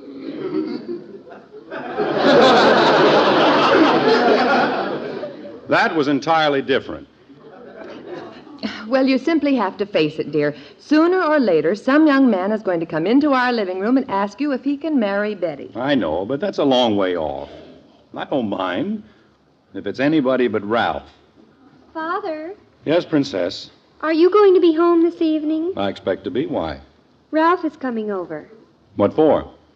He wants to ask you a very important question. Well, I'm not interested in... Oh, my gosh.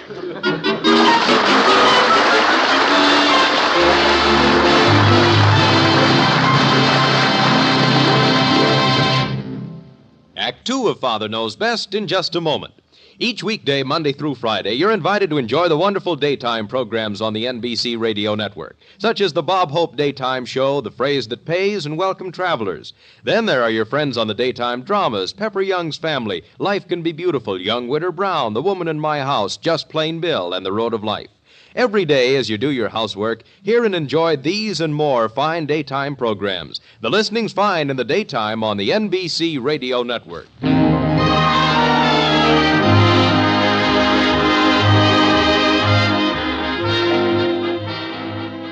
Well, there is no joy in the white frame house on Maple Street this evening. At least there's no joy for the head of the Anderson family.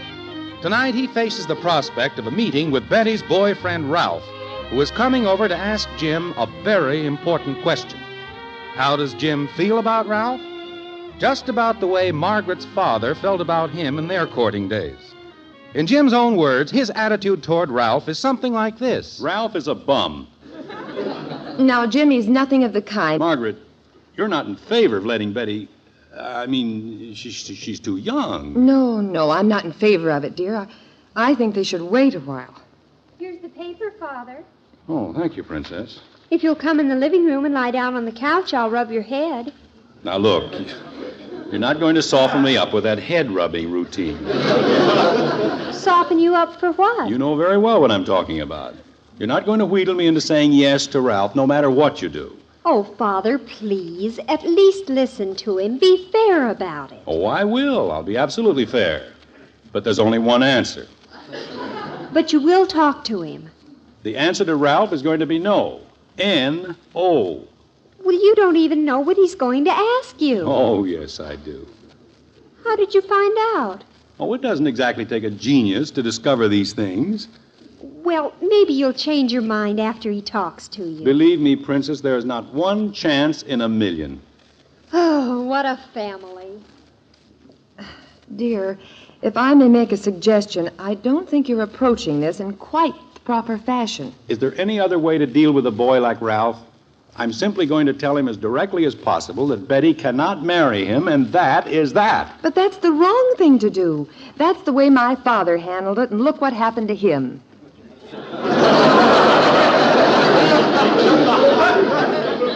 Your father didn't reason. He was just stubborn. And what are you being? I'm being logical.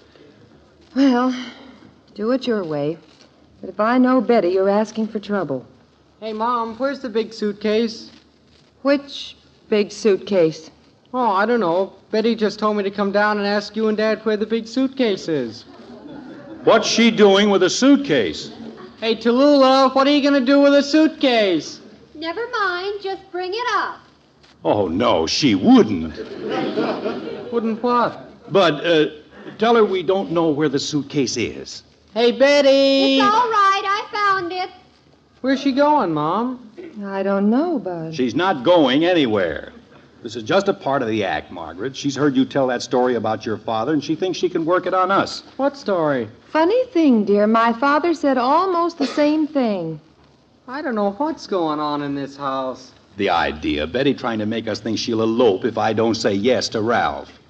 Where would they elope to? I don't really know. With that car of Ralph's, they couldn't get to the city limits. There are other cars, you know.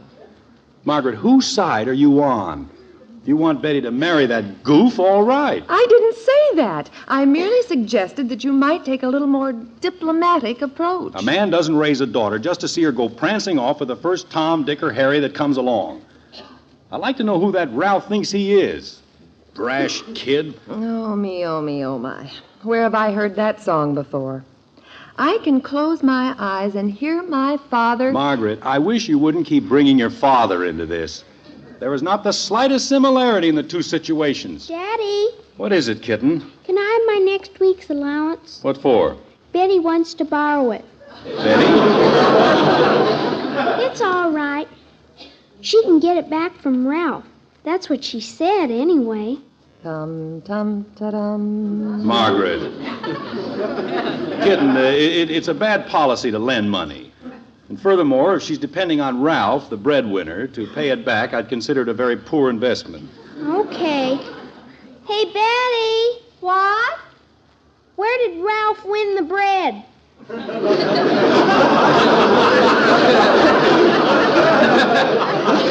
I don't know what you're talking about. I can't lend you the money. All right, all right.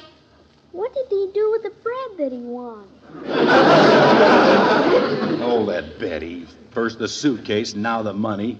You'd think she would at least have switched the act around. She must think we're awfully dumb. I just had a rather horrible thought, dear. I'm quite sure we never told the children that story about my father. Oh, you must have. Where'd Betty get the idea? Jim, how do you know it's an idea? Maybe they're really planning to elope, if you won't consent. Oh, no, that's silly. You know Betty. Oh, no. Father, where's our long ladder? Ladder? What do you want that for? Nothing. I just want to know where it is. I may want to use it. It's in the garage, but... Thank you, Father. Now, what do you suppose is in that girl's mind? You know, my father wondered the same thing. Margaret, I just mentioned it. they wouldn't elope.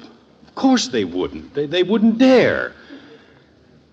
Do you think they would? It has been done.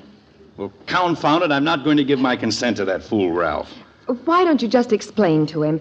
Try to make friends with him. I don't want him for a friend. I'll bet you dollars to donuts he was the one who put Betty up to this idea of the ladder and all. What makes you think so? It's just the sneaky kind of a thing he would do. I wouldn't be surprised if he did. You gave the idea to me. That was different.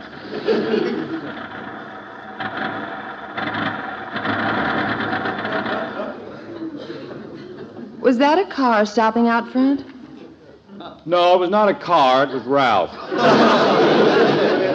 In that perambulating collection of cans he calls a car. Look at him getting out, straightening his tie. Move over, let me look. I always thought he was a nice-looking young man. Honey, you need glasses. I'd like to know if these kids are bluffing. I wouldn't count on it. Father, Ralph's here. I know, I heard him arrive. Now, please don't be obstinate, please. But, Princess, this is a big step. I know, Father. I just can't, Princess. We'll go ahead anyway, so you might just as well. Betty! Now, look, Princess. Oh, here he is, Father. You'll have to make your decision. Hi, Betty. Hello, Ralph. Come on in. Is your father home? He's right here in the den. Come on in. Hello, Ralph. Good evening, Mrs. Anderson. How are you, Mr. Anderson? Fine, just fine. Well, Ralph and Father have some things to talk about. Shall we go upstairs, Mother? Yes, I suppose. Maybe you can help me with the suitcase. It's nice to see you again, Mr. Anderson. It's been quite a while. Yes, it has, since yesterday. Would you care to sit down? Oh, thank you, sir. All your family well? Oh, yes, sir. They're all fine. Pretty busy. Yes, everyone's busy these days, I guess. Yeah. Seems like it, all right. How's school? Oh, busy at school, too. Especially now that I'm going into business on the side. Keeps me pretty busy. Interior decorating, I think Betty said. Yes, sir. big future in it, I think. I've been studying about it. Fella has to have something with a future these days. Yes, that's true. I have a lot of plans, Mr. Anderson. Betty and I have talked about it a lot lately. Yes. So I understand. Well, fellow has to make up his mind what he's going to do and then do it. Don't you think? Yes. To a certain extent, that is. Well, you can't let other people discourage you once you make up your mind. Betty and I were talking about that last night. Well, it all depends, Ralph. Sometimes parents, well, they know from experience about things. Yeah, but we can't let parents stop us. Well, sometimes older people, parents, are... Well, you know, they're afraid to take a chance with young people. Well, Ralph, it isn't that exactly. Mr. Anderson, I know things will work out all right for us. We just have to be given a chance, that's all. But, Ralph, it's... I came over to ask you a big question, Mr. Anderson.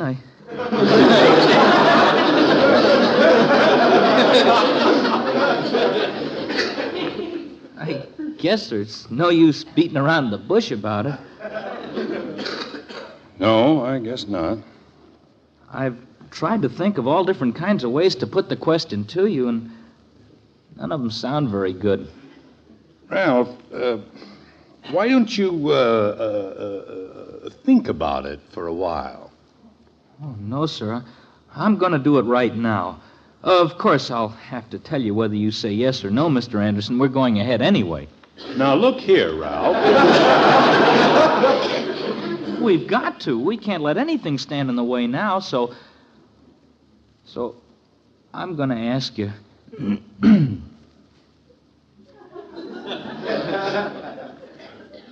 Mr. Anderson. Yes?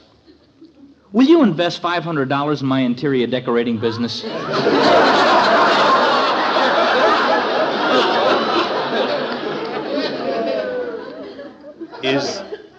Is that what you came to ask me? Well, yes, sir. I know it's an awful lot, but Ralph. I'll be delighted to put money into your company. You would? You will? I thought you were going to ask me if... If what? Nothing. Gosh, this sure is a big relief to me, Mr. Anderson. A big relief to you? You have no idea how I feel. Betty? Well, what's the answer? How about it, Father? He's going to do it. Oh, Father, you're a doll, a doll. $500 will set up our shop, Betty. What do you mean, our shop? Well, that's what you get for the $500. Betty's going to be a partner in the interior decorating business. Well, from the sound of things, I take it there's good news tonight. Margaret, Ralph only wanted $500. I heard all about it upstairs. Well, I sure feel better. Wait a minute, Betty. Explain something. Why were you looking for the suitcase and the ladder? Oh, Ralph and I are going out tomorrow afternoon on our first decorating job. We need the ladder for painting and the suitcase to carry the wallpaper. Well, go, children. Be partners in paint, and may God bless you.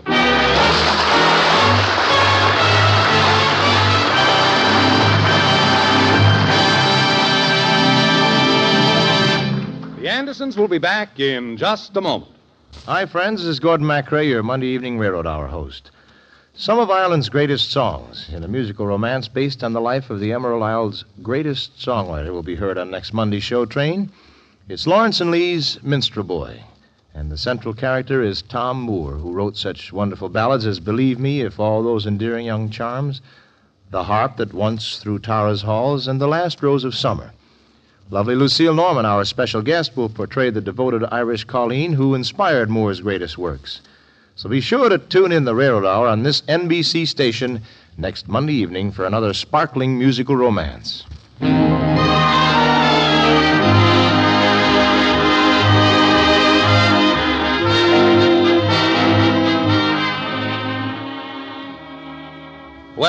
I don't know if Jim Anderson will ever completely recover from the rigors of the evening.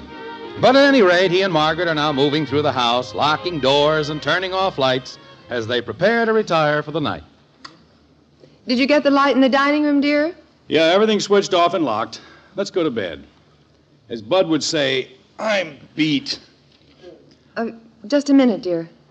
What are you looking at? There's someone standing on our front doorstep. Shh, Betty and Ralph. They're home early. Don't stand there and watch them. Remember when we stood on the front steps? Yeah. We'd stand there for hours.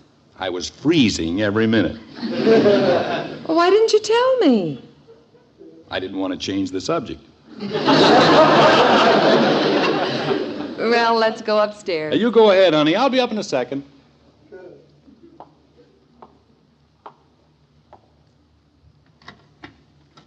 Psst. Hey, kids. Why don't you come in the parlor?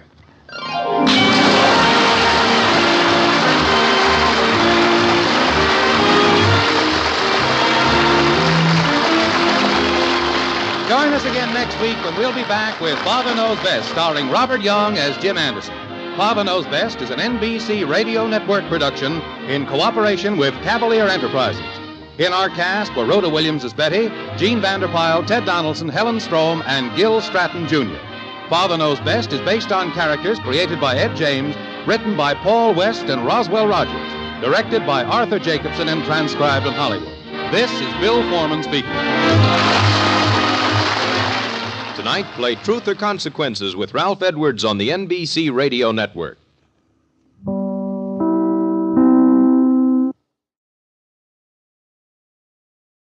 Mother, is Maxwell House really the only coffee in the world? Well, your father says so, and your father knows best.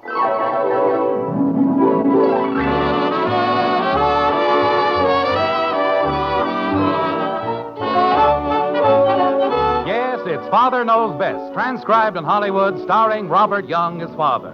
A half-hour visit with your neighbors, the Andersons, brought to you by America's favorite coffee, Maxwell House, the coffee that's always good to the last drop.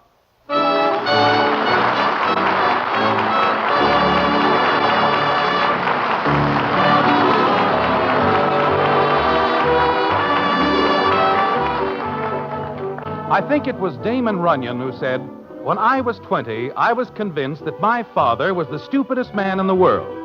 When I was 30, I marveled at how much he had learned in the short space of 10 years. That's the way it is with most of us, isn't it? Father brings home the bacon, pays the rent, but he gets mighty little credit from the rest of us. That's where the Anderson children are different. They think their father is a pretty wonderful guy. As a matter of fact, they've even entered his name in a Father of the Year contest. Now they've got to write a composition extolling his virtues. And that's exactly what they're doing. Like this. How about saying he's a terrific baseball player? But he isn't. He's tall. That's fine. We think our father should be named the Father of the Year because he's tall. That's a great reason.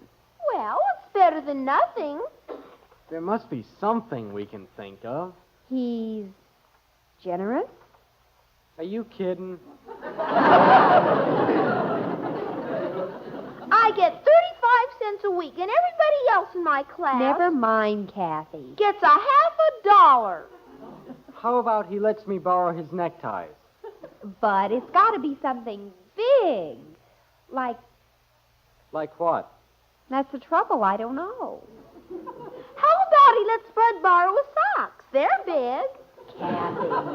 Aren't they? Well, if it isn't winking, blinking, and nod. Oh, hiya, Mom. What are we three cooking up now? Mother, we're having a terrible time. I can see that. We can't figure out what's good about Daddy. What? Kathy. Mother, it sounds terrible when she says it like that. It certainly does. But we can't think of anything unusual. About your father? We don't mean he has to have 3 heads or anything. That's a relief. We've got a lot of things written down, but we've got to say it in 25 words. Or less. Betty, I don't know what you're talking about. For the Father of the Year contest. We think Dad ought to win. Oh, well, I'm sure he'll be very pleased. Only we can't figure out why he should. That isn't what she means, Mother. She means we can't figure out what to say. That's what I said. Let's see if we can't figure it out together. Your father works very hard to give us all the things we need, doesn't he? Well, he does his best to keep us happy and healthy, even if we don't always think he's right. What kind of a reason is that? I think it's a very good reason. He shares all our little problems and keeps his own worries and troubles to himself. He's considerate, unselfish, generous. I only get 35 cents a week. Kathy. I do. He's generous in a different way, Angel. He gives us all his love and all his attention. He devotes his entire life to making us the sort of people the entire community will respect and admire. Does that solve your problem? He's quite a guy, isn't he? Yes, dear. He's quite a guy. But how can we say all that in 25 words? Or less. Well... Margaret, I'm home. Daddy! Hi, Father. We're in the den, Dad. Well, the mother hen and all her little chicks. Hello, dear. Hello, honey. You know... You didn't kiss me. I beg your pardon. There you are, kitten. Thank you. I'm here, too.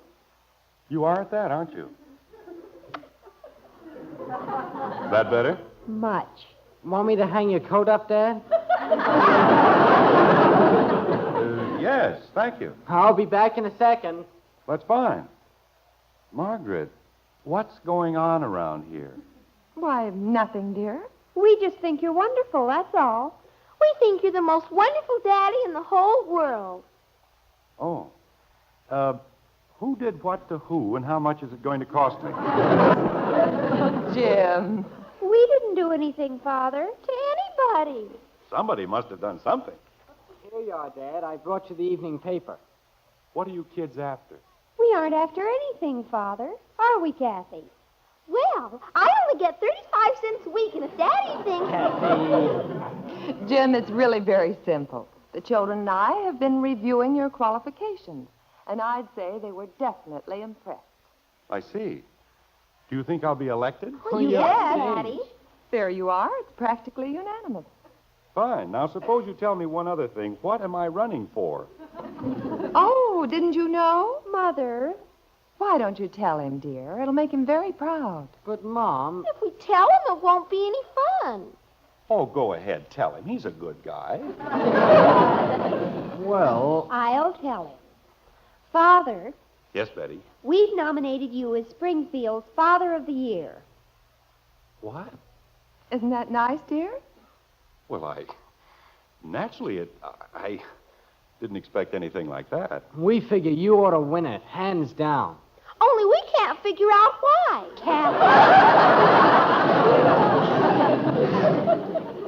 That sounds more like my family. What Kathy means, dear, is that they can't seem to compress your virtues into 25 words. Or less. Well, you can hardly expect me to help you with a thing like that. Oh, we don't want you to help, Father. We'll think of something. And if we can't, we'll make something up. Holy cow. Kathy, why don't you... Ooh! Now what did I do? Nothing. Go answer the phone. Gee whiz, every time I say something, everybody has to get mad. What's this Father of the Year thing about, anyway? It's a contest being run by the PTA, Jim. They think the children of Springfield ought to know best about their fathers. And the winner gets a plaque. And gets his picture in the paper and everything. It's a very nice idea, but, well... But it's for you. Okay. Excuse me, Dad. I'll be right back. And hurry up. We've got work to do. Okay. See, it wasn't even for me. Why couldn't Bud? Kathleen? Gee whiz.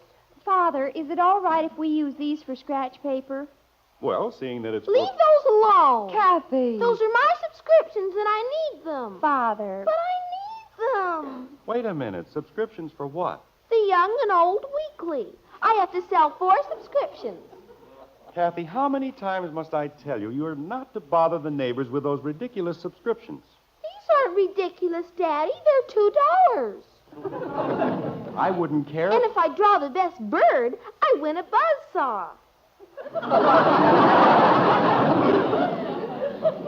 You win a what? An electric buzzsaw. It's portable. Oh, dear. And it's a drill, too. And it makes holes up to 1/4 of an inch. Kathy, And I can draw a bird just as good as Patty Davis can, so why shouldn't I? the last time you got mixed up in one of these subscription deals... Jim, it won't hurt if all she has to sell is 4. But you know the way these people operate. It's just a come-on. No, it isn't, Daddy. It's a contest. Kathy, I don't want you running around the neighborhood with a portable buzzsaw. Jim. And besides, I don't want my child taken advantage of by every fly-by-night outfit that comes to Springfield. But everybody else is doing it. Jim, if it's going to make her happy... Please, Daddy.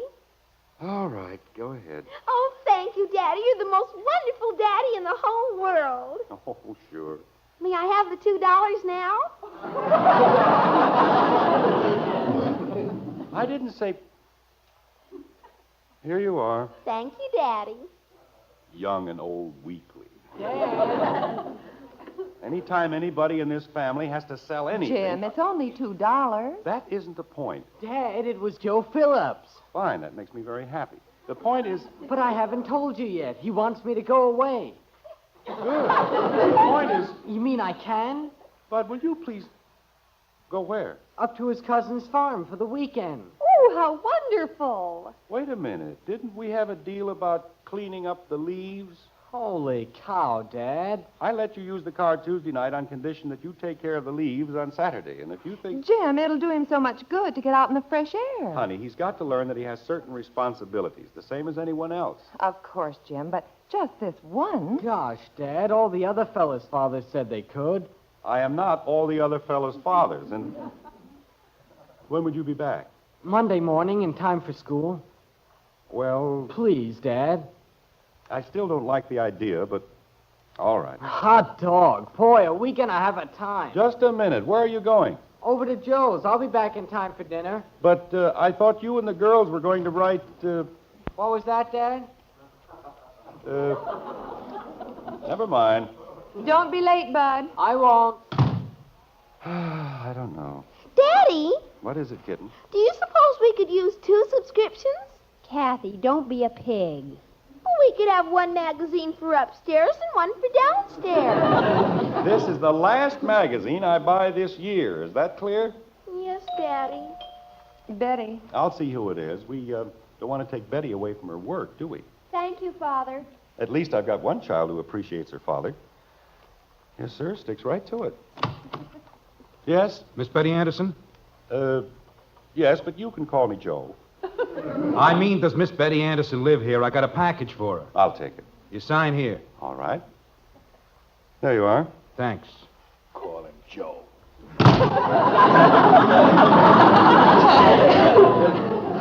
Betty, Yes, Father? there's a package for you. For me? What's in it, Daddy?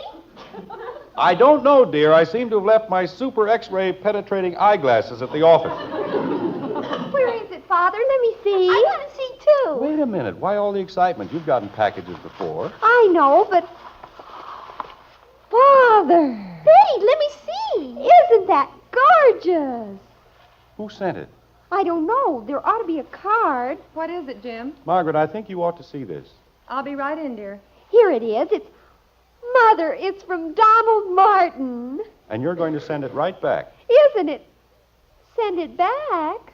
What right does a young squirt like Donald Martin have to send you a diamond pin? A diamond pin? Jim, you're joking. Well, look at it. He couldn't possibly... Why, Jim, that isn't real. It looks real. Dear, if those were genuine diamonds, the pin would cost hundreds of dollars. It would? Can't I please keep it? Even if it's imitation, what right does he There's have... no harm in accepting an inexpensive gift from a friend, is there? But she only met him a few weeks ago. We've had 3 dates. I still say you ought to send it back. Mother, please. Jim, don't you think you're being a little old-fashioned? I don't see anything old-fashioned about it. Young ladies don't accept jewelry from young men. But, Father, it's costume jewelry. I wouldn't care if... Well, There's no point in my arguing against the entire family. You mean it's all right if I keep it? I suppose so. If I don't say yes, I'll never hear the end of it. Oh, thank you, Father. And, Mother, you're wonderful. Where are you going, dear? Upstairs to see how it looks on my black velvet. I want to see how it looks, too. Did I miss something? No, I was just thinking. The only way I'll get to be the Father of the Year is to fill in the entry blank myself.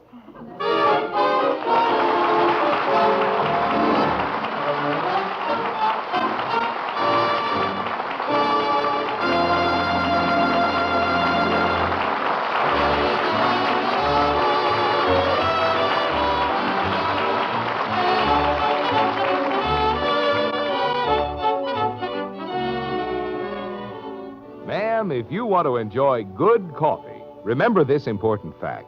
Our Maxwell House is 3 times richer in flavor coffees than hundreds of other brands, 10 to 12 times richer than some. 3 times richer in flavor coffee.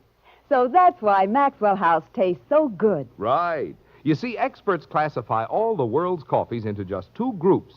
Filler coffees, which are long on bulk and short on flavor, and the much rarer flavor coffees, which add real zest and body to a blend.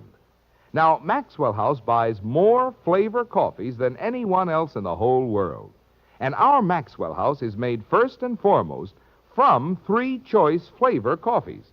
Indeed, Maxwell House is 3 times richer in flavor coffees than hundreds of other brands, 10 to 12 times richer than some.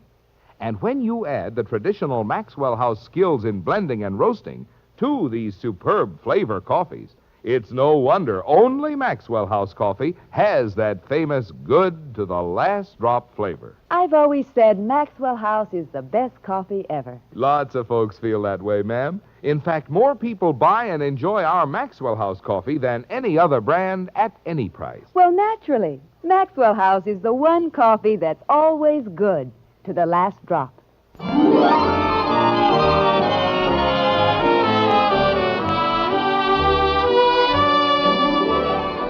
A prophet is not without honor save in his own country and in his own house. Well, substitute father for prophet, and you've got Jim Anderson late this gloomy Monday afternoon. He's trudging slowly up the walk that leads to his home, wondering sadly about the sudden demise of his candidacy as Father of the Year. Naturally, it isn't because his kids aren't genuinely fond of him. He's been telling himself that all day. But, well, let's just say that he isn't a very happy man. Like this. Jim! Hey, Jim! Oh, hello, Sam. Have you got a minute? I'd like to read something to you. Sure. What do you want to read? It's this Father of the Year contest. Your kids put you in that, didn't they? They mentioned something about it. Wait till you hear what Jimmy wrote about me. Listen to this. I think my father should be named the Father of the Year because he's strong as Hercules, wise as Solomon, rich as Rockefeller. Get this. Handsome as Clark Gable. Oh, no. That's what it says, handsome as Clark Gable. And I think he's the finest father that ever lived. How do you like that? It's a little reserved, isn't it? I mean... Well, have a heart, Jim. He only had 25 words.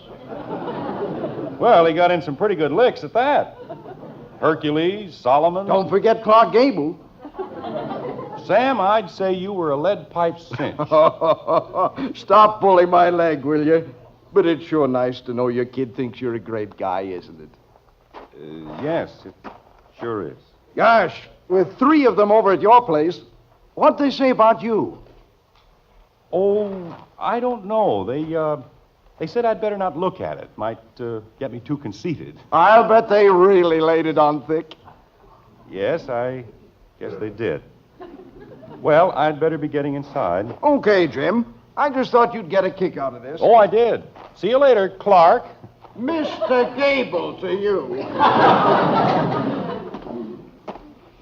Well, after all, it wasn't very important. They just got busy, I suppose. Can't expect a bunch of normal kids. Clark Gable. Honey, I'm home. Jim? No, dear, it's Clarence McPhilpotts. Well, come into the den, Clarence. We need you. Yes, madam. You have but to command, and McPhilpot's the fearless.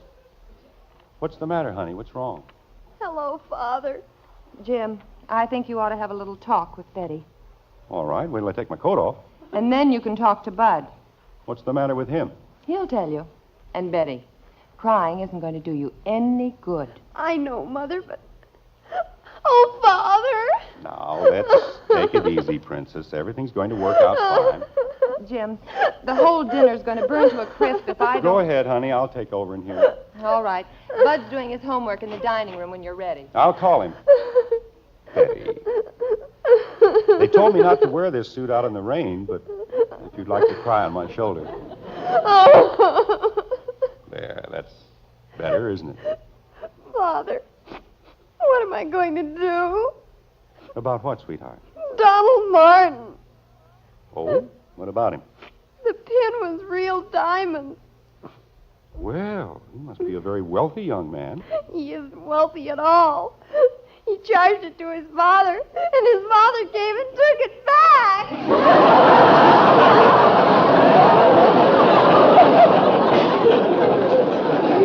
I see. Well, that's a pretty serious problem, isn't it? I've never been so embarrassed in my life. You know, Princess, that's the nice part of being young. When a thing like this happens, you can laugh at it. I'm not laughing. I know, baby, but you should. This isn't the worst thing that's ever happened. Now, I'll tell you what. We'll forget all about Donald Martin, and then after dinner, maybe we'll all go to the movies. How would you like that? Father, would you mind very much if I didn't go to the movies, I mean?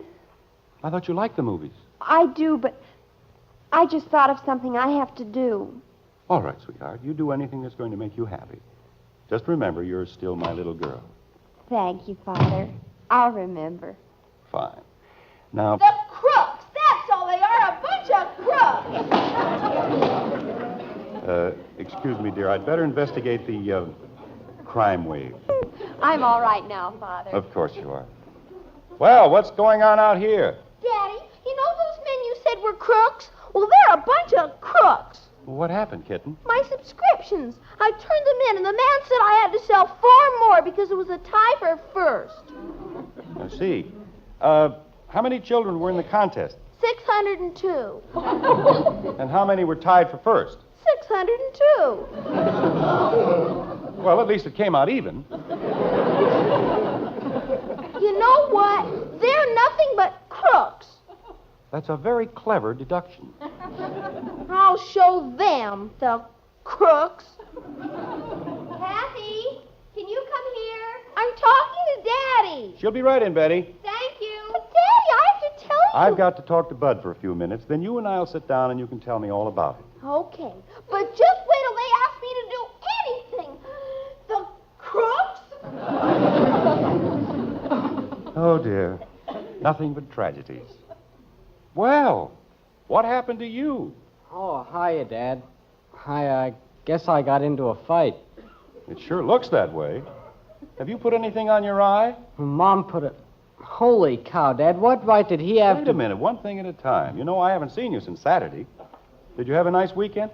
That's when I had the fight. What right did he have to... Bud, you didn't have a fight up at the farm. Oh, sure I did. The whole thing was a racket. He wanted us to work because the hired man quit. Who did? Joe Phillips' cousin.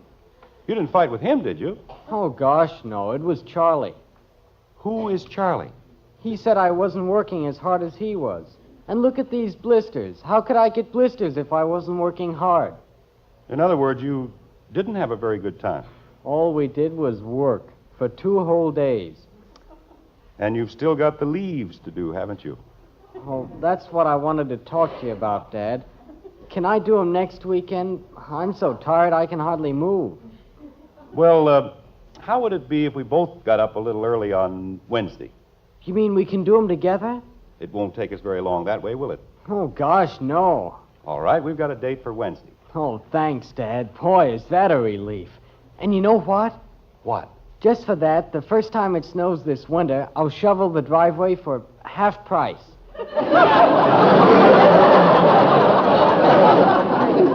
That's my boy. Bud!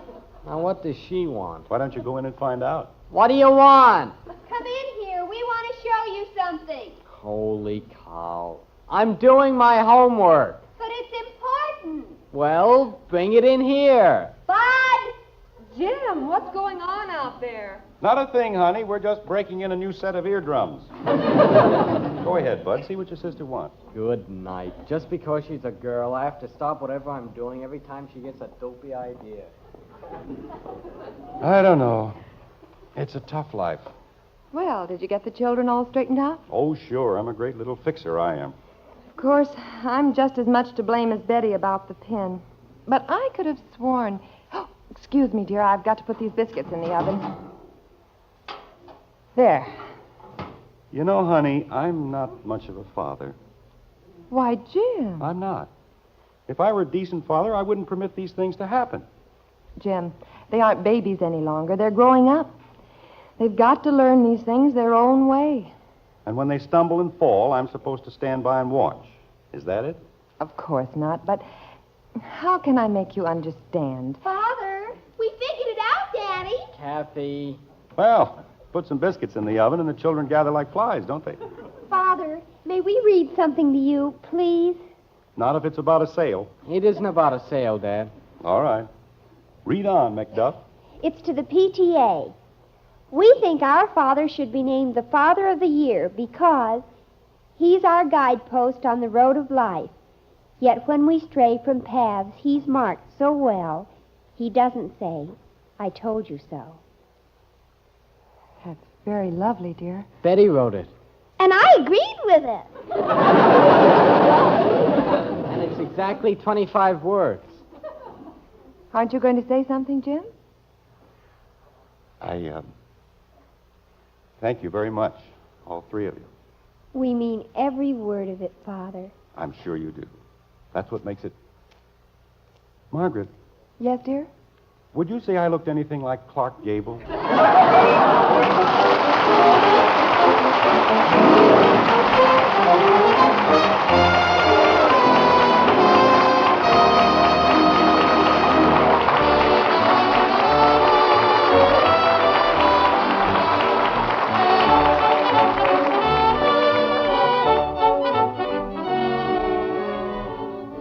Morning, noon, and night, few pleasures give so much downright satisfaction as a steaming cup of truly good coffee. That's why it pays to remember this fact. Maxwell House is 3 times richer in flavor coffees than hundreds of other brands. Flavor coffees, you know, are the extra choice premium varieties, the ones that add real full-bodied richness to a blend. And Maxwell House is 3 times richer in these fine flavor coffees than hundreds of other brands. That fact, plus the one and only Maxwell House technique of blending and roasting, explains why Maxwell House alone has that wonderful good to the last drop flavor. So for fragrant, heartwarmingly good coffee, coffee at its flavorful best, take home a pound of our Maxwell House coffee. Start enjoying the one coffee that's always good to the last drop.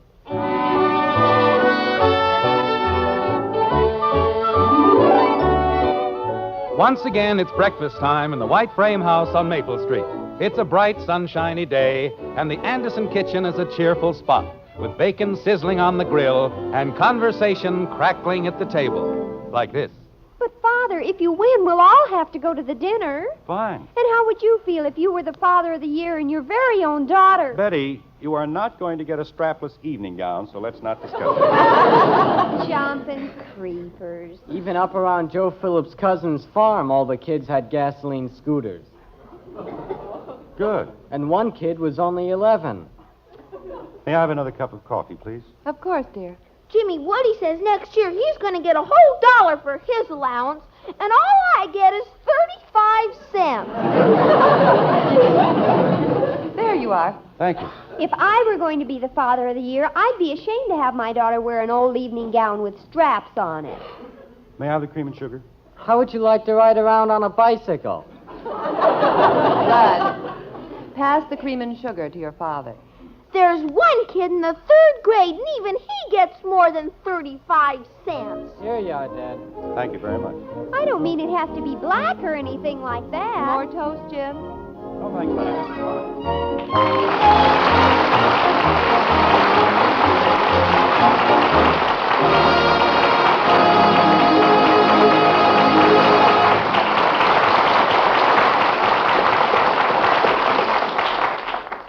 Have you heard the big news? No, what? There's a new, quick, and easy way to make perfect coconut cream pie. How? With new Jell-O coconut cream pudding and pie filling. How easy is it? You just add milk and bring to a boil. Takes about 5 minutes. It's delicious and economical, too. See you later. I gotta tell my wife about this. Tell your wife about Jell-O coconut cream pudding and pie filling for red letter desserts.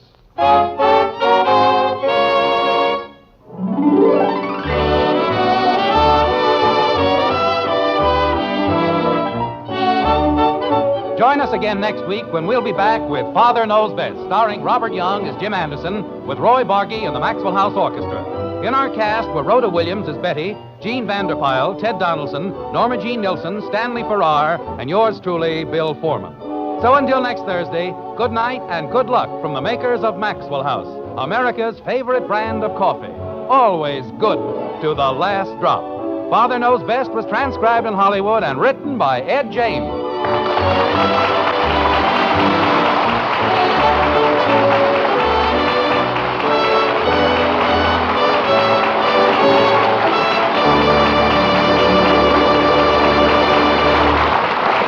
Join Mr. Keene, Tracer of Lost Persons, tonight on NBC.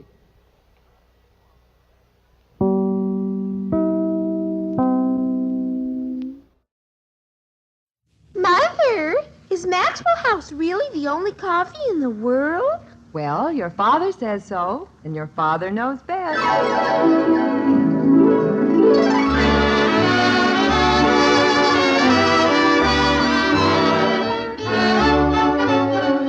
Yes, it's Father Knows Best, transcribed in Hollywood, starring Robert Young as father. A half-hour visit with your neighbors, the Andersons, brought to you by America's favorite coffee, Maxwell House. The coffee that's always good to the last drop.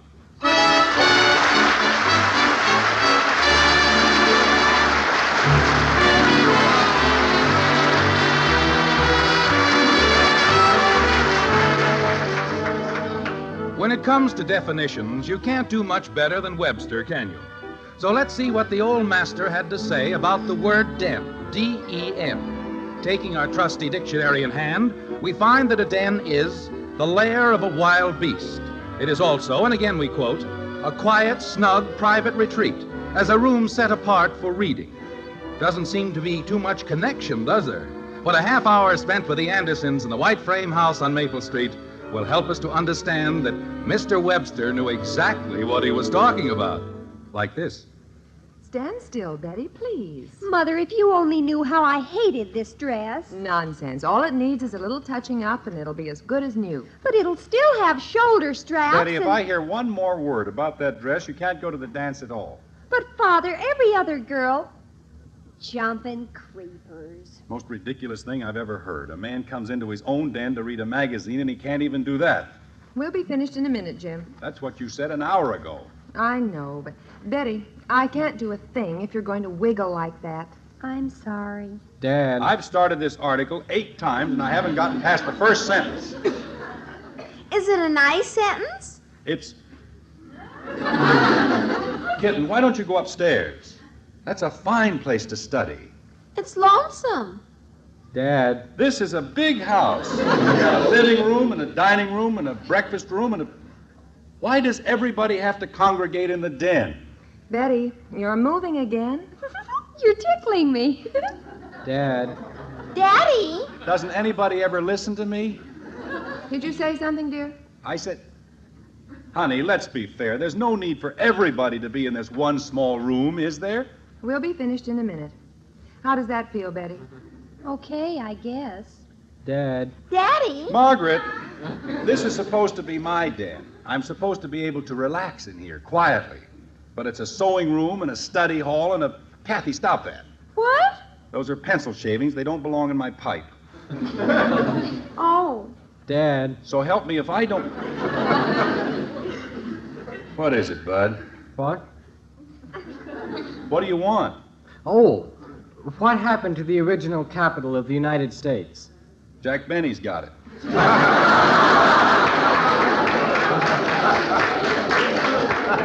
Now, will you please let me read this article? Jim, if the boy needs help... Well, why does he have to ask me? He's got all these books right in front of him. Daddy, What is it, Kathleen? ask me what the Indians used asphalt for. I don't care what the Indians use asphalt for. Dear, it's part of her lesson. All right. What did the Indians use asphalt for? The Indians used asphalt to fix the roofs of their houses. Fine. Now, Ask me if the pioneers liked asphalt. no. Jim, really? I'm going to finish this article if it's the last thing I ever do.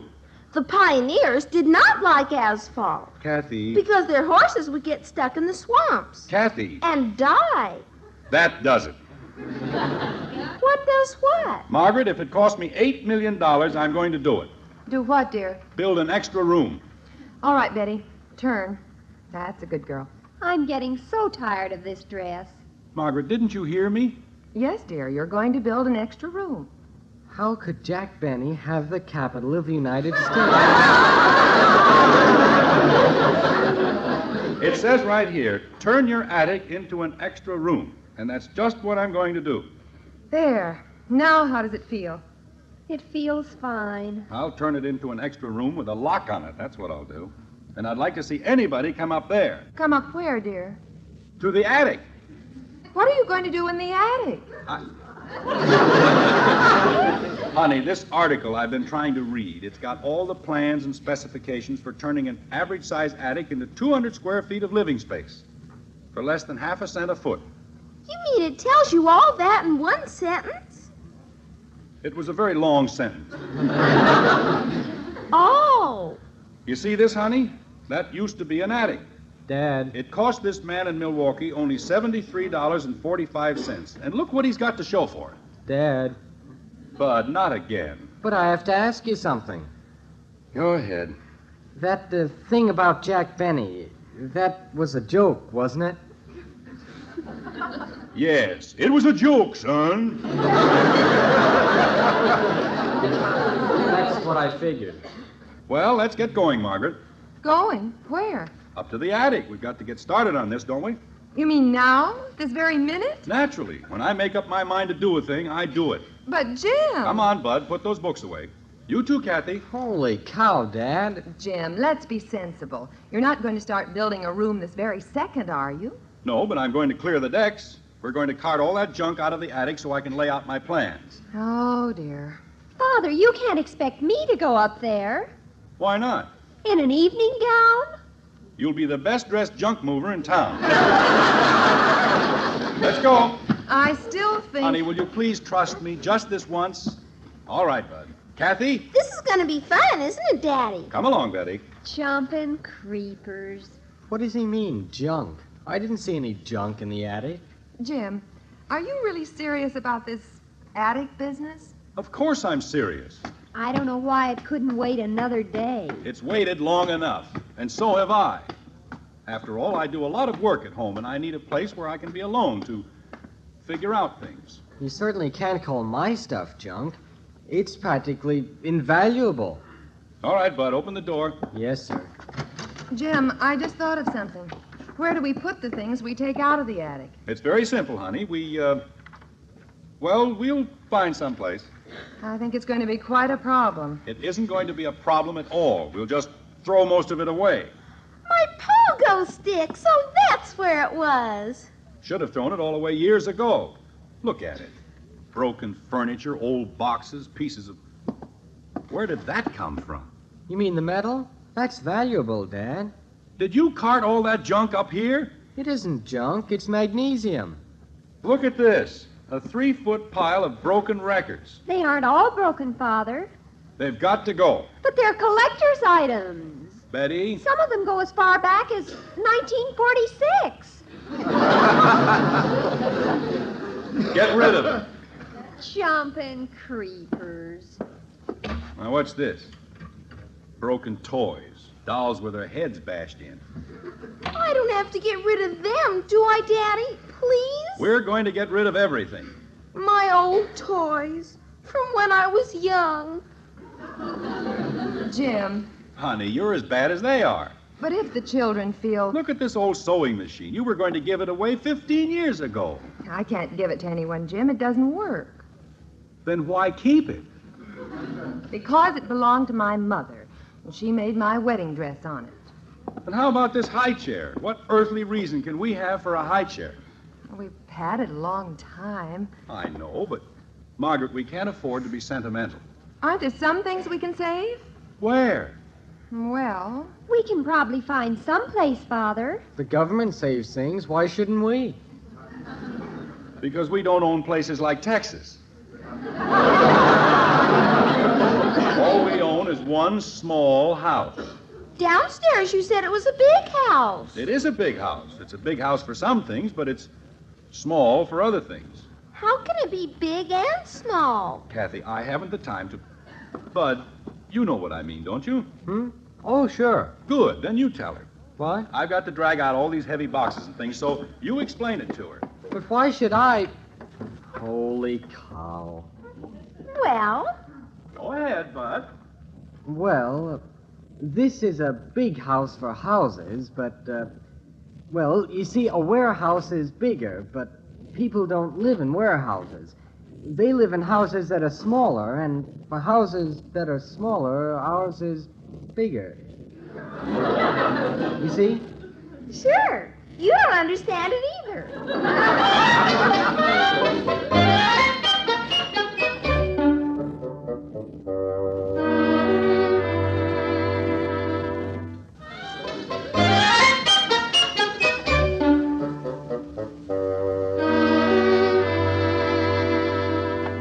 Well, I guess that takes care of that. Isn't it amazing, Jim? I mean, the things that pile up. That's what I've been telling you. You know, this is going to make a terrific office. I never realized how much space we had up here. I'm still worried about where the children are putting everything. Yes, sir. Box it in with some plyboard walls, and it'll be quite a place. Now, let's go downstairs. Jim, didn't you hear me? I said... I know, honey. You're worried about where they're putting everything. Well? Frankly, I don't care, as long as it isn't up here. Jim, just a minute. What? What's this? Oh, that. I thought we ought to save that. Jim Anderson. It's just that one thing, honey, and it's very valuable. This monstrosity? Now, wait a minute. That isn't a monstrosity. It's a genuine antique. And naturally, an attic office is exactly the place for a genuine antique hitching post. Honey, I don't intend to use it as a hitching post. That's a comfort. But you certainly don't expect me to get rid of a thing like that. Why not? We're getting rid of my mother's sewing machine. But, Margaret, my great-grandfather got that hitching post right after the Civil War, and the man told him, I suppose Abraham Lincoln hitched his horse to your mother's sewing machine. And I suppose your mother made wedding dresses on that silly-looking hitching post. Margaret, you're losing your temper. I'm not losing my temper. But if my mother's sewing machine goes, so does your grandfather's hitching post. My great-grandfather. Exactly. Dad! Father! Daddy, we did it! Keeping a hitching post. Just a second, honey. You did what? We got it all in, Father. We don't have to get rid of anything. Wait a minute. What do you mean we don't have to get rid of anything? We put everything in the garage. So we don't have to throw anything away. Not even one little thing. There you are, Jim. You see? You mean everything fit into the garage? That's right, Dad. Except one thing. What was that? The car.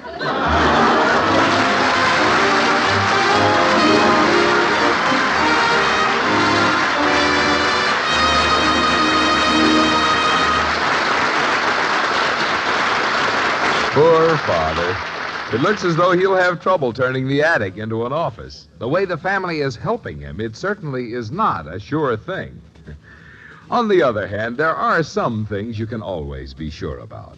For example, you can always be sure of rich, truly satisfying flavor every time you fill the cups with Maxwell House coffee.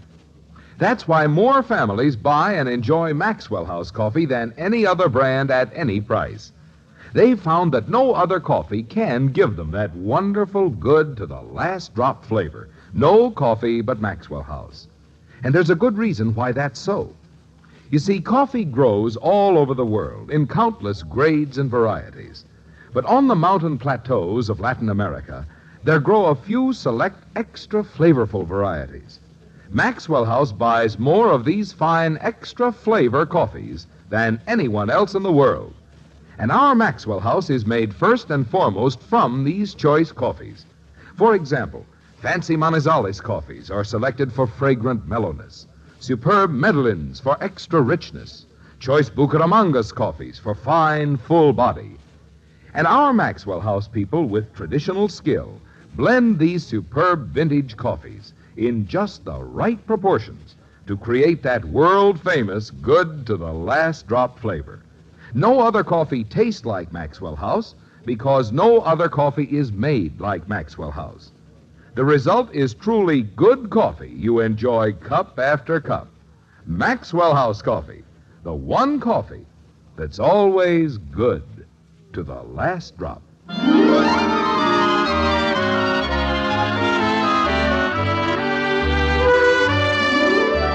By now, we know all about dens, don't we?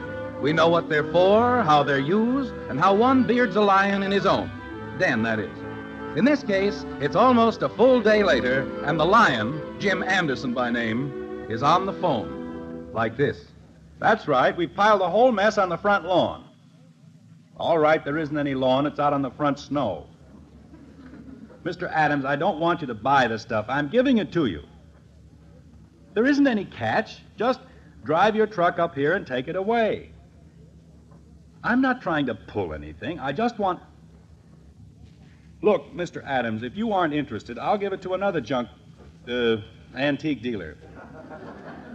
Well, that's more like it. Okay, in about an hour? Fine. Goodbye, Mr. Adams. How do you like that? Now you can't even give the stuff away. What did Mr. Adams say, dear? I don't know what's gotten into people. Just because you want to give them something for nothing, they immediately get suspicious. Isn't Mr. Adams coming? Oh, he's coming, all right, but he didn't sound very happy about it. You'd think he was doing us a big favor. Isn't he? Of course not. Some of that stuff is very valuable. Like Abraham Lincoln's hitching post. It wasn't Abraham Lincoln's. It was my great-grandfather's. And it's certainly worth a lot more than a busted... Margaret, does the sewing machine mean that much to you? It isn't a question of what it means, Jim. It's just that, well, we've had it for so long. But you don't even look at it from one end of the year to the other. I know, but I suppose I am being rather foolish. I wouldn't say that. Look, if you really want to keep it... No, you're right. It's just an old sewing machine, and we might just as well get rid of it. Honey, we'll find a place for it somewhere. In the garage or the basement or... Jim, let's not argue about it. We're getting rid of the sewing machine, and that's that. Okay, if that's the way you want it. And we're also getting rid of your grandfather's hitching post. My great-grandfather's hitching post. Fine. Dad. All the ridiculous things to hang on to. Dad. But we're not hanging on to it. I told you. Bud's calling you. But I told you... We're in here, Bud. A hitching post. Margaret, for the love of Pete, if you want to keep the sewing machine, keep it. I wouldn't have it as a gift. Oh, I don't know. Say, Dad, you better come outside. Is Mr. Adams here already? No, but there's a whole crowd of people. There is? What do they want? Everybody wants to buy something. Bud. They do, Mom, honest. Well, we'd better see about this. Let's go, Bud. Bud, you were told to watch our things, not sell them. I didn't sell anything, Mom. It was Kathy. You mean she's already sold something? Sure. She sold 3 of those beat-up dolls for 80 cents. Jim, isn't that awful? Here's your coat, honey. Thank you, dear. But I told you distinctly... But I didn't do it, Dad. It was Kathy. That's right. Blame it on a poor, innocent little... Holy jumping catfish. Look at the mob. Oh, dear. What are the neighbors going to think? Kathy? Hi, Daddy. Father, hurry, please. Kathy, what on earth are you doing? I'm selling stuff. Isn't it wonderful? Mother, you've got to stop her. It's awful. It isn't either awful. It's fun. Now, just a minute, Kathy. Nobody told you could sell anything. I only sold my own stuff. I know, but... I told him you'd sell the rest of it. Kathy! You see, I didn't have anything to do with it. We'll never be able to look anyone in the face again. Why not? Jim, you've got to do something. Like what? The lady over there says she'll pay $2 for Mommy's sewing machine. She will? Jim Anderson. Now, wait a minute, honey. Let's be practical about it. I don't mind giving my mother's sewing machine away, but selling it for $2. Margaret, it's going to cost at least $75 to fix up that room, and if we can get part of it this way... Jim, I think you really would. Well, why not? Father! There's nothing disgraceful about it. Is there? I don't think so. It's the most disgraceful thing I've ever heard of. But why? It's our stuff. Why shouldn't we sell it? Mr. Anderson. People sell things every day. Not in their front yards, they don't. Mr. Anderson, I understand that adorable sewing machine is for sale. Well... It doesn't work. Of course not. That's what makes it so charming. I'll give you $2 for it. Not so fast, Irene. Don't forget, I saw it first. Look, I think we'd better... I'll give you 2.5. $3. Collie! At 40, toodly-doodly-doodly. Never mind. 3.5. Do I hear 4? Will somebody make it 4? Kathy. $4. 4.5. 5. Margaret. It's my mother's sewing machine, and if I want to bid $5, I'm going to. But, honey, you... 5.5. 6. Margaret, if you'll only... 6.5. Well, I'm sorry, folks, but it looks like this sewing machine isn't for sale. I guess we took care of that. But here's a genuine antique hitching post. Would anybody be interested in... Excuse me, Jim. What? Betty, help me carry the sewing machine back to the attic like a good girl. It'll be a pleasure. Margaret, you don't have to do that. You sell your little hitching post and don't bother about us. But... We'll get along fine. Won't we, Betty? We sure will. Well... How about the high chair, mister? Oh, all right, the high chair. Pull it over here, bud. Okay, Dad. Now, here's a high chair you won't see very often. It's all wood and a yard wide. It belongs to that exotic period known as early Grand Rapids. What am I offered? 40 cents. 40 cents? Why, the gravy stains alone are worth that. Will someone start it off with $1? 50 cents.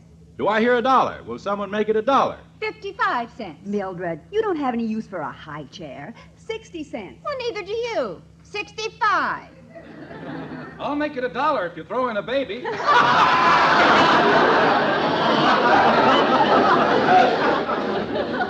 Ladies and gentlemen, there's one thing you seem to forget. This high chair was occupied by 3 of the finest babies in the entire city of Springfield. You aren't buying merely a high chair. You're buying a wealth of happy memories, of happy hours, and... I'll make it $1 without the baby. Bud. Yes, Dad? Take the high chair into the house. But the man said... Take it inside. Okay. But he said he'd give $1. So how is high chair? I am sorry, folks, but the high chair isn't for sale either. This is the screwiest auction I ever went to. Daddy, What is it, kitten? I was doing better before you got here. I know, but we'll do all right. Now, how about this hitching post, folks? It's genuine antique and probably the only one of its kind in existence today. Mr. Anderson, are you going to sell that bassinet? Of course, we're going to sell everything, but you wouldn't be interested in that. The whole bottom's coming out. I'll give you 40 cents. 45. 50. 52.5. But it isn't worth anything. We only kept it because... Kathy, Yes, Daddy? take the bassinet into the house. But the man bid 52.5 cents. I'll make it 53. Go ahead, Kathy. It isn't for sale. Gee whiz. All of a sudden, nobody wants to sell anything. I don't know why they came out in the first place. Look, mister, is anything for sale? Of course. Now, here's one of the finest hitching posts you'll ever see. Hitching posts. It's hand-wrought iron and dates back to the Civil War. Now, what am I offered? 40 cents. Hold on now. This isn't a laughing matter. It's a piece of genuine Americana. Abraham Lincoln tied his horse to this hitching post, and that alone ought to make it worth Who started off with $5? 45 cents. Well, what seems to be going on here? Oh, hello, officer. We're just selling a few little things, that's all. I see. Cleaning out the attic, huh? That's the idea. So far, he's taken half the things back inside. Well, we did take back a few things. Say, that's a fine-looking hitching post. Is it for sale? It's for sale right now. Will someone give me $5? I will. You will? Yeah, that's right. I don't know why, but I've always wanted a hitching post like that out in front of my house. Okay, you just bought... $5.40. I'm sorry, but I just told the officer... 5.5. Mildred, what on earth are you going to do with a hitching post? How do I know? $6. 6.5. Mildred, really? Well, I've got just as much right to own a hitching post as you have. $7. Well, you just said 6.5. Well, I said 7. $7.40. I'll make it 10. $10? That's right. Officer, you just bought yourself a hitching post. Come on, Irene, let's get out of here. Well, we might as well. I've never seen such partiality. I suppose hitching posts are too good for the common people. 40 cents for the common people. Well, I don't know, but it looks to me like I've driven all your customers away. Well, that's all right. I guess this is a little out of my line anyway. No. At least you got rid of the hitching post, didn't you, Mr. Anderson, James Anderson, Sr. Thank you. Could I trouble you for your address? Well, it's 607 Maple, but... Fine. Now, if you just sign here. Sign? If you don't mind. Oh, you mean a receipt for the hitching post? No, not exactly. It's more in the nature of official business. Official? I don't want you to think this is my idea, Mr. Anderson. I probably feel worse about it than you do. About what? I wish I didn't have to do things like this, but after all, I'm only a public servant, and if you just sign here, please. Officer, will you tell me one thing?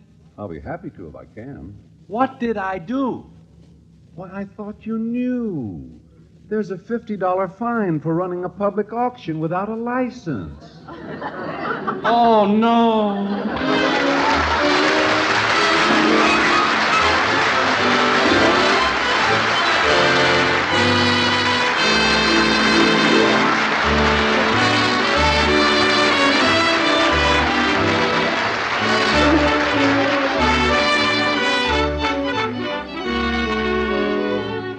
A truly good cup of coffee.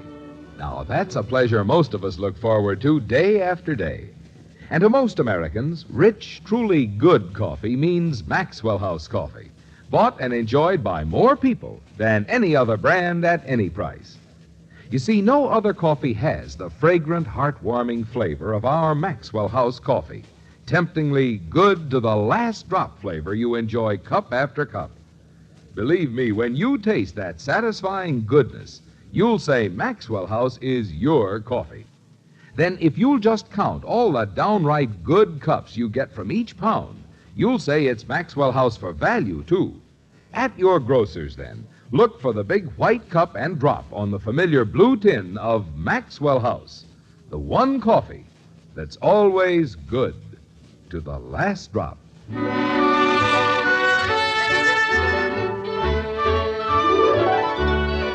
A few days have gone by, and once more we find ourselves in the Anderson Den. It's the same cozy spot, warm and friendly and brimming over with happiness. And people, too, like this. 6 goes into 30 5 times. 6 goes into 36 6 times. 6 goes into... Kathy, will you please stop that? I have to learn my gazettas, don't I? Kathy, Yes, Daddy? learn them quietly. Yes, Daddy. Dad. Let's all do everything quietly. Dad. Let's see if we can't behave like an average, normal family full of human beings. Just once. Dad. Yes, Bud. Where's the capital of... Oh. What? Never mind, Dad. I'll look it up. Fine. Jim, did you see this article? Which article, honey? On the other side of the one you were reading the other night. Mm-hmm. It says, turn that extra space into a sewing room. And you know the way they explain it, it seems like an excellent idea. It's very simple, too. All you have to do is... Jim, Aren't you... Betty, what happened to your father? I don't know, Mother. He was here a second ago. That's odd. I could have sworn... Jim, where are you, dear? Jim, I'd like you to read this. Jim!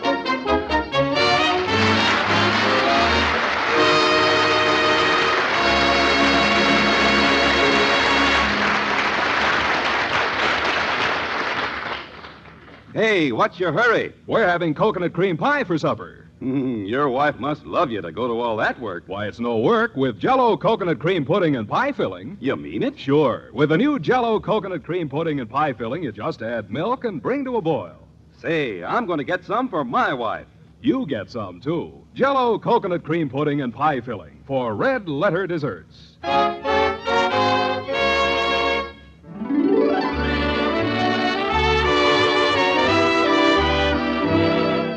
Join us again next week when we'll be back with Father Knows Best, starring Robert Young as Jim Anderson, with Roy Bargy and the Maxwell House Orchestra. In our cast were Rhoda Williams as Betty, Jean Vanderpyle, Ted Donaldson, Norma Jean Nilsson, Isabel Jewell, Virginia Agnello, Will Wright, and yours truly, Bill Foreman. So until next Thursday, good night and good luck from the makers of Maxwell House, America's favorite brand of coffee. Always good to the last drop. Father Knows Best was transcribed in Hollywood and written by Ed James.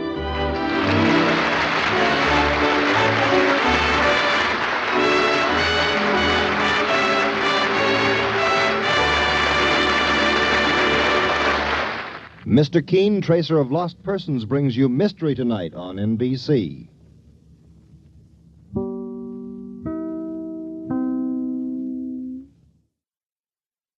Mother, are Post 40% bran flakes really the best tasting cereal of them all? Well, your father says so, and Father knows best.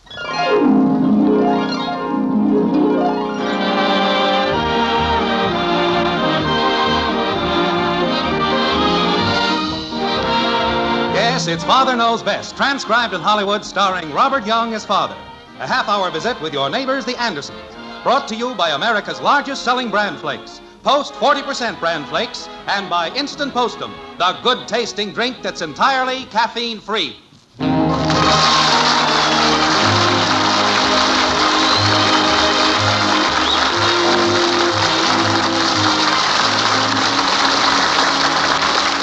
Well, this is about the time of year when a person begins to think how nice it would be to get away for a while.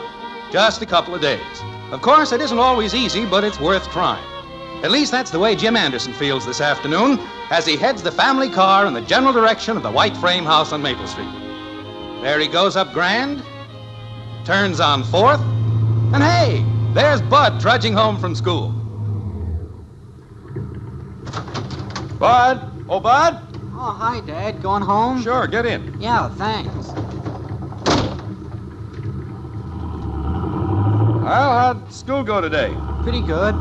You coming home early? Yes, I closed up the office this afternoon. I'm going to take a couple of days off. Got a new suit, huh? Yep. Stopped at the barber shop. Got a shave and a haircut. Good idea. You don't have to shave for a couple of days now. Well, that isn't exactly the idea. I thought I'd take your mother and just the two of us have a little holiday. Go away for a couple of days, maybe. You are? I guess Mom will be surprised. What's in the box here? Flowers. Flowers? Certainly. A dozen red roses. Holy cow. You'll learn as you grow older, son, that there's nothing pleases a woman quite so much as to have a husband come home early, all spruced up, bring her flowers, say, honey, you look beautiful. Women love that sort of thing. You think Mom will be home? Oh, of course. By this time in the afternoon, she probably has her work finished. I imagine she's lying on the couch, relaxing, reading a book, just taking it easy. You're getting soap in my eyes. Well, close your eyes. I can't get this paint off without soap. Mother! I'm out in the service porch, Betty. Don't scrub so hard. You have green paint clear down to your toes. Mother, do you know where... For Pete's sake, what happened? Oh, Kathy was climbing up the shelves in the garage and a can of paint fell down. Stand still, Kathy. Why can't I take a bath in a bathtub? Because I don't want a green bathroom. It's going to be hard enough to clean this laundry tub. Oh, Mother, you're a sight. I can't brush the hair out of my eyes with soap all over my hands. Here, I No, Angel. Oh, murder. Now you've got a smear of green paint across your face. Oh, no. will, Mommy. I didn't know it was on my hands. Well, what's the difference? I'm drenched, splattered, and before this happened, the bag came off the vacuum cleaner. Sit down in the tub, Kathy. Okay. Oh, Kathy! Soap suds all over everything. What are you trying to do, drown us? Mommy said to sit down in the tub. Well, it doesn't matter. I've given up. Oh, Mother, if Father could only see you now. Well, he won't be home for another hour or so. Maybe I'll have a chance to... Front door, Mommy. See who it is, Betty. Oh, I can't go to the door. I'm not even dressed. All right, stay here with Kathy. I'll go. Now wash your hands, infant. They got paint on them. You wash them. Well, sit still and don't touch anything. All right, I'm coming. If I ever get through this day. Yes, what you... Is Mrs. Anderson... Margaret! Jim, what are you doing home? I thought I'd surprise you. You did. Well, honey, what happened? Well, I'm not quite sure, dear. This has been one of those days that... Margaret, what was that for? I just saw myself in the mirror. Dear, maybe you're in the wrong house. Why don't you just go down the street and pick out another one? Has something gone wrong today?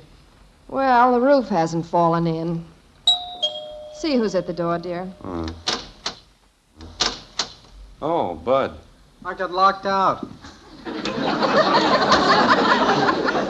Hi, Mom. Anything to eat in the icebox? I don't know, Bud. Go and look. How do you like that? Pretty sharp, huh? Yes. Certainly looks nice. So do you. Me? Yeah. You look comfortable. Boy, am I hungry. Jim, I wonder if we should have his eyes examined. Mother! Yes? This thing is clean, practically. I can't get any more of the paint off. Well, we'll have to let the rest wear off. You'll find her clean clothes on the ironing board. What happened, honey? Oh, among other things, Kathy spilled paint all over herself. The vacuum cleaner blew up. And I've had at least 20 phone calls about the PTA carnival. I haven't stopped since 8 o'clock this morning. How can you stand to look at me? You always look fine to me, honey. You know that. Just to prove it, look here. Flowers for my best girl. Oh, Jim. Red roses. I had a brilliant thought this afternoon. Things are quiet, so I said to myself, this is a good time to take a day or two off. I stopped at the tailor's, picked up my new suit, bought the flowers, and here we are. We have a holiday. Let's get in the car and go someplace. You mean just leave? No, you can change your dress if you want to. But let's just take off. We'll go up to Indian Springs. Oh, but... Come back tomorrow night. Betty and Bud are old enough to hold down the house. The Davises are right next door. Well, it's a wonderful idea, dear, only... Now, don't try to think of reasons why we can't go. Oh, I'm not, but well, there's so many things to do. There's nothing that can't wait. You let the little things around the house become too important. All you have to do is set them aside for one day. They'll keep. Well... It's simply a matter of deciding to go. And going. All right. But I have to go up and try to make myself look like a human being. Do you want to go out and see how Kathy's getting along? I'll handle things down here. You go ahead. Kathy? Betty? We're out here, Father. I finally got this child dress. How do you like my yellow dress, Daddy? It goes very nice with your pale green eyebrows. Excuse me, Father. May I use the phone? Oh, certainly, Princess. You going to the movie with us tonight, Daddy? Well, not tonight, kitten. You see, Mommy's going. She's taking Patty Davis and me. Well, but, Why don't you go with us, Daddy? It's Friday night. Hello, Ralph. Betty, I found my skates. You wouldn't have to pay for us. Just for your own ticket. Well, I'd like to go with you, kitten, but, Well, Ed Mommy can and pick up Janie and then swing by your house. What's wrong with Ed's car? Oh, Bud, what are you bringing in here? Excuse me, Ralph. Bud, take that greasy old piece of machinery out of the kitchen. I gotta bring it in here. What is it? It's the motor out of my motor scooter. I've gotta fix it. Father, make him take it out. The whole house smells of dirty old oil. Hello, Ralph. Well, I'd much rather go with you. Bud, don't lean that against the refrigerator. Look, Bud, can't you fix that out in the garage? There's not enough light out there. Well, take it out on the back porch. It's cold out there. Dad's car won't run at all, huh? Oh, only backwards. That's no good. Look, I know. My father will drive us over and we'll pick up Janie on the way. Now, wait, no. Thanks, Dad. It's a lot easier to work on it in here. I was talking No, to Betty. that's all right. He was talking to Bud. No, they aren't going out tonight. Mother would have said something about it. I'll see you about 7:30. Bye. Princess, listen, I can't drive you anyplace tonight. That's all right, Father. Mother will do it. How can she do that? Mommy's going to the movies with us. I got one spark out of it, Dad. Bud, you can't work on that motor here in the kitchen. Take it down to the basement. Okay. Well, help me carry it, will you? All right. Get hold of it. Don't grab the carburetor. It's just tied on with rope. I'm going up and ask Mommy. She said she was going to take us to the movies. Watch it, Dad. Don't lift it by the timer. That's held on by tape. Bud, is there any part of this thing that's securely fastened to any other part? Maybe we ought to carry it in a bag. Just put it in the corner on some newspapers for the time being, Bud. I have to talk to your mother. Oh, that's right. You were going to go someplace. When are you leaving? I don't know, Bud. Margaret? Why don't you just go? Yes, dear. Will you come downstairs a minute? I'm going in the den, Bud. That's what I do. I just go. What do you want, Jim? Come in the den a second. Problems? Margaret, what are all these things going on? Betty going out. Kathy says you promised to take her to the movies. What about our plans? Well, dear, I was telling you there were a lot of things to be done. You see, the children make plans. I know, but I think you and I deserve a little consideration. How often do we get a chance to take a little trip, just you and me? Not very often, I'll admit. The last time you and I took a trip together was 9 years ago when the dog ran away and we went over to Brookdale to bring him back.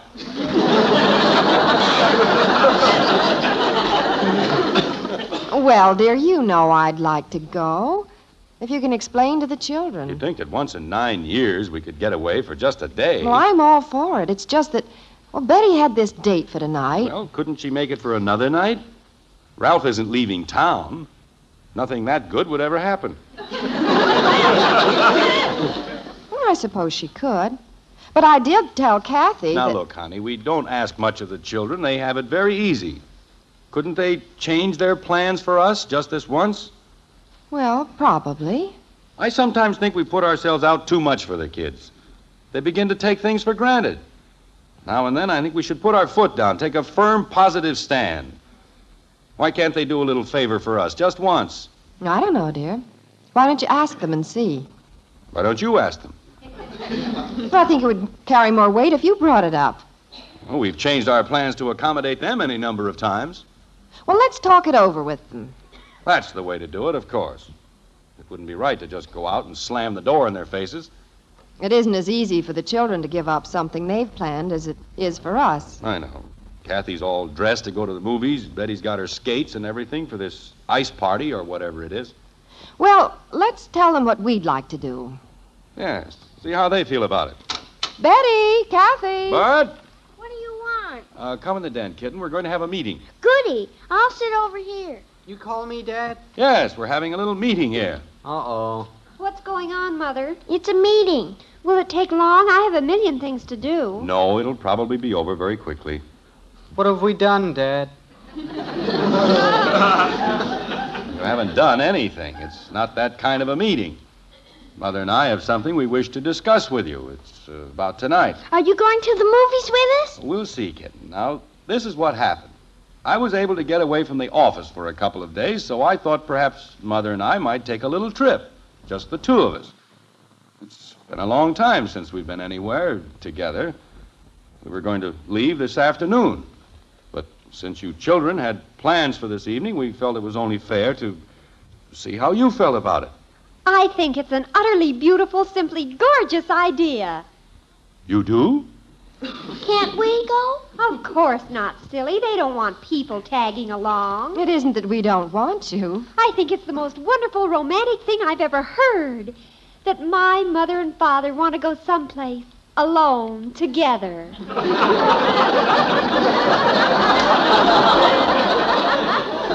But, Princess, it'll mean that you'll have to... Cancel my date tonight? Who cares?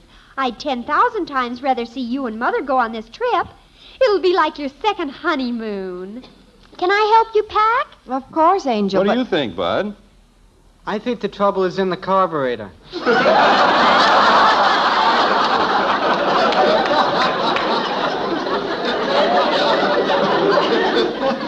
He's still thinking about that dumb old motor. Look, I'll call Ralph and tell him the date's off. Then we'll get the suitcases out of the attic. You wear your tweed suit, Mother, and take the blue one.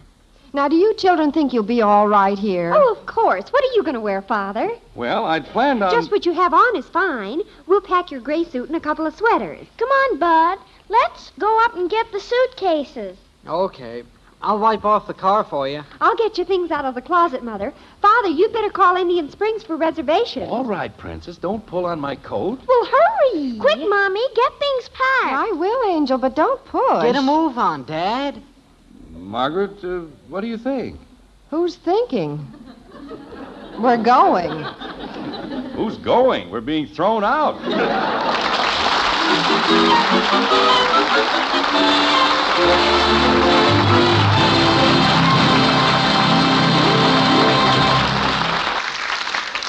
Well, looks like this day is going to be full of surprises for the surprising Andersons. And if you mothers listening in want to surprise your family for breakfast, just listen to this. Many women have felt that the keep regular benefits of bran were so important, they've given it to the family for breakfast, even when the folks were not keen about its flavor. Well, you'll be happy to know that something wonderful has happened to bran. You see, new Post 40% bran flakes now taste different.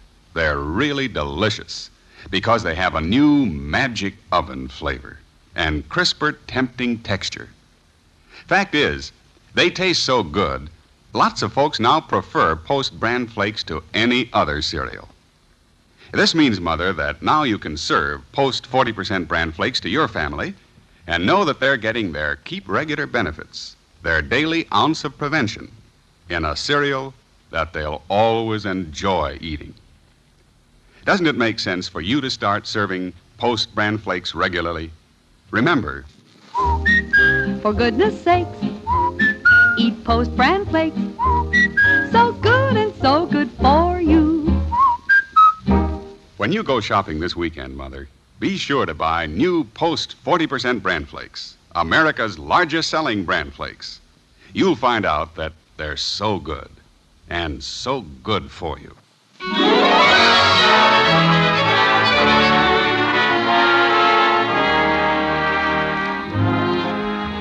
Well, Jim and Margaret Anderson fully expected loud cries of protest from their offspring when they suggested they might take an overnight trip up to Indian Springs.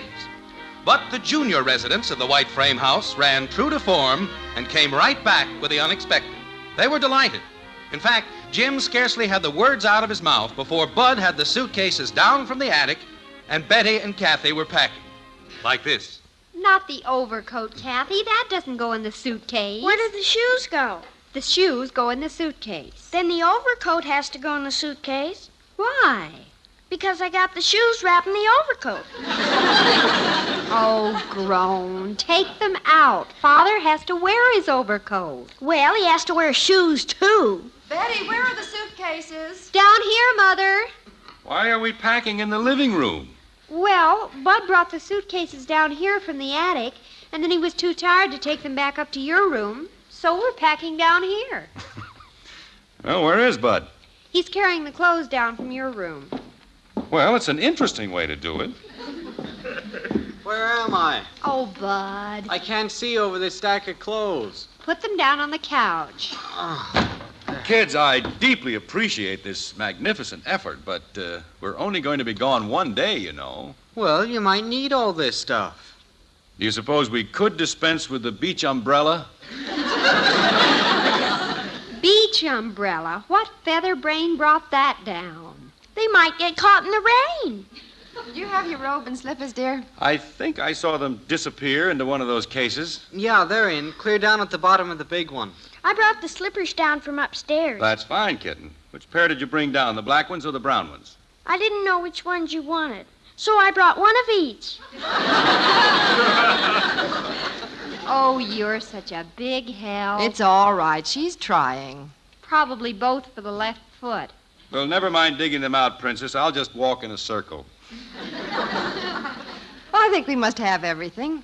What's that brown paper bag in there? Bananas, you might get hungry. They're not going into the wilderness, knucklehead. Well, Indian Springs, that sounds pretty wilder.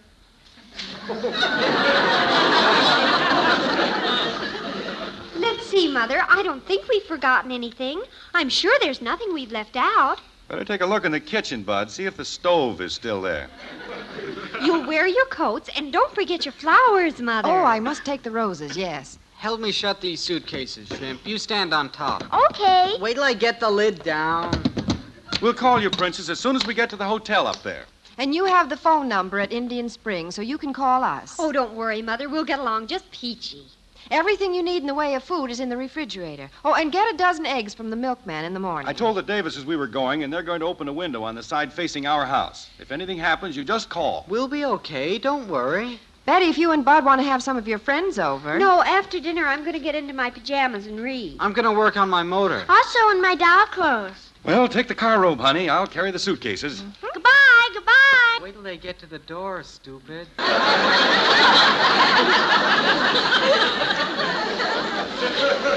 Gee, I'm so thrilled you can go, Mother. Have a simply super devastating time.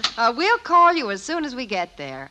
And go to the Davises if you need anything. We will, Mother. We'll be back tomorrow evening. Goodbye, darling. Goodbye, Mother. Goodbye, Bud, old man. Goodbye, Dad. Bye, Angel. Goodbye, Mommy. Goodbye, Princess. Goodbye, Bud. Goodbye, Father. Goodbye, Mom. Goodbye, kitten. Be good, won't you? I will. Goodbye, darlings. Have a good time. Be sure to lock all the doors. We will. Be sure you have a good dinner. We will. Goodbye. Bye. Margaret, they went in the house and closed the door. Well, what did you expect, dear? Well, I thought maybe they'd wait till we got in the car. Well, let's go.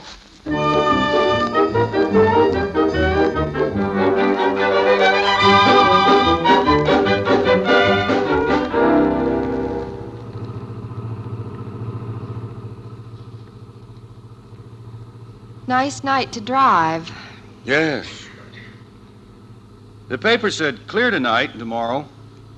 There's showers in the northern part of the state in the morning, and clearing in the afternoon. Certainly seems good. Getaway, doesn't it? Yes. Certainly seems good. It's been a long time.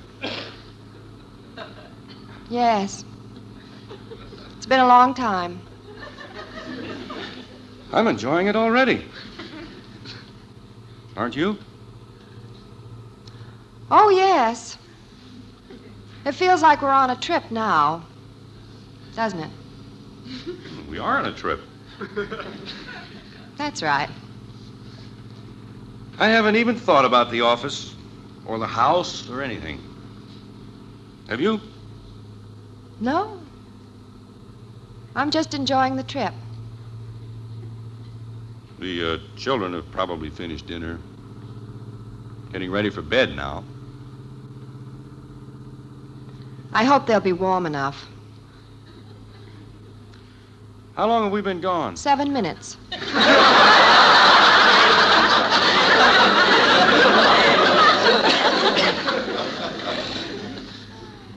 The paper said showers in the northern part of the state. Could get some rain in Springfield. It looked a little like rain when we left. Margaret, did you close the window in our room? Was it open? I believe it was. I believe I remember opening it. Oh, I didn't close it. Betty doesn't know it's open, and it could rain in. What do you think? Well, we're only a few minutes away from home. We You'd go back and tell the kids about the window. Wouldn't take but a few minutes. We don't want it to rain in on the rug. No, we'd better go back.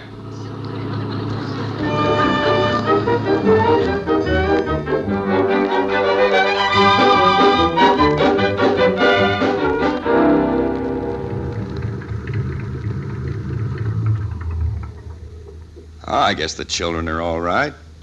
Lights on in the living room and the kitchen. I can see the windows in our room are closed. Oh. Well, I suppose everything else is all right. Yeah, looks all right. Might be fun to kind of look in. See how they're getting along. Well, it is the first time we've left them. They tried to be brave about it when we left. Didn't want us to think they'd miss us, you know. Before we go, I guess we could just take a peek in the kitchen window.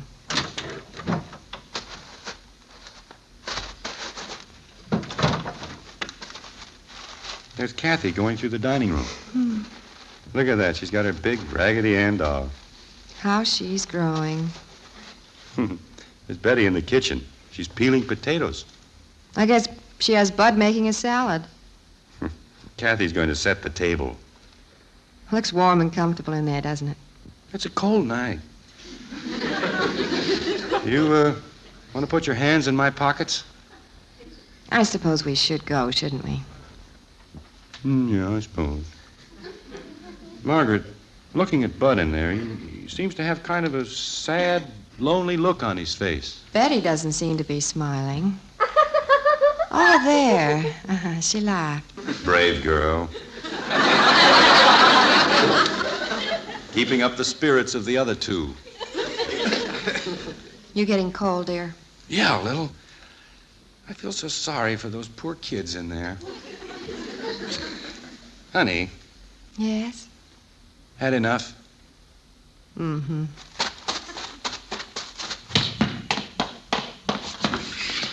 Kathy! Betty, Bud, put 2 more plates on the table. We're home.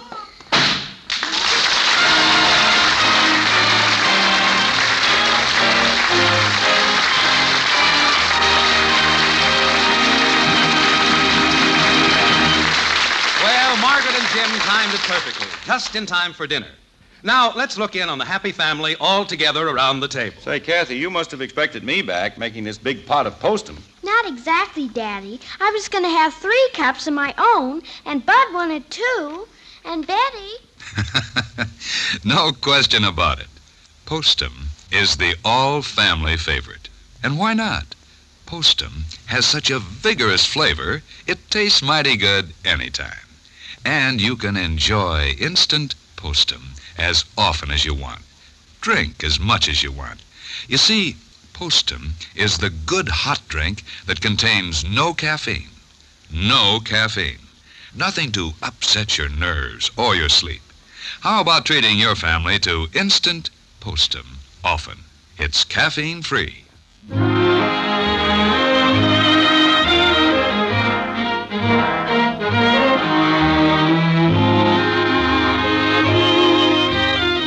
Well, this is truly an age of speed. Look at Jim and Margaret Anderson. They completed a 24-hour holiday in just 14 minutes. But at any rate, quiet and contentment reign again in the white frame house on Maple Street. Kathy has gone to the movie with Patty Davis and her mother. Betty has gone to her skating party, and Jim and Margaret, second honeymooners, have the living room to themselves. Like this. I don't think the children will ever understand why we came back. Someday they will. I wonder if we're getting stuffy. Stuffy? Just because we like our home and our children? No, I don't mean that. They say it's a sign that you're getting stuffy when you start liking things peaceful and quiet. Where'd you hear that? I read it in a magazine somewhere. Getting stuffy if you like peace and quiet, huh? Well, you can understand how there might be some truth to it. I suppose. Hey, Dad, I got it running. Well, that's fine, son. You're right, Margaret. I'm stuffy. But shut that thing off!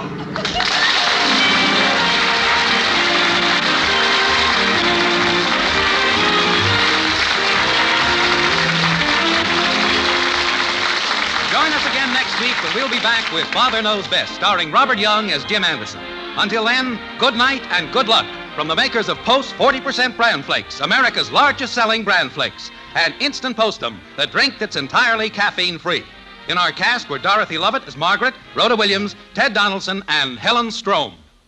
Mom, I think you're beautiful. Well, thank you, Johnny. You're the most beautiful woman in the whole world. Thank you, Johnny. Mom, Yes, Johnny? can I have wheatmeal for breakfast tomorrow? Sure, make him happy, Mom, with the best hot cereal anywhere. Post Wheatmeal is packed full of solid nourishment, great for kids, and so wonderfully delicious. Post Wheatmeal cooks in just 3 minutes. Try rich, hot Post Wheatmeal with a picture of Roy Rogers on the package. Post Wheatmeal, the best hot cereal you ever ate.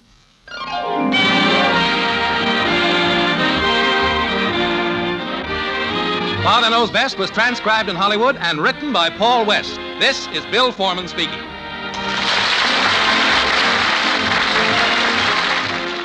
NBC interrupts this program to repeat a special bulletin. Moscow radio has announced the death of Joseph Stalin. Death was at 11:50 a.m. United States Central Time. The announcement was held up almost 7 hours. This bulletin came to you from the NBC newsrooms in Hollywood. Keep tuned for later developments. And hear the Stalin story in 30 minutes on NBC.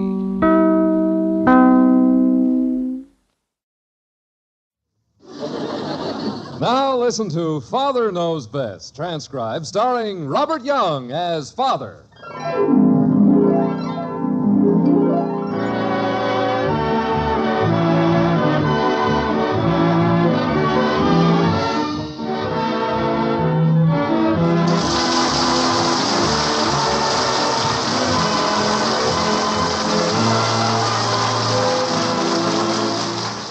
Welcome to Springfield, and another half-hour visit with the folks in the white frame house on Maple Street.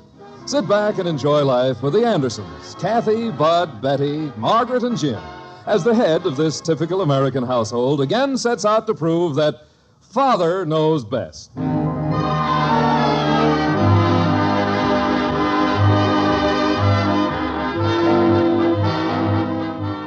Last week, the Andersons journeyed to Grandpa's house in Toledo to dispose of some of their old belongings stored there. They disposed of them by dragging and shipping them all home to the white frame house on Maple Street, where they're right now trying to figure out how to dispose of them. Right now, Jim, along with Margaret and Bud, is on the back porch looking over a trunk full of his old school mementos, like this. Listen to this, Margaret. I want to read you something. Jim, you're supposed to be sorting this stuff over, not reading all of it. You've been at that one trunk for hours. Well, just listen to this. You know how kids write stuff in each other's high school annuals? Yes, I know. Well, here's one that really takes me back. Listen to this. To Jim, may our friendship endure through the long years ahead, through the ups as well as the downs. We'll fight shoulder to shoulder through the long game of life until death knocks us both out of bounds. Your pal, Arnie Johnson. Isn't that a wonderful sentiment? Who's Arnie Johnson? I don't know. I can't seem to place him. Well, that friendship certainly endured through the long game of life. Dad. Hardly got through the first inning. Dad. What is it, Bud? What are these funny-looking pants? Huh? Oh, for heaven's sakes. Bell-bottom trousers. Oh, no. I'm glad I didn't know you when you wore those. Well, they didn't look so funny then. All the guys wore them. For a few weeks, anyway. Well, can I have them? It looks like the moths have beaten you to it. But I wish you'd stop pawing through the trunk. You're getting everything mixed up. Mixed up? That mess? I'm trying to sort this stuff out and see what's worth keeping and what I want to throw away. Well, at the rate you're going, that's going to take the next 10 years of your life. Is this big pile of stuff here what you're throwing away? No, I'm keeping that. The junk I'm throwing away is in this pile over here. What pile? There's nothing there. Huh? Oh, I guess you're right. This always happens whenever you sort out old stuff. You always wind up with more than you had when you started. Oh, listen to this, Margaret. It's the class prophecy in our annual. Get this. As we gaze into the misty clouds of the future, we see Broadway's newest star, Nancy Higginbottom, in her hour of triumph, tossing a rose from her bouquet into the box seat occupied by the distinguished Senator James Anderson.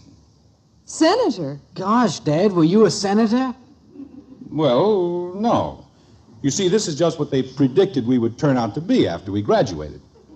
Boy, they sure missed the boat on you. Oh, I don't know. I just happened to go into the insurance business instead of politics. The point is, I was highly respected. Who wrote that? Your old buddy, Arnie Johnson? No, it was probably written by... Well, it ought to tell here. I imagine it was... Well, I'll be darned. J.A. I wrote it myself. Maybe you should have gone into politics, Senator. Doggone, doggone, doggone. Well, what's the matter with Kathy? Look at her kicking the garage. There's no telling what's wrong. Kathy, don't do that. You'll ruin your shoes. Then you're liable to knock over the garage. I don't care. Doggone, doggone. Well, come over here and tell us what's wrong. I don't want to tell. I was over at the playground and we were playing volleyball and we lost, doggone it. Now, kitten, that's no way to feel. If you're going to compete in games, you've got to be a good loser as well as a good winner. I don't care. You see, the idea of sportsmanship Father. is based not on... Father. Betty, don't interrupt your father when he's giving a lecture. I'm not giving a lecture. I'm just trying to point out that good sportsmanship is not based so much on winning or losing, but on how you play the game. Do you play it hard and clean? Do you play it for the fun you get out of it and for the joy of competition? Those are the important things. Do you kids all understand that? Dad. Yes, Bud? Did you wear these bell-bottom pants on the level? Bud, we're talking about sportsmanship. Father. Oh, me, I might as well have saved my breath. Well, anyway, Kathy, next time you lose a game, the thing to do is congratulate the winners and tell them they played a good game. I think they cheated. Kathy, that's not the way to talk. You'd better go inside and wash your hands and face and think over what your father said very carefully. Okay. But just wait till we play those cheaters again. Father. What is it, Betty? Where can Ralph and I go this afternoon? Well, I don't know. Why ask me? Well, Ralph just got his car back from the repair shop and he wants to try out his new motor. Can't you just go for a drive in the country? It's a lovely day for it. Oh, Ralph doesn't like to do that. He says when you're not driving to any place in particular, how do you know when you get there?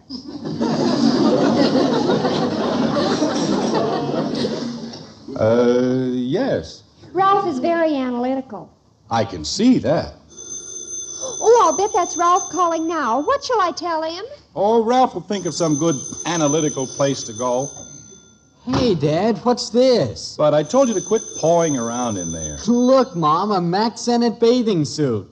That's not so Max Sennett. That was regulation in those days. So don't act so smart. I'm not acting smart. I was just looking at it. Oh, I remember suits like that. My father had one just like it.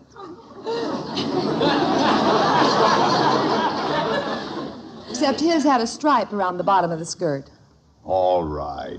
It's still in pretty good shape. All it needs is a new button on the shoulder strap.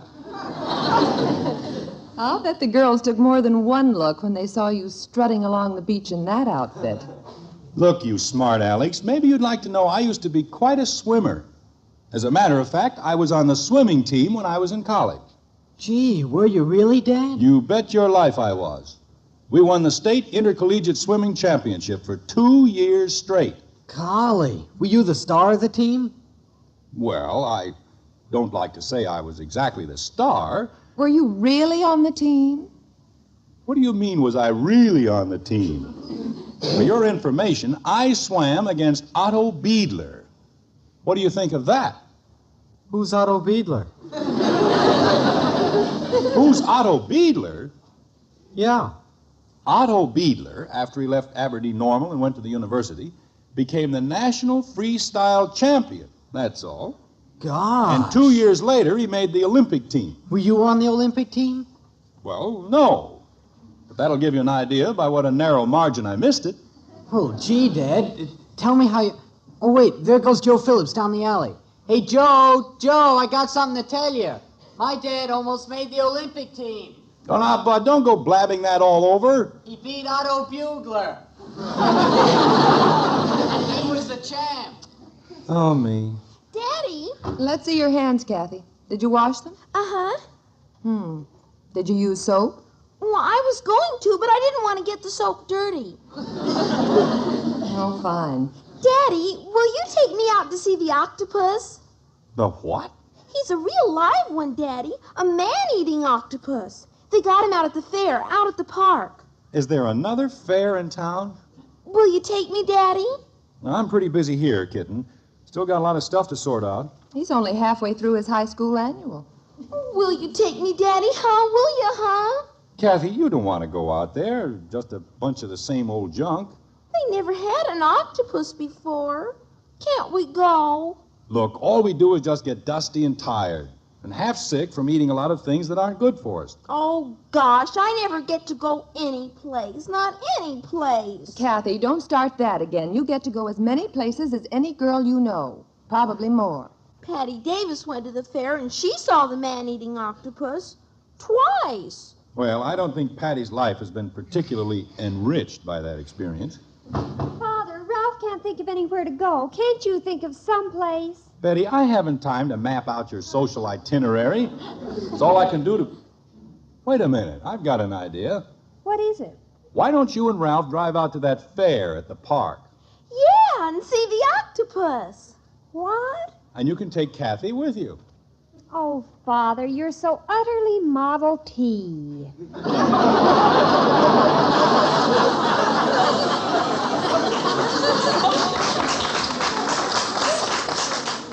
I'm what?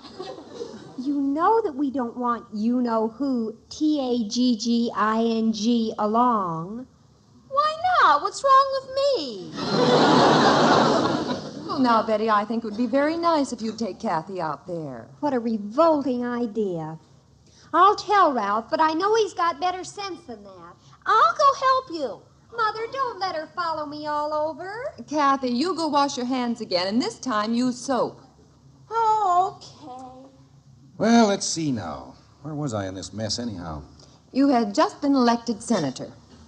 Oh, yes. Hey, Dad. Yes, son? Dad, you can beat Mr. Phillips, can't you? What are you talking about? Swimming. I was telling Joe about you being the star on the college team, and he claimed his dad could swim circles around you. Oh, I think George would need a pair of fairly speedy water wings to do that. That's what I said, so I told him you'd race his dad anywhere, anytime.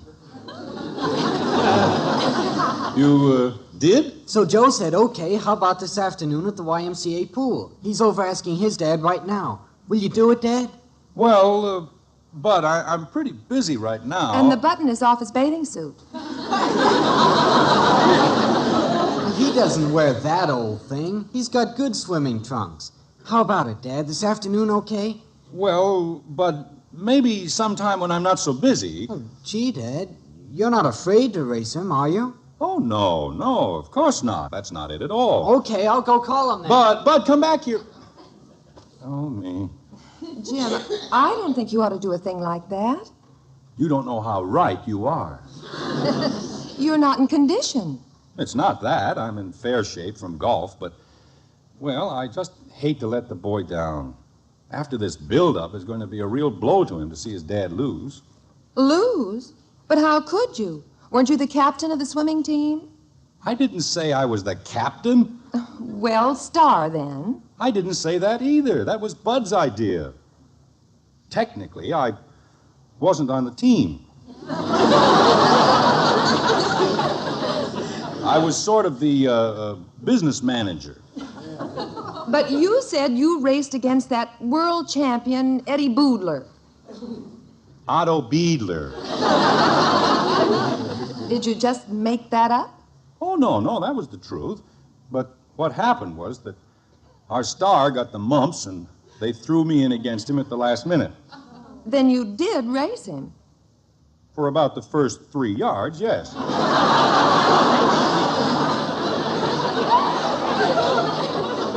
That was the last I ever saw of him.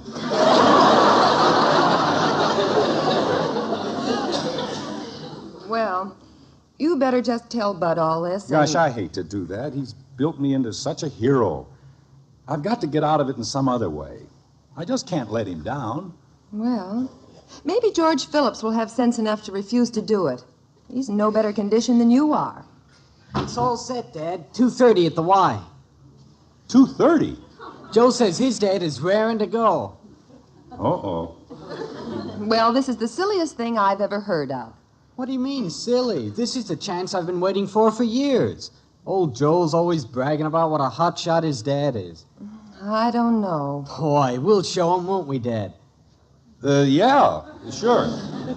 Bud, don't you think maybe 2:30 is too soon to swim after eating a heavy meal? But you haven't eaten a heavy meal, Dad. No, but I'm going to. A swimmer needs a lot of food. We can't go to the fair or anywhere else, Father. Ralph's motor's missing again. I want to go, Daddy. This is the last day of it. It is? Well, by George, it looks like I'll have to take you then. Oh, will you really, Daddy? What's this? Gosh, Bud, I'm afraid I'm going to have to postpone that race. But there's no other way out of it. You mean you're going to take her to the fair? Let a little thing like that stop you? There's no way out of it, Bud. Much as I'd love to get in there and swim the legs off old George. Holy cow. Come on, we can all go to the fair and have a big time. Let's go in and get cleaned up. Oh, boy, I get to see the octopus. Dad, you can't do this. It's all arranged. They'll be there waiting. That's right, isn't it? Margaret, will you call the Phillips and explain everything? I'd be more than happy to. You kids run on upstairs and change your clothes. I'd like to get away from here as quickly as possible. Okay. Come on, Betty. Can I ask Ralph to go with us? Sure, ask anybody. Dad, you can't do this. I know how you feel, Bud. But maybe we can arrange it some other time. After all, it might not hurt for me to get in a little practice first. You wouldn't want me to lose, would you? Oh, there's no chance of that. Well, you never can tell. After all, I am a little rusty and... Hello, who is this? Helen? Well, this is Margaret Anderson, and I... What? Well, that's exactly what I was calling about. Yes, I think it's silly, too. But we don't have to worry because Jim can't make it. Tell them how disappointed I am. Jim is terribly disappointed, but he promised he'd take Kathy to the fair, and this is the last day... What? Oh, really? Well, I guess it could. Yes, that'll be just dandy. Yes, goodbye. What happened? I don't like the tone of your voice. Well, she said they all wanted to go to the fair, too. So young Joe suggested that you men could have your race out there in the park pool. Hooray! Isn't that keen, Dad? Oh, it couldn't be keener.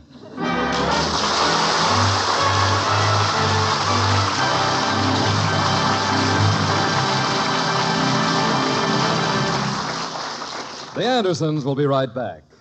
Here in America, each of us is free to work in the place and calling of our choice. No man can tell us what job we must do. We are free to bargain collectively. We are free to contract about our own affairs, to own property, to start an enterprise, and to profit from our own inventiveness. This is progress, the progress of a free people under a system which ensures the perpetuation of freedom. So let's all boost the American economic system and strive to improve it even further. Remember, the better we produce, the better we live.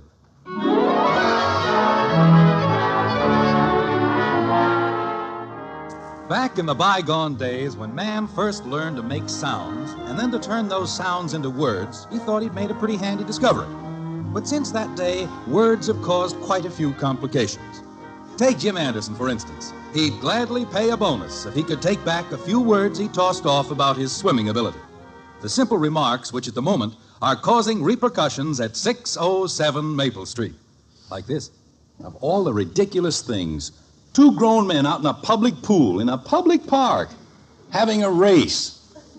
Simply because I just mentioned to Bud that I was once on the swimming team in college. Well, dear, if it's going to be so painful... I didn't say it was painful, but it can be darn embarrassing. How do you think I'll feel if I lose? But you were just telling the children that according to the rules of sportsmanship, it doesn't matter who wins or loses if you do your best. That's George Phillips. He's probably been swimming at the club, practicing up.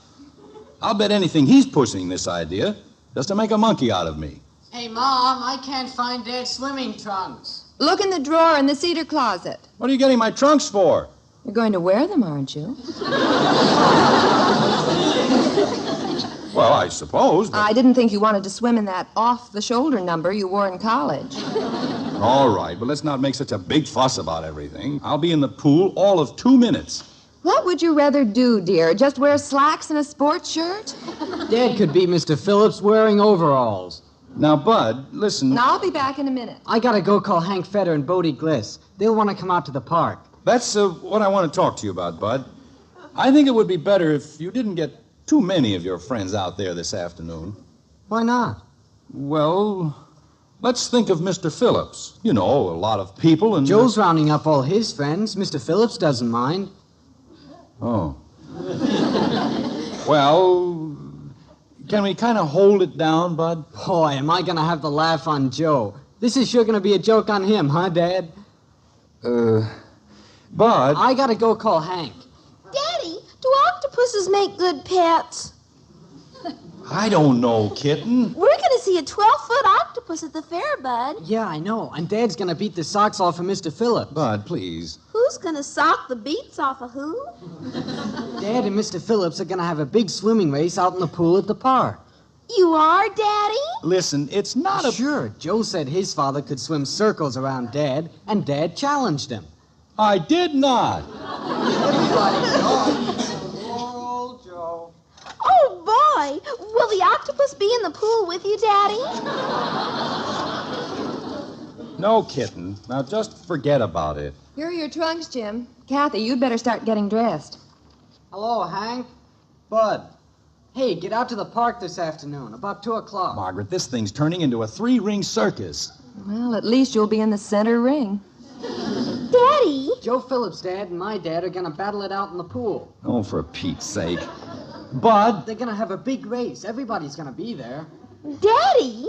Jim, if you're worried about this... Who's worried? George Phillips was probably an Olympic champion, that's all.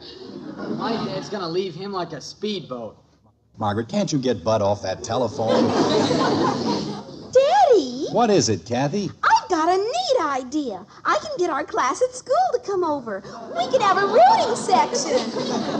Kathy, listen. Gee, maybe we could do card stunts and have pom-poms. Kathy, go upstairs now and get dressed. Well, anyway, Daddy can beat Mr. Phillips.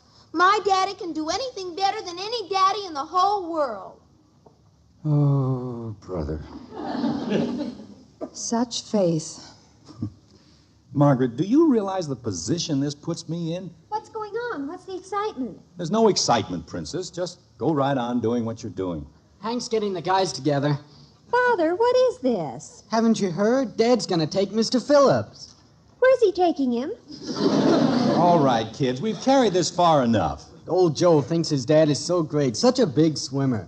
Well, Dad's going to show him up, aren't you, Dad? Bud and Betty, I think your father's getting a headache. Run along now. Yes, let's all forget this foolishness. Forget it? When my father's going to swim against Mr. Phillips, I got to call Ralph. Oh, no. He's on the swimming team. I'll get him to bring the coach along. Margaret, all I said was... I know, dear. I can't go through with this, Margaret. I know I'll lose. And the children will never get over it. George Phillips is practically a professional. I'll bet money on it. Well, maybe it'll rain. No such luck. Not a cloud in the sky.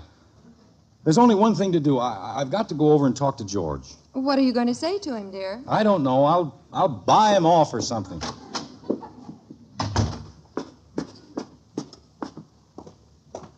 He'll probably laugh at me. Knows he's got me right over a barrel. Olympic swimmer. Hey, Jim. Huh? Oh, George. Hello. Glad I caught you, Jim. Before you got away. Well, I'm glad I caught you, too. Jim, I suppose you've heard about this swimming business that Joe and Bud dreamed up. Oh, yes, I heard something about it. As a matter of fact... Well, Jim, this wasn't my idea. Kids, you know how they are. Yes, I know. I don't know why Joe ever started this in the first place. It's very embarrassing for me. Well... I'm not a swimmer, Jim.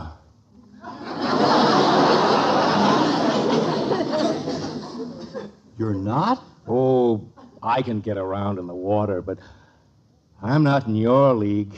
Oh, well, I'm not very good. Really.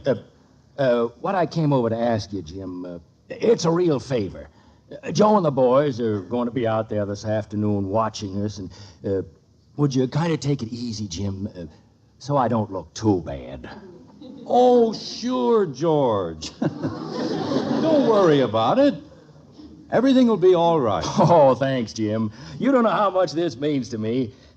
Those kids are going to be out there watching their dad. I know. Mine are going to be there, too. Good luck, George. See you out there, Jim.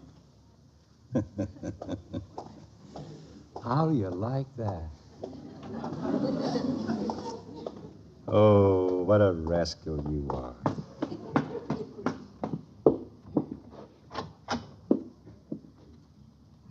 Margaret! What is it, dear? Gather the children. Let's all go out somewhere to lunch before we go to the park. My, you've certainly turned into a ray of sunshine. What happened? Oh, I just got to thinking. It's childish to get upset about this affair at the park this afternoon. Oh? What does it matter who wins or loses? You go out and do your best. That's what counts. Sportsmanship. Well, suddenly you seem to have it all figured out. Yes, sir. I guess there's one thing I'll never figure out, dear. What's that, honey? You. The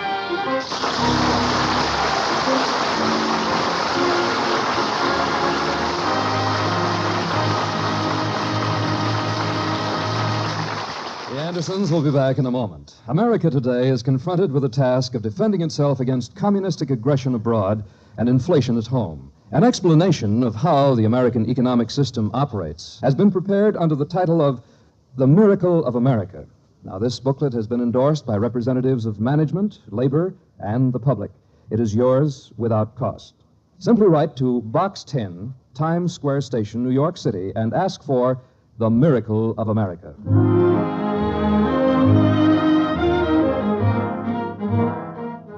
Well, there's quite a crowd at Nickerson's Park this afternoon. Fair, sideshows, man-eating octopus. But the important scene of action right at the moment is over by the public swimming pool. Jim Anderson has just climbed out of the water, walked over to where Margaret is waiting, like this. Now, Jim, remember what you said at home. What a mean trick. Now, relax, Take dear. it easy, he said. Give me a chance, he said. I gave him a chance, and look what happened. He beat me. Well, dear, he did his best to let you win. He couldn't swim any slower without sinking. Maybe didn't do it on purpose, but what am I going to do, Margaret? How will I ever be able to face the children?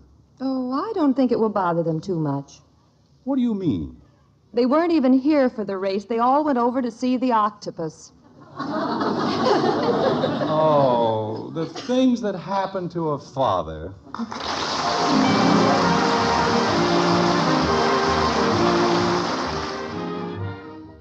Ladies and gentlemen, tonight we are honored to have as our special guest Mrs. Joseph C. Wenger, Public Relations Director of the California Federation of Women's Clubs. Mrs. Joseph C. Wenger.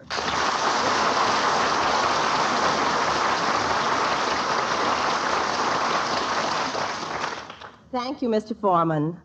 You know, every year, the General Federation of Women's Clubs gives an award to the outstanding radio and television programs. They give it in 3 separate categories: adult, family, and children. We're very happy to announce that this year, Father Knows Best, with Robert Young, was selected as the best in the family classification. We like to encourage better radio entertainment, and we point with approval to this program as a wholesome symbol of a life in the American home. Our congratulations go to the cast of Father Knows Best, to the National Broadcasting Company, and to you, Mr. Young, for your excellent portrayal of Father. Thank you, Mrs. Wenger.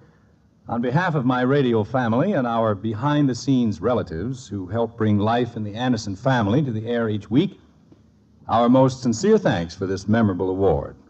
Believe me, we'll all try to live up to it in the future.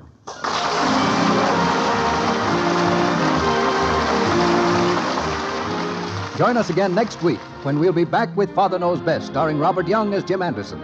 In our cast were Norma Jean Nilsson as Kathy, Ted Donaldson, Rhoda Williams, Gene Vanderpyle, Charles Seal, and William Foreman. Your announcer was Don Stanley. Father Knows Best, directed by Andrew C. Love, was transcribed in Hollywood and written by Paul West and Roswell Rogers.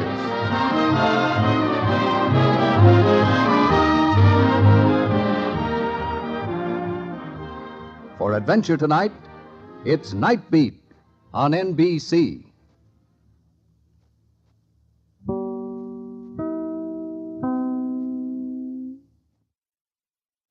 Now listen to Father Knows Best, transcribed starring Robert Young as Father.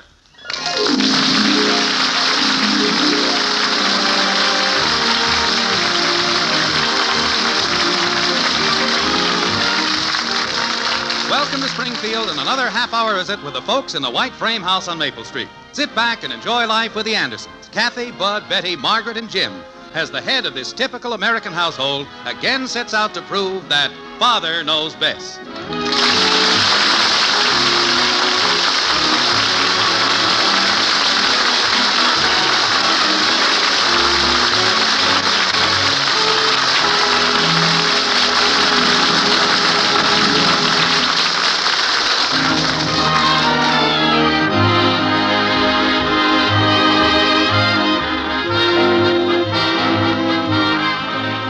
Well, this is New Year's Eve in Springfield, just as it is everywhere else. But there's something special about this New Year's Eve at the White Frame House on Maple Street.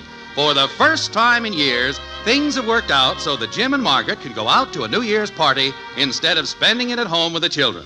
And right now, party preparations are nearing completion. Like this. Margaret, I need some help with these cufflinks.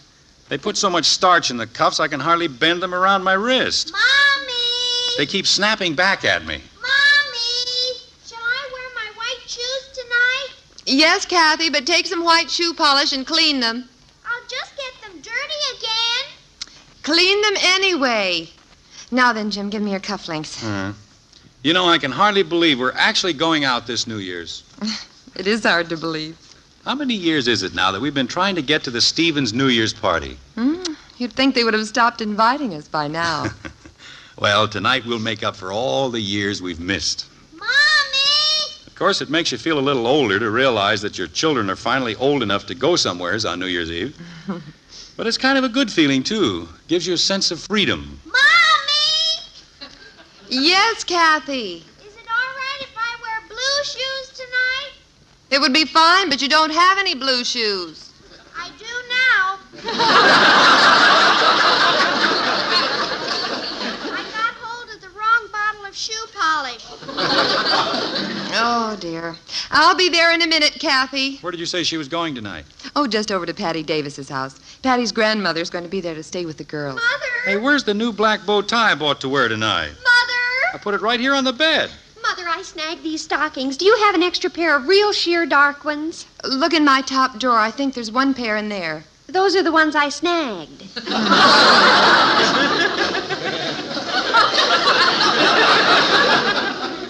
Oh. Well, did you look in There's none there either. Well, maybe you can... That won't work either. The only solution I can see, Mother, is for us to exchange stockings. I should wear the snagged ones? Well, after all, Mother, it doesn't matter so much how you're... well, I mean, when a person gets to be...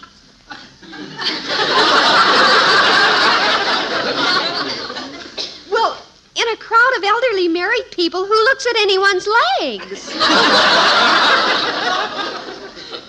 Well, there's your father, and Mr. Davis, and Mr. Phillips, and Mr. Liggett, and Mr. Stevens, and Mr. Stewart. Betty, have you seen an elderly black bow tie anywhere? Father, I've got problems of my own. Oh, I'm sorry. Mom! Betty, I may be caught up in the Stanley steamer crowd, but I plan to wear these stockings tonight, even though... Oh, wait, I think I might have another pair in my room. Mom! I can't imagine where that tie went to. Mom, where's that checkered flannel shirt of mine? Bud, you can't wear that to a party. It hasn't got any holes in it. I know that. And it's clean. But I want you to dress up. Why? All there's gonna be there is just some fellas and some girls. Nobody but people, huh? Well, if you want to call girls people. Well, even though it is limited to people, I want you to dress up. Wear your white shirt. It won't look very good with blue jeans. Who said you were going to wear blue jeans? Wear your good blue suit. I thought that was for Sunday school. Well, you can wear it tonight, too. After all, this is New Year's Eve. And it's your first New Year's Eve party. Well, okay. But a blue suit doesn't look so hot with tennis shoes. Tennis shoes? Well, gosh, we're going to play games tonight, and I don't want to slip. Look, Bud. A fellow needs to be sure-footed. That's fine, but... Needs suction grip soles on the turns.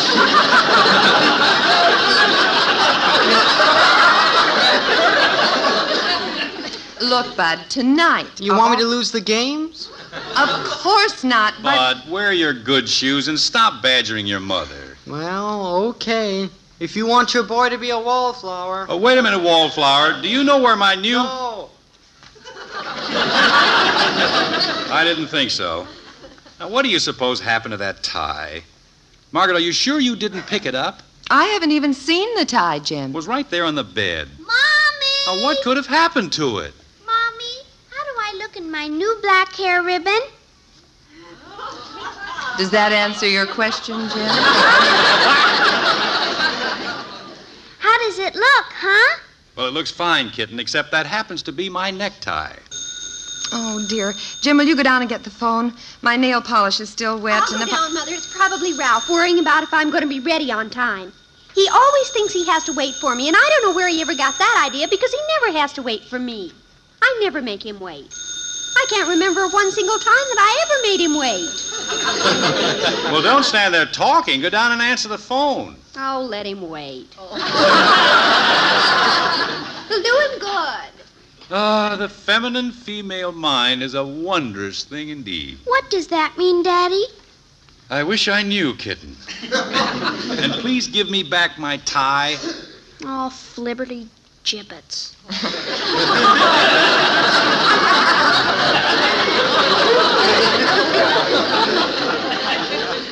Come on, Kathy. We'll go find you another ribbon. We'd better figure out what to do about your shoes, too. Oh, I got them fixed. I made two-tone shoes out of them. Oh, fine. Blue and red. Red? Where did the red come from? Well, see, when I was trying to scrape off the blue polish with a knife... A knife? I cut my finger, and so I got out the Mercurochrome... Say no more. And the red and the blue looked so pretty, I just finished them up that way. I'll bet they look great now. Yeah, they do. But we'll have to get a new bottle of Mercurochrome. That stuff doesn't spread as far as shoe polish. Mother! How about your brown Oxfords? Are they good enough to wear? Mother, that was Mrs. Davis. She said Patty's in bed. In bed? She ate up the mistletoe and got sick. Oh, my. So Kathy can't go over there tonight. Oh, gee willikers. Uh-oh. Well, I know what that means. Here, Kathy, you can have the tie. I won't be wearing it tonight. Well, now, wait a minute, Jim. All's not lost. And here I thought that for once we had New Year's Eve all organized. Well, it'll still work out. I'll call a sitter to stay with Kathy. Oh, heck, I don't want a sitter. I want to go with you and Daddy. Look, Angel, by the time we're ready to leave, it'll be your bedtime. You said I could stay up until 9:30 tonight. Well, you can. I'll go down and call Mrs. Treeley. She's usually available. I don't want Mrs. Treeley. Mrs. Treeley always wants to read me a bedtime story to put me to sleep. Well, you like bedtime stories all right, don't you? Sure, but she always falls asleep instead of me. I see. I have to keep waking her up so many times that I lose interest in the story. Well, I think this is something we'd better look into. We're not paying her to come over here and sleep. Don't pay her anything at all. And maybe she'll stay away. Well, I doubt if she'll be able to make it tonight. We'll soon find out. Here comes your mother. How'd you make out, Margaret? No luck with Mrs. Treeley. Goody. She's already taken for tonight, and so is Mrs. Freeman. Goody. But Mrs. Brophy said she was pretty sure she could find somebody to send over. Who? I don't know. Well, whoever it is, I don't like her. But you haven't even seen her yet, Kathy. Well, gosh, if I don't like her without even seeing her, think how much worse it will be when I do see her. Yeah. I think I'll eat some mistletoe and go over and be sick in bed with Patty. Mom, I forgot to tell you that I'm supposed to take a box lunch to this party. A box lunch? Well, for goodness sakes, Bud, why didn't you tell me before? I forgot. Well, it's hardly time to fix one now. Oh, I won't need much. Just enough for me and whatever girl gets me.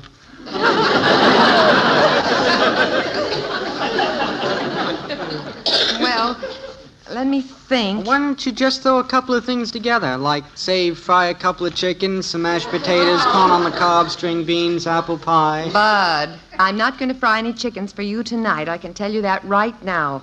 Why don't you go down in the kitchen and see what you can find for some sandwiches? There's some peanut butter and jelly. Ugh.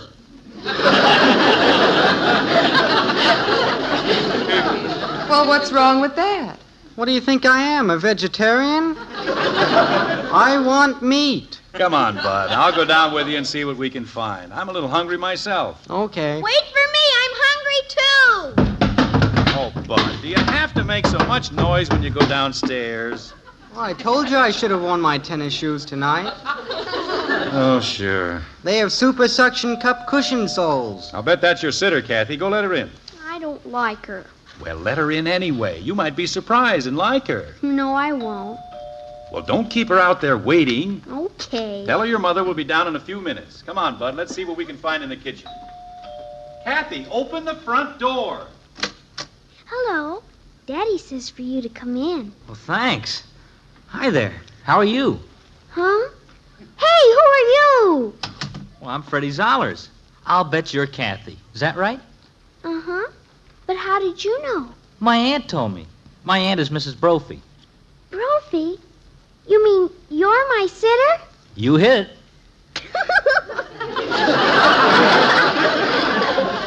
Yeah, it does seem kind of funny, doesn't it? But, see, I'm making my own way in college, and I pick up a buck wherever I can. You're really going to stay here and play with me? That's the deal. Look what I brought along for us to play with. You, any good at ping pong? Gee, golly, boy! Come on, we'll set it up on your dining room table. Have you got a good big one? Yeah, it's right through this way. Okay. Gee, you sure are pretty.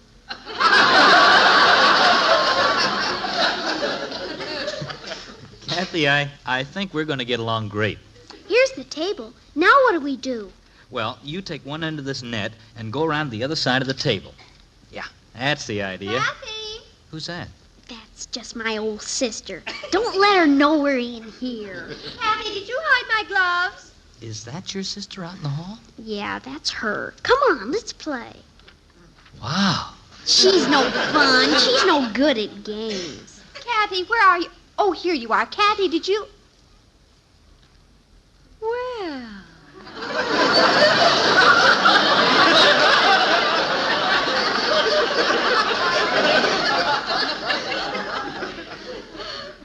Well. You go away, Betty. This is my sitter. Sitter? Yeah, I'm working my way through college. Oh, did Mrs. Brophy send you? Yeah, she's my aunt. Oh, my name's Freddie Zollers. What's yours? It's Betty. Betty. Gee, that's my favorite name. Want to have a game of ping pong? Now, wait a minute. You're going to be here all evening? Yeah, that's the deal. Come on, Freddie, let's play. Betty, go answer the phone. Somebody else will get it. Now, here's a good way to hold the paddle, Betty. Some players hold it this way, but I prefer to... Betty! Oh, there you are. Telephone. All right, brother dear. Huh?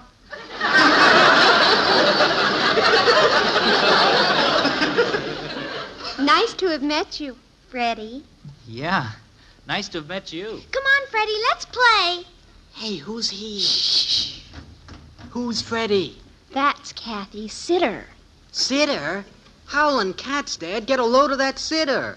Who's on the phone, Ralph? Yes. Did you say the sitter's a he? Take a peek in the dining room. Hello? Oh, yes, Ralph. Well, no, I'm not ready yet. Ralph, I'm afraid I'm not going to make it. See him, Dad? Yeah. Well, Ralph, I have a simply, utterly crushing headache, and I just don't think I can go to the party tonight. Now, wait a minute, Betty. Oh, I'm awfully sorry, Ralph, but I just wouldn't be any fun at all tonight. Now, listen here, Betty. Well, I'm sorry, too, Ralph, but this came up awfully sudden. It certainly did. Well, thank you, Ralph. I will. Goodbye. Betty, I'm ashamed of you. But why, Father? You wouldn't want me to go out with a crushing headache, would you? No, of course not. In fact, now that I think of it, I'm glad you did that. You are? Certainly. Now that you're going to be home, we won't need the sitter. What? I will tell him he can go home. No, Father, wait.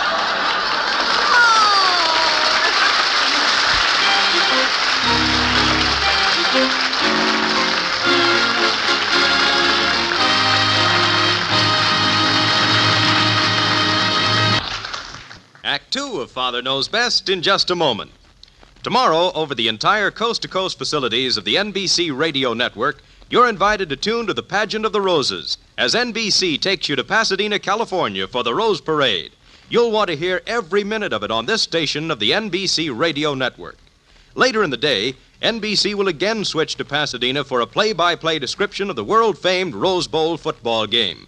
The Spartans of Michigan State College, co-champions of the Big Ten, versus the Bruins of UCLA, Pacific Coast champions. Check your local newspaper for the times of the broadcasts on this same NBC station.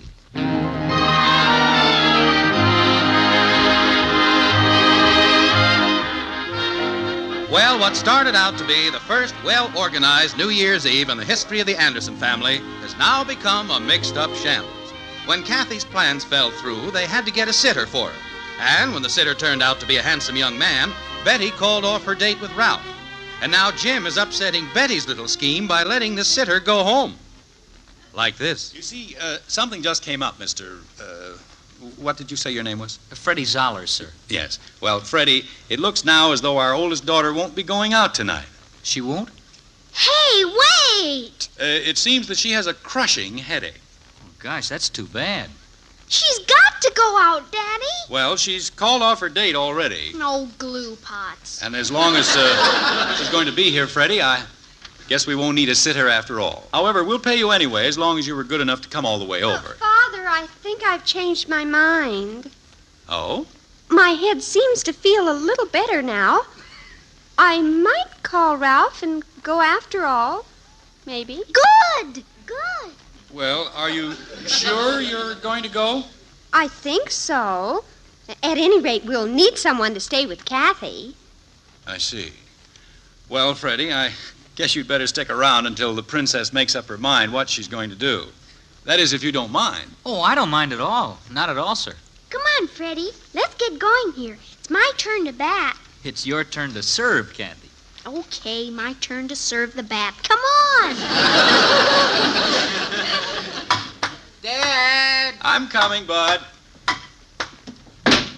My, I'll bet that's a fascinating game to play. Yeah. Here, you want to try it? Oh, no, you've got a headache. You'd better sit down. Would you like to have me get you a drink of water? Would you? Oh, slush.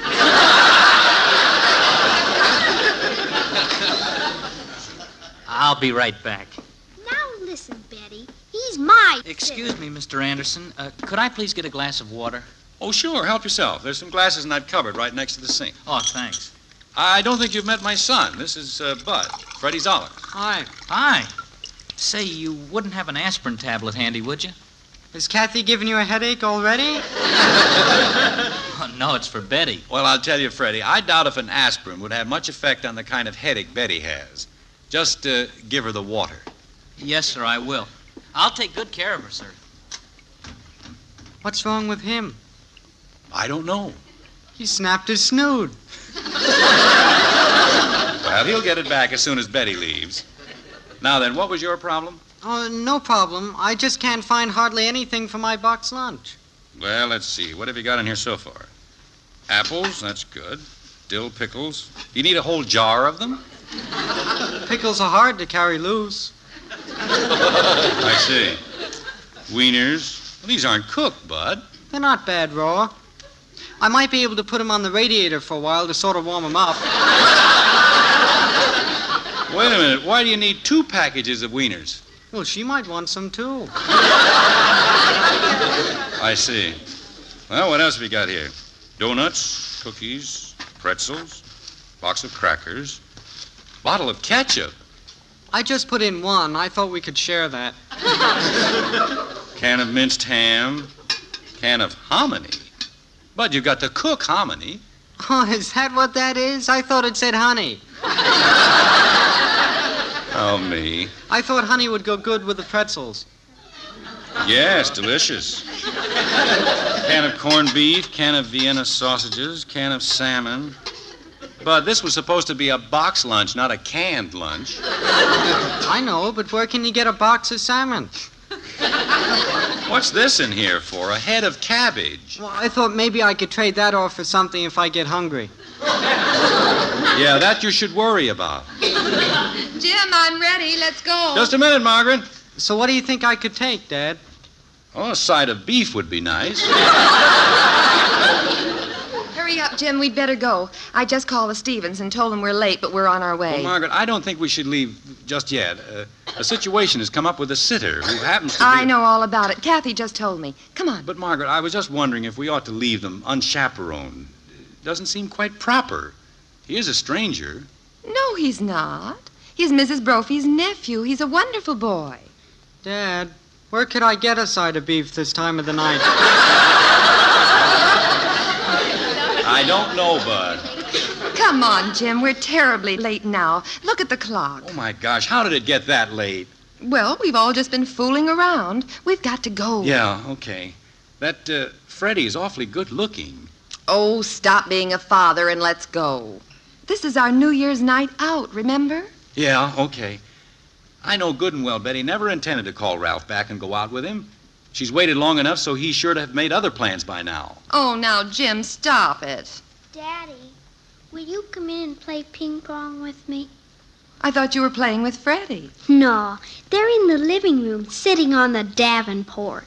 By George, I knew it. You knew what? Well, I mean, maybe I'd better go in there and just sort of, well, you know, check. Oh, for heaven's sake, Jim, you remind me of my father.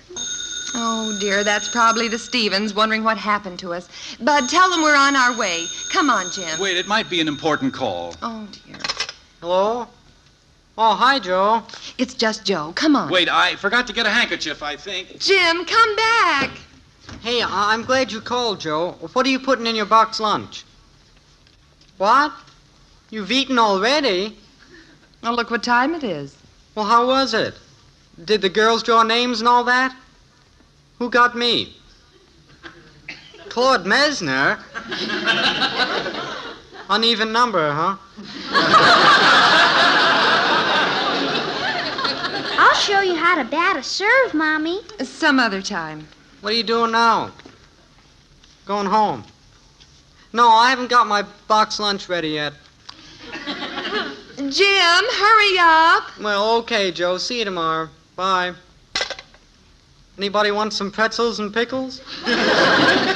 Bud, come on, play me a game, will you, huh? In just a minute. I want to eat a couple of wieners first. Mother, aren't you and Father ever going to your party? I'm trying my best to get him out of here. He's upstairs getting a handkerchief right now. No, he isn't. He's in the dining room playing ping pong with Freddie. Ping pong? I know what he's doing, too. He's protecting his poor little innocent daughter. Oh, fine. Oh, boy, I'd like to get in on that game myself. Come on, Kathy, maybe we can get up some doubles. Hot dog! Wait, children, don't start anything. Oh, dear. Mother, why does Father think he has to protect me? Because he's a father, that's why. Here, Betty, put this on so you won't soil your good dress. But why? Don't you know what we have to do now? I don't think I do. Well, you will, after you have a family of your own. Now, help me with this stuff here. I think we can put it over on the table there. Oh, I get you. I think this is a wonderful plan, Mother. It's one I've been using for years. Oh, we better hurry, too. It's just about time. You're right. Maybe you'd better go break up the game and call them out here. Okay. Miss it, Kathy. Swing, Kathy. That's it. Good girl. Now that makes a deuce. Wait a minute. That was our point. She missed the table. No, she didn't. Did you, Kathy? No, sir. Oh, let him have it. We'll still beat him. Oh, listen to him. Wait a minute. Hold it. Huh? I have a brief announcement. Mother wants you all to file into the kitchen. What for? We've just got the game started. Come on, everyone. Yes, ma'am. Well, come on, kids. Remember now, it's my serve. Right in here. That's it. Well, what's all this? It's time for refreshments. Help yourselves. Pickles, pretzels, donuts, corned beef, salmon. Hey, that's my box lunch. And 1 can of hominy. Yes, and look at the clock, everyone. Huh? Well, I'll be. Happy New Year! Happy New Year! Old acquaintance be forgot and never brought to mind. Sure, old acquaintance be forgot and days of old lang syne. Margaret, let me be the first to kiss our wonderful hostess. Hey, that's an idea. Oh, Freddie! Oh, boy, this is what I like. Corned beef. By George, Margaret, I believe this is the best time we've had since the first year we missed the Stevens party. Happy New Year, everybody!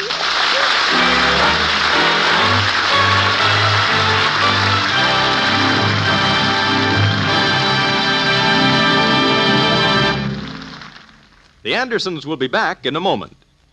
New Year's Eve. Tomorrow, another great year dawns. But tonight's a time for celebration of the wonderful days which have passed in '53. And right now is a time for a word of caution. In your celebrating tonight, please follow this rule of good sense. If you drink, don't drive. Driving and drinking don't mix. So remember the number one rule of the professional truck driver. Driving is a full-time job. The professional driver's good safety record is based upon the fact that when he drives, he's in full command of his senses. Remember that alcohol and gasoline don't mix, and that the life you save may be your own.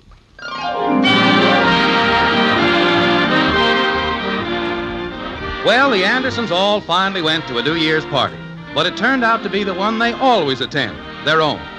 The younger celebrants are all fast asleep in their beds now. Only Jim and Margaret are still up as they tidy up a few things downstairs. Like this.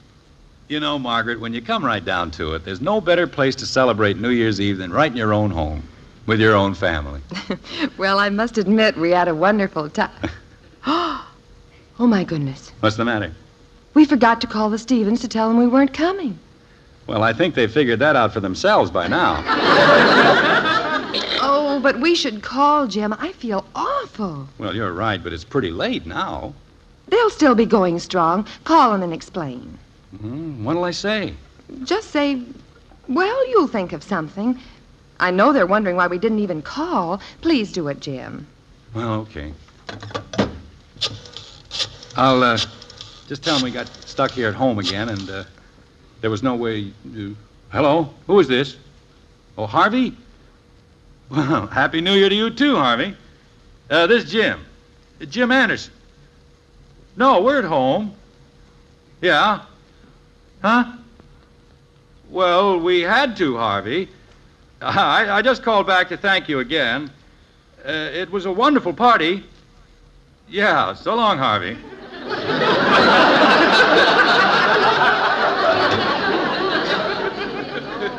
To thank him? Jim, what were you talking about? How do you like that? He asked me why we left the party so early. They never even missed us.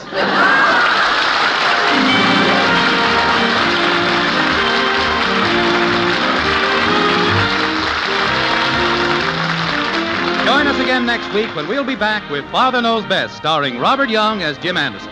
Father Knows Best is an NBC Radio Network production in cooperation with Cavalier Enterprises.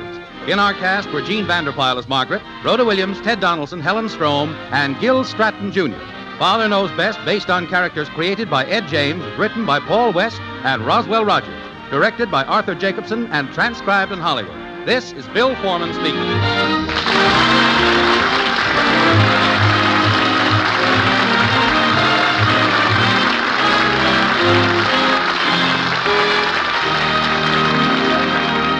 Tonight, hear the All-Star Parade of Bands on the NBC Radio Network.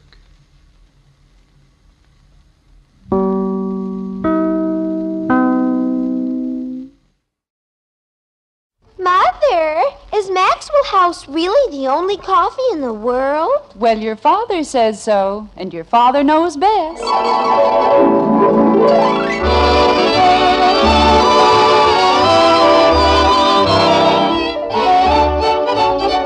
Yes, it's Father Knows Best, transcribed in Hollywood, starring Robert Young as father. A half-hour visit with your neighbors, the Andersons. Brought to you by America's favorite coffee, Maxwell House. The coffee that's always good to the last drop.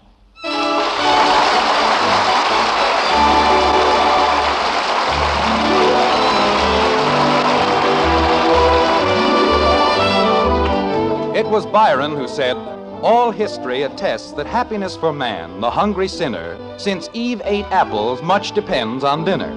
Well, if you were making plans for a dinner party, you'd probably start with a fruit cocktail or canapes or oysters on the half shell, something like that. In Springfield, however, in the white frame house on Maple Street, they do things in a much more logical way. When Jim Anderson plans a dinner, he starts in a basic, concrete manner, like this. All right, Bud, let me have the cement.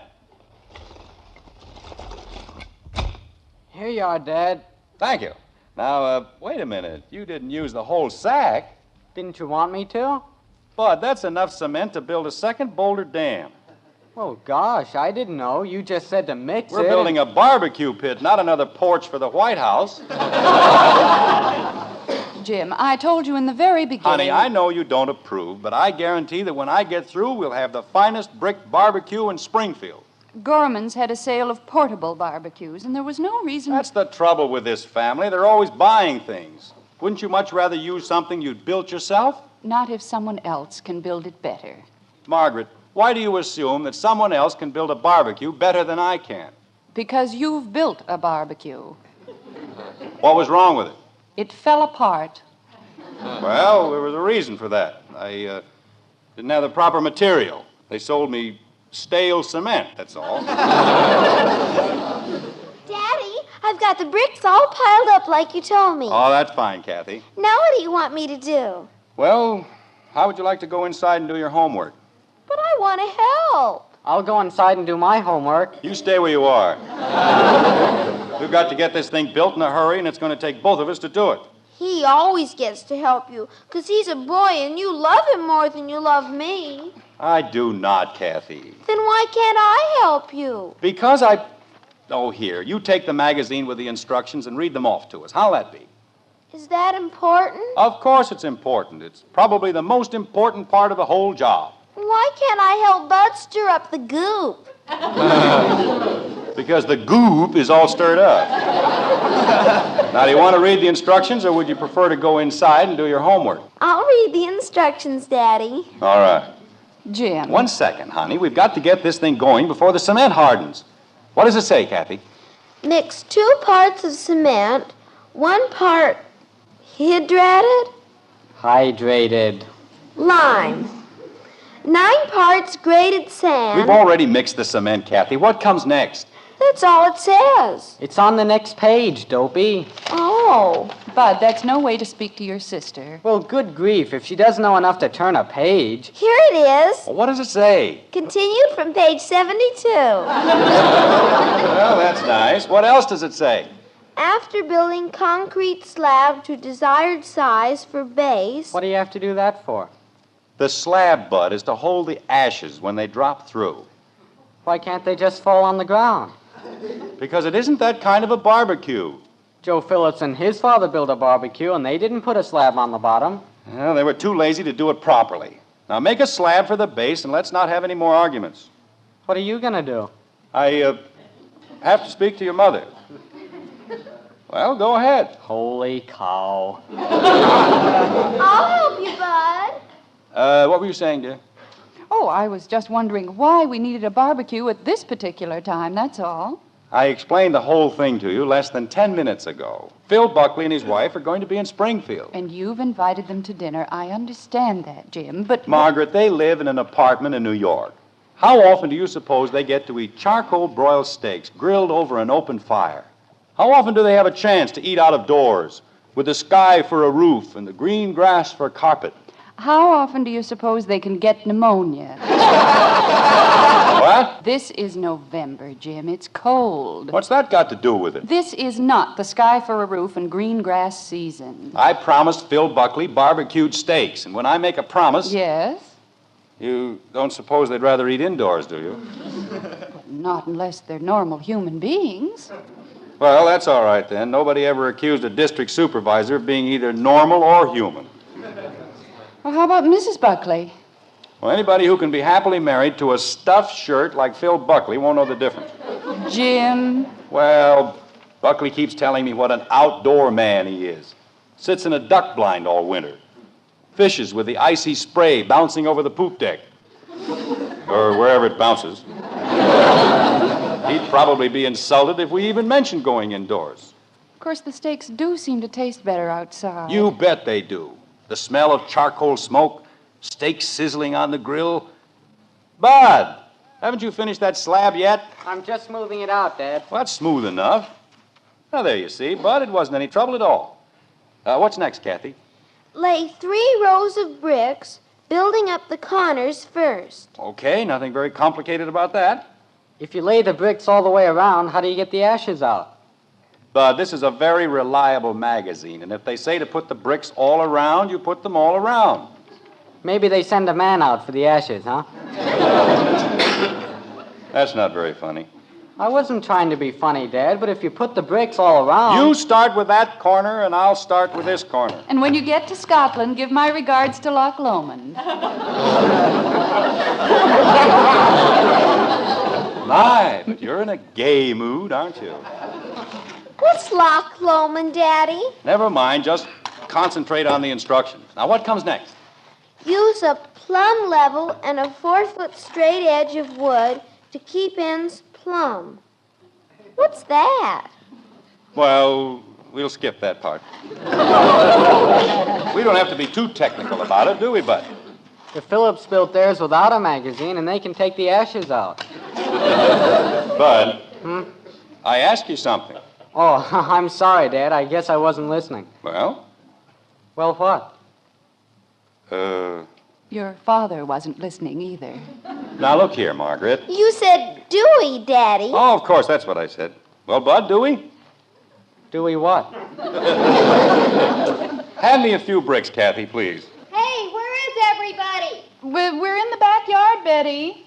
Dad, if the ashes fall down and you've got bricks all around the bottom... The magazine says 3 rows of bricks, and that's what we put in. Unless you think you know more about it than they do. I didn't say that, Dad. What's going on out here? We're building a barbecue. What for? Cat's fur to make kitten britches. What? I'm all through with my side, Dad. Want me to help you with yours? Never mind, I'll have it finished in 2 seconds. Mother, Yes, dear. why the barbecue all of a sudden? Well, Mr. Buckley and his wife are coming to dinner on Saturday, and your father promised them... Saturday? Now what's the matter? Father, you can't have anybody for dinner on Saturday. Oh, I can't I? Mother, that's homecoming day. Oh, dear, I forgot all about it. About what? I'm giving a party on Saturday after the football game. Well, this is a fine time to tell me. I did tell you, Father. You even suggested the chili and beans dinner. Is that this Saturday? 30 people, and you have to pick that day for a barbecue. Betty, your father didn't do it deliberately. This is business, Betty. I didn't know Mr. Buckley was coming, but he is, and there isn't anything I can do about it. I'm ruined. My whole life is a shambles. Betty, there's no need to be upset. Of course not. We'll have both parties, that's all. You have yours indoors, and we'll have ours outdoors. Now, what's wrong with that? Well, nothing. As long as you keep Kathy outdoors with you. Now, just a minute, Betty. The Buckleys... there's no reason why Kathy can't stay inside. Father, she'll ruin everything. You know how she is. I didn't do anything. Margaret, will you please explain to her... This is the most important part of my life, and you want her to spoil it. Betty, Mr. Buckley is a very important man. And he wears stuffed shirts. Kathy! Margaret, no matter what happens, no matter what Betty says, Kathy's not going to stay outside with us. Mother, please, you know what she did last time. She started a football game in the living room. Well, nobody broke anything, did they? None of the girls talked to me for a week. Father, if you only knew... Betty, I think I can fix the whole thing. You do? Jim and Lucille Hathaway are going on a picnic next Saturday, and I know they'll be glad to take Kathy with them. Would you like that, dear? Gee, that'd be keen. Oh. Well, that's a very sensible solution. I'll fix a little lunch for Kathy and Bud. Wait a minute. How did I get into this? Bud. I don't want to go on a picnic. I've got a date with Joe Phillips. Bud, you'll go along and take care of your sister. But why should I suffer just because she's a pest? I'm not a pest. You certainly are. I certainly aren't. Bud. I wasn't doing anything to anybody. I was standing here not hurting a soul. Bud, we won't discuss it anymore. But, Dad... You'll spend the day with the Hathaways, and you'll have a very good time. Holy cow.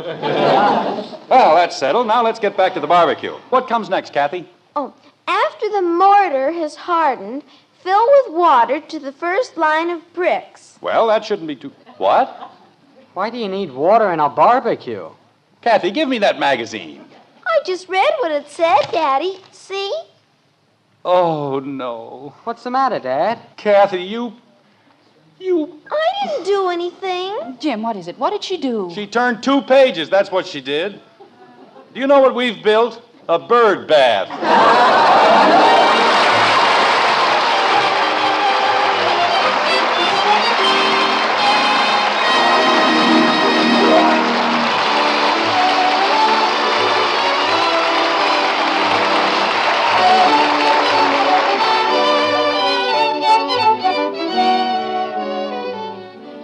A cup of coffee is making some good news these days.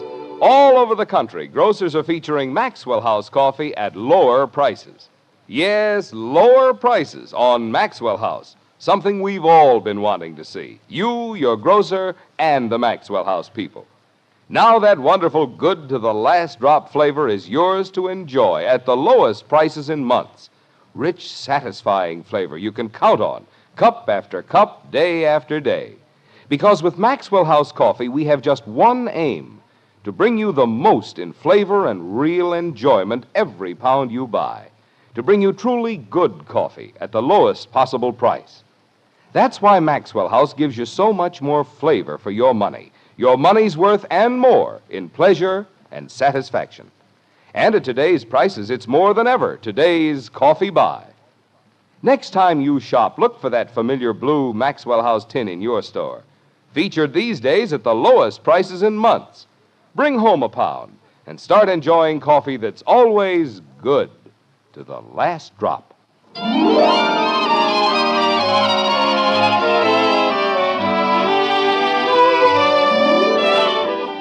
It's Saturday in Springfield, and there's great activity at the Andersons. Indoors, Betty's party is proceeding at a great rate.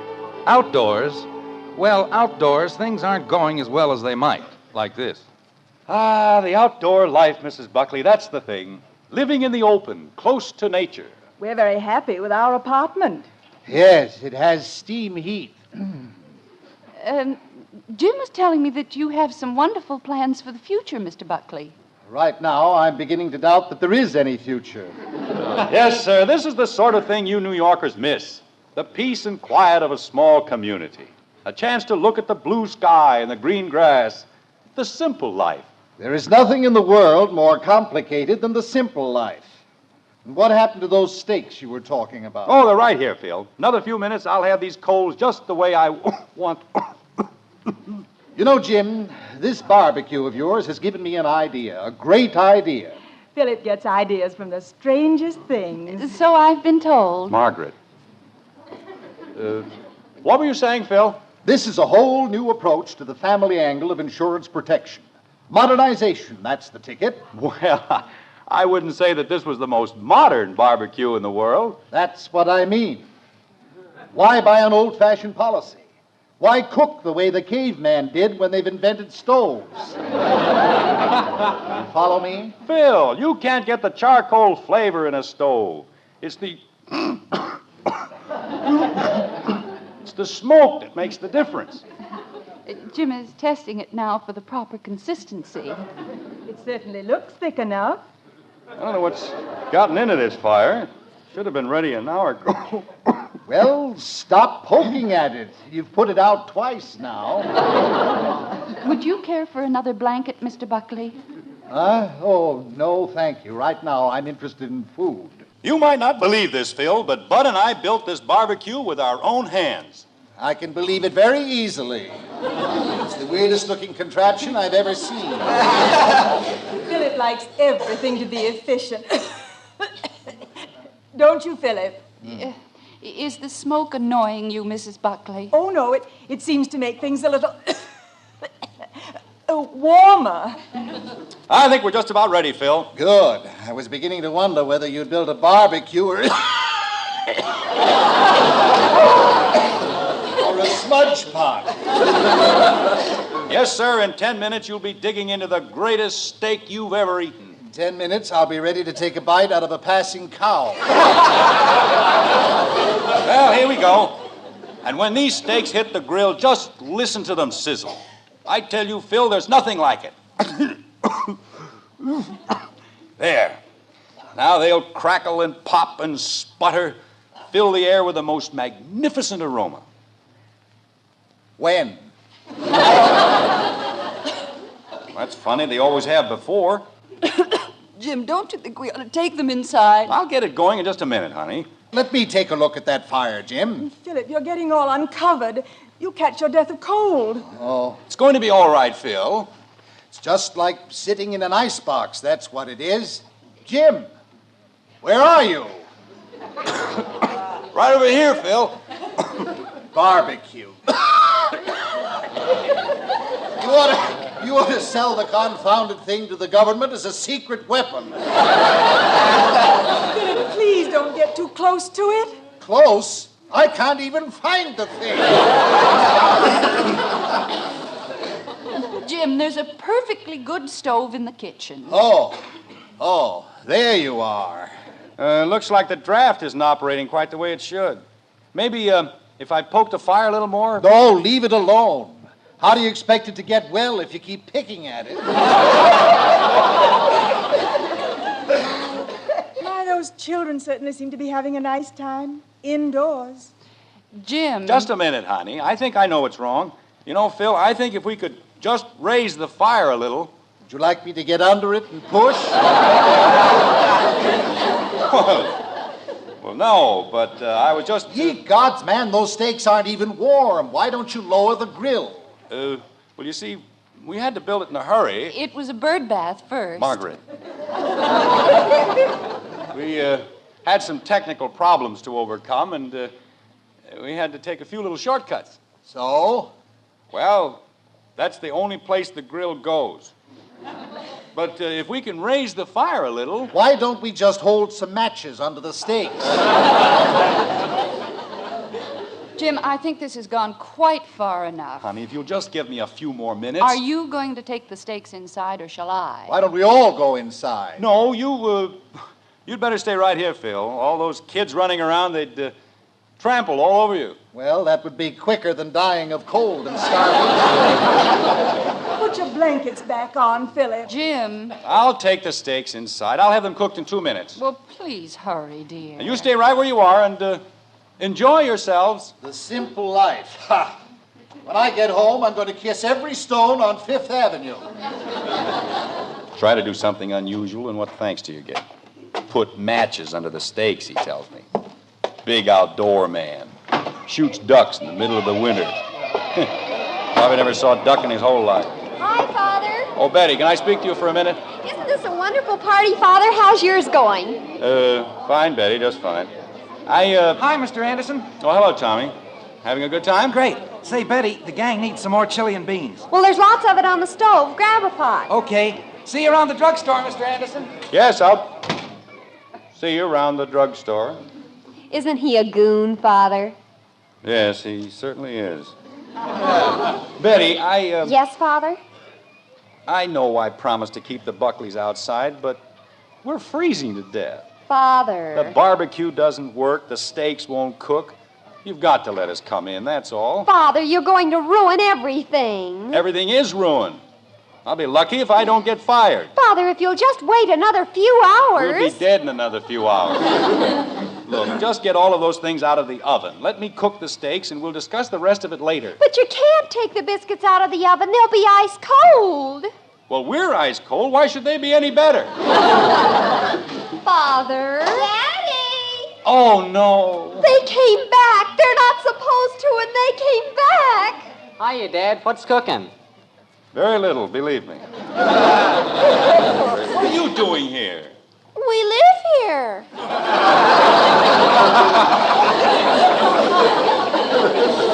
You weren't supposed to be home for 3 hours. What happened to the picnic? Mr. Hathaway said it was too cold for a picnic. What are you doing with the steaks? Father, if she goes anywhere near the living room and says anything about a football game... I hid the football, so stop worrying about it and let me get at the stove. Why don't you use the barbecue, Dad? Why don't you take Kathy to the movies? Go ahead, Bud. You heard what he said. We haven't had our dinner yet. We can eat popcorn, Bud. Come on. I haven't had anything to eat since 1 o'clock. What happened to the picnic lunch? We ate that on the way over. Bye.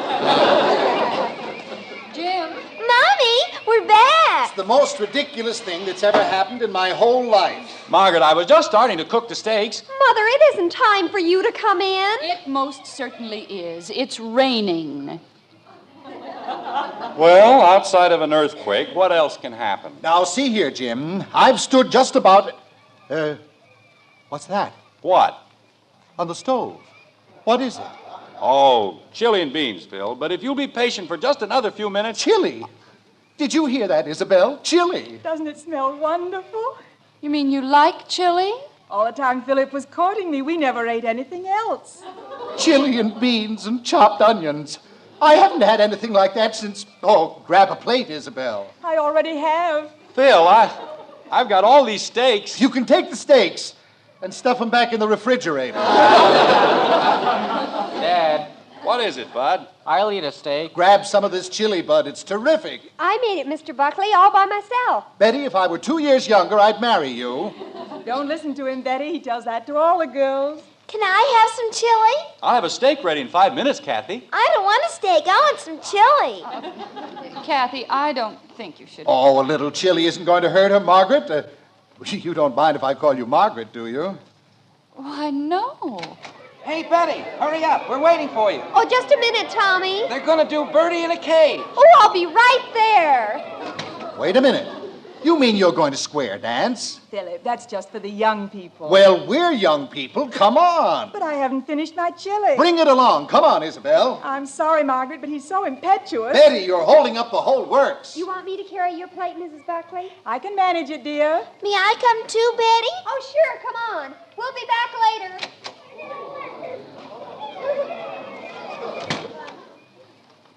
Well, Dad. There's a great thing. $9.60 for steak. And they want chili.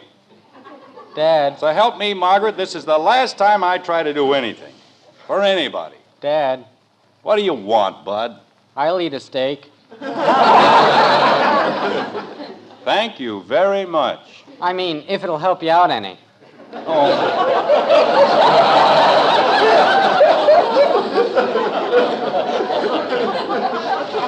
All right, Bud, go ahead. Eat all of them. All of them? Holy cow. Where are you going? To get Joe Phillips. I'm going to need help. Bud! Jim, Yes, Margaret. while we were waiting for you outside, I had a long talk with the Buckleys. Good for you. Do you know why Mrs. Buckley made this trip to Springfield? At this stage, I don't know anything. Well, Mr. Buckley had told her so much about our children that she wanted to meet them. She did? They weren't interested in barbecues and steaks. They wanted to spend the day with Kathy and Betty and Bud. Well, how was I supposed to know? They don't look like the sort of people who like children. But they do, Jim. They like them very much. They like us all very much. Well, what's so funny? Just something Mrs. Buckley said. Well, all right, go ahead. Drop the other shoe. What did she say? Now, you won't be angry. Of course not. What did she say? Well, she said that Mr. Buckley had a great deal of respect for your business ability. Yes? And isn't it too bad you're such a stuffed shirt?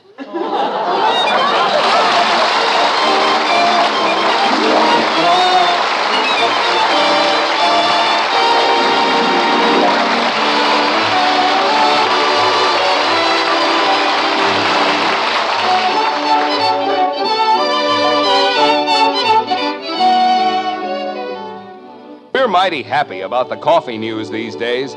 Grocers everywhere are featuring Maxwell House at lower prices. Yes, lower prices on the coffee more people buy and enjoy than any other brand. Now, you folks who always drink Maxwell House can enjoy it at the lowest prices in months. And you folks who haven't been getting that wonderful good to the last drop flavor, now's the time to bring home a familiar blue Maxwell House tin. See how much more pleasure you find in a cup of coffee when it holds the world's most famous flavor. Flavor so rich and mellow. Flavor you can count on, because we'll never compromise on the quality of a single pound. For wonderfully good coffee, for today's coffee buy, look for Maxwell House, featured in stores everywhere these days at the lowest prices in months.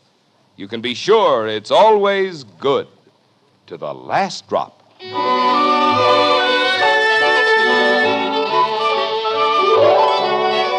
Now it's Sunday in Springfield, and in the Anderson backyard, Jim, he's the stubborn rover boy, is still determined to make the barbecue work. Like this. There, you see? Nothing wrong with it now, is there? No, dear. Weren't the Buckleys fun, Mother? Boy, could he square dance. How do you suppose he learned a new thing like square dancing? Look at those hamburgers cooked, Margaret. I ask you, isn't that beautiful? Yes, dear, just beautiful. I can't figure out what got into the darn thing yesterday. Well, it's like a new baby, I guess. Invite a bunch of people over to see it, and what happens? Probably cries for the first time in his whole life. Know what I mean? Yes, I know what you mean. Now you take last night. Smoked like a chimney, and probably won't smoke again as long as we have it. Bud. I've got the plate, Mom. Just one of those things. Won't happen again in a million years. Go ahead, Bud. Where are you taking the hamburgers? Into the kitchen where they belong. Wait a minute, Margaret. There's nothing wrong with a barbecue. It's just a...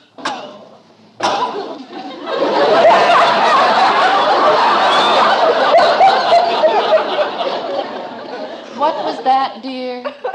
I said... Never mind.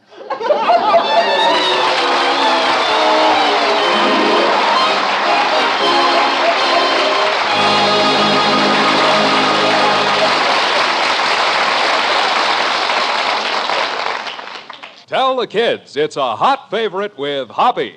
That's hot post wheat meal. And you won't have to coax the youngsters to eat a hot cereal for breakfast if you tell them how Hopalong Cassidy loves hot post wheat meal. Hoppy knows it's chock full of good, solid nourishment. He goes for the rich, nut-like flavor. And you'll go for the fact that post wheat meal cooks in just 3.5 minutes. So get hot post wheat meal and tell the kids it's Hoppy's favorite. You'll see, you'll all agree, it's the best hot cereal you ever ate.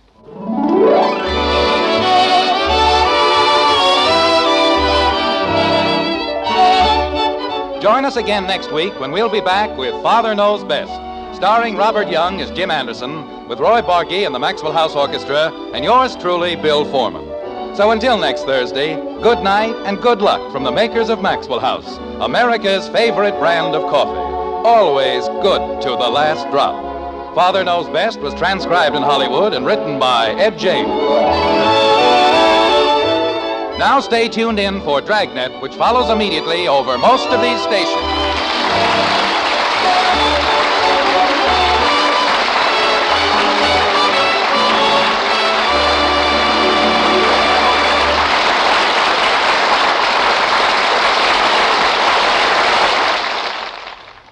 This is NBC, the National Broadcasting Company.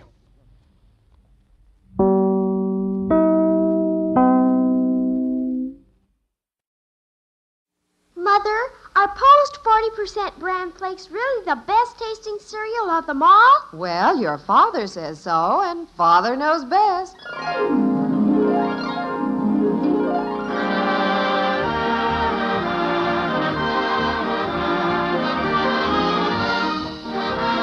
Yes, it's Father Knows Best, transcribed in Hollywood, starring Robert Young as Father.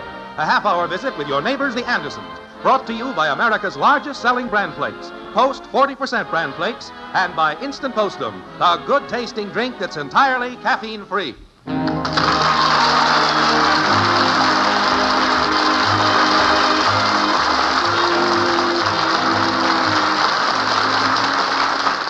are, if one cares to go into it, a wide variety of cats, ranging from the prize Siamese cat down to the common alley cat or the back fence shoe dodger. However, there are not many business empires founded on this populous four-footed friend, and this low competition factor would make a feline business venture seem attractive indeed. But that's getting ahead of the story. There comes a time in every boy's life when he is presented with a great opportunity to go into business for himself. And he must take this opportunity at its tide or become lost in the trough forever. Such is the case with young Bud Anderson of 607 Maple Street, as we gather from his conversation on the phone. Like this. Oh, sure, Joe. I'm going to start it right away.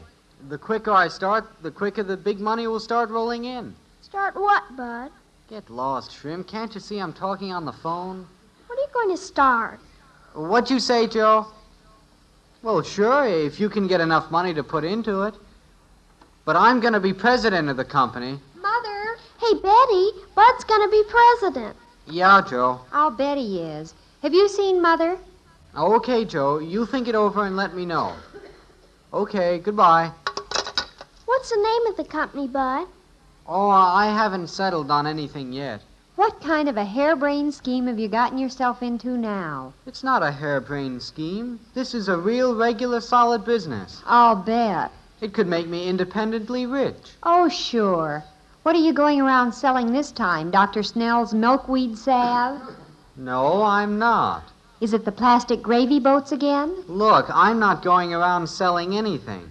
This is a real business. I talked it all over with Mr. Sprott. Who's Mr. Sprott? He just happens to be a big businessman from the East. Gee, where'd you meet him, Bud? Oh, I met him. Is he going to give you half interest in a railroad? All right, go ahead, laugh. But just wait till the big money starts to roll in. I'll get it. No, I'll get it. It's Ralph. Hello? Oh, no, Mr. Anderson isn't home from the office yet. What? Oh, why, yes, he's here. Well, it's for you, Bud, Mr. Sprott. Gee, he sounds important. Naturally. Hello, Mr. Sprott. Oh, yes, sir. Yes, I'm checking into that. Yes, I will just as soon as I get the other matter settled. Check. Check. Check. Check. All right, Mr. Sprott. Goodbye. Bud, just what is this business you're going into? Oh, it's pretty complicated. I doubt if you'd understand it. Bud? Where are you, Bud? In the den, Mom. I have a note here from your teacher to remind you to do your homework in history and arithmetic. Well, I don't think I'm going to need that school stuff much longer. What's this? I might have to quit school pretty soon anyway. Yeah, he's going to be the president of a check company. All right, Shrimp, don't blab everything. You got it wrong anyway. What's this all about, Bud? Oh, it's a... Margaret, I'm home. Where is everyone? In the den, dear. Oh. Well, what's going on here? A private conference? Say, Dad. No, it's just a social gathering. Hi, Daddy. Hello, kitten. Dad. Father, did you know that Bud's going into business? I'll tell him. Dad, I want to talk to you. Well, fine. Go right ahead. I'm listening. Alone. Oh? Well, I guess I can take a hint. Come on, girls. You can help me with the dinner. I want to stay and listen. No, come along, Angel. Say, Mother, I want to ask you, should I dye my hair black? Black? Ralph is always raving about Janie Liggett's beautiful hair. Well, Bud, what's on your mind? Well, Dad. Yes? Dad, I guess raising kids is pretty expensive, isn't it? Well, it's not cheap. And I guess you'd be pretty happy if one of your kids started helping out by making big money. Well, I wouldn't object to it. What are you leading up to? Well, if I asked you for $50, you'd probably turn me down, wouldn't you? Yes, probably. That's why I'm cutting it down to 25. 25? Well, now look, Bud. Now wait, Dad. This is just a loan I want. I'll be able to pay it back in no time at all. But first I have to have some capital to get started. Get started in what? This is going to be the biggest thing since miniature golf. What is? This business I'm starting. Well, can't you tell me what it is? You act as though it's some kind of smuggling. Well, it's not exactly smuggling, but they are hard to get. What are? The cats I'm going to raise. Cats? Well, now, don't blow your stack, Dad. These aren't just plain old everyday cats. These are genuine Panama cats. Panama cats? As far as I know, there isn't such a thing. There's Siamese cats. There's Panama cats, too. And Mr. Sprout imports them direct from Panama. He does, huh? And who is Mr. Sprott? Oh, he's a big businessman from the East. Big dealer in cats. Big dealer, huh? I get the exclusive right to raise them and sell them in this territory. Well, Bud, I don't think there's much of a market for Panama cats. Huh? Why, they're a big rage in the East. I never heard of them. Well, that's why now's the time to get in. Get in on the ground floor. $25 buys my first pair, and from there on, the stock builds itself up.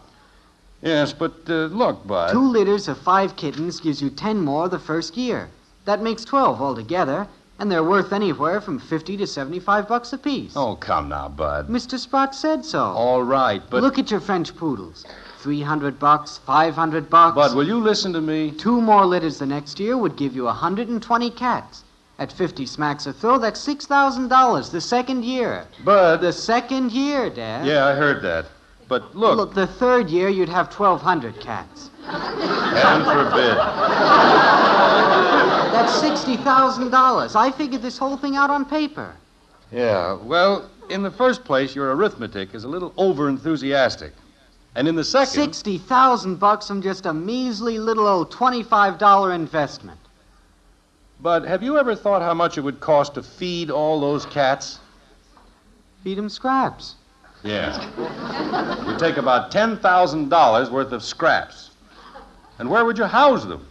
You'd need a few acres to raise 1,200 cats. Oh, no. I'd sell them off just as soon as they were born. Well, if you do that, who's going to produce all these hundreds of cats? Huh?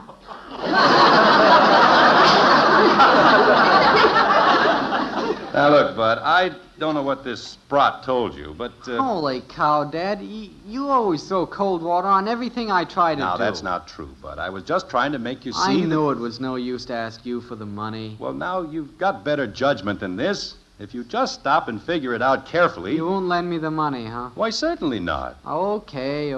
Bud, come back here. Hi, Bud. Is Daddy going in business with you? Out of my way, Shrimp. How soon are you going to start? A lot sooner than anybody thinks. Gosh, where's he going in such a hurry? I don't know. Maybe he's anxious to start being president. Where's Bud? He just shot out the door like a guided missile. Oh? What happened? Oh, nothing. He'll be all right. Watch out, Kathy. This plate's hot. Here, let me take it, Margaret. No, you're liable to spill it on your good suit. There. Well, I guess we can sit down now. I have news for you, Margaret. This is no longer my good suit. I bought a new one today. You did? What color is it, Father? Salt and pepper. They're going to deliver it this evening. But wait till I tell you what I paid for it. You'll never believe it. $500? Well, it's just about that ridiculous. $15.95. What? $15.95. Oh, now, Jim. I know it sounds silly, but it's the truth. What's it made of, burlap? No, sir. The finest all-wool worsted material. I learned plenty about the clothing business from this fellow. What fellow? Ed Davis put me on to him. He buys all his materials direct from the mills, and he gets them for practically nothing because they're supposed to have slight blemishes in them. But by George, you can't find them. Jim, you didn't really buy a suit like that. You bet your life I did. In the first place, if you know good materials, which I do, you're safe. Father. You've got to figure the angles on these things. That's all there is to it. Father, do you think I'd look good with black hair? You'd look good with any colored hair, Princess. Now, just wait till you see that suit. Mother, did you hear that? Father says I can dye my hair. Dye you... Now, wait, I didn't say that. Father, Janie Liggett is a brunette, and everyone's always raving about her utterly beautiful hair, especially Ralph. Well, with her, it's natural, though. That's her original paint job. I don't care. Betty, you look very sweet and pretty just the way you are, and I don't want you to even discuss it anymore. And let's eat before everything gets cold. Mm-hmm. Oh, wait a minute. Where's Bud? He went someplace. Well, he's probably out on the porch sulking. You go tell him dinner's ready, kitten. All right, Daddy. Father, did Bud ever break down and tell you what his big business deal was? Yes, I was wondering that, too. He acted so secretive about it. Oh, he had dreams of becoming a big cat merchant. Oh, what? Oh, Betty, I forgot the rolls. All right. What's a cat merchant? Well, it seems that there's some new kind of a cat on the market, a Panama cat. Never heard of it. And evidently there's somewhat of a fad somewhere in the East. So Bud was going to raise them. Oh, for heaven's sake. Where'd he get an idea like that? Claude Messner, I suppose. No, some fellow by the name of Sprott. I talked to that Mr. Sprout on the phone, and he sounded real important. Where do you want the rolls? Just set them anywhere. He sounded real good looking. I wonder if he prefers brunettes. I wish Bud would hurry. Where's Kathy? She went after Bud. Well, Betty, you'd better go after Kathy. Everything will be cold if they don't hurry. They'll be in. I want to hear more about Mr. Sprott. Betty, please go call Kathy and Bud, Oh, all right. Poor Bud. He thought he had it all figured out. He's been going through that old mathematical process of compiling the increase in cats. And he had his profits up to $60,000 in 3 years. That'd be nice. Yes. I'd like to find something like that myself. I found Kathy, but we can't find Bud. I looked all over. Well, he'll be back. He's probably out walking, thinking. I know how he feels. Well, his dinner's getting cold. Betty, you'd better put his plate in the oven. Oh, wait a minute. I think I heard the door. Maybe that's him. Bud, is that you? Yeah. Well, dinner's on. You'd better hurry. I'm coming. Pass the bread, please, Father. Where were you, Bud? Oh, out. Well, Dad, I did it. Did what, son? I made up my mind. Do you think we'd have the steamboat today if Robert Fulton had quit when everyone was against him? Well, chances are somebody else. Do you think we'd have lightning today if Benjamin Franklin had given up when everybody laughed at him? But what are you talking about? Just this. I'm in the Panama cat business. You're in the... But wait, where did you get the money? I sold my motor scooter for $25. Oh, Bud, you didn't. You bet your life I did. Pass me the meat. I'm hungry.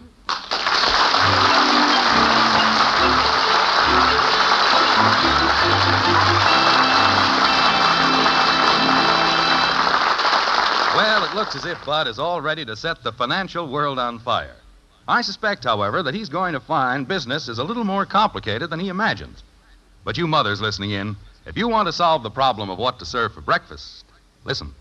You've undoubtedly heard many times that bran is good for you because it contains those important keep regular benefits. Perhaps, Mother, you've even served it, but found that your family wasn't too keen about its flavor. Well, all that's been changed. Yes, something wonderful has happened. Today's new Post 40% bran flakes have a perfectly delicious new flavor, a magic oven flavor, and crisper texture that's so good. This cereal is becoming the breakfast favorite of more and more people every day. And that's important to you because now you can serve Post bran flakes and be sure that your family will be getting their ounce of prevention, the important keep regular benefits of bran, in a cereal they'll really enjoy. With this in mind, I hope that you'll start serving Post 40% bran flakes regularly. For goodness sake, eat Post bran flakes. So good and so good for you. When you do your shopping this weekend, don't forget Post 40% bran flakes, America's largest selling bran flakes. They're good and so good for you.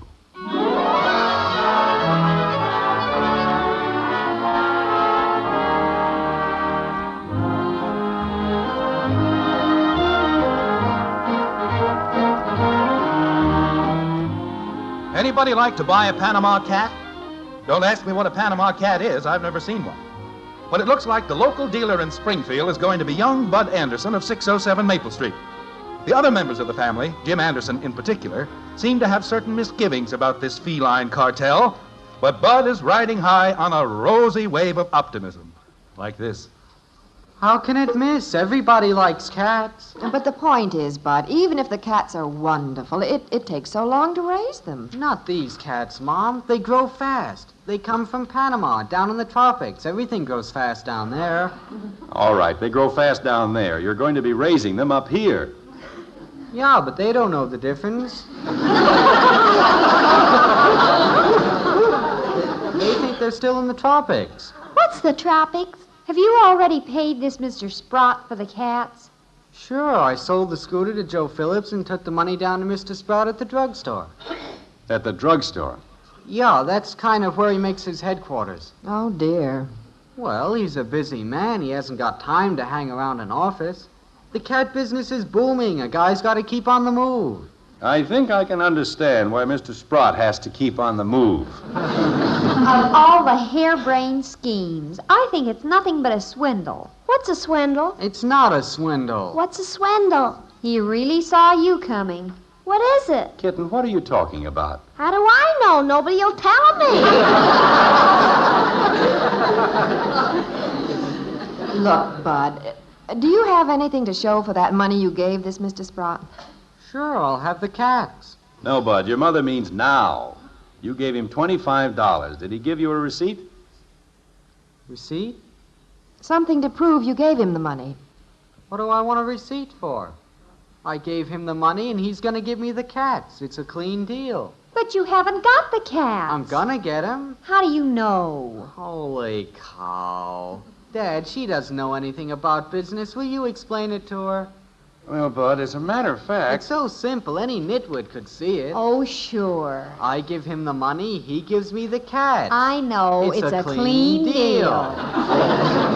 I give up. You're hopeless. Positively hopeless. Women, they just don't understand business. I understand it. You gave the man the money, and he's gonna wash the cat.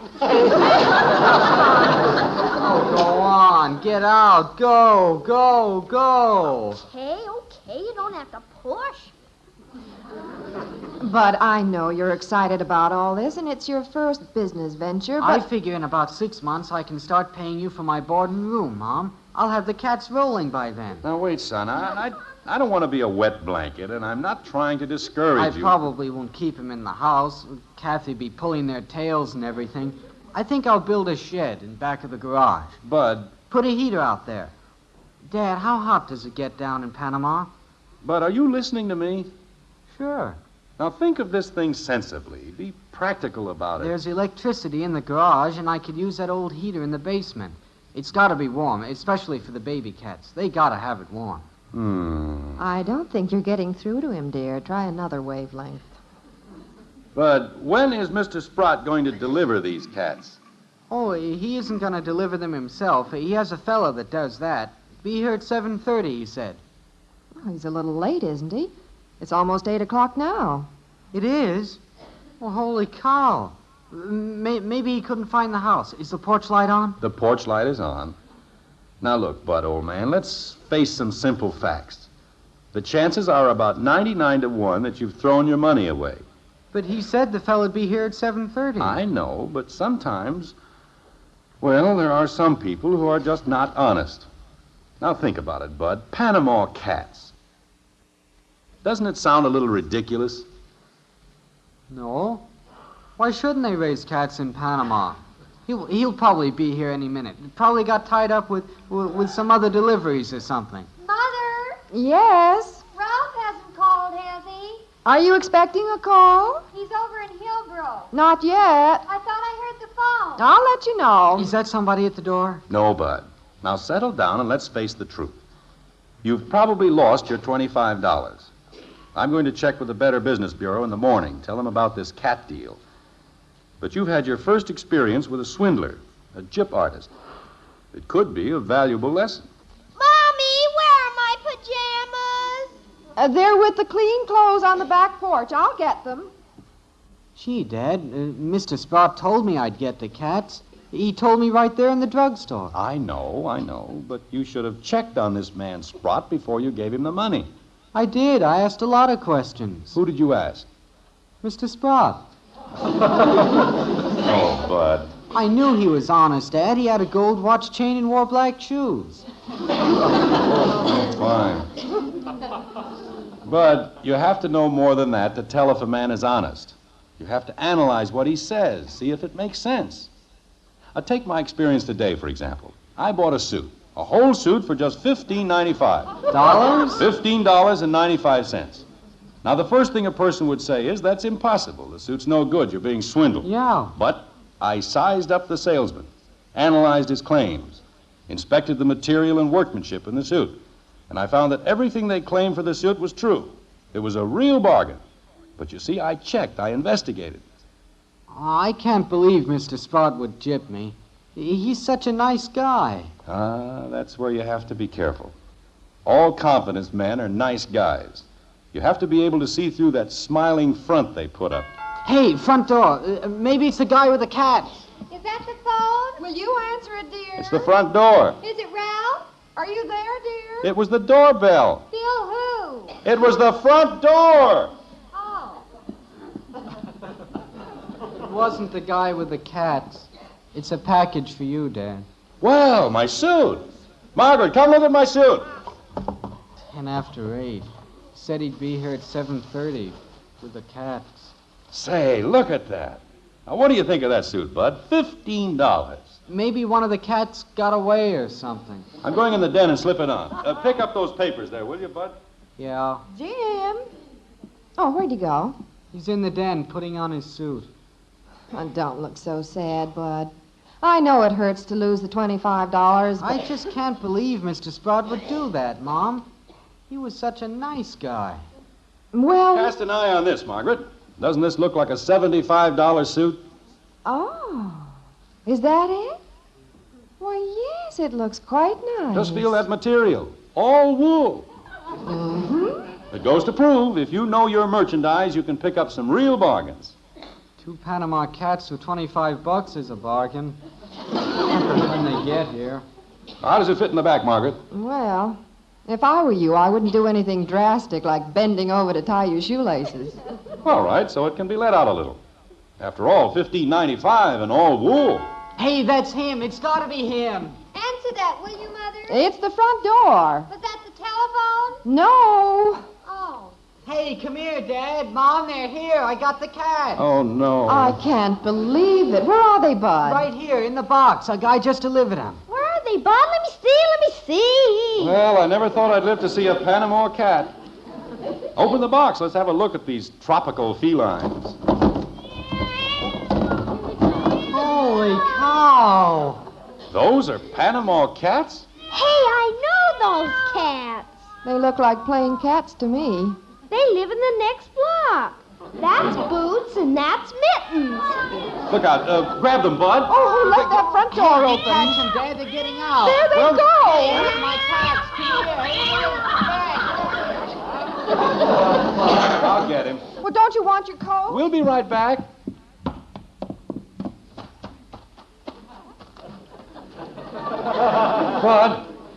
Bud?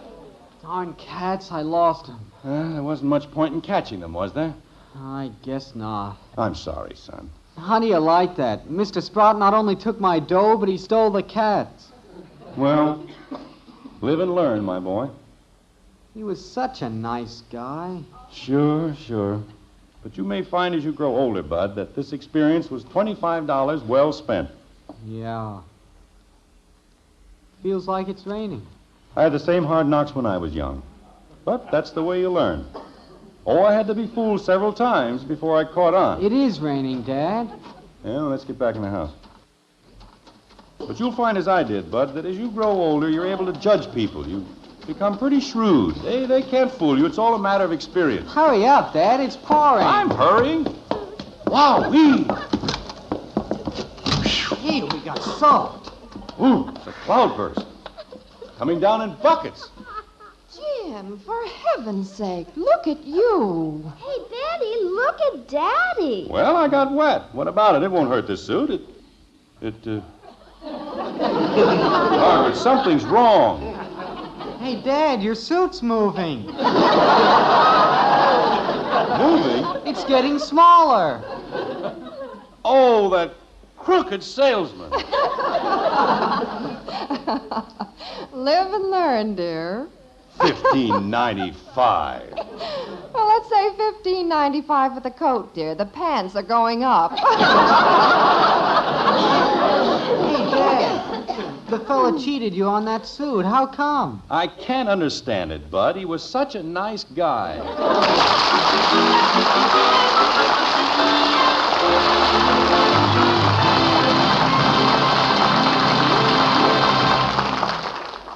And now, before the final surprise of tonight's show, here's Margaret Anderson. Fate was pretty unkind to the Anderson men tonight, and so was the weather. But now that Jim and Bud have had their hot postum, well, everything's looking up. That's usually the case, isn't it? When you've had a cheering cup of postum. We love it. And of course, even Kathy can enjoy postum all she wants. That's because postum contains no caffeine, nothing to upset you or your sleep. And say, would you believe it, but postum costs less than 1/3 of what coffee costs. See why I like postum? Well, why don't you try it on your family? It's instant. Instant postum.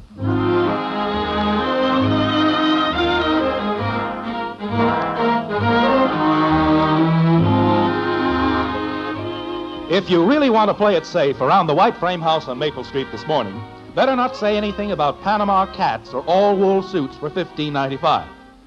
At the breakfast table right now, the Andersons are keeping the conversation on a nice, safe level, like this. It certainly cleared off after the rain last night.